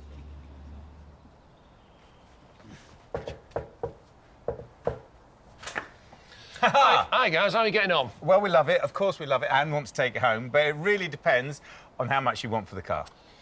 Well, we're asking $27.50. Yep. I think it's worth every penny of that. Ah, right, OK. So we've been having a chat, and we were sort of thinking we might sort of come in with an offer of about sort of 2.2. I can't let it go for that. I think the car's worth more than that. Okay. But what about we split the difference and say 2.5? Go on, you got yourself a deal. We'll leave it on the trailer. Excellent, thank you very much. You're very welcome. Nice to meet you both. Yeah, you too. Yeah, cheers. Thanks, Kai. You too. Bye-bye. Bye. I think we've done very well. One internet bank transfer later, and we hit the road. Well, I love a deal that goes like that. Honest guy, honest car. Totally brilliant. Absolutely, I'm completely with you all the way. There's nothing better, is there? They're not trying to hoodwink you, you're not trying to rip them off, and actually, if you were nasty, you're not going to get it any cheaper, are you? No, well, we're going to be nasty anyway. I mean, that is not in our nature. No, it's just not. So what do you think about our beautiful little 2CV? I think we've done really well. I'm pretty convinced if we just took it down south and advertised it down there, we'd make a profit. Yeah, but that's not going to happen, is it? Because that is the easy profit, and that's not in our blood, is it? No, it's not. But what do you reckon about profit then? Because, you know, you're going to... Oh, you're having a little look at the, car internet, yes? I had them up here earlier, in actual fact. So, car same age as ours. Yeah. There's one on here for 4,000. OK. There's one on here for 5.5. There's one on here for 6.2. Whoa, that must be good. Yeah, but it just means that I think we should aim higher with this car. I think we could double our money with it, definitely. Well, that's good. That is really good. And I'm starting to feel the same as well. I was worried that when we were going out to get a 2CV that it's such a close market. And other people out there know it much better than we do. Yeah, true. And it scared me. And we've spent a lot of money. But I've got a very nice car on the trailer. Yes, it's shabby around the edges, but it's all right. The next day, after nightmares full of rusty Citroens, we get the chance to assess the 2CV and work out a plan.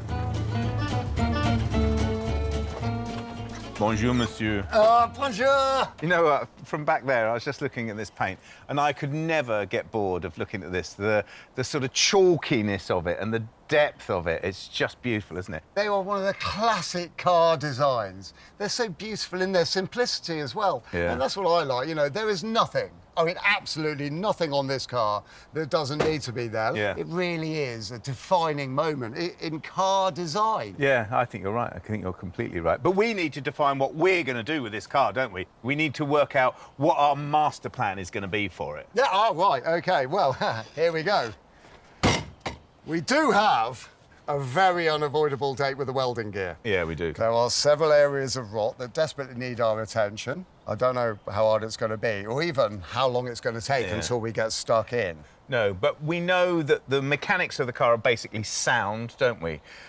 But we are going to have to go through everything, aren't we? Oh, and the brakes. And when we've had a look at those, we could have a look at the interior as well, because that's awful, isn't it? And if you're going to put this back on the road, you do not want to be sitting on the floor, do you? No, you definitely don't. Well, a good plan that's going to be executed beautifully can only start with 2 fantastic cups of tea and a tray of biscuits. I like the definition of the tray of biscuits. While Gus gathers an assortment of biscuits that are slightly past their sell-by date, I gather my photographic skills and try to capture the essence of this lived-in legend. It's auction setup time for the 2CV, which I've got to say is not my favourite job, but it's got to be done.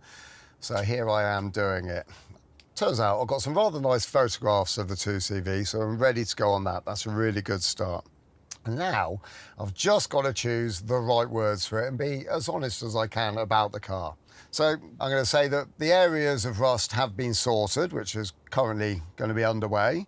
Interior has had some work done on it, so it's been brought up to speed. And I'm going to describe the outside of it as having a beautiful patina. It's going to be a £5,000 or 4,995, but followed closely by or nearest offer, and we'll see how we get on with that. Now that Will has committed us to underselling the 2CV, it's time for Gloria to enter the workshop to receive a facelift.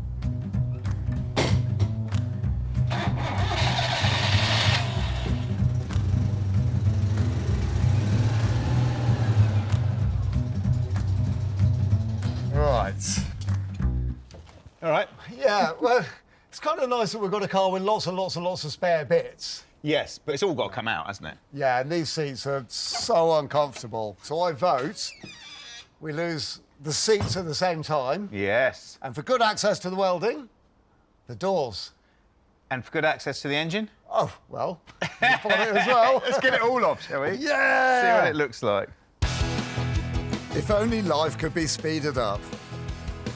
We embark on a stripping jamboree, leaving the bare bones of this classic car exposed. It's not entirely good news. Ha! Right, yeah. See, technically, that's no worse. We can just see it more now, can't we? This is true, and that gives me a lot of confidence. I was thinking that we might be looking at sort of repair patches in localised areas. Yeah. But it's definitely a bit more than that, yeah? Well, it is worth noting that this end of it does have an observation hatch so that you can work out how fast you're going by looking at the floor, which is nice. Well, that's handy, because at the back end, it's got one so you can see if the exhaust hangers become detached or not. And I think that was an optional extra.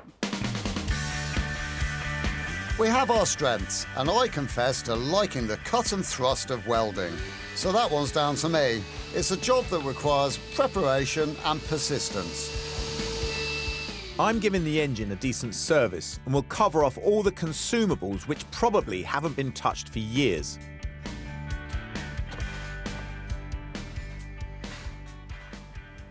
So just looking inside our air filter. So this is a foam air filter. Foam air filters often have to run in oil. They have to be oiled. But there seems to be an excessive amount of oil in here. And I was just looking in the bottom there. The pressure vent for the engine comes into here, so it vents pressure and also oil as the engine gets older and older, into the air cleaner to be reburnt in the engine, actually, so that nobody notices it. The great thing about cleaning is that it costs very little. Our sponge filter has rather deteriorated, and I think it's probably seen better days, so I'm going to have to get a new one.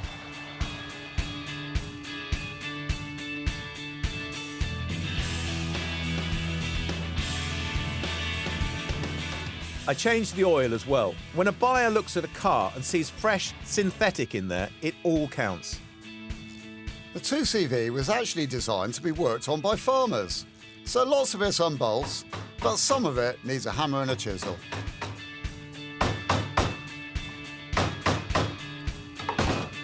I have the oil out, but the filter is a pain. There must be some sort of special code, some sort of key to getting the oil filter off, which maybe if I looked on the internet I could find, but it's in such an awkward place. It wouldn't surprise me if it hadn't been changed for a bit. Oh yeah, I've done it. Ooh, yeah. It's a small success.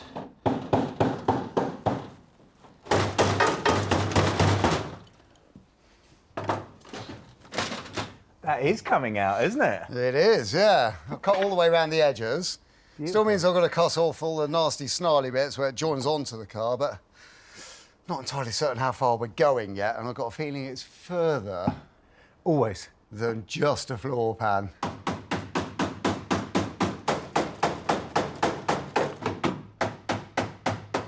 So it's chop here and cut there, and eventually the 2CV looks even more naked.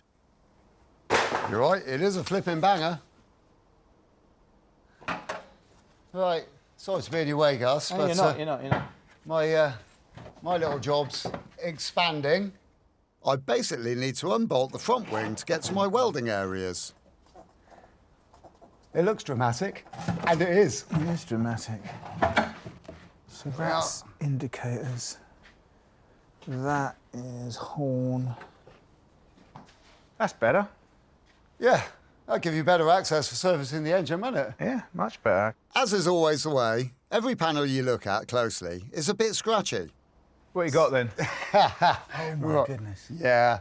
So, seal attaches to the A pillar and to the A panel and to this front cross member as well. Oh, my goodness. And it's everything all comes in on that join. Yeah. And to get to it, you've got to remove this part of the wing. Wow. Trouble is, that part of the wing goes all the way to the front of the car as well. So yeah. That's why I've had to have that lot So off. that's all gone all the way through there? Yeah, look, it's all wobbling around. That's going to be the same the other side as well, isn't it? Well, I'm not looking at that bit yet. One job, one battle at a time, one battle at a time. This is the lesson that we teach ourselves every time we do this. Yeah. Little bit of rust. That's it, and we're going to walk away from the car. A little bit of rust. But and we all haven't this. done it. No, we Again, haven't. we bought the car, and now we've got all the problems. Do you know what time it is? Yes, it's new fan belt time. Oh, I thought it was sweep the floor and go home time. I've got to get a new fan belt. Might as well go home. I'll give you a hand. Brilliant. What a mess you've made of our car. So the 2CV is not full of rust, but it's not as clean as a whistle either. Still, it's been a fantastic first day.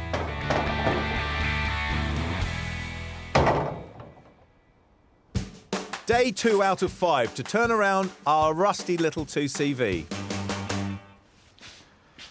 Oh, now then, you see, I was going to finish the engine this morning, but I'm waiting for a filter and a belt. And noticing this access panel that you've opened up here, yeah, that would make my life really easy for changing the dampers, wouldn't it? It would make your life a lot easier. It would also get in my way because I'm working on this side of the car. Well, I mean, I'm just putting it out there. Don't shoot me, I'm just a messenger, but I'm going to do the other side as well. So let me guess, right? I've done all my good work here, which now you're And it's beautiful, it's beautiful, don't get me wrong. Thank you very much. I mean, effectively, I've just made a massive hole in the bottom of our asset. But no, it's no problem because I do need to cut the other side out. And if I can get over there and crack into that and you do this side, I can do that side. Brilliant. Good way to start the day, yeah?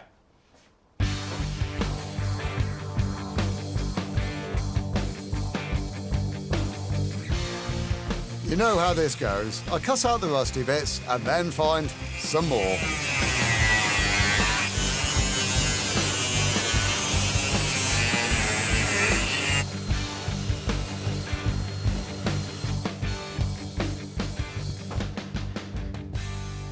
I know I was poking the fun out of Citroën from inventing a way of carrying 3 eggs across a field, but in actual fact, this suspension is clever. And it was born at a time when the manufacturers of Europe were looking for innovative and cheap ways of doing things, and this suspension system is exactly that. So basically, we have a cylinder with 2 springs in it. The front spring deals with the front wheel, the back spring with the back wheel. So the front, the wheel is attached to a leading arm, which means that the arm is here, the wheel is here. It's the first thing that hits a bump. And as that wheel hits a bump, it pulls on this rod, shortens this spring, and then is sprung back down again. And the back works the same way. Now, there's also a damper. These are the things that take all the shock. And these are the bits that have gone because they take a hammering, actually. So we're going to have to replace them. You can see that they've gone because there's oil leaking out of them, which means the seals have blown. But it's interesting that as you're cornering a car, so the spring on the inside is being compressed and the outside expands. So it stabilises the car. I know everybody says that 2CV systems are there, they roll all over the road, but they do because the suspension is set up very, very soft because it's for going over a field, as we know.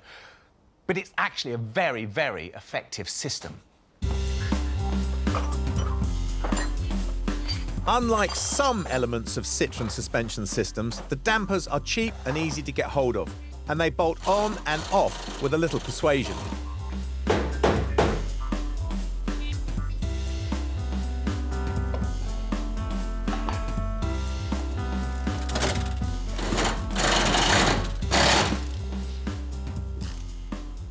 So the front one's got a retaining plate here, just a little hanger for the suspension unit. You have to put that on first. Well, it's obvious you have to put it on first because you can't get the nut off with it on there because it's up against the arm. Onto there and onto here. And then put these little 14 mils in here.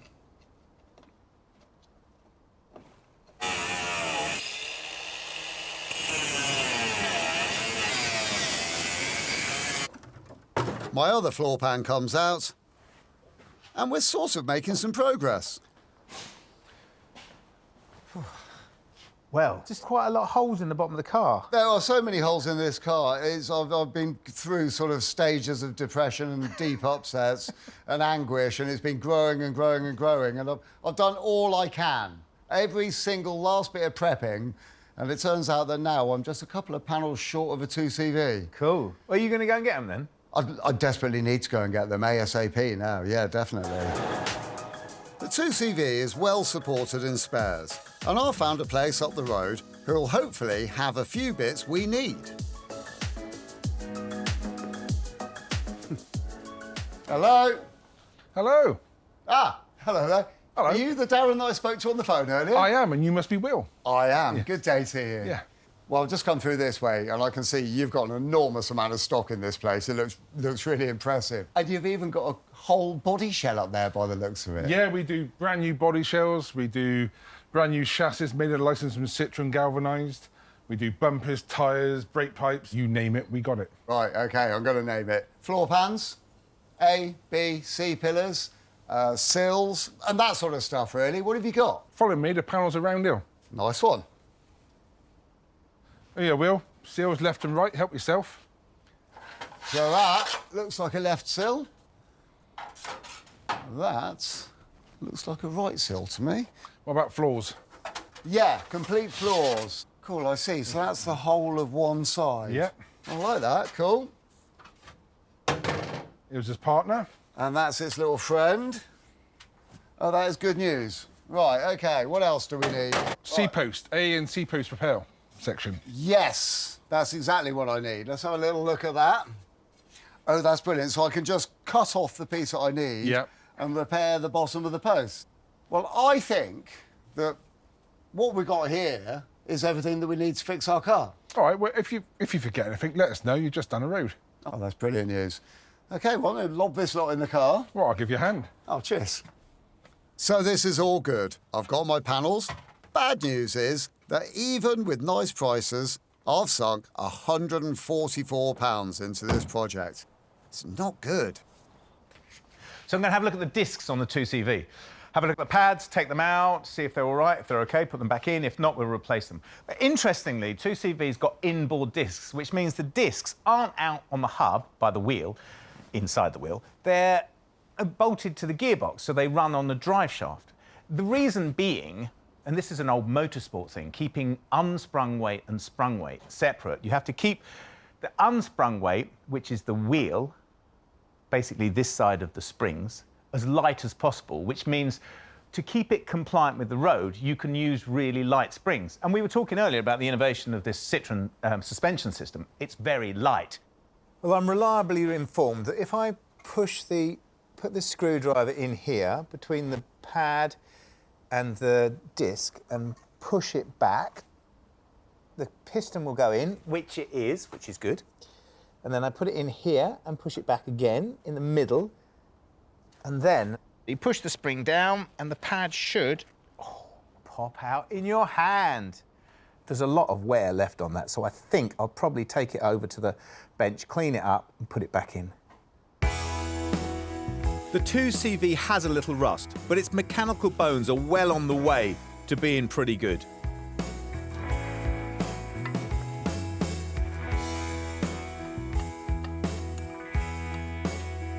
You have to pump the brakes before you set off, as the pistons are pushed right back into the calipers and they'll need to come out.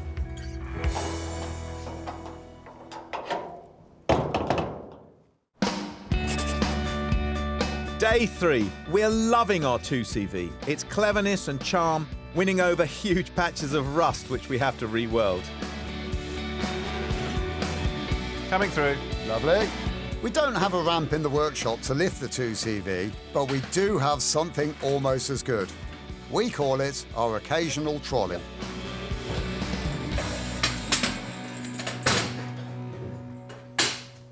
That's quite neat, isn't it? Yeah. Brilliant. Right, I'm going to take these wings off. I'm stripping and cleaning the rear drums.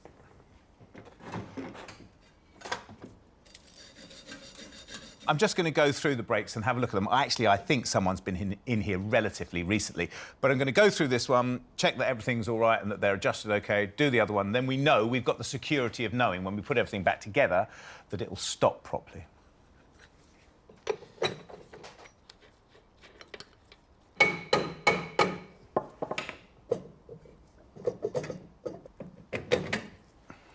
So, although someone has been in here recently, they haven't changed anything or fixed anything that's been broken, because the dust covers on the piston here is all degraded. There's very, very little meat left on the leading edge of this shoe here. So now I've got to enter the world of pain of taking apart the brake lines here and trying to get bleed nipples, trying to get new pistons for the wheel here, and trying to get new brake shoes. Well, I'm sure we'll be able to get them, but it's time and money, isn't it?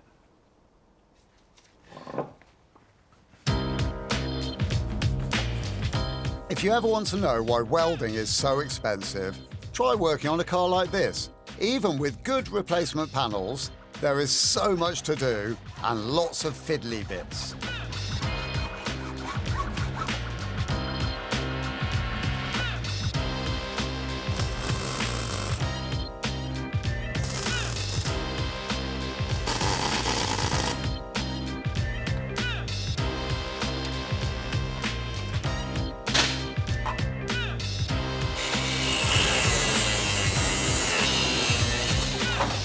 The nastiest aspect of this job is replacing the sills.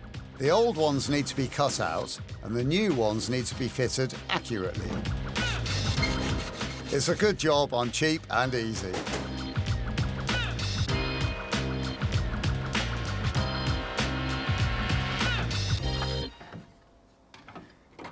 So this A-pillar has got to be shaped to fit on top of this sill. So I'm going to have to mark it, scallop it out so it sits down snugly on there and then can be pushed back into that gap.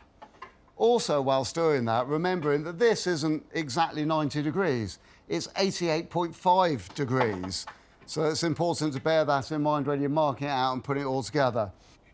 This is a little bit that needs shaping. I've set it up on 2 blocks of wood here, and if I put this on here with this spacer under here, then I get everything aligned really, really nicely. I'm actually just going to mark it by eye to start off with and then start filing it. And then when it gets close, I can then start getting it really accurate and getting that 88.5 degrees just so.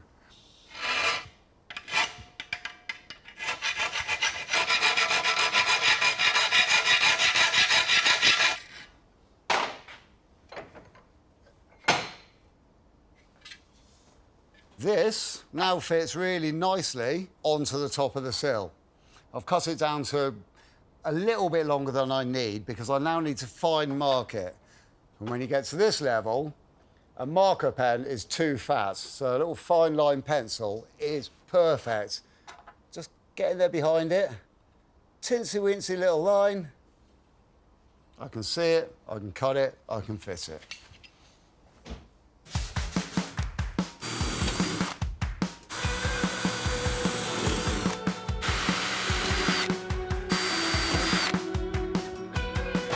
And this is a very important bit. This is called internal sleeving. This piece of metal is going to be slid inside of this, hidden away. The whole thing's going to be put into place, and then this is going to be pushed back out like this, up into this section here. But it's very important to make it really sound and secure.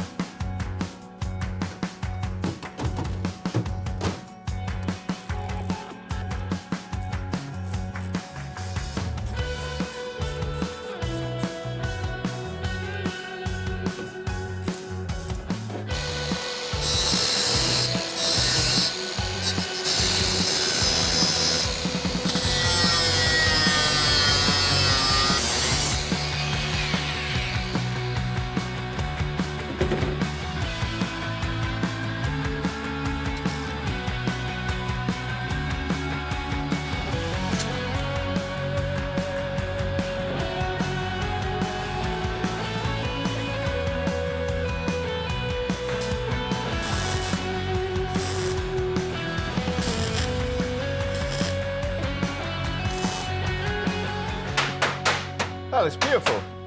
Oh, thank you very much. Proper work of art. Well, it's been taking some time, but I think it's worth it. Yeah, no, definitely.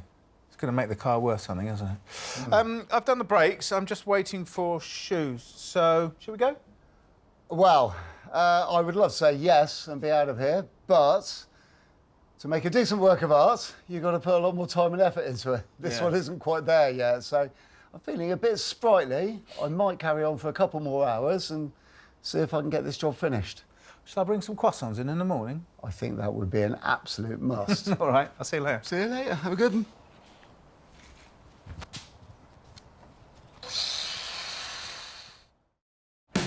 Can it really only be day 4? It feels like 44. Will's busy and I'm waiting on bits, so it's time for a trip out. Well, I brought the seats with me and I'm going to go down to the 2CV shop. Darren down there said that he'd show me how to put new donuts in and recover the seats. And I know it's normally Will's thing, but I thought I'd show Willing, see what goes on. I'm rather regretting putting them in the Mini, though, with the top down, because the degraded foam is swirling around in the cabin, and I think I've swallowed most of it. The 2CV seats are almost as simple as a deck chair, but if you get the refurb technique wrong, you'll lose the little comfort that they do have.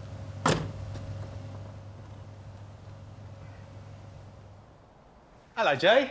Hi, you all right? Yeah, I see you're already on one. Yes, yeah, no, always. Older than ours, though, is it? Yes, much, yes. Look at this. This is a disaster.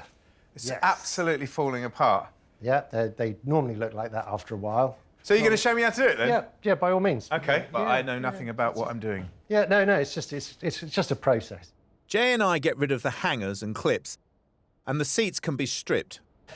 They're just held on with these wires. Your one's a bit bent, but we can always straighten that. So these, that just bend it out. That's it. Oh, I see. And then it just pulls out. Yeah, just pulls out. There, it slides out. And then there's Again. another one, if you want, in the front as well. There you go. And then you can just peel the seat cover off. Oh, and then there's the dust. That's going to go in the bin, isn't it? Oh, yeah. There are still salvageable parts of the chair left. This is the aerial, is it? The antenna? Yeah, that's it, DAB. Well, we'll keep the back, because that's original. Yeah, I like There's it. nothing wrong with it. There you go. And that's it? That's it. Wow. Right, so what have we got here? So this is like the new seat base webbing. Oh, OK. This is, then we've got the little rods that go up through. It only takes 15 minutes for us to rebuild the chair frame. We fit new rubber donuts,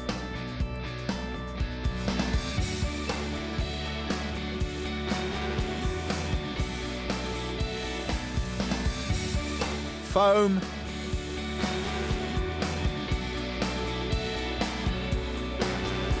and finally seat covers. It's cost us £300. Not buttons, but it's a tangible sign of quality in the cabin.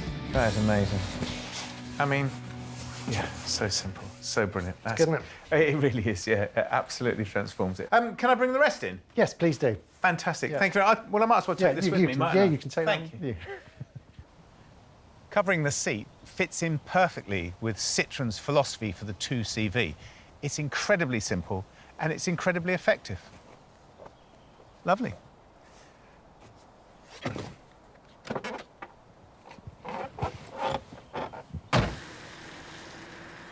When Gus and I got this car, now the engine was running, but it was running a bit rough. And the common fault with things like this is often the points adjustment. Now, on most cars, the points are within a distributor underneath a little plastic cap. You can take that off, you can get to it all very easily. On a Citroen 2CV, the points are well hidden. They're behind a grille, behind a fan, behind the fan belt, then behind this cover. And this is the reason that the maintenance that they need on a regular basis is often ignored.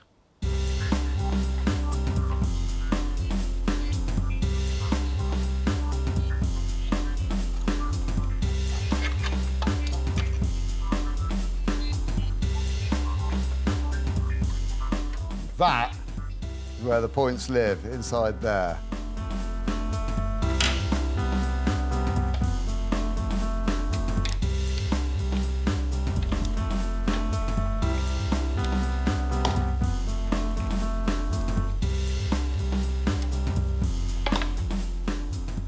Right, this bit here holds the points.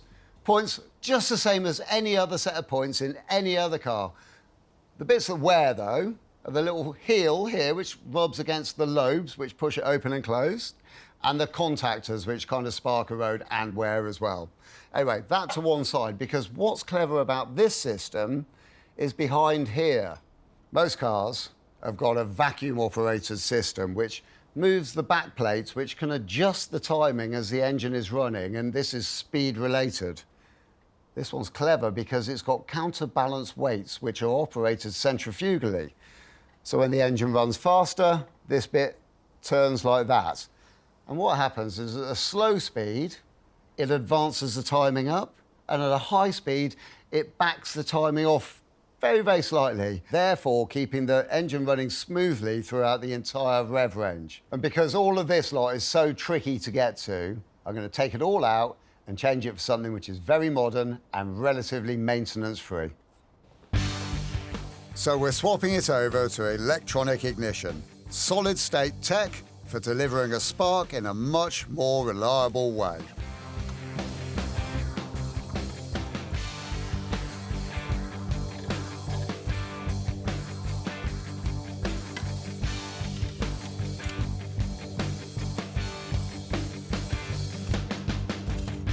Because ignition coils lose a bit of their vigour with age, it's only sensible to fit a new one. The maintenance-free electronic points take nothing away from the purest nature of the 2CV. Cost, around about 100 quid. You need to set the position of the flywheel by inserting this little rod. Another clever Citroën idea. So with everything now set in exactly the right position, it just leaves the timing to be set. And this is the absolute beautiful simplicity of the whole thing. Starts off from the fully anti-clockwise position, and then very slowly and carefully rotate it clockwise until the LED light comes on there. And without turning it any further than that, I keep it in exactly that position. I can now lock it off, and the timing is set perfectly.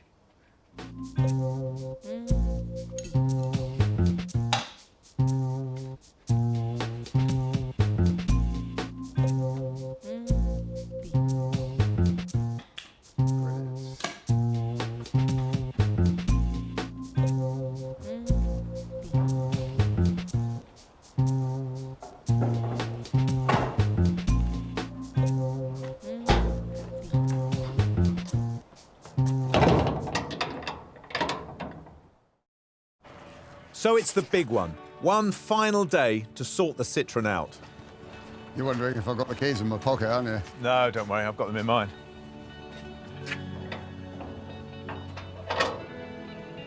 See? Oh. You know what? It occurred to me on the way back over, we've got to get this car out today.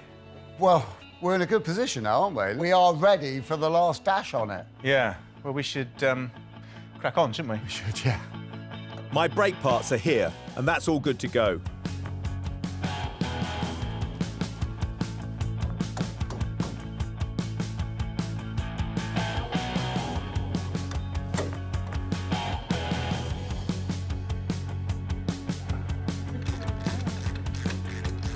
The mounts and seats go in, and this rear bench has been re-upholstered as well.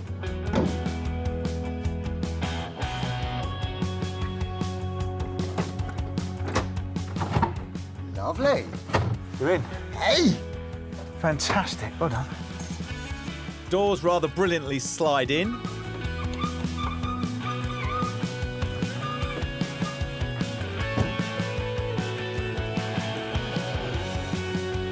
The front doors bolt on.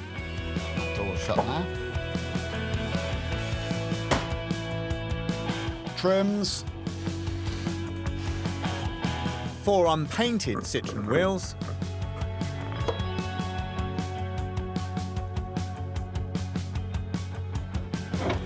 Panels showing their original patina.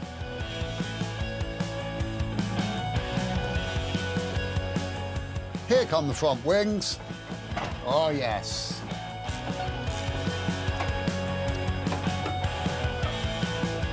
All dents and age-related marks are welcome.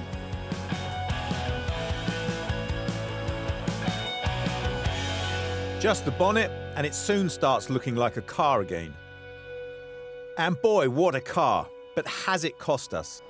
The purchase price was £2,500. We spent £144 on panels, £300 on the seats, £280 on other spares. That sounds a lot like £3,224. Underneath it's sorted, but on the outside it looks exactly the same.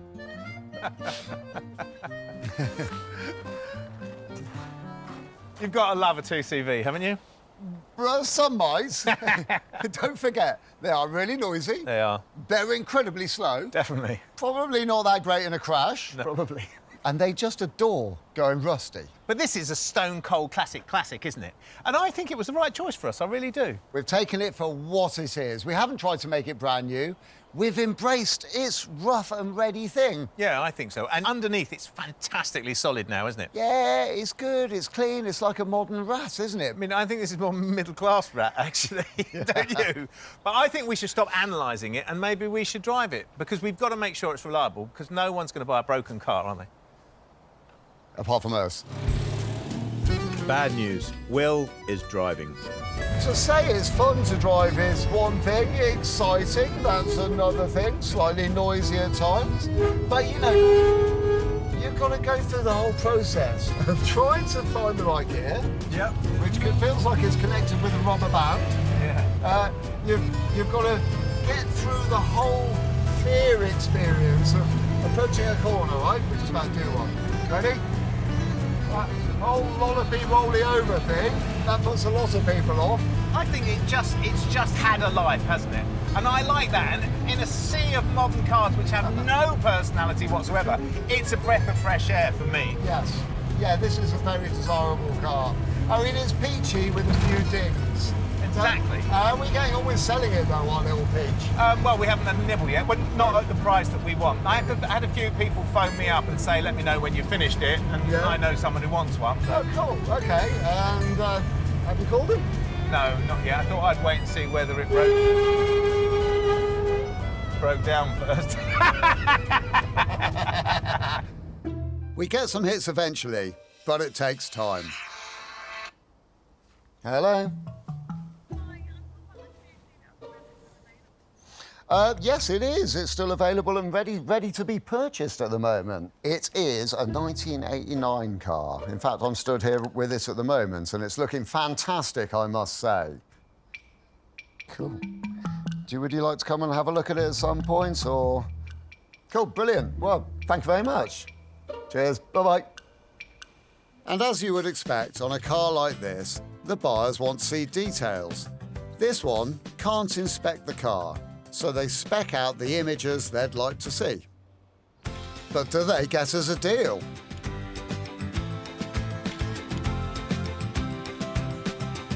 There's a little horse trading, but we do sell the 2CV for £4,900, a profit of over £1,500, and we can live with that.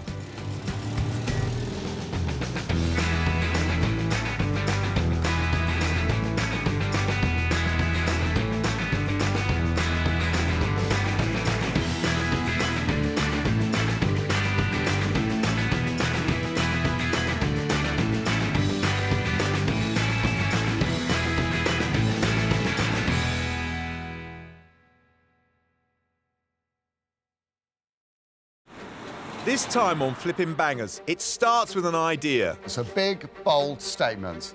There it is, that's our jackpot. That develops into a dream. So it's all your Christmases come at once, isn't it? This is a once-in-a-lifetime opportunity. That is fantastic! And what happens to that dream? Well, Mother of God! Oh, yes. It turns into a nightmare. That's not right.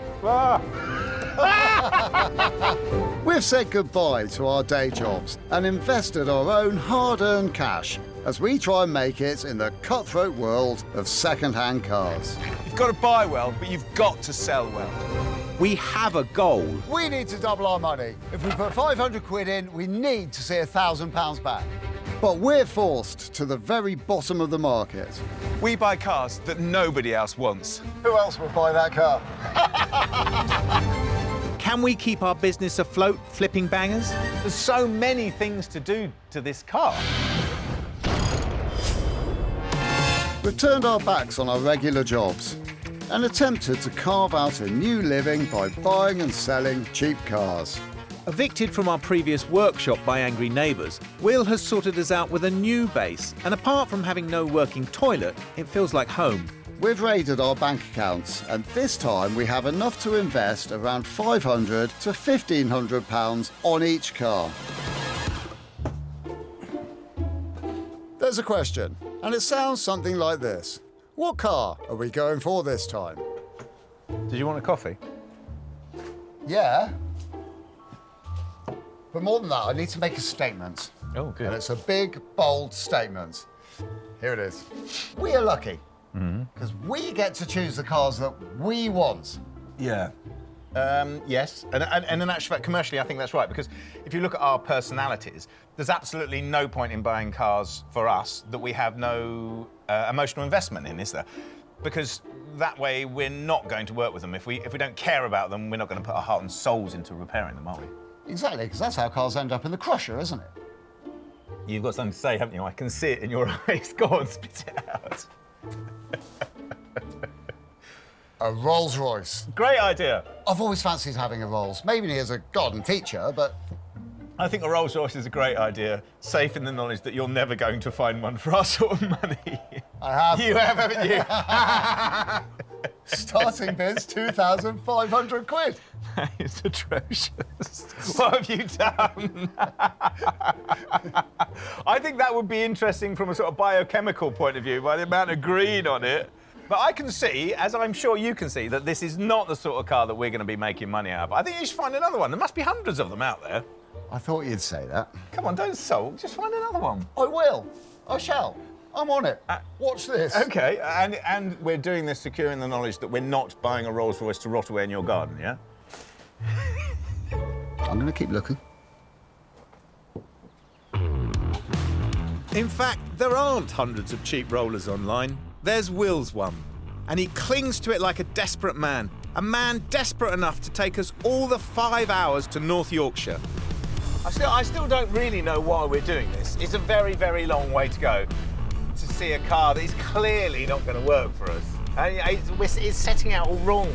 OK, well, let me give you a little bit about it. Right, this car, it's been bought by a guy who's a plant dealer, you know, tractors and such like. Yeah. Not little flowers. And he bought it as a project for himself. He's got bored of that project and tried to get it running, couldn't get it running, and lost interest in the whole thing. Oh, OK. I mean, I know that our USP is buying cars that nobody else wants. I get that. But with this car, the information that I have seen on it, it just seems to me that we will never be able to do what we need to do in the time that we've got. I'm looking at it for the reason of us making some money, and I don't necessarily know that we'll be able to out of this car. The money that we're looking at buying it for is quite cheap. I've had a look, it's the cheapest one in the country. I'm going to have to spend a lot more time working on you, aren't I? No, let's just have a look at it. Divided we stand, divided we fall. And we're certainly divided this time. There it is. There it is. That's our jackpot. The owner has allowed us to look over it, and if we're interested, we can call on his daughter, Hayley. I actually think the car looks a lot better than I expected. I'm worried about you. I seriously am. Please don't worry too much. Look, this is all about business. I'm going to keep a level head and not get too carried away, I promise. Well, hello. What's under your bonnet, then? Wow, look at that. At least it looks pretty complete, eh? It does, doesn't it? It doesn't look like it's been picked, and that's important, isn't it? Yeah, it's mainly there, and you get a whole load more as well. I mean, these suspension turrets look like they come straight out of the Second World War tank. They really do. And this thing. What is it? It is the brake fluid reservoir, but it is so large. It needs, you need some sort of architectural planning permission just to put it in there. I'm slightly disappointed it's not in silver or silver plate. Well, that would be lovely. It would be nice. But I'm certain that if we just gave that a good old clean-up and a hoover out, we've already upped the value of the car. Do you want to talk about the roof, or do you want to skip over that bit? Personally, I'd rather skip it, but I am absolutely certain that it is going to have to come up in conversation. Oh, hang on. There's a 1/4 of an inch of filler in it. Actually is. It was obviously the barrier down at the supermarket that did it. Dare we? Yeah, go on, go for it. That's not right. It's certainly safe to say that it's had very little use in the last few years.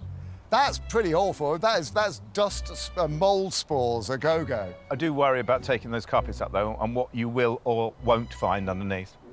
I.e., you will find lots of rot. You won't find any floor. Gus is smiling, but something tells me he's not into my lovely rolls. Well, it clearly just needs a bit of TLC. Actually, it's good in there, isn't it? It's 1972 Rolls-Royce. It's the car everybody wanted to be in. Everyone mimicked that, didn't they? Of course they would. I mean, Rolls-Royces are the essence of elegance. And it has stood the test of time. I mean, it's a palatial interior. OK, it's not perfect, but what is there? You know, the seats are pretty solid. I think those will clean up. I think they'll soften up with a bit of, you know, a bit of leather balm and stuff. The dashboard, that's in amazing condition. And doesn't it look so cool as well? But we have a car that has stood outside for many years, and cars that have stood outside for many years have a patina and a rather charming appeal, don't they? That you could just jet wash it all off and it'll be fine. And I get it, the engine looks great on first glance and it looks like it's all there, but we don't know if it runs. The interior looks great, we don't know if it's going to fall apart when we start doing it. And from this side, below a certain line, is all very, very rusty. So I worry about having to put things like seals on this or floor pans in this, which would kill us. I'm going to go and see if Hayley's about so I can get the keys for it. OK. Honestly, you know, a lot of the time, Will and I don't have the same opinion about cars, which is great because that makes a great team. But this instance, Will has definitely fallen in love with this car. Is this car that's sat here for 15 years something that we're actually interested in? I'm not actually sure it is. But if he wants it, then of course we'll do it because we're a team.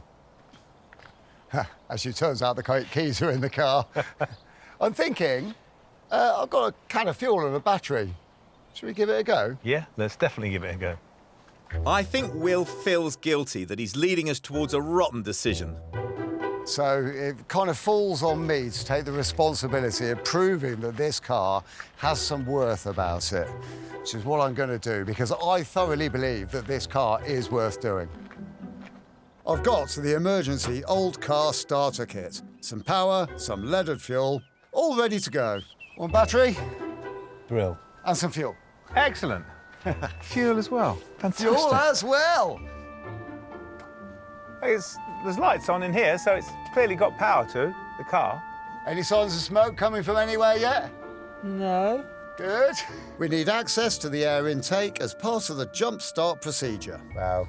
Even the Jubilee clips feel like they're of a higher quality than any other Jubilee clip I've ever undone. That's brilliant. That just comes off beautifully as well. Do you think we might have built this up to be something that's not going to be now? I mean, this is a big moment for you, isn't it? Is this you trying to show me how brilliant this car's going to be? I'm just asking, just so I know when it roars into life what to do. Oh, I tell you what, I have. Yes. Okay. Right. Okay. Right. You spray, I'll turn. Well, I'm not going to spray. I'm just going to do this because look at that system. Oh yeah, it does. At least it moves. Go on then, give it a little whirl. See how we go. Fingers. Yes.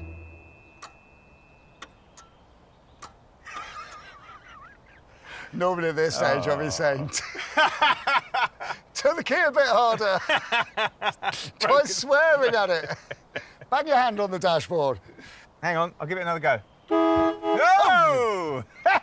That's a great hooter. You did that deliberately.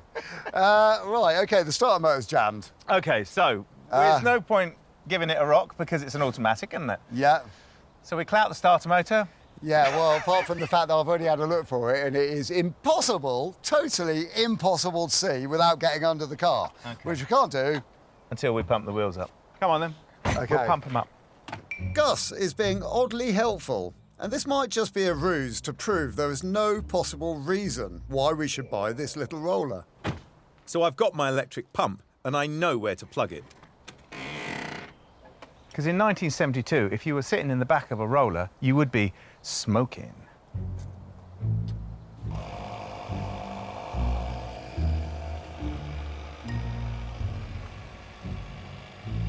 With a little highly dangerous access, can Will get the starter motor going?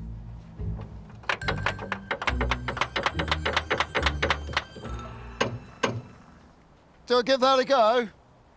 Ready? Yeah. I mean, there is another possibility, isn't there? What? That the engine might be seized. Actually, it's worth coming here and having a look at. So I think, you know, it looks actually surprisingly better than I thought. Again, you know, you can see the front subframe, the front section of the chassis all looks nice. I think some mileage in this car. I think it's crunchy around the edges and sturdy on the underside. Right. What do you reckon then? I think we need to take a reality check about this car. I think bodywork is intriguing, but it would have to have a little tick in the poor column. Yeah. I would say the structural rigidity in the unknown column, definitely, that would go in the unknown column in my little book, almost definitely. Yeah, yeah. The interior was actually complete, but poor. That would have to be poor. Yeah. And electrics, well, I'd say they were unknown, really. It's a risk, yes. But I think it's a risk that's worth taking, because if we do take that risk, then we stand the potential of reaping the reward of what this car might offer. I think there's money in this car. I think we can do with it. And it's, for me, for us, this is a once-in-a-lifetime opportunity to buy a Rolls-Royce at this sort of price. We might earn some money for it. I think we should go for it. I really do. If we could get it for 2,000, that might work, mightn't it? But clearly any more than that and, well, we're really going to lose our shirts on this. OK, then. Right, we'll speak to Hayley and I promise I won't offer her 2,500 quid. Yeah, well, let's see how we get on. I'll go everything crossed.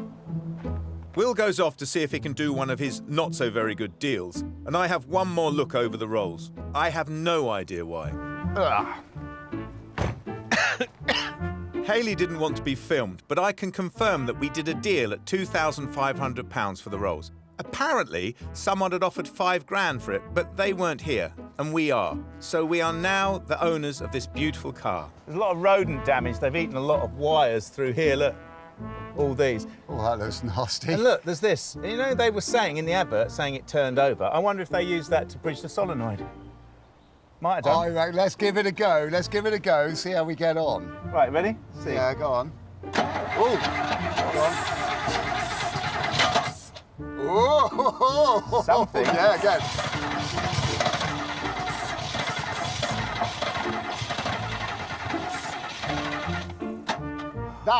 That is going to go. That is going to go, mate. That is definitely go. That wants to go. Right. Whoa. Oh, yes! Come on, come on. That is... Oh, almost. Come on, Gus, come on. Come on, mate, Gus. Come on! Come on. I don't think it's going to be any resting 50p's on this bonnet, do you? No. Straight off. Spend a lot more on it just to get it going. It was popping and firing on the easy start, wasn't it? Yeah. Because there's no fuel getting up there. Yeah. I mean, if we could find the pumps and clean the points in the pumps, they'd probably pump. Well, I think that's going to be one of our jobs back at the workshop. Yeah.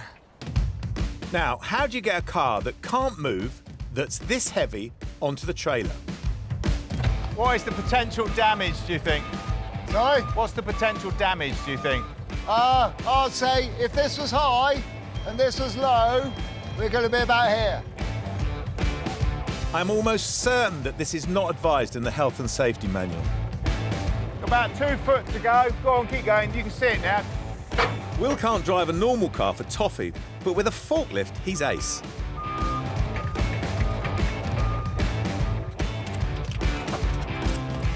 Spiders. It's always big, nasty spiders in rotten old cars like this. And there we are. Now all we've got is a quick 5-hour drive back to base. I think I can speak for both of us when I say this is a great moment. Yes, we are putting our head directly into the lion's mouth, but the lion may not eat us. It might just squash our heads. Well, we got our Rolls Royce, didn't we? We got the wreck of the Hesperus for a price of an Empress, and it's all your Christmases come at once, isn't it?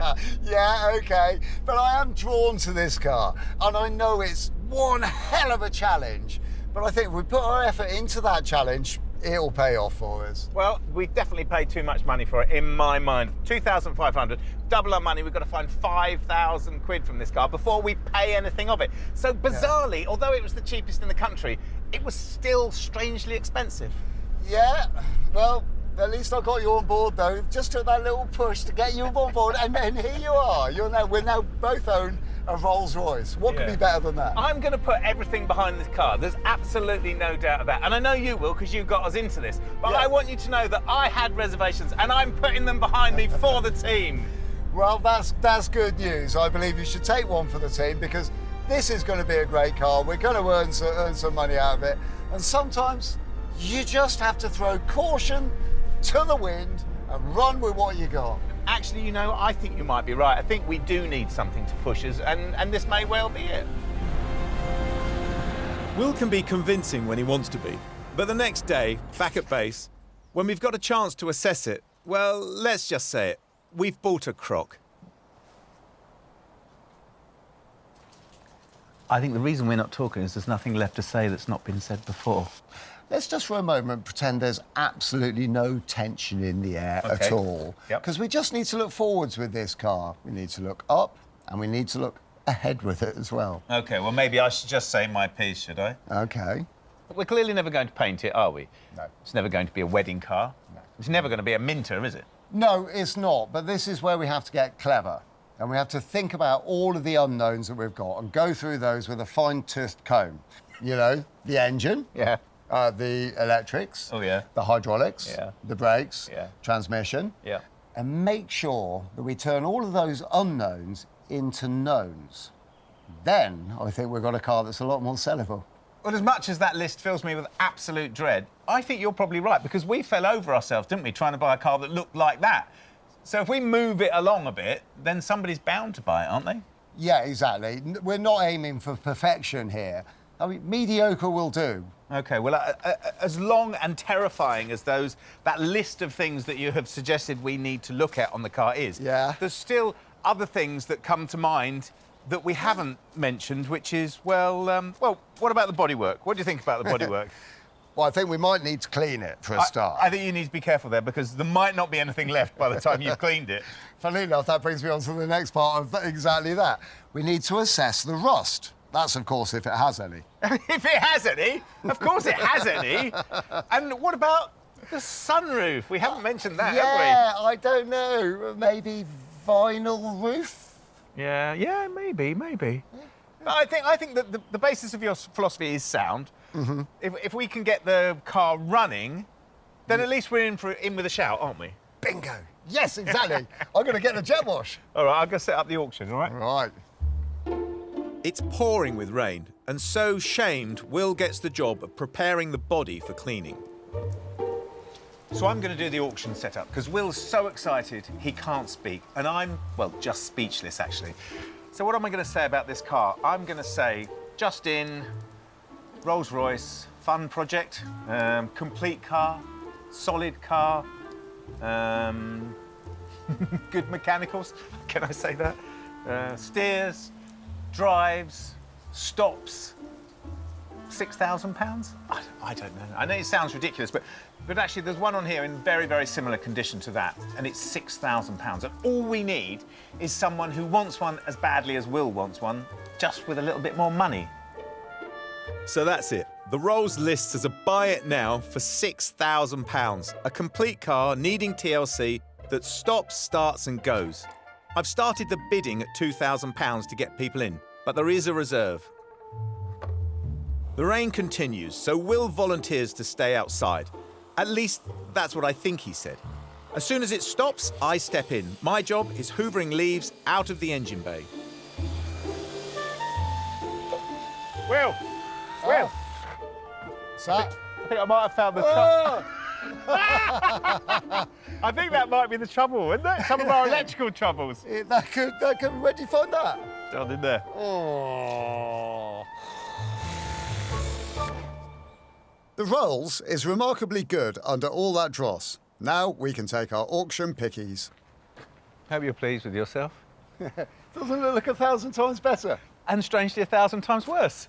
Yeah, it is strangely disappointing, isn't it? Strangely.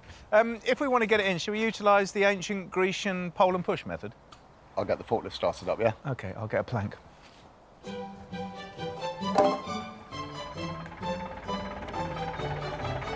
Cool, I'm going to bring a bit of pressure onto it. Amazing how hard it is to get a car into the workshop that can't even turn a wheel. The wood takes the load at the front of the car, and that allows the rolls to roll in. Lovely. Who'd have thought we'd have had a Rolls Royce in the workshop? Look at that. Oh, I'm pleased you've at least got a positive attitude with the whole thing. But first, we need to empty the car of rubbish, dirt and stinky old carpets. Don't breathe in. I'm not going to. Ah. It's like a little archaeological dig. This is ginger. That's the worst ginger thing I've ever seen. Apart from myself, of course. See, I'm tempted to take this carpet out. Yeah, it's coming to bits in my hands. Oh, that is disgusting. Right, straight in the skip with that lot. Ah! I'm starting to worry. About this? Yeah. I started to worry about this a long time ago. Everywhere I look, there's more and more. Yeah. I'm beginning to think we're bitten off more than we can chew. Yeah. For me, I genuinely think if we can't get this started by tomorrow, we should bin it. That's a bit harsh. I mean, surely we can give it a bit more of a chance. I mean, let's get some wheels on it so we've got a rolls that rolls. Yeah. So we owe it to the car. Yeah, we do. Wheels? Yes. The first day has been one full of extraordinary highs and quite a few bad smells too. And now we have Gus threatening to throw in the towel if we can't get the engine started.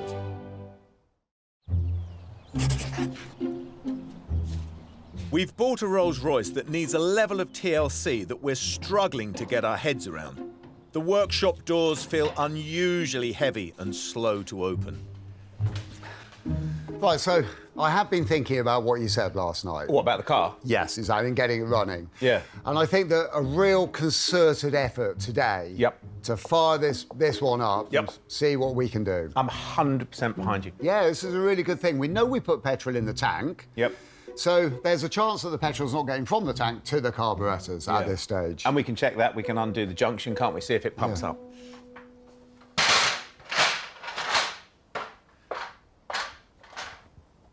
So, we know our engine turns over because we flashed the solenoid, we got it turning over. We know it fires because we actually had it running on the ether we were spraying into it. So, if it was lifting fuel, the fuel would come up to the carburetors would mix the fuel with air, vaporise it, that would suck it into the combustion chamber, the engine would be running, and it's not, so we assume it's not lifting fuel. Because our fuel pump isn't working and therefore not forcing the fuel to the carburetors, we've got to improvise. So what we've done is we've built a gravity system. We've got a tank that's up high, which will then gravity feed and force the petrol through to the carburetors, which is a good thing. Now, this is going to prove... Here you are, Gus. Oh, cheers. Now, this is going to prove two things. A, that our beautiful Rolls-Royce engine actually works, because I really need it to in this situation. And B, it's going to isolate the fact that the fuel pump is our issue that's not letting our engine run. Right, that is now very firmly connected, because we are messing around with petrol here, and we don't want any leaks, don't want any issues, and we certainly don't want our car catching fire. Right. Go on then. Are you ready? Yeah. Cool, me too. Go on then. Hold on. Oh, well, almost. Yep.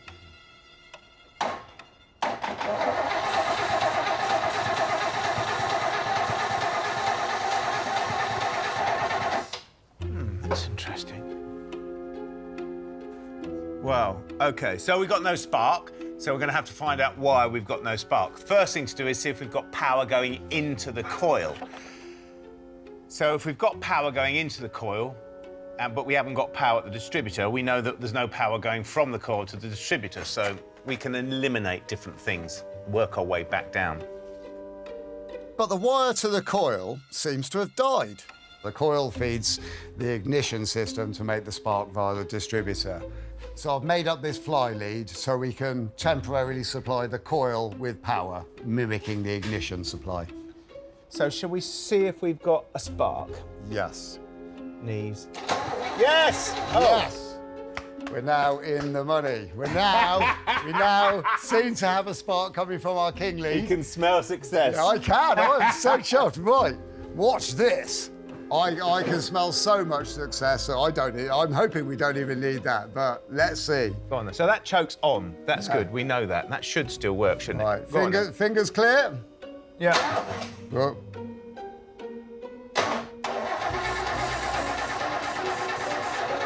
Come on! Oh! Oh! It ran! It actually ran! It ran for momentarily, right.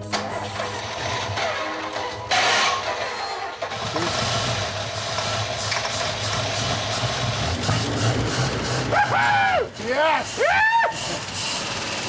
That is what I call... Sounds nice, huh? Really lovely. Oh, oh. Wow. Amazing. Absolutely amazing. Quite What a success. smoky in it. Should we give it a break? Yeah. That is fantastic! Brilliant. She's earned her right to stay in the workshop? Definitely no questions. Absolutely no questions. Yes. We should get on with it. The only problem is we're never going to sell a Rolls Royce with a fuel tank on a ladder. True. Fuel pumps? Yeah, I'm going to get straight on there. I'm not going to waste a single moment. In a modern car, the fuel pumps are small, cheap, electronic, disposable boxes. In a car like this, the fuel pump is a larger unit and it's known for going wrong. While Will digs into the pump, I check out the fuel tank, worried it's as nasty on the inside as it is on the out, clogged with dirty fuel.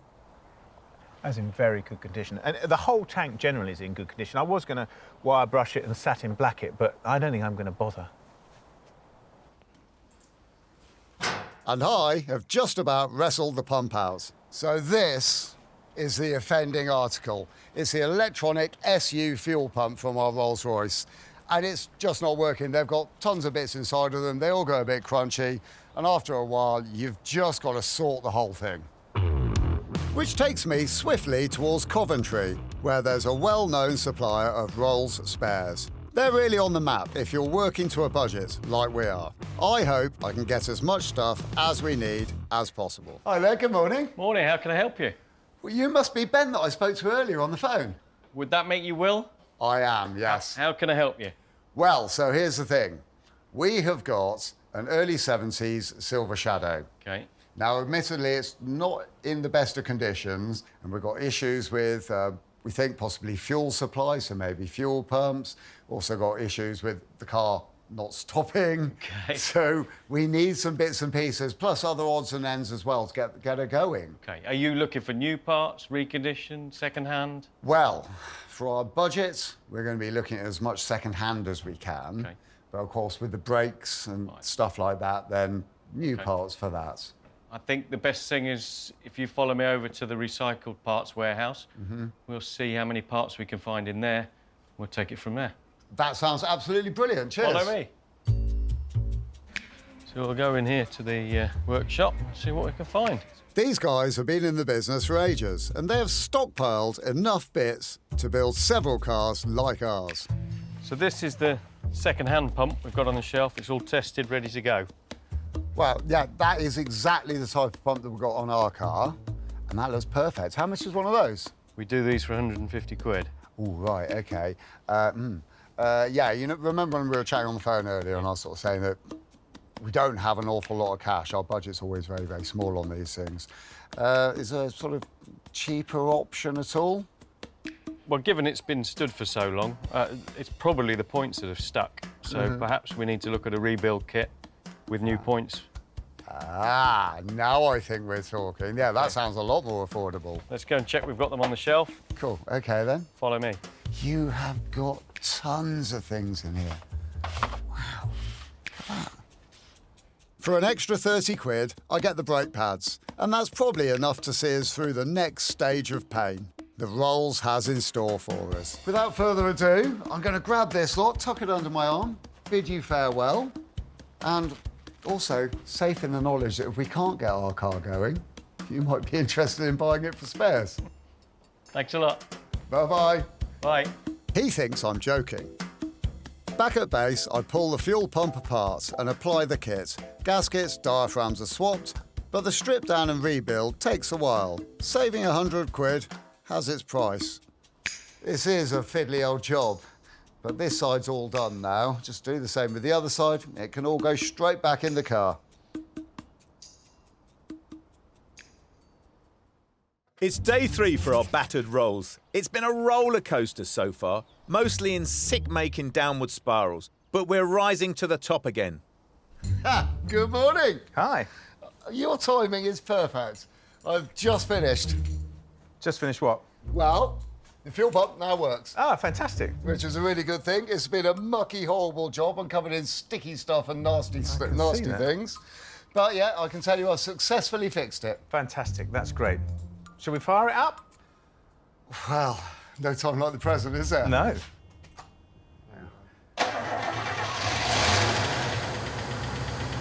That's great, isn't it? It sounds lovely, doesn't it? What a sound little engine that is. There's nothing little about it. It's massive. It's nice, That, however, won't clean the interior, will it? Are you trying to tell me we've got to go and do that horrible job, which I don't want to do? Well, I would have thought so, wouldn't you? Right, OK, then. Cleaning the interior, go. So when we were up at the farm, I was saying to Will, the seats, they're so crispy. And he was going, no, they're all right. And in actual fact, he's right. They're pretty good. In actual fact, they're better than pretty good. They're really good. So this leather is called colonised leather, and it was a process of spraying on top of leather. So you spray the colour on top of leather. It's made famous by the Connolly Company. And I think if we get some saddle soap on here and clean the spores of mould off, this interior is going to look fantastic. That is ignoring the fact that there's mushrooms growing in the footwell, and I shouldn't really be spending any time in here without a mask, but I'm going to take these outside because they rather handily come out. Oh, mind the door. And naturally, I'm on hoovering duty. So here's the thing. Gus actually knows that I hate cleaning of any nature whatsoever. I don't mind jet washing, that's fine. I don't really like cleaning interiors, so I just leave the hoover running and sit down and read a magazine for a bit. Well, when I say I'm not going to be lazy, I might be a little bit lazy. Depends if he's keeping an eye on me or not. Good. He's outside. So that's saddle soap. It's rather lovely. I've ditched the being lazy plan. The Rolls is one of the most filthy cars I've ever seen, and I can't afford for Gus to go upside down on me again. So I'm getting on with it. It's starting to come off, but it takes quite a lot of effort because it's incredibly dirty. But it is strangely rewarding. So this is amazing. I mean, the carpets we ripped out of this car were utterly minging, and they were rotten, they had mould growing on them, they were disgusting. But I'm now just pulling up the under carpets, as it were, and revealing the floor pan, which is really solid, really sound. It's filling me with a lot of hope and a lot of pleasure. Because basically, the Rolls only has to be good enough for the next person. Good enough for someone to say, yes, I'll take that on. Any good points are critical for us. You've got to admit, that looks better, doesn't it? It's the end of the day, and we both need a bath, although perhaps not the same one. We've just won another little victory with the roller, taking it one step closer to the running, driving car we need it to be. It's day 4. Our Rotten Rolls project was bad enough at the start for people to laugh in our faces, but the boot is on the other foot now. We're taking tender steps towards victory. I hate to say it. Go on. I hate to say it because I actually still think this belongs in a scrapyard. No. But we're actually in a pretty good place with this car, We aren't are. we? Yeah, I'm feeling particularly chuffed at the moment. So we've got an engine that actually runs rather nicely. I always had faith in that little engine. It was going to work well. We've got an interior where you won't get anthrax if you sit in it. So you've done a fantastic job of cleaning that. We have done a fantastic Well, yeah, job. but I only did the hoovering, and you know how much I hate hoovering. It's an awful thing. The important thing is, what are we going to do next? Where do we go next? That's the thing, isn't it? Well, you have seen the wheels have turned off, haven't Yes, you? let's drive it! Come on! These are old truck tyres, the same size as the Rolls. The originals are horribly expensive. Well, too expensive for us. And these were just 120 quid. Woohoo! Oh, yeah! Look at that.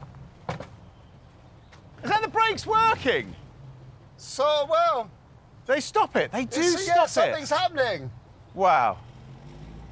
So it runs, it rolls, and it stops a bit, after a fashion. We do have a little problem. Reverse. We did have reverse, but now we don't. And power steering, that seems to work. Are the lights working? Lights, anything? Yeah. Yeah? One, yeah. Yeah, High three. beam, low beam? Three. We've got 3 lights now. Indicator? I mean, if we can make it stop properly, we're in a massively good place, aren't we? Yeah. It's already gone up in value by a lot. Right, is the handbrake on? Mother of God! Small steps forwards, and then a step back. This car is like a yo-yo. This is mind-blowing, this car. This car is like watching a heavyweight boxer go 15 rounds, be knocked down 3 times, and dragging himself back up to the ropes. Fabulous. It felt really nice sitting in a Rolls-Royce and driving it down there. But I don't want to do it again because this 2-ton tank didn't want to stop when I put my foot on the pedal. No, that's going to be a problem, isn't it? I think for the next person, they buy this car, it drives, you know, it runs, sounds really lovely. It runs, it would be so nice if it stopped for them, wouldn't it? Yeah, Only it would. fair, really. Shall we get it up? Yeah, jack it again.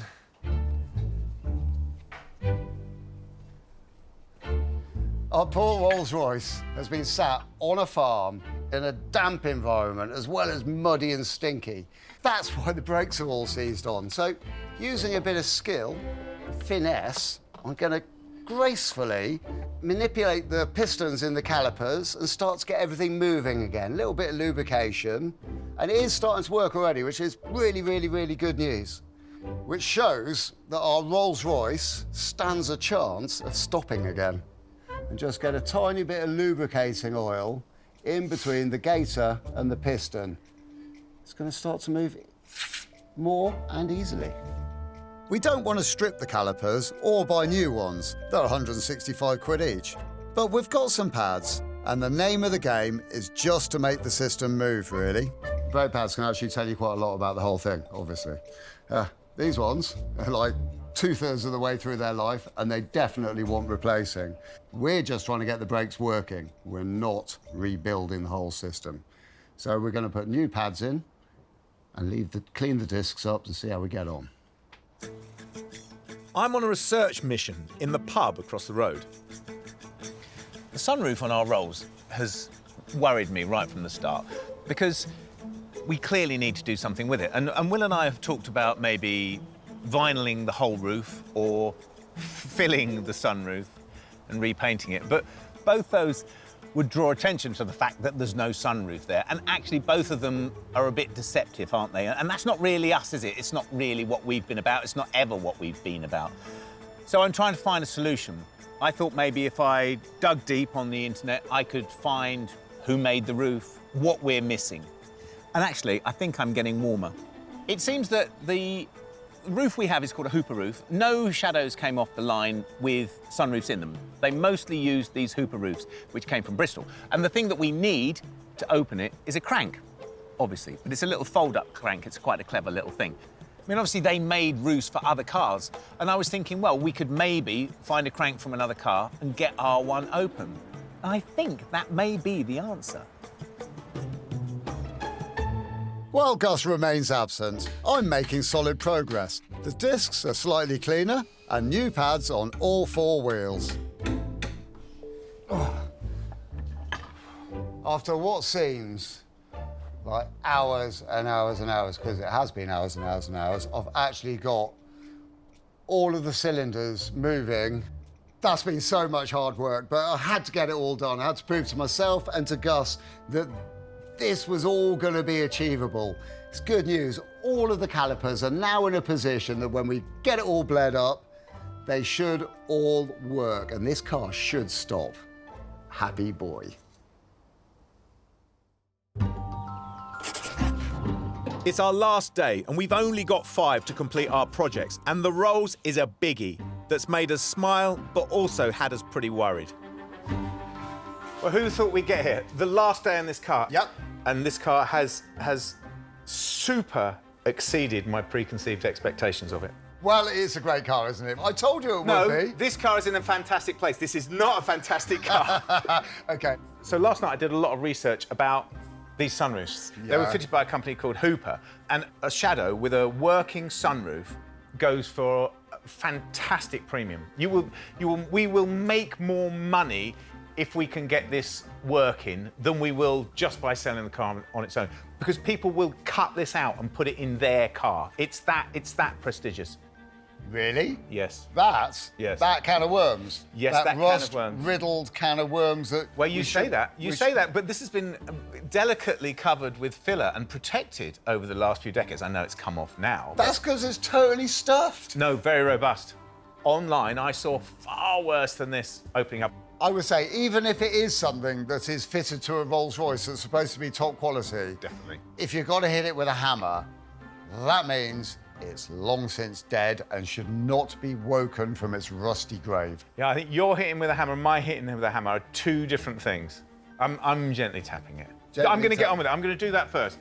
Just the Allen key inside, a little bit of wiggle round. Yeah. That'll drop down nicely. You watch. I think that's going to ruin our day. Right at the beginning of the day. That's what I think.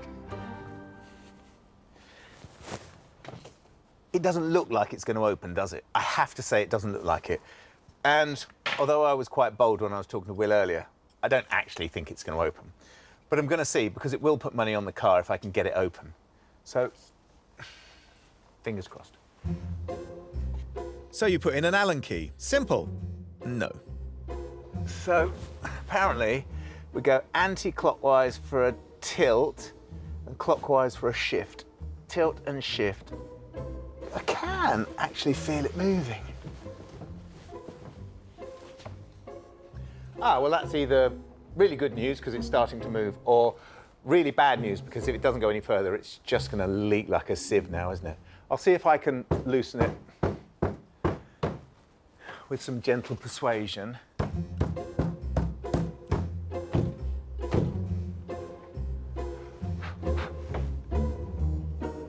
I don't think it's going to go any further up.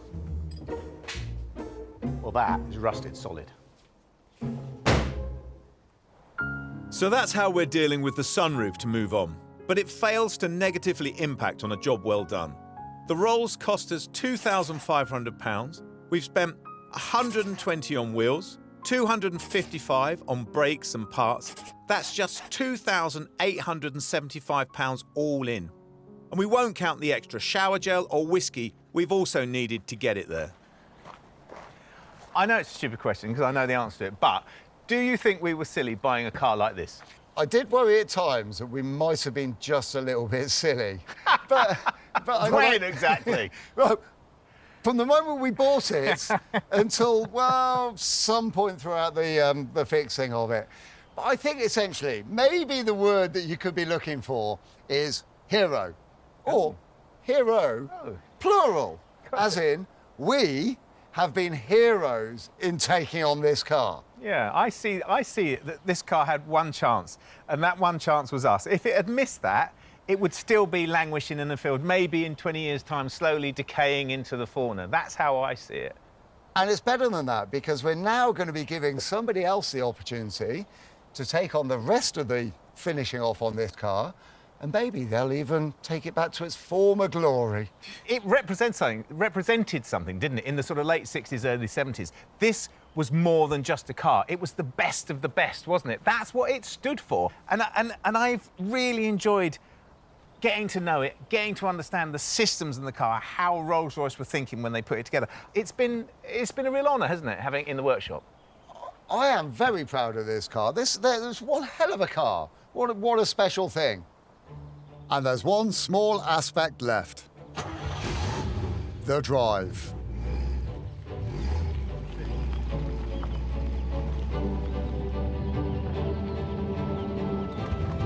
Well, who's the daddy? Who's the daddy? We are cruising in our Rolls Royce. I think the daddy will be making sure that we don't have a massive great crash, or that it doesn't break down and we don't have to recover a 3-ton 70s Luxo barge. That would put a dampener on the day. Hey, just listen to that beautiful V8 purring away under the bonnet. But traditional Rolls Royce, you can't actually hear it very much, can you? All I can hear is the engine. And as you know, the exhaust pipe's in 3 pieces, so all we're going to hear is the engine. Actually, it's not such a bad sound, is it? But the only thing you're supposed to hear in a Rolls Royce is the clock. And I didn't even know it had a clock in here. It's right there, but it is broken, so I have set it at 10:20, so it's got a lovely smiley face looking at us. Well, actually, I mean, I'm glad that the engine's running because it tells a bigger story than just the noise, doesn't it? It tells of our progress and the fact that this car is actually driving now, which is huge, isn't it? Yeah, correctamundo. This come on leaps and bounds. And I would like to just add at this point, it looks an absolute peach.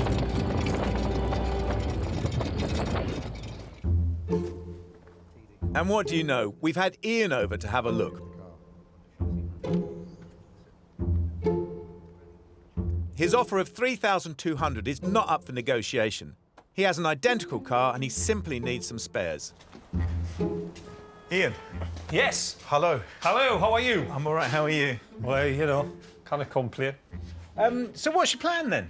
Well, take a few bits and pieces off it. Grill, bumper bar, stereo, etc. Put them onto my good one.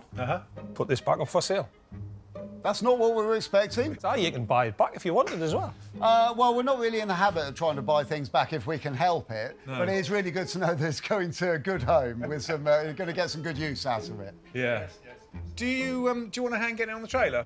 Yes, if you wouldn't mind, we can do that, no problem. Awesome, right. Perfect. Let's go and get things sorted out. No bother. If we'd waited longer, we might have got our £6,000. But the Rolls had to go, and we consider a few £100 profit an absolute triumph.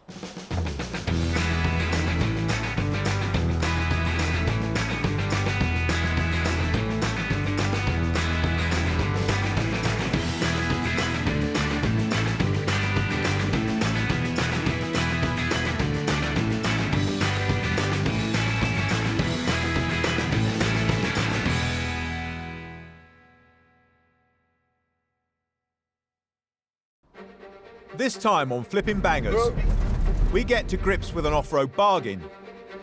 I love the buzz of a cheap, cheap car. Cheap, cheap, cheap. Hooray! With jobs that even fools like us can tackle. It's quite pleasing, isn't it? But maybe fools like us should know. That could be a problem. It's horrible. Cheap does not always equal good. There's work to do all over this car, isn't there? We've said goodbye to our day jobs and invested our own hard-earned cash as we try and make it in the cutthroat world of second-hand cars. You've got to buy well, but you've got to sell well. We have a goal. We need to double our money. If we put £500 in, we need to see £1,000 back. But we're forced to the very bottom of the market. We buy cars that nobody else wants. Who else would buy that car? Can we keep our business afloat, Flipping Bangers? There's so many things to do to this car. We've turned our backs on our regular jobs and attempted to carve out a new living by buying and selling cheap cars. Evicted from our previous workshop by angry neighbours, Will has sorted us out with a new base, and apart from having no working toilet, it feels like home. We've raided our bank accounts, and this time we have enough to invest around £500 to £1,500 on each car. What next? Ah yes, a car. I'm thinking, if we want to make any money at the moment, we could start to have a look at things like 4x4s, or SUVs? Yeah, I think it's a good idea. Everyone drives them, don't they? I think if you're thinking of a timeless 4x4, it'd have to be a Defender, wouldn't it? Of course. But, I mean, actually, if you think about it, anything from 83 to present day, doesn't really matter how old they are, all really expensive. Yeah. Well, there are other options. I mean, maybe we could look at Range Rovers. Yeah, if you want that badge. But then again, they're also massively expensive, really expensive to fix, and I think probably go wrong quite a lot. Yeah, I have heard that. OK, well, you know I have a certain penchant for early discoveries, don't you? Really? Yeah. I mean, bizarrely, they are the only Land Rover product that aren't going through the roof price-wise at the moment. Even ones that haven't been driven a million miles by you. Which is amazing, isn't it? Because they are really good cars. But do you really want another one in the yard? I know what would happen. If you had one in the yard, you would pick it clean for bits for yours. And that's not a lie. You can't even deny that, can you? Yeah, I probably would, yeah. OK, then. Maybe Freelander. Yeah, don't know much about them. I know the later one's massively popular. You see them about everywhere, don't you? Early Freelanders. They're very good cars. I know they get slated a lot, but in my experience, they're very good, very reliable and long-lasting. Good little trucks. OK, so you want to have a look then, shall we have a look? I do think we should have a look, yes. OK. So I've been looking at Freelanders. Yes, good. Three-door Freelanders. Yeah. Which are nice. I mean, they are pretty much a sort of lifestyle-based car. Yes. As you can imagine. But this one's petrol, which is good, because there's high demand for petrol. Why are you laughing at me I'm so just much? laughing. You're saying it's a lifestyle-style car. You've clearly looked at something on the internet because it's got nothing to do with your or my lifestyle. That's what it said on the advert. Freelander market is quite big, so I've been looking pretty close to the bottom. Hey! And Right. then I decided to look right at the very, very bottom. Hooray! I know. But they're quite affordable, so I thought, you know, let's just go for it. And it's got to be cheap. Cheap, cheap, cheap. I can see exactly what's happening here. You're taking us to the first wreck that you found in a field, and you're trying to dress it up like we've won the lottery. Hey, lucky us. I know, and it is almost as good as that. So it's a bright orange. Of course it is. Three-door Freelander, which used to be a nice little runner. Used to be. Yeah, and then it failed its MOT. Of course. I mean, say hideously would be a fair way of putting it, I suppose. So we're going to see a car that looks interesting, yeah, but has absolutely nothing else going for it. The Freelander owner is heading abroad. Sold the car at auction, but the buyer didn't show. So we get first look. All good, except for it's all the way down in Cornwall. Oh, hi. Hi. We've come to look at a Freelander. Is it the right place? Yes, it is, yeah. Through the gate there, on the left. Keys are in it. Help yourselves, have a look, and then give us a shout when you're ready. Amazing view. It's beautiful, isn't it? Yeah, really Dartmoor. beautiful. Oh, is it? Thank you. No Cheers, worries. see you shortly. Cheers. I didn't tell Gus the selling price was $350. I mean, how bad can it be? It's better than you said. Yeah, it's great. Do you like the colour? No. Oh, come on, it's brilliant. It's horrible. I love that colour. These need a lot of work, don't they? And I've got a very good trick for that, although there is a lot of it. That's going to need a whole load of loving. This tyre's knackered. Yeah, this one's knackered as well. Oh, I'll tell you what I didn't notice in the advert. What's that? It's actually the ES model. You don't know what that is, do you? No. I don't know what it is. We've got a bit of grot around this. It looks like the rubber's eroded away. Yeah, that's weird, isn't it? But it's stainless, isn't it? So it's not going to rust, is it? No, should be okay. Couple of dings up here. And look, and crikey, it's from here all the way through the whole lot. Yeah, I think that's hit a gatepost or something. Yeah. It's funny, when these came out, they were so proud about this detachable back bit here. It was almost as if the design team had snuck something through in production, you know, something from a concept car, because it was so space age. The other thing they were massively proud of is the fact that this window used to drop down.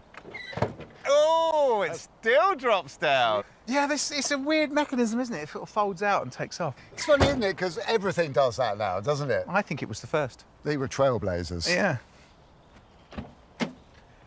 Well, I think that's all right. It looks all right, actually, doesn't it?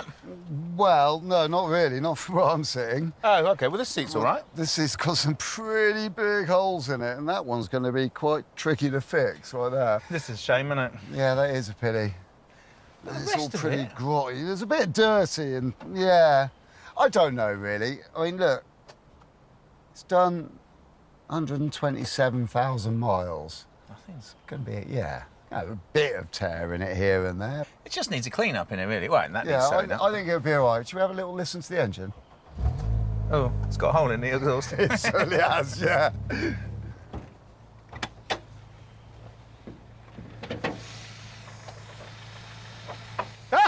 It is actually in there. It's just a long way down, isn't it? Really tiny little thing. It sounds all right, doesn't it? It does. There's no nasty knocks or rattles or anything. There's a bit of smoke coming out of there. I think that's just a bit of oil dripping on it from somewhere. It can't be that bad. There's quite a lot of oil, actually, around it. And there's no fluid in it. The old gaffer tape issue. Not a good look. It looks a bit unloved, actually, I have to say. Yeah, OK, so it could do with a bit of TLC. What always gets me about these things, these Freelanders, is like, it's this engine, the K-Series engine. They were normally used in things like the MGF, the Lotus Elise. They were lightweight sports cars, weren't they? Are you saying that this might be a little bit underwhelming? I think it might be dreadfully disappointing. Actually, I think this is closer to a scrapyard than we think, isn't it? No, I don't think so. I think we need to give it a chance. I think we'll take it for a drive. Yeah, definitely. I'm going to grab some coolant. See you back here in a mo, yeah? All right. While the coolant is topped up, we reflect on the fact that the Freelander failed the MOT on multiple issues. So aside from whatever they are, we've got a mucky, dented car with a noisy exhaust and bad tyres. But it drives. This car is a clever thing. A four-wheel drive, lightweight car. Freelanders, I don't know if you know this. I don't. Actually incredibly good off-road. At least they would be if the actual four-wheel drive system was connected, which I didn't tell you about before. But yeah, it does say in the advert that the viscous coupling has got in the centre prop shaft, so it's been taken off. So it's not a clever four-wheel drive car, is it? It's not. No, it's half clever two-wheel drive car. The one thing that I do remember about them is that yellow button. And they were very proud of that as well, and that was their hill descent. It's electronic hill descent. And I think it's interesting because actually it's an answer to a question that was never asked, because actually if you were going downhill, you'd just go in a low gear, wouldn't you? But it does show you who they were trying to sell these cars to. It wasn't enthusiasts, was it? It was just general public, people who wanted to feel like they could have a bit of off-road and they could have hill descent at the touch of a button, huh? Brilliant, yeah. It's so very, very refined, but I can tell you, with the lack of four-wheel drive on this car... Or traction. Yes, exactly. I'm not going to be looking for any hills to try out the descent control on. I suppose it won't work, will it, if only two-wheel drive? No, because we'll end up sliding down the whole thing and wrapping this around some old oak tree. I don't know, I suspect that it had an uneconomical repair, like you say, viscous coupling or whatever it was, and it's just been left, and here we are with it now, and we have to work out whether we want it or not, don't we? Well, do we want it? I mean, I'm quite attracted to it personally. I know you are. I know. That's just the colour. It is the colour, yeah. Well, I don't know. I still think it's down to money. Yeah. Really. You can't go to Cornwall without having a pasty, can you? No, you can't. You can't, definitely not. Hi, AD. Oh, you all right, guys? Yeah, good. Well, that was fun. For you. I loved it. I know. Enjoyed? Yeah, it was all right. We're giving it a good old drive around, and yeah, I think we're interested, aren't we? Yeah, definitely, yeah. I know you've had a bit of trouble already, haven't you? We did. We put it online, and the sale was stopped because they believed that the people that were buying it were scammers. Oh, right. And then we had a phone call from you guys. And we're not scammers, are we? No, we are not. You're not scammers, apparently. So this must put us in a pretty good position for getting a good deal out of you. Possibly. But the thing is, with the amount that's wrong with it, I mean, it's really not worth 300. I mean, I think probably 200 for us. It's got no MOT. It's got a lot of stuff wrong with it. We have got a lot of things to do on it. But it's a lovely colour. He's playing, he knows. You can tell I'm ginger, can't you? See, perfect match for the car. Yeah. How about we meet at 250? Personally, I think 250 is about right for it. OK, save me the hassle of getting a load of grief off Gus on the way home. 250, I'm happy with that. Yeah? Yeah. Awesome. Fantastic. Okay. These probably cost over 25 grand when new. Can we really have just bought one for 1% of that figure? I love it. I love the buzz of a cheap, cheap car, and I'm never going to get over it. And it starts in my head, and it works its way down and comes out of my toes. In Europe, when they were released, they were the most popular 4x4 for 5 years. We got one on the trailer, it works, and we bought it for less than the price of a radio. That's the sort of deal I like. Yeah. I mean, when you say it works, some of it works, but I think you're right. I think maybe we've fallen on our feet with this car. If we can help it up off its knees, get it back on the road, we could make some money out of that car. And I think we're on a bit of a roll. I'm liking your enthusiasm. But for us and the car, there's a fair way to go. The next day, we look over our new purchase and formulate a plan. Right, so what do we got? Well, we have a very cheap car with a lot of mechanical issues. And we're going to have to work very, very hard on those if we're going to achieve the money that we're chasing on this car. OK, I think we need to have a team talk, because we have a 4x4, which actually isn't a 4x4, is it? I can't help but think it would be better to sell a 4x4 as a 4x4, wouldn't it? Because there's not many of this age that are 4x4s anymore, is there? No. So we need to definitely do that. We do, and there's also the exhaust system, obviously. Yeah. And there does seem to be some noise coming from the suspension as well. Some noise. It's really clattery. It only seems to be on this corner, though. In actual fact, there's work to do all over this car, isn't there? Well, what do you think to the look of the car, then? Obviously, there's dents at the same height either side, isn't there? Yeah. The bumpers, we can sort those out, can't we? That's no problem. But I do think you're right. I think mechanically that's where we need to put all our effort, because if we do that, then it's worth doing the seat and it's worth doing the bumpers. But if we can't do the mechanics on it, then there's little point doing the bumper or the seats, is there? Colour's growing on me, though. It's nice, isn't it? I do like it. I would say it was a lovely shade of ginger. I think it's called Kinver Sand. You've looked that up, haven't you? No, it's where my father-in-law came from, Kinver. Is it? Yeah. And let me guess, the sands are red. Yeah, they are, yeah. I've been the photographer a lot lately. Maybe I'm doing a good job. Who knows? And the car looks pretty good. You can't see any of its faults. Advert for the Freelander. Well, it's quite good so far because I've got a really nice selection of pictures for the car. It's in a fantastic colour. We'll have done all the work on it, so the four-wheel drive system, that'll all be refurbished and working. It's going to have a new MOT on it, all of those suspension issues and exhaust system problems, they're all done. So we've got a car that looks good, drive well. Funny thing is, it's difficult to sort of price a car like this. I'm sort of really struggling with it a bit. Struggling with what? I'm thinking about the price on the Freelander. So, I mean, it's a tight market, isn't it? There's quite a lot of them out there. You know, they're quite old cars now. What did we buy it for? 250 quid? We did, yes. It's a very cheap car. Yeah. I was thinking about 1,500. 15. I wasn't thinking quite... I was thinking more like £1,000, to be honest. Should we go somewhere in the middle? Yeah. 12.50? Yeah. 12.50, and let's say first person to view will be compelled to buy this car. Blimey, only 12.50. Maybe I'll buy it myself. The one thing we both agree on is we need to get the Freelander mechanically straight as a priority. We need to get eyes on that 4x4 system that's missing that prop shaft.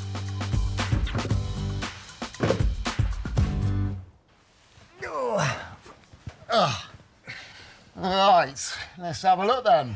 I know, you know what? It's much better down here than I know it's covered in cow muck, but it's actually that's your fault. But it's better than I thought it was. It's not rusty. No. I mean, there's a very large piece that should be here that's missing, which is a bit sad. I guess it goes to a garage, they take it off, they chuck it away. It's the way it is. I mean, luckily, we will be plundering the wealth of Freelanders that there are in scrapyards, won't we? Well, yeah, they do all suffer with a similar problem, though, so there might be a lot with that bit missing already. Actually, that's a really good point. Yeah. Well, OK, well, that could be a problem. Yeah. We know about this, don't we? Well, we do, and we found out exactly where it's actually been completely detached. Right, OK, well, we know how to fix that then. We need a new piece of exhaust system from here to far over there. That's one piece all the way down. Yeah, it's a mega exhaust, isn't it? Yeah. Well, let's see if we can find it, shall we? That's the thing. That's the thing to do. Yep, defo. So we need to find a used prop shaft, find an exhaust, take off the old one. remarkably, this exhaust pipe has 2 bolts here, and the rest of it is only held on by rubbers, so it's actually quite wobbly. It's not supposed to be quite that wobbly because actually this bit moves independently of this bit where it's broken here, which is why it was making so much noise. So I'm going to take this off and find another exhaust pipe. But I have learnt from taking off lots of very, very rusty nuts that when you just undo them, they tend to break. But if you clean the threads up, then you can get past the really rusty bit here, and you've got a chance of not breaking them.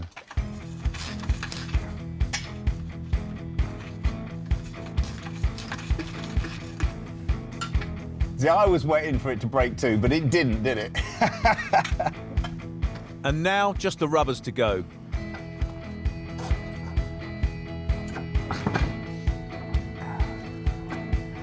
Ah, there's another problem with the exhaust pipe just there.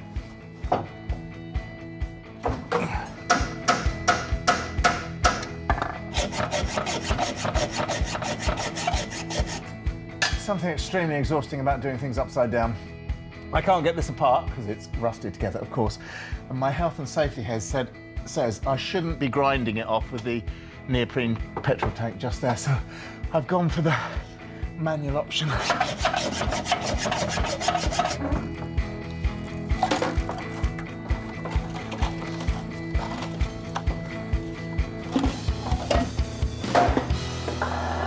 So, after a slightly inelegant removal of the exhaust, we have to wait for some new parts.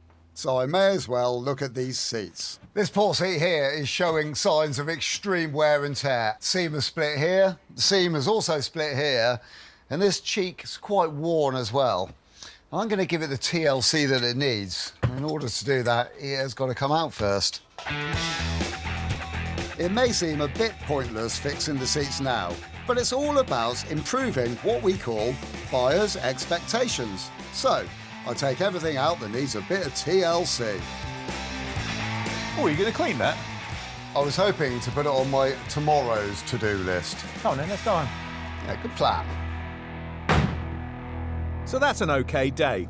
We've seen the worst of the Freelander, and it's not half bad.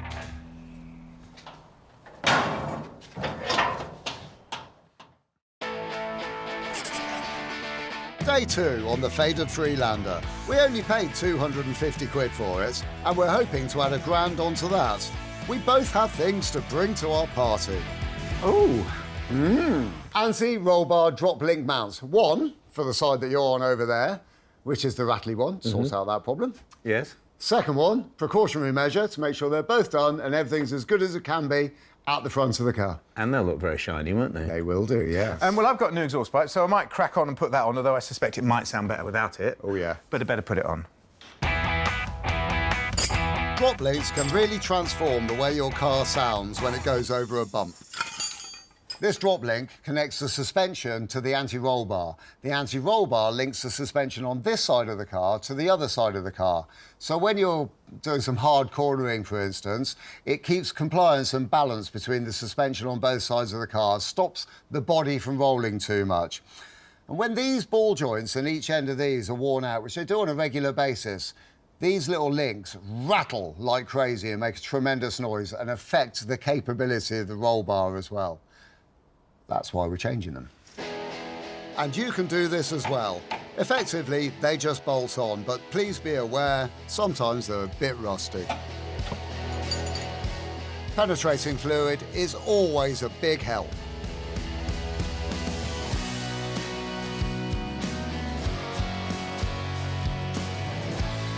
I always find it very, very pleasant when I take something off like this to find that the previous fitter of said components has put a little bit of copper slip on all the threads.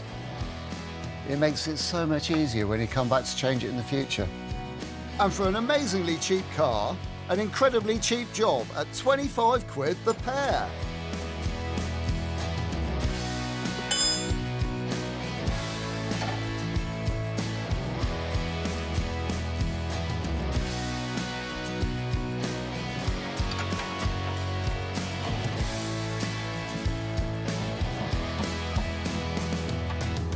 Gus is still on the exhaust. Well, Actually, I was quite proud of the fact that I didn't have to cut these off, because normally everything I touch breaks. But I'm going to treat the exhaust pipe to a new set of nuts and bolts, only because I can. I've got a set in here, which will do the job.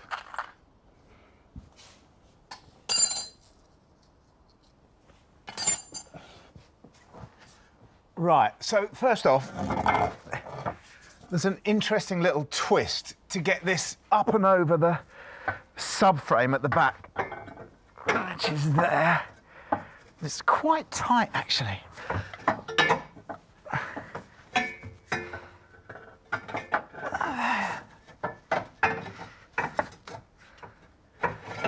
Aha! It's in. Then that joins up on there with that gasket. But this is a pattern pipe, so it's not an original manufacturer one. So I'm going to put just a little bit of sealant on here, just in case it's not fantastically flush. Again, we're counting the pennies. The exhaust was only £78. A Land Rover part might be higher quality, but we can't justify the higher cost.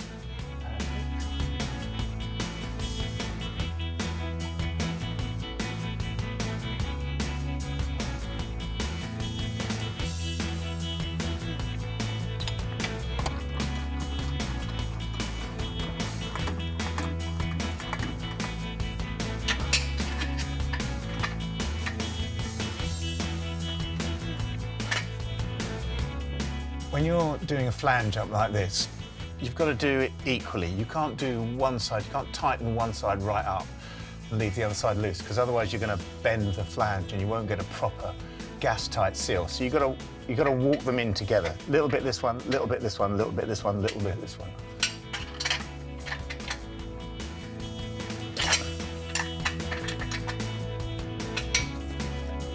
And the back box comes with a kit as well.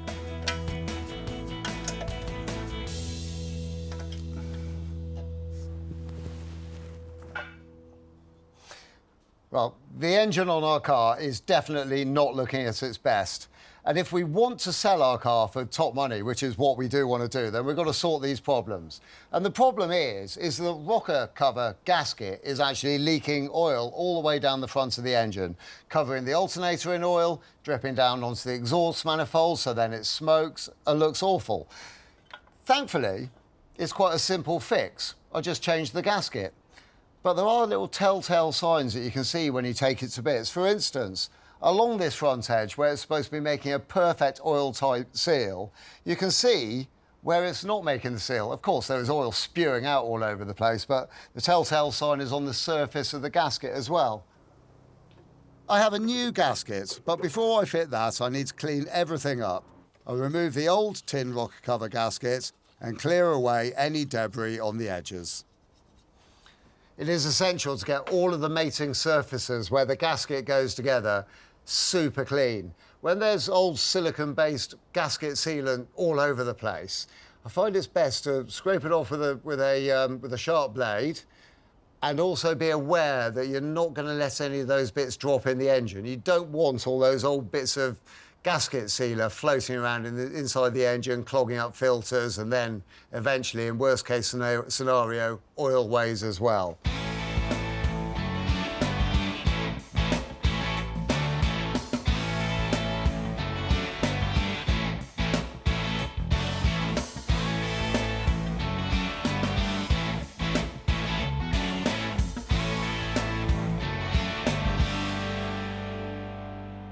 These K-series engines use what I call a crush gasket. So it's a tin plate which has been shaped. As it's clamped together between the two components, that crush gets formed flat and it makes a really good seal. Personally, I don't always trust them that much, and I know these K-series engines have got a habit of leaking quite a bit as well. So I've used some nice high-quality sealer, got it on both sides of the components that are going to bolt together either side of this gasket to give it the best chance that we can.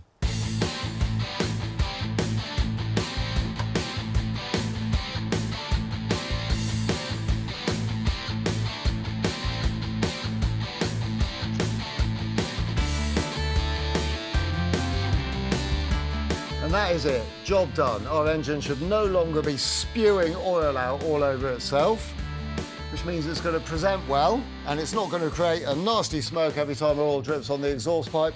It's cost me a couple of quid in parts, not very much in time, and it's going to really improve the saleability of our car. Surely something is wrong. How can this car be so easy through the workshop? Oh, that's right, because so far we've only really scratched the surface.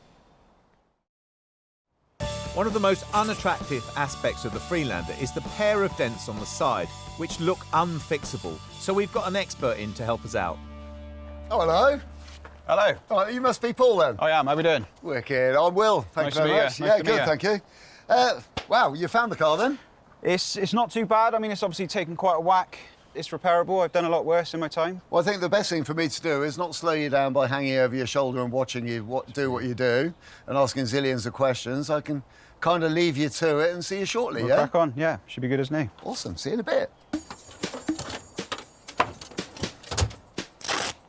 Paul masks up the Freelander.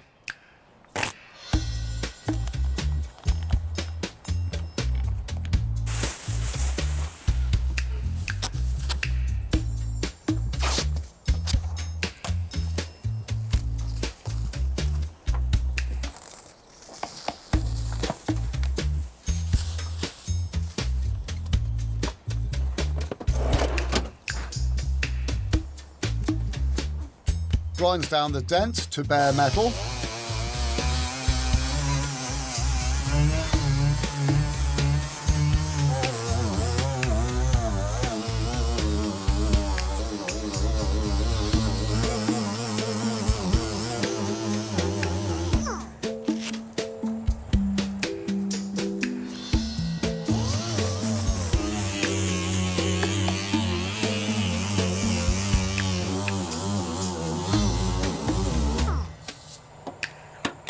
Welds on a lug and uses a slide hammer to gently pull it out.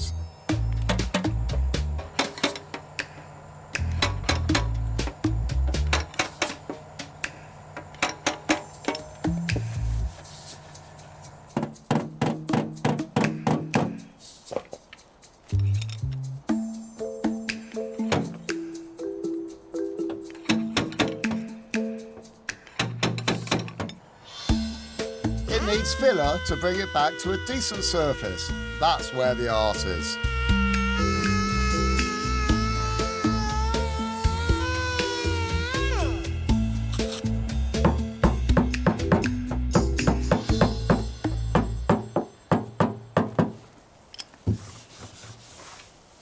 That's amazing, isn't it? We're getting there. We're getting there. I mean, I've been trying to keep out of your way, as I said I would, but I've been keeping a bit of a spy on what you've been doing. I love that electric slide hammer. It does its job. It does its job. I mean, have a feel. I mean, you can see the dents. Nearly there. It's nearly there. Yeah. Then it's a final fill. And if you want to learn how to use filler, then just watch this chap go.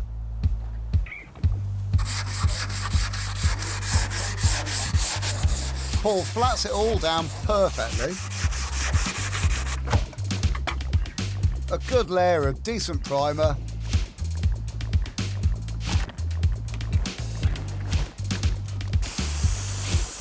Another masterclass in delicate application.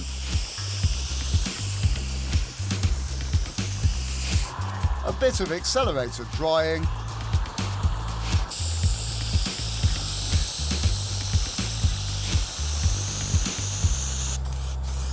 You get the idea. It's very process heavy, but every single process is incredibly important.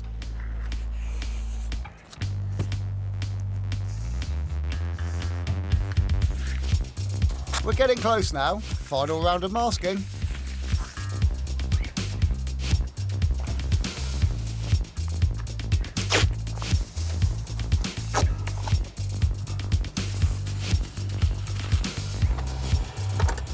And paint.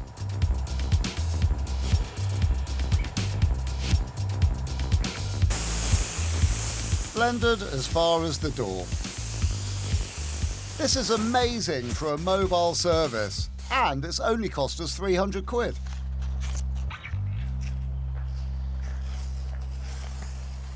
Whoa. All done. Wowee. Do you know,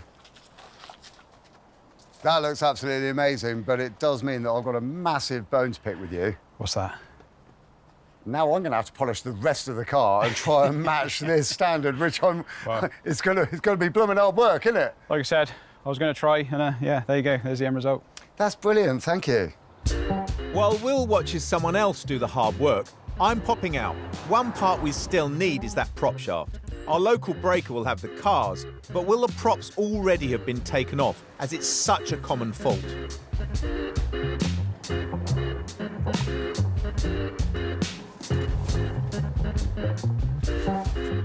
Freelander number 1, no prop shaft. There's 2 more this way.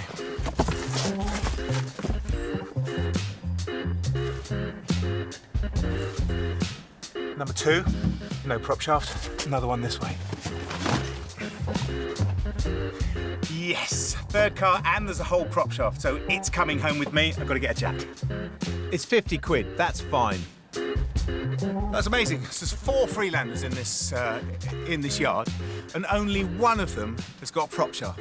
So I managed to jack it up, I managed to scrabble around underneath it, and I managed to get it out. It's day 4, and we've got 5 to sort out our Freelander that is literally rough around the edges. Our biggest job is to replace the missing prop shaft.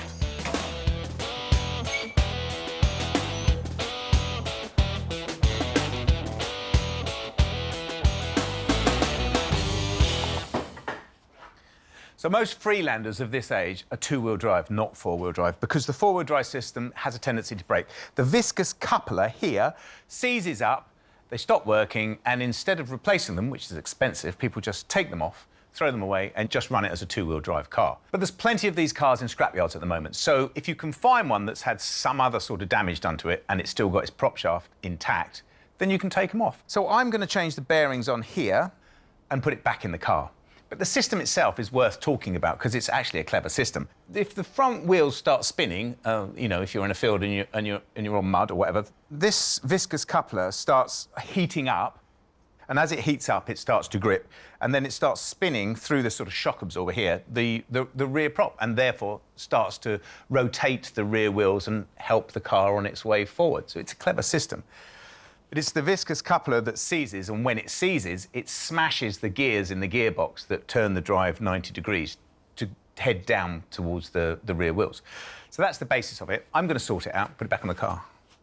You'd think this would just be a reversal of the removal, but when you haven't removed it in the first place, somehow it's more difficult. The way this came off is I took this coupler off first. This is the coupler that goes onto the gearbox. So I took that off first. So that's going back on first. It's a bit tricky.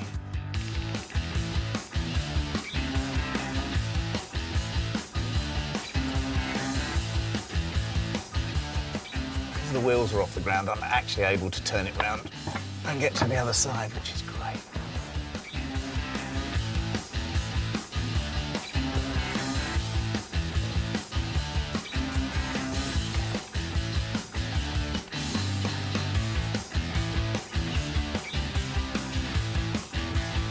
The prop is in 2 bits, and now I've swapped the bearings, the rear section bolts onto the shaft.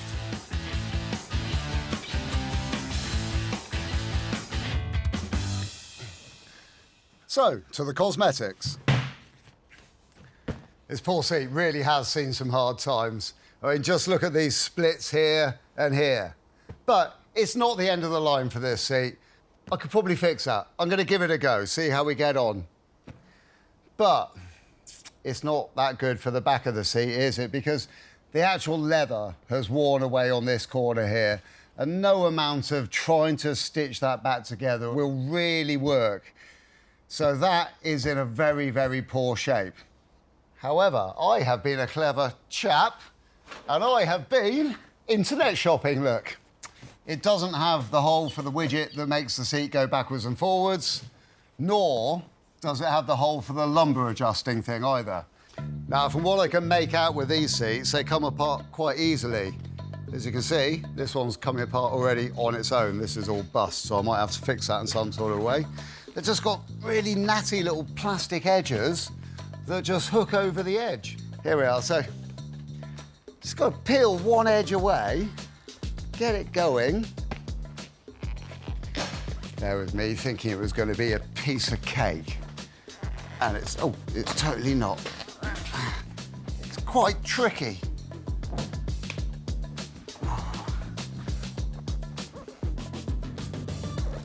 There we are.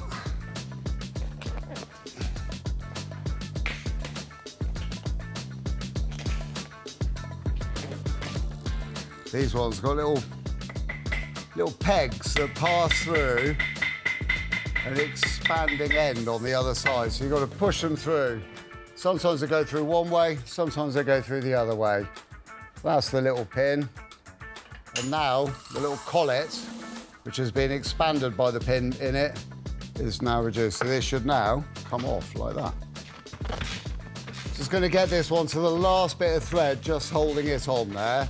Then nip round to the other side of it, undo the bolt in the other side, get that all ready so that I've got the smallest amount of time with the whole thing just holding on one hinge. Don't want to do any damage to the mechanism of the seat because that's just going to make more work for me. I managed to strip the base away and then I can hopefully re-stitch the lower units.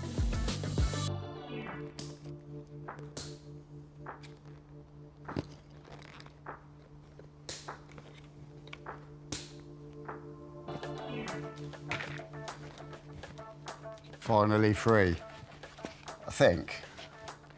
Now at the bit we can start looking at the seam, seeing how stitchable that is going to be. I could run the seam through the sewing machine, but if I miss the old holes, it's not a good job. So this is a hand stitch. There we go. Centre seam is done. On to the next one on the side.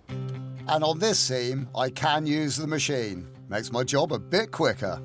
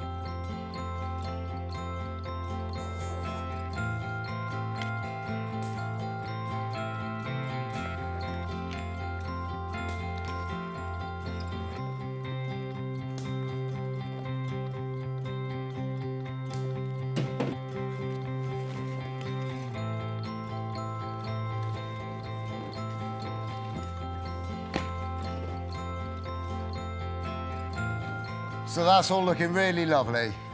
It's just the back of the seat to do now. Shouldn't take me too long. Not a bad day. We've broken the back of the Freelander. Day 5. The Freelander project, unusually for us, has gone pretty well. We've done the mechanicals and some of the cosmetics. Early bath? No. The job list is still long. Do you know what day it is today?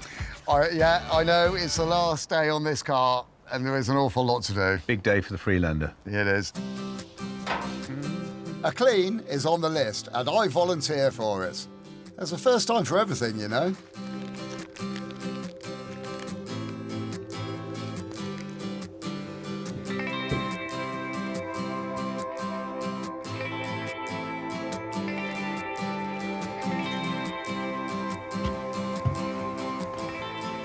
We both scrub away, and the years are rolled back.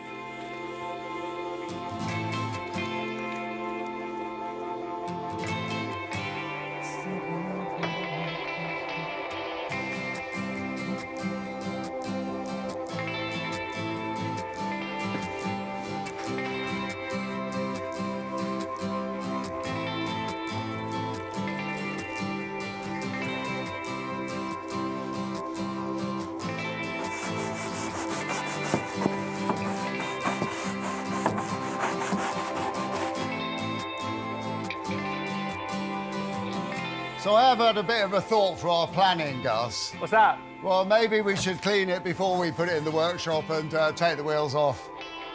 It might help. Yeah.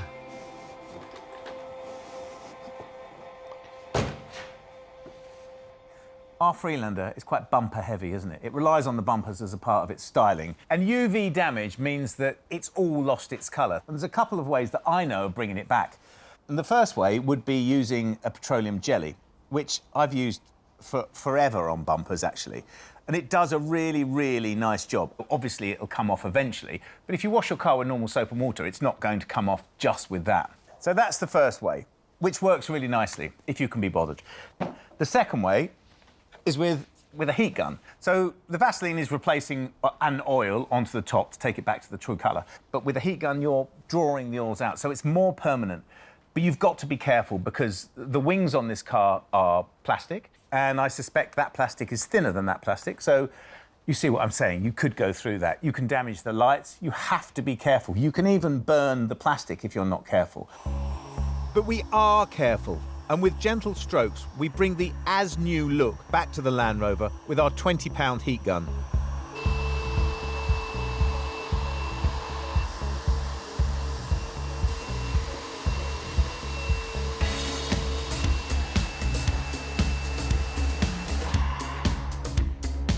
Like I said, it's a lot of bumper, isn't it?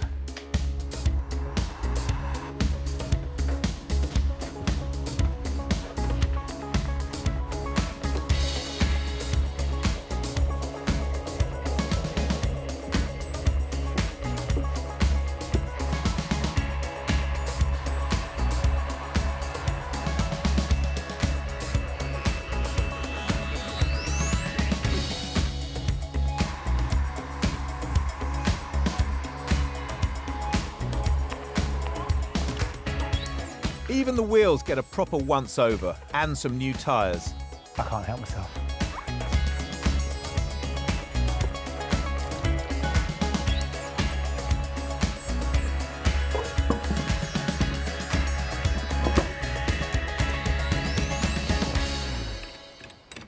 And that, my friends, is a £250 Land Rover.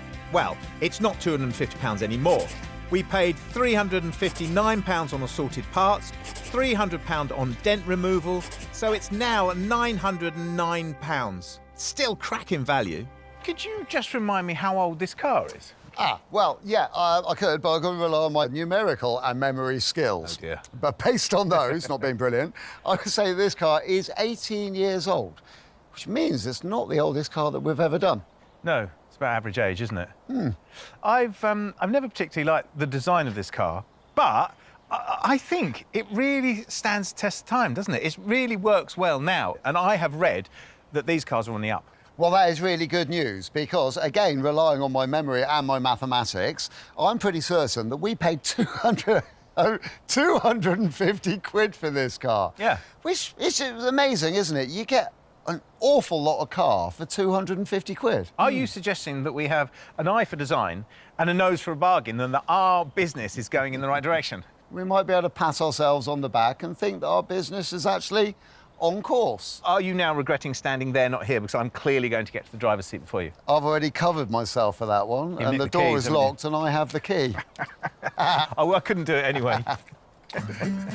We head for a track not far from the workshop to see if the Freelander can still cut it. When Land Rover developed this, they weren't thinking of a replacement for the Defender, were they? At all, in any shape or form. But it's still got that Land Rover-y thing going on, hasn't it? Yeah, it's pretty good, actually. I mean, it's fair to say this is more of a soft roader than a proper off-roader.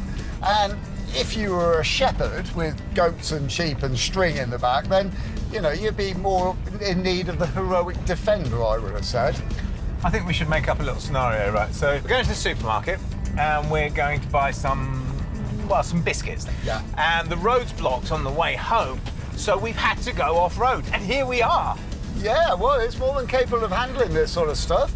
It's got a Gucci little 4x4 self-control system, viscous coupling. It's got electronic hill descent for when the going gets tough, going down hills. You know, it's a good little car, very capable little car. I think, as a word of warning, if we hear any nasty, graunchy noises, we should definitely stop, because we're only really here to make sure it all works, aren't we? We are, yeah. I don't want this to be a very expensive day out, but it is kind of nice to know that our whizzy little 1800 engine that's sitting in front of us at the moment is very capable of pulling along this very lightweight, nimble 4x4. I think we should try and enjoy ourselves, and we should definitely try and get it dusty. Oh, I think we're going to be able to work very well at that. It's going to be dust-tastic the whole way. The Freelander performs so well and looks so good, we up the price to £2,000. But the calls don't exactly tumble in. So have you had any meaningful contact about this car? We have had a couple of people paying compliments to us online. Well, that's nice. It is, isn't it? And amazing. A couple of my mates are interested. Oh, dear. Yeah, because they're my mates. They don't want to pay what we want for the car. So I think maybe what we should do is relist it, but relist it as an auction and just see what happens. Isn't that going to take a really long time to sell, though? Well, I don't see why it should take any longer. It's got to go because we need another car, don't we? So we put it on as an auction and we let the market dictate what we get for it. Yeah, I suppose so. 7 days later, the price reaches £1,650. Let's just hope the buyer turns up.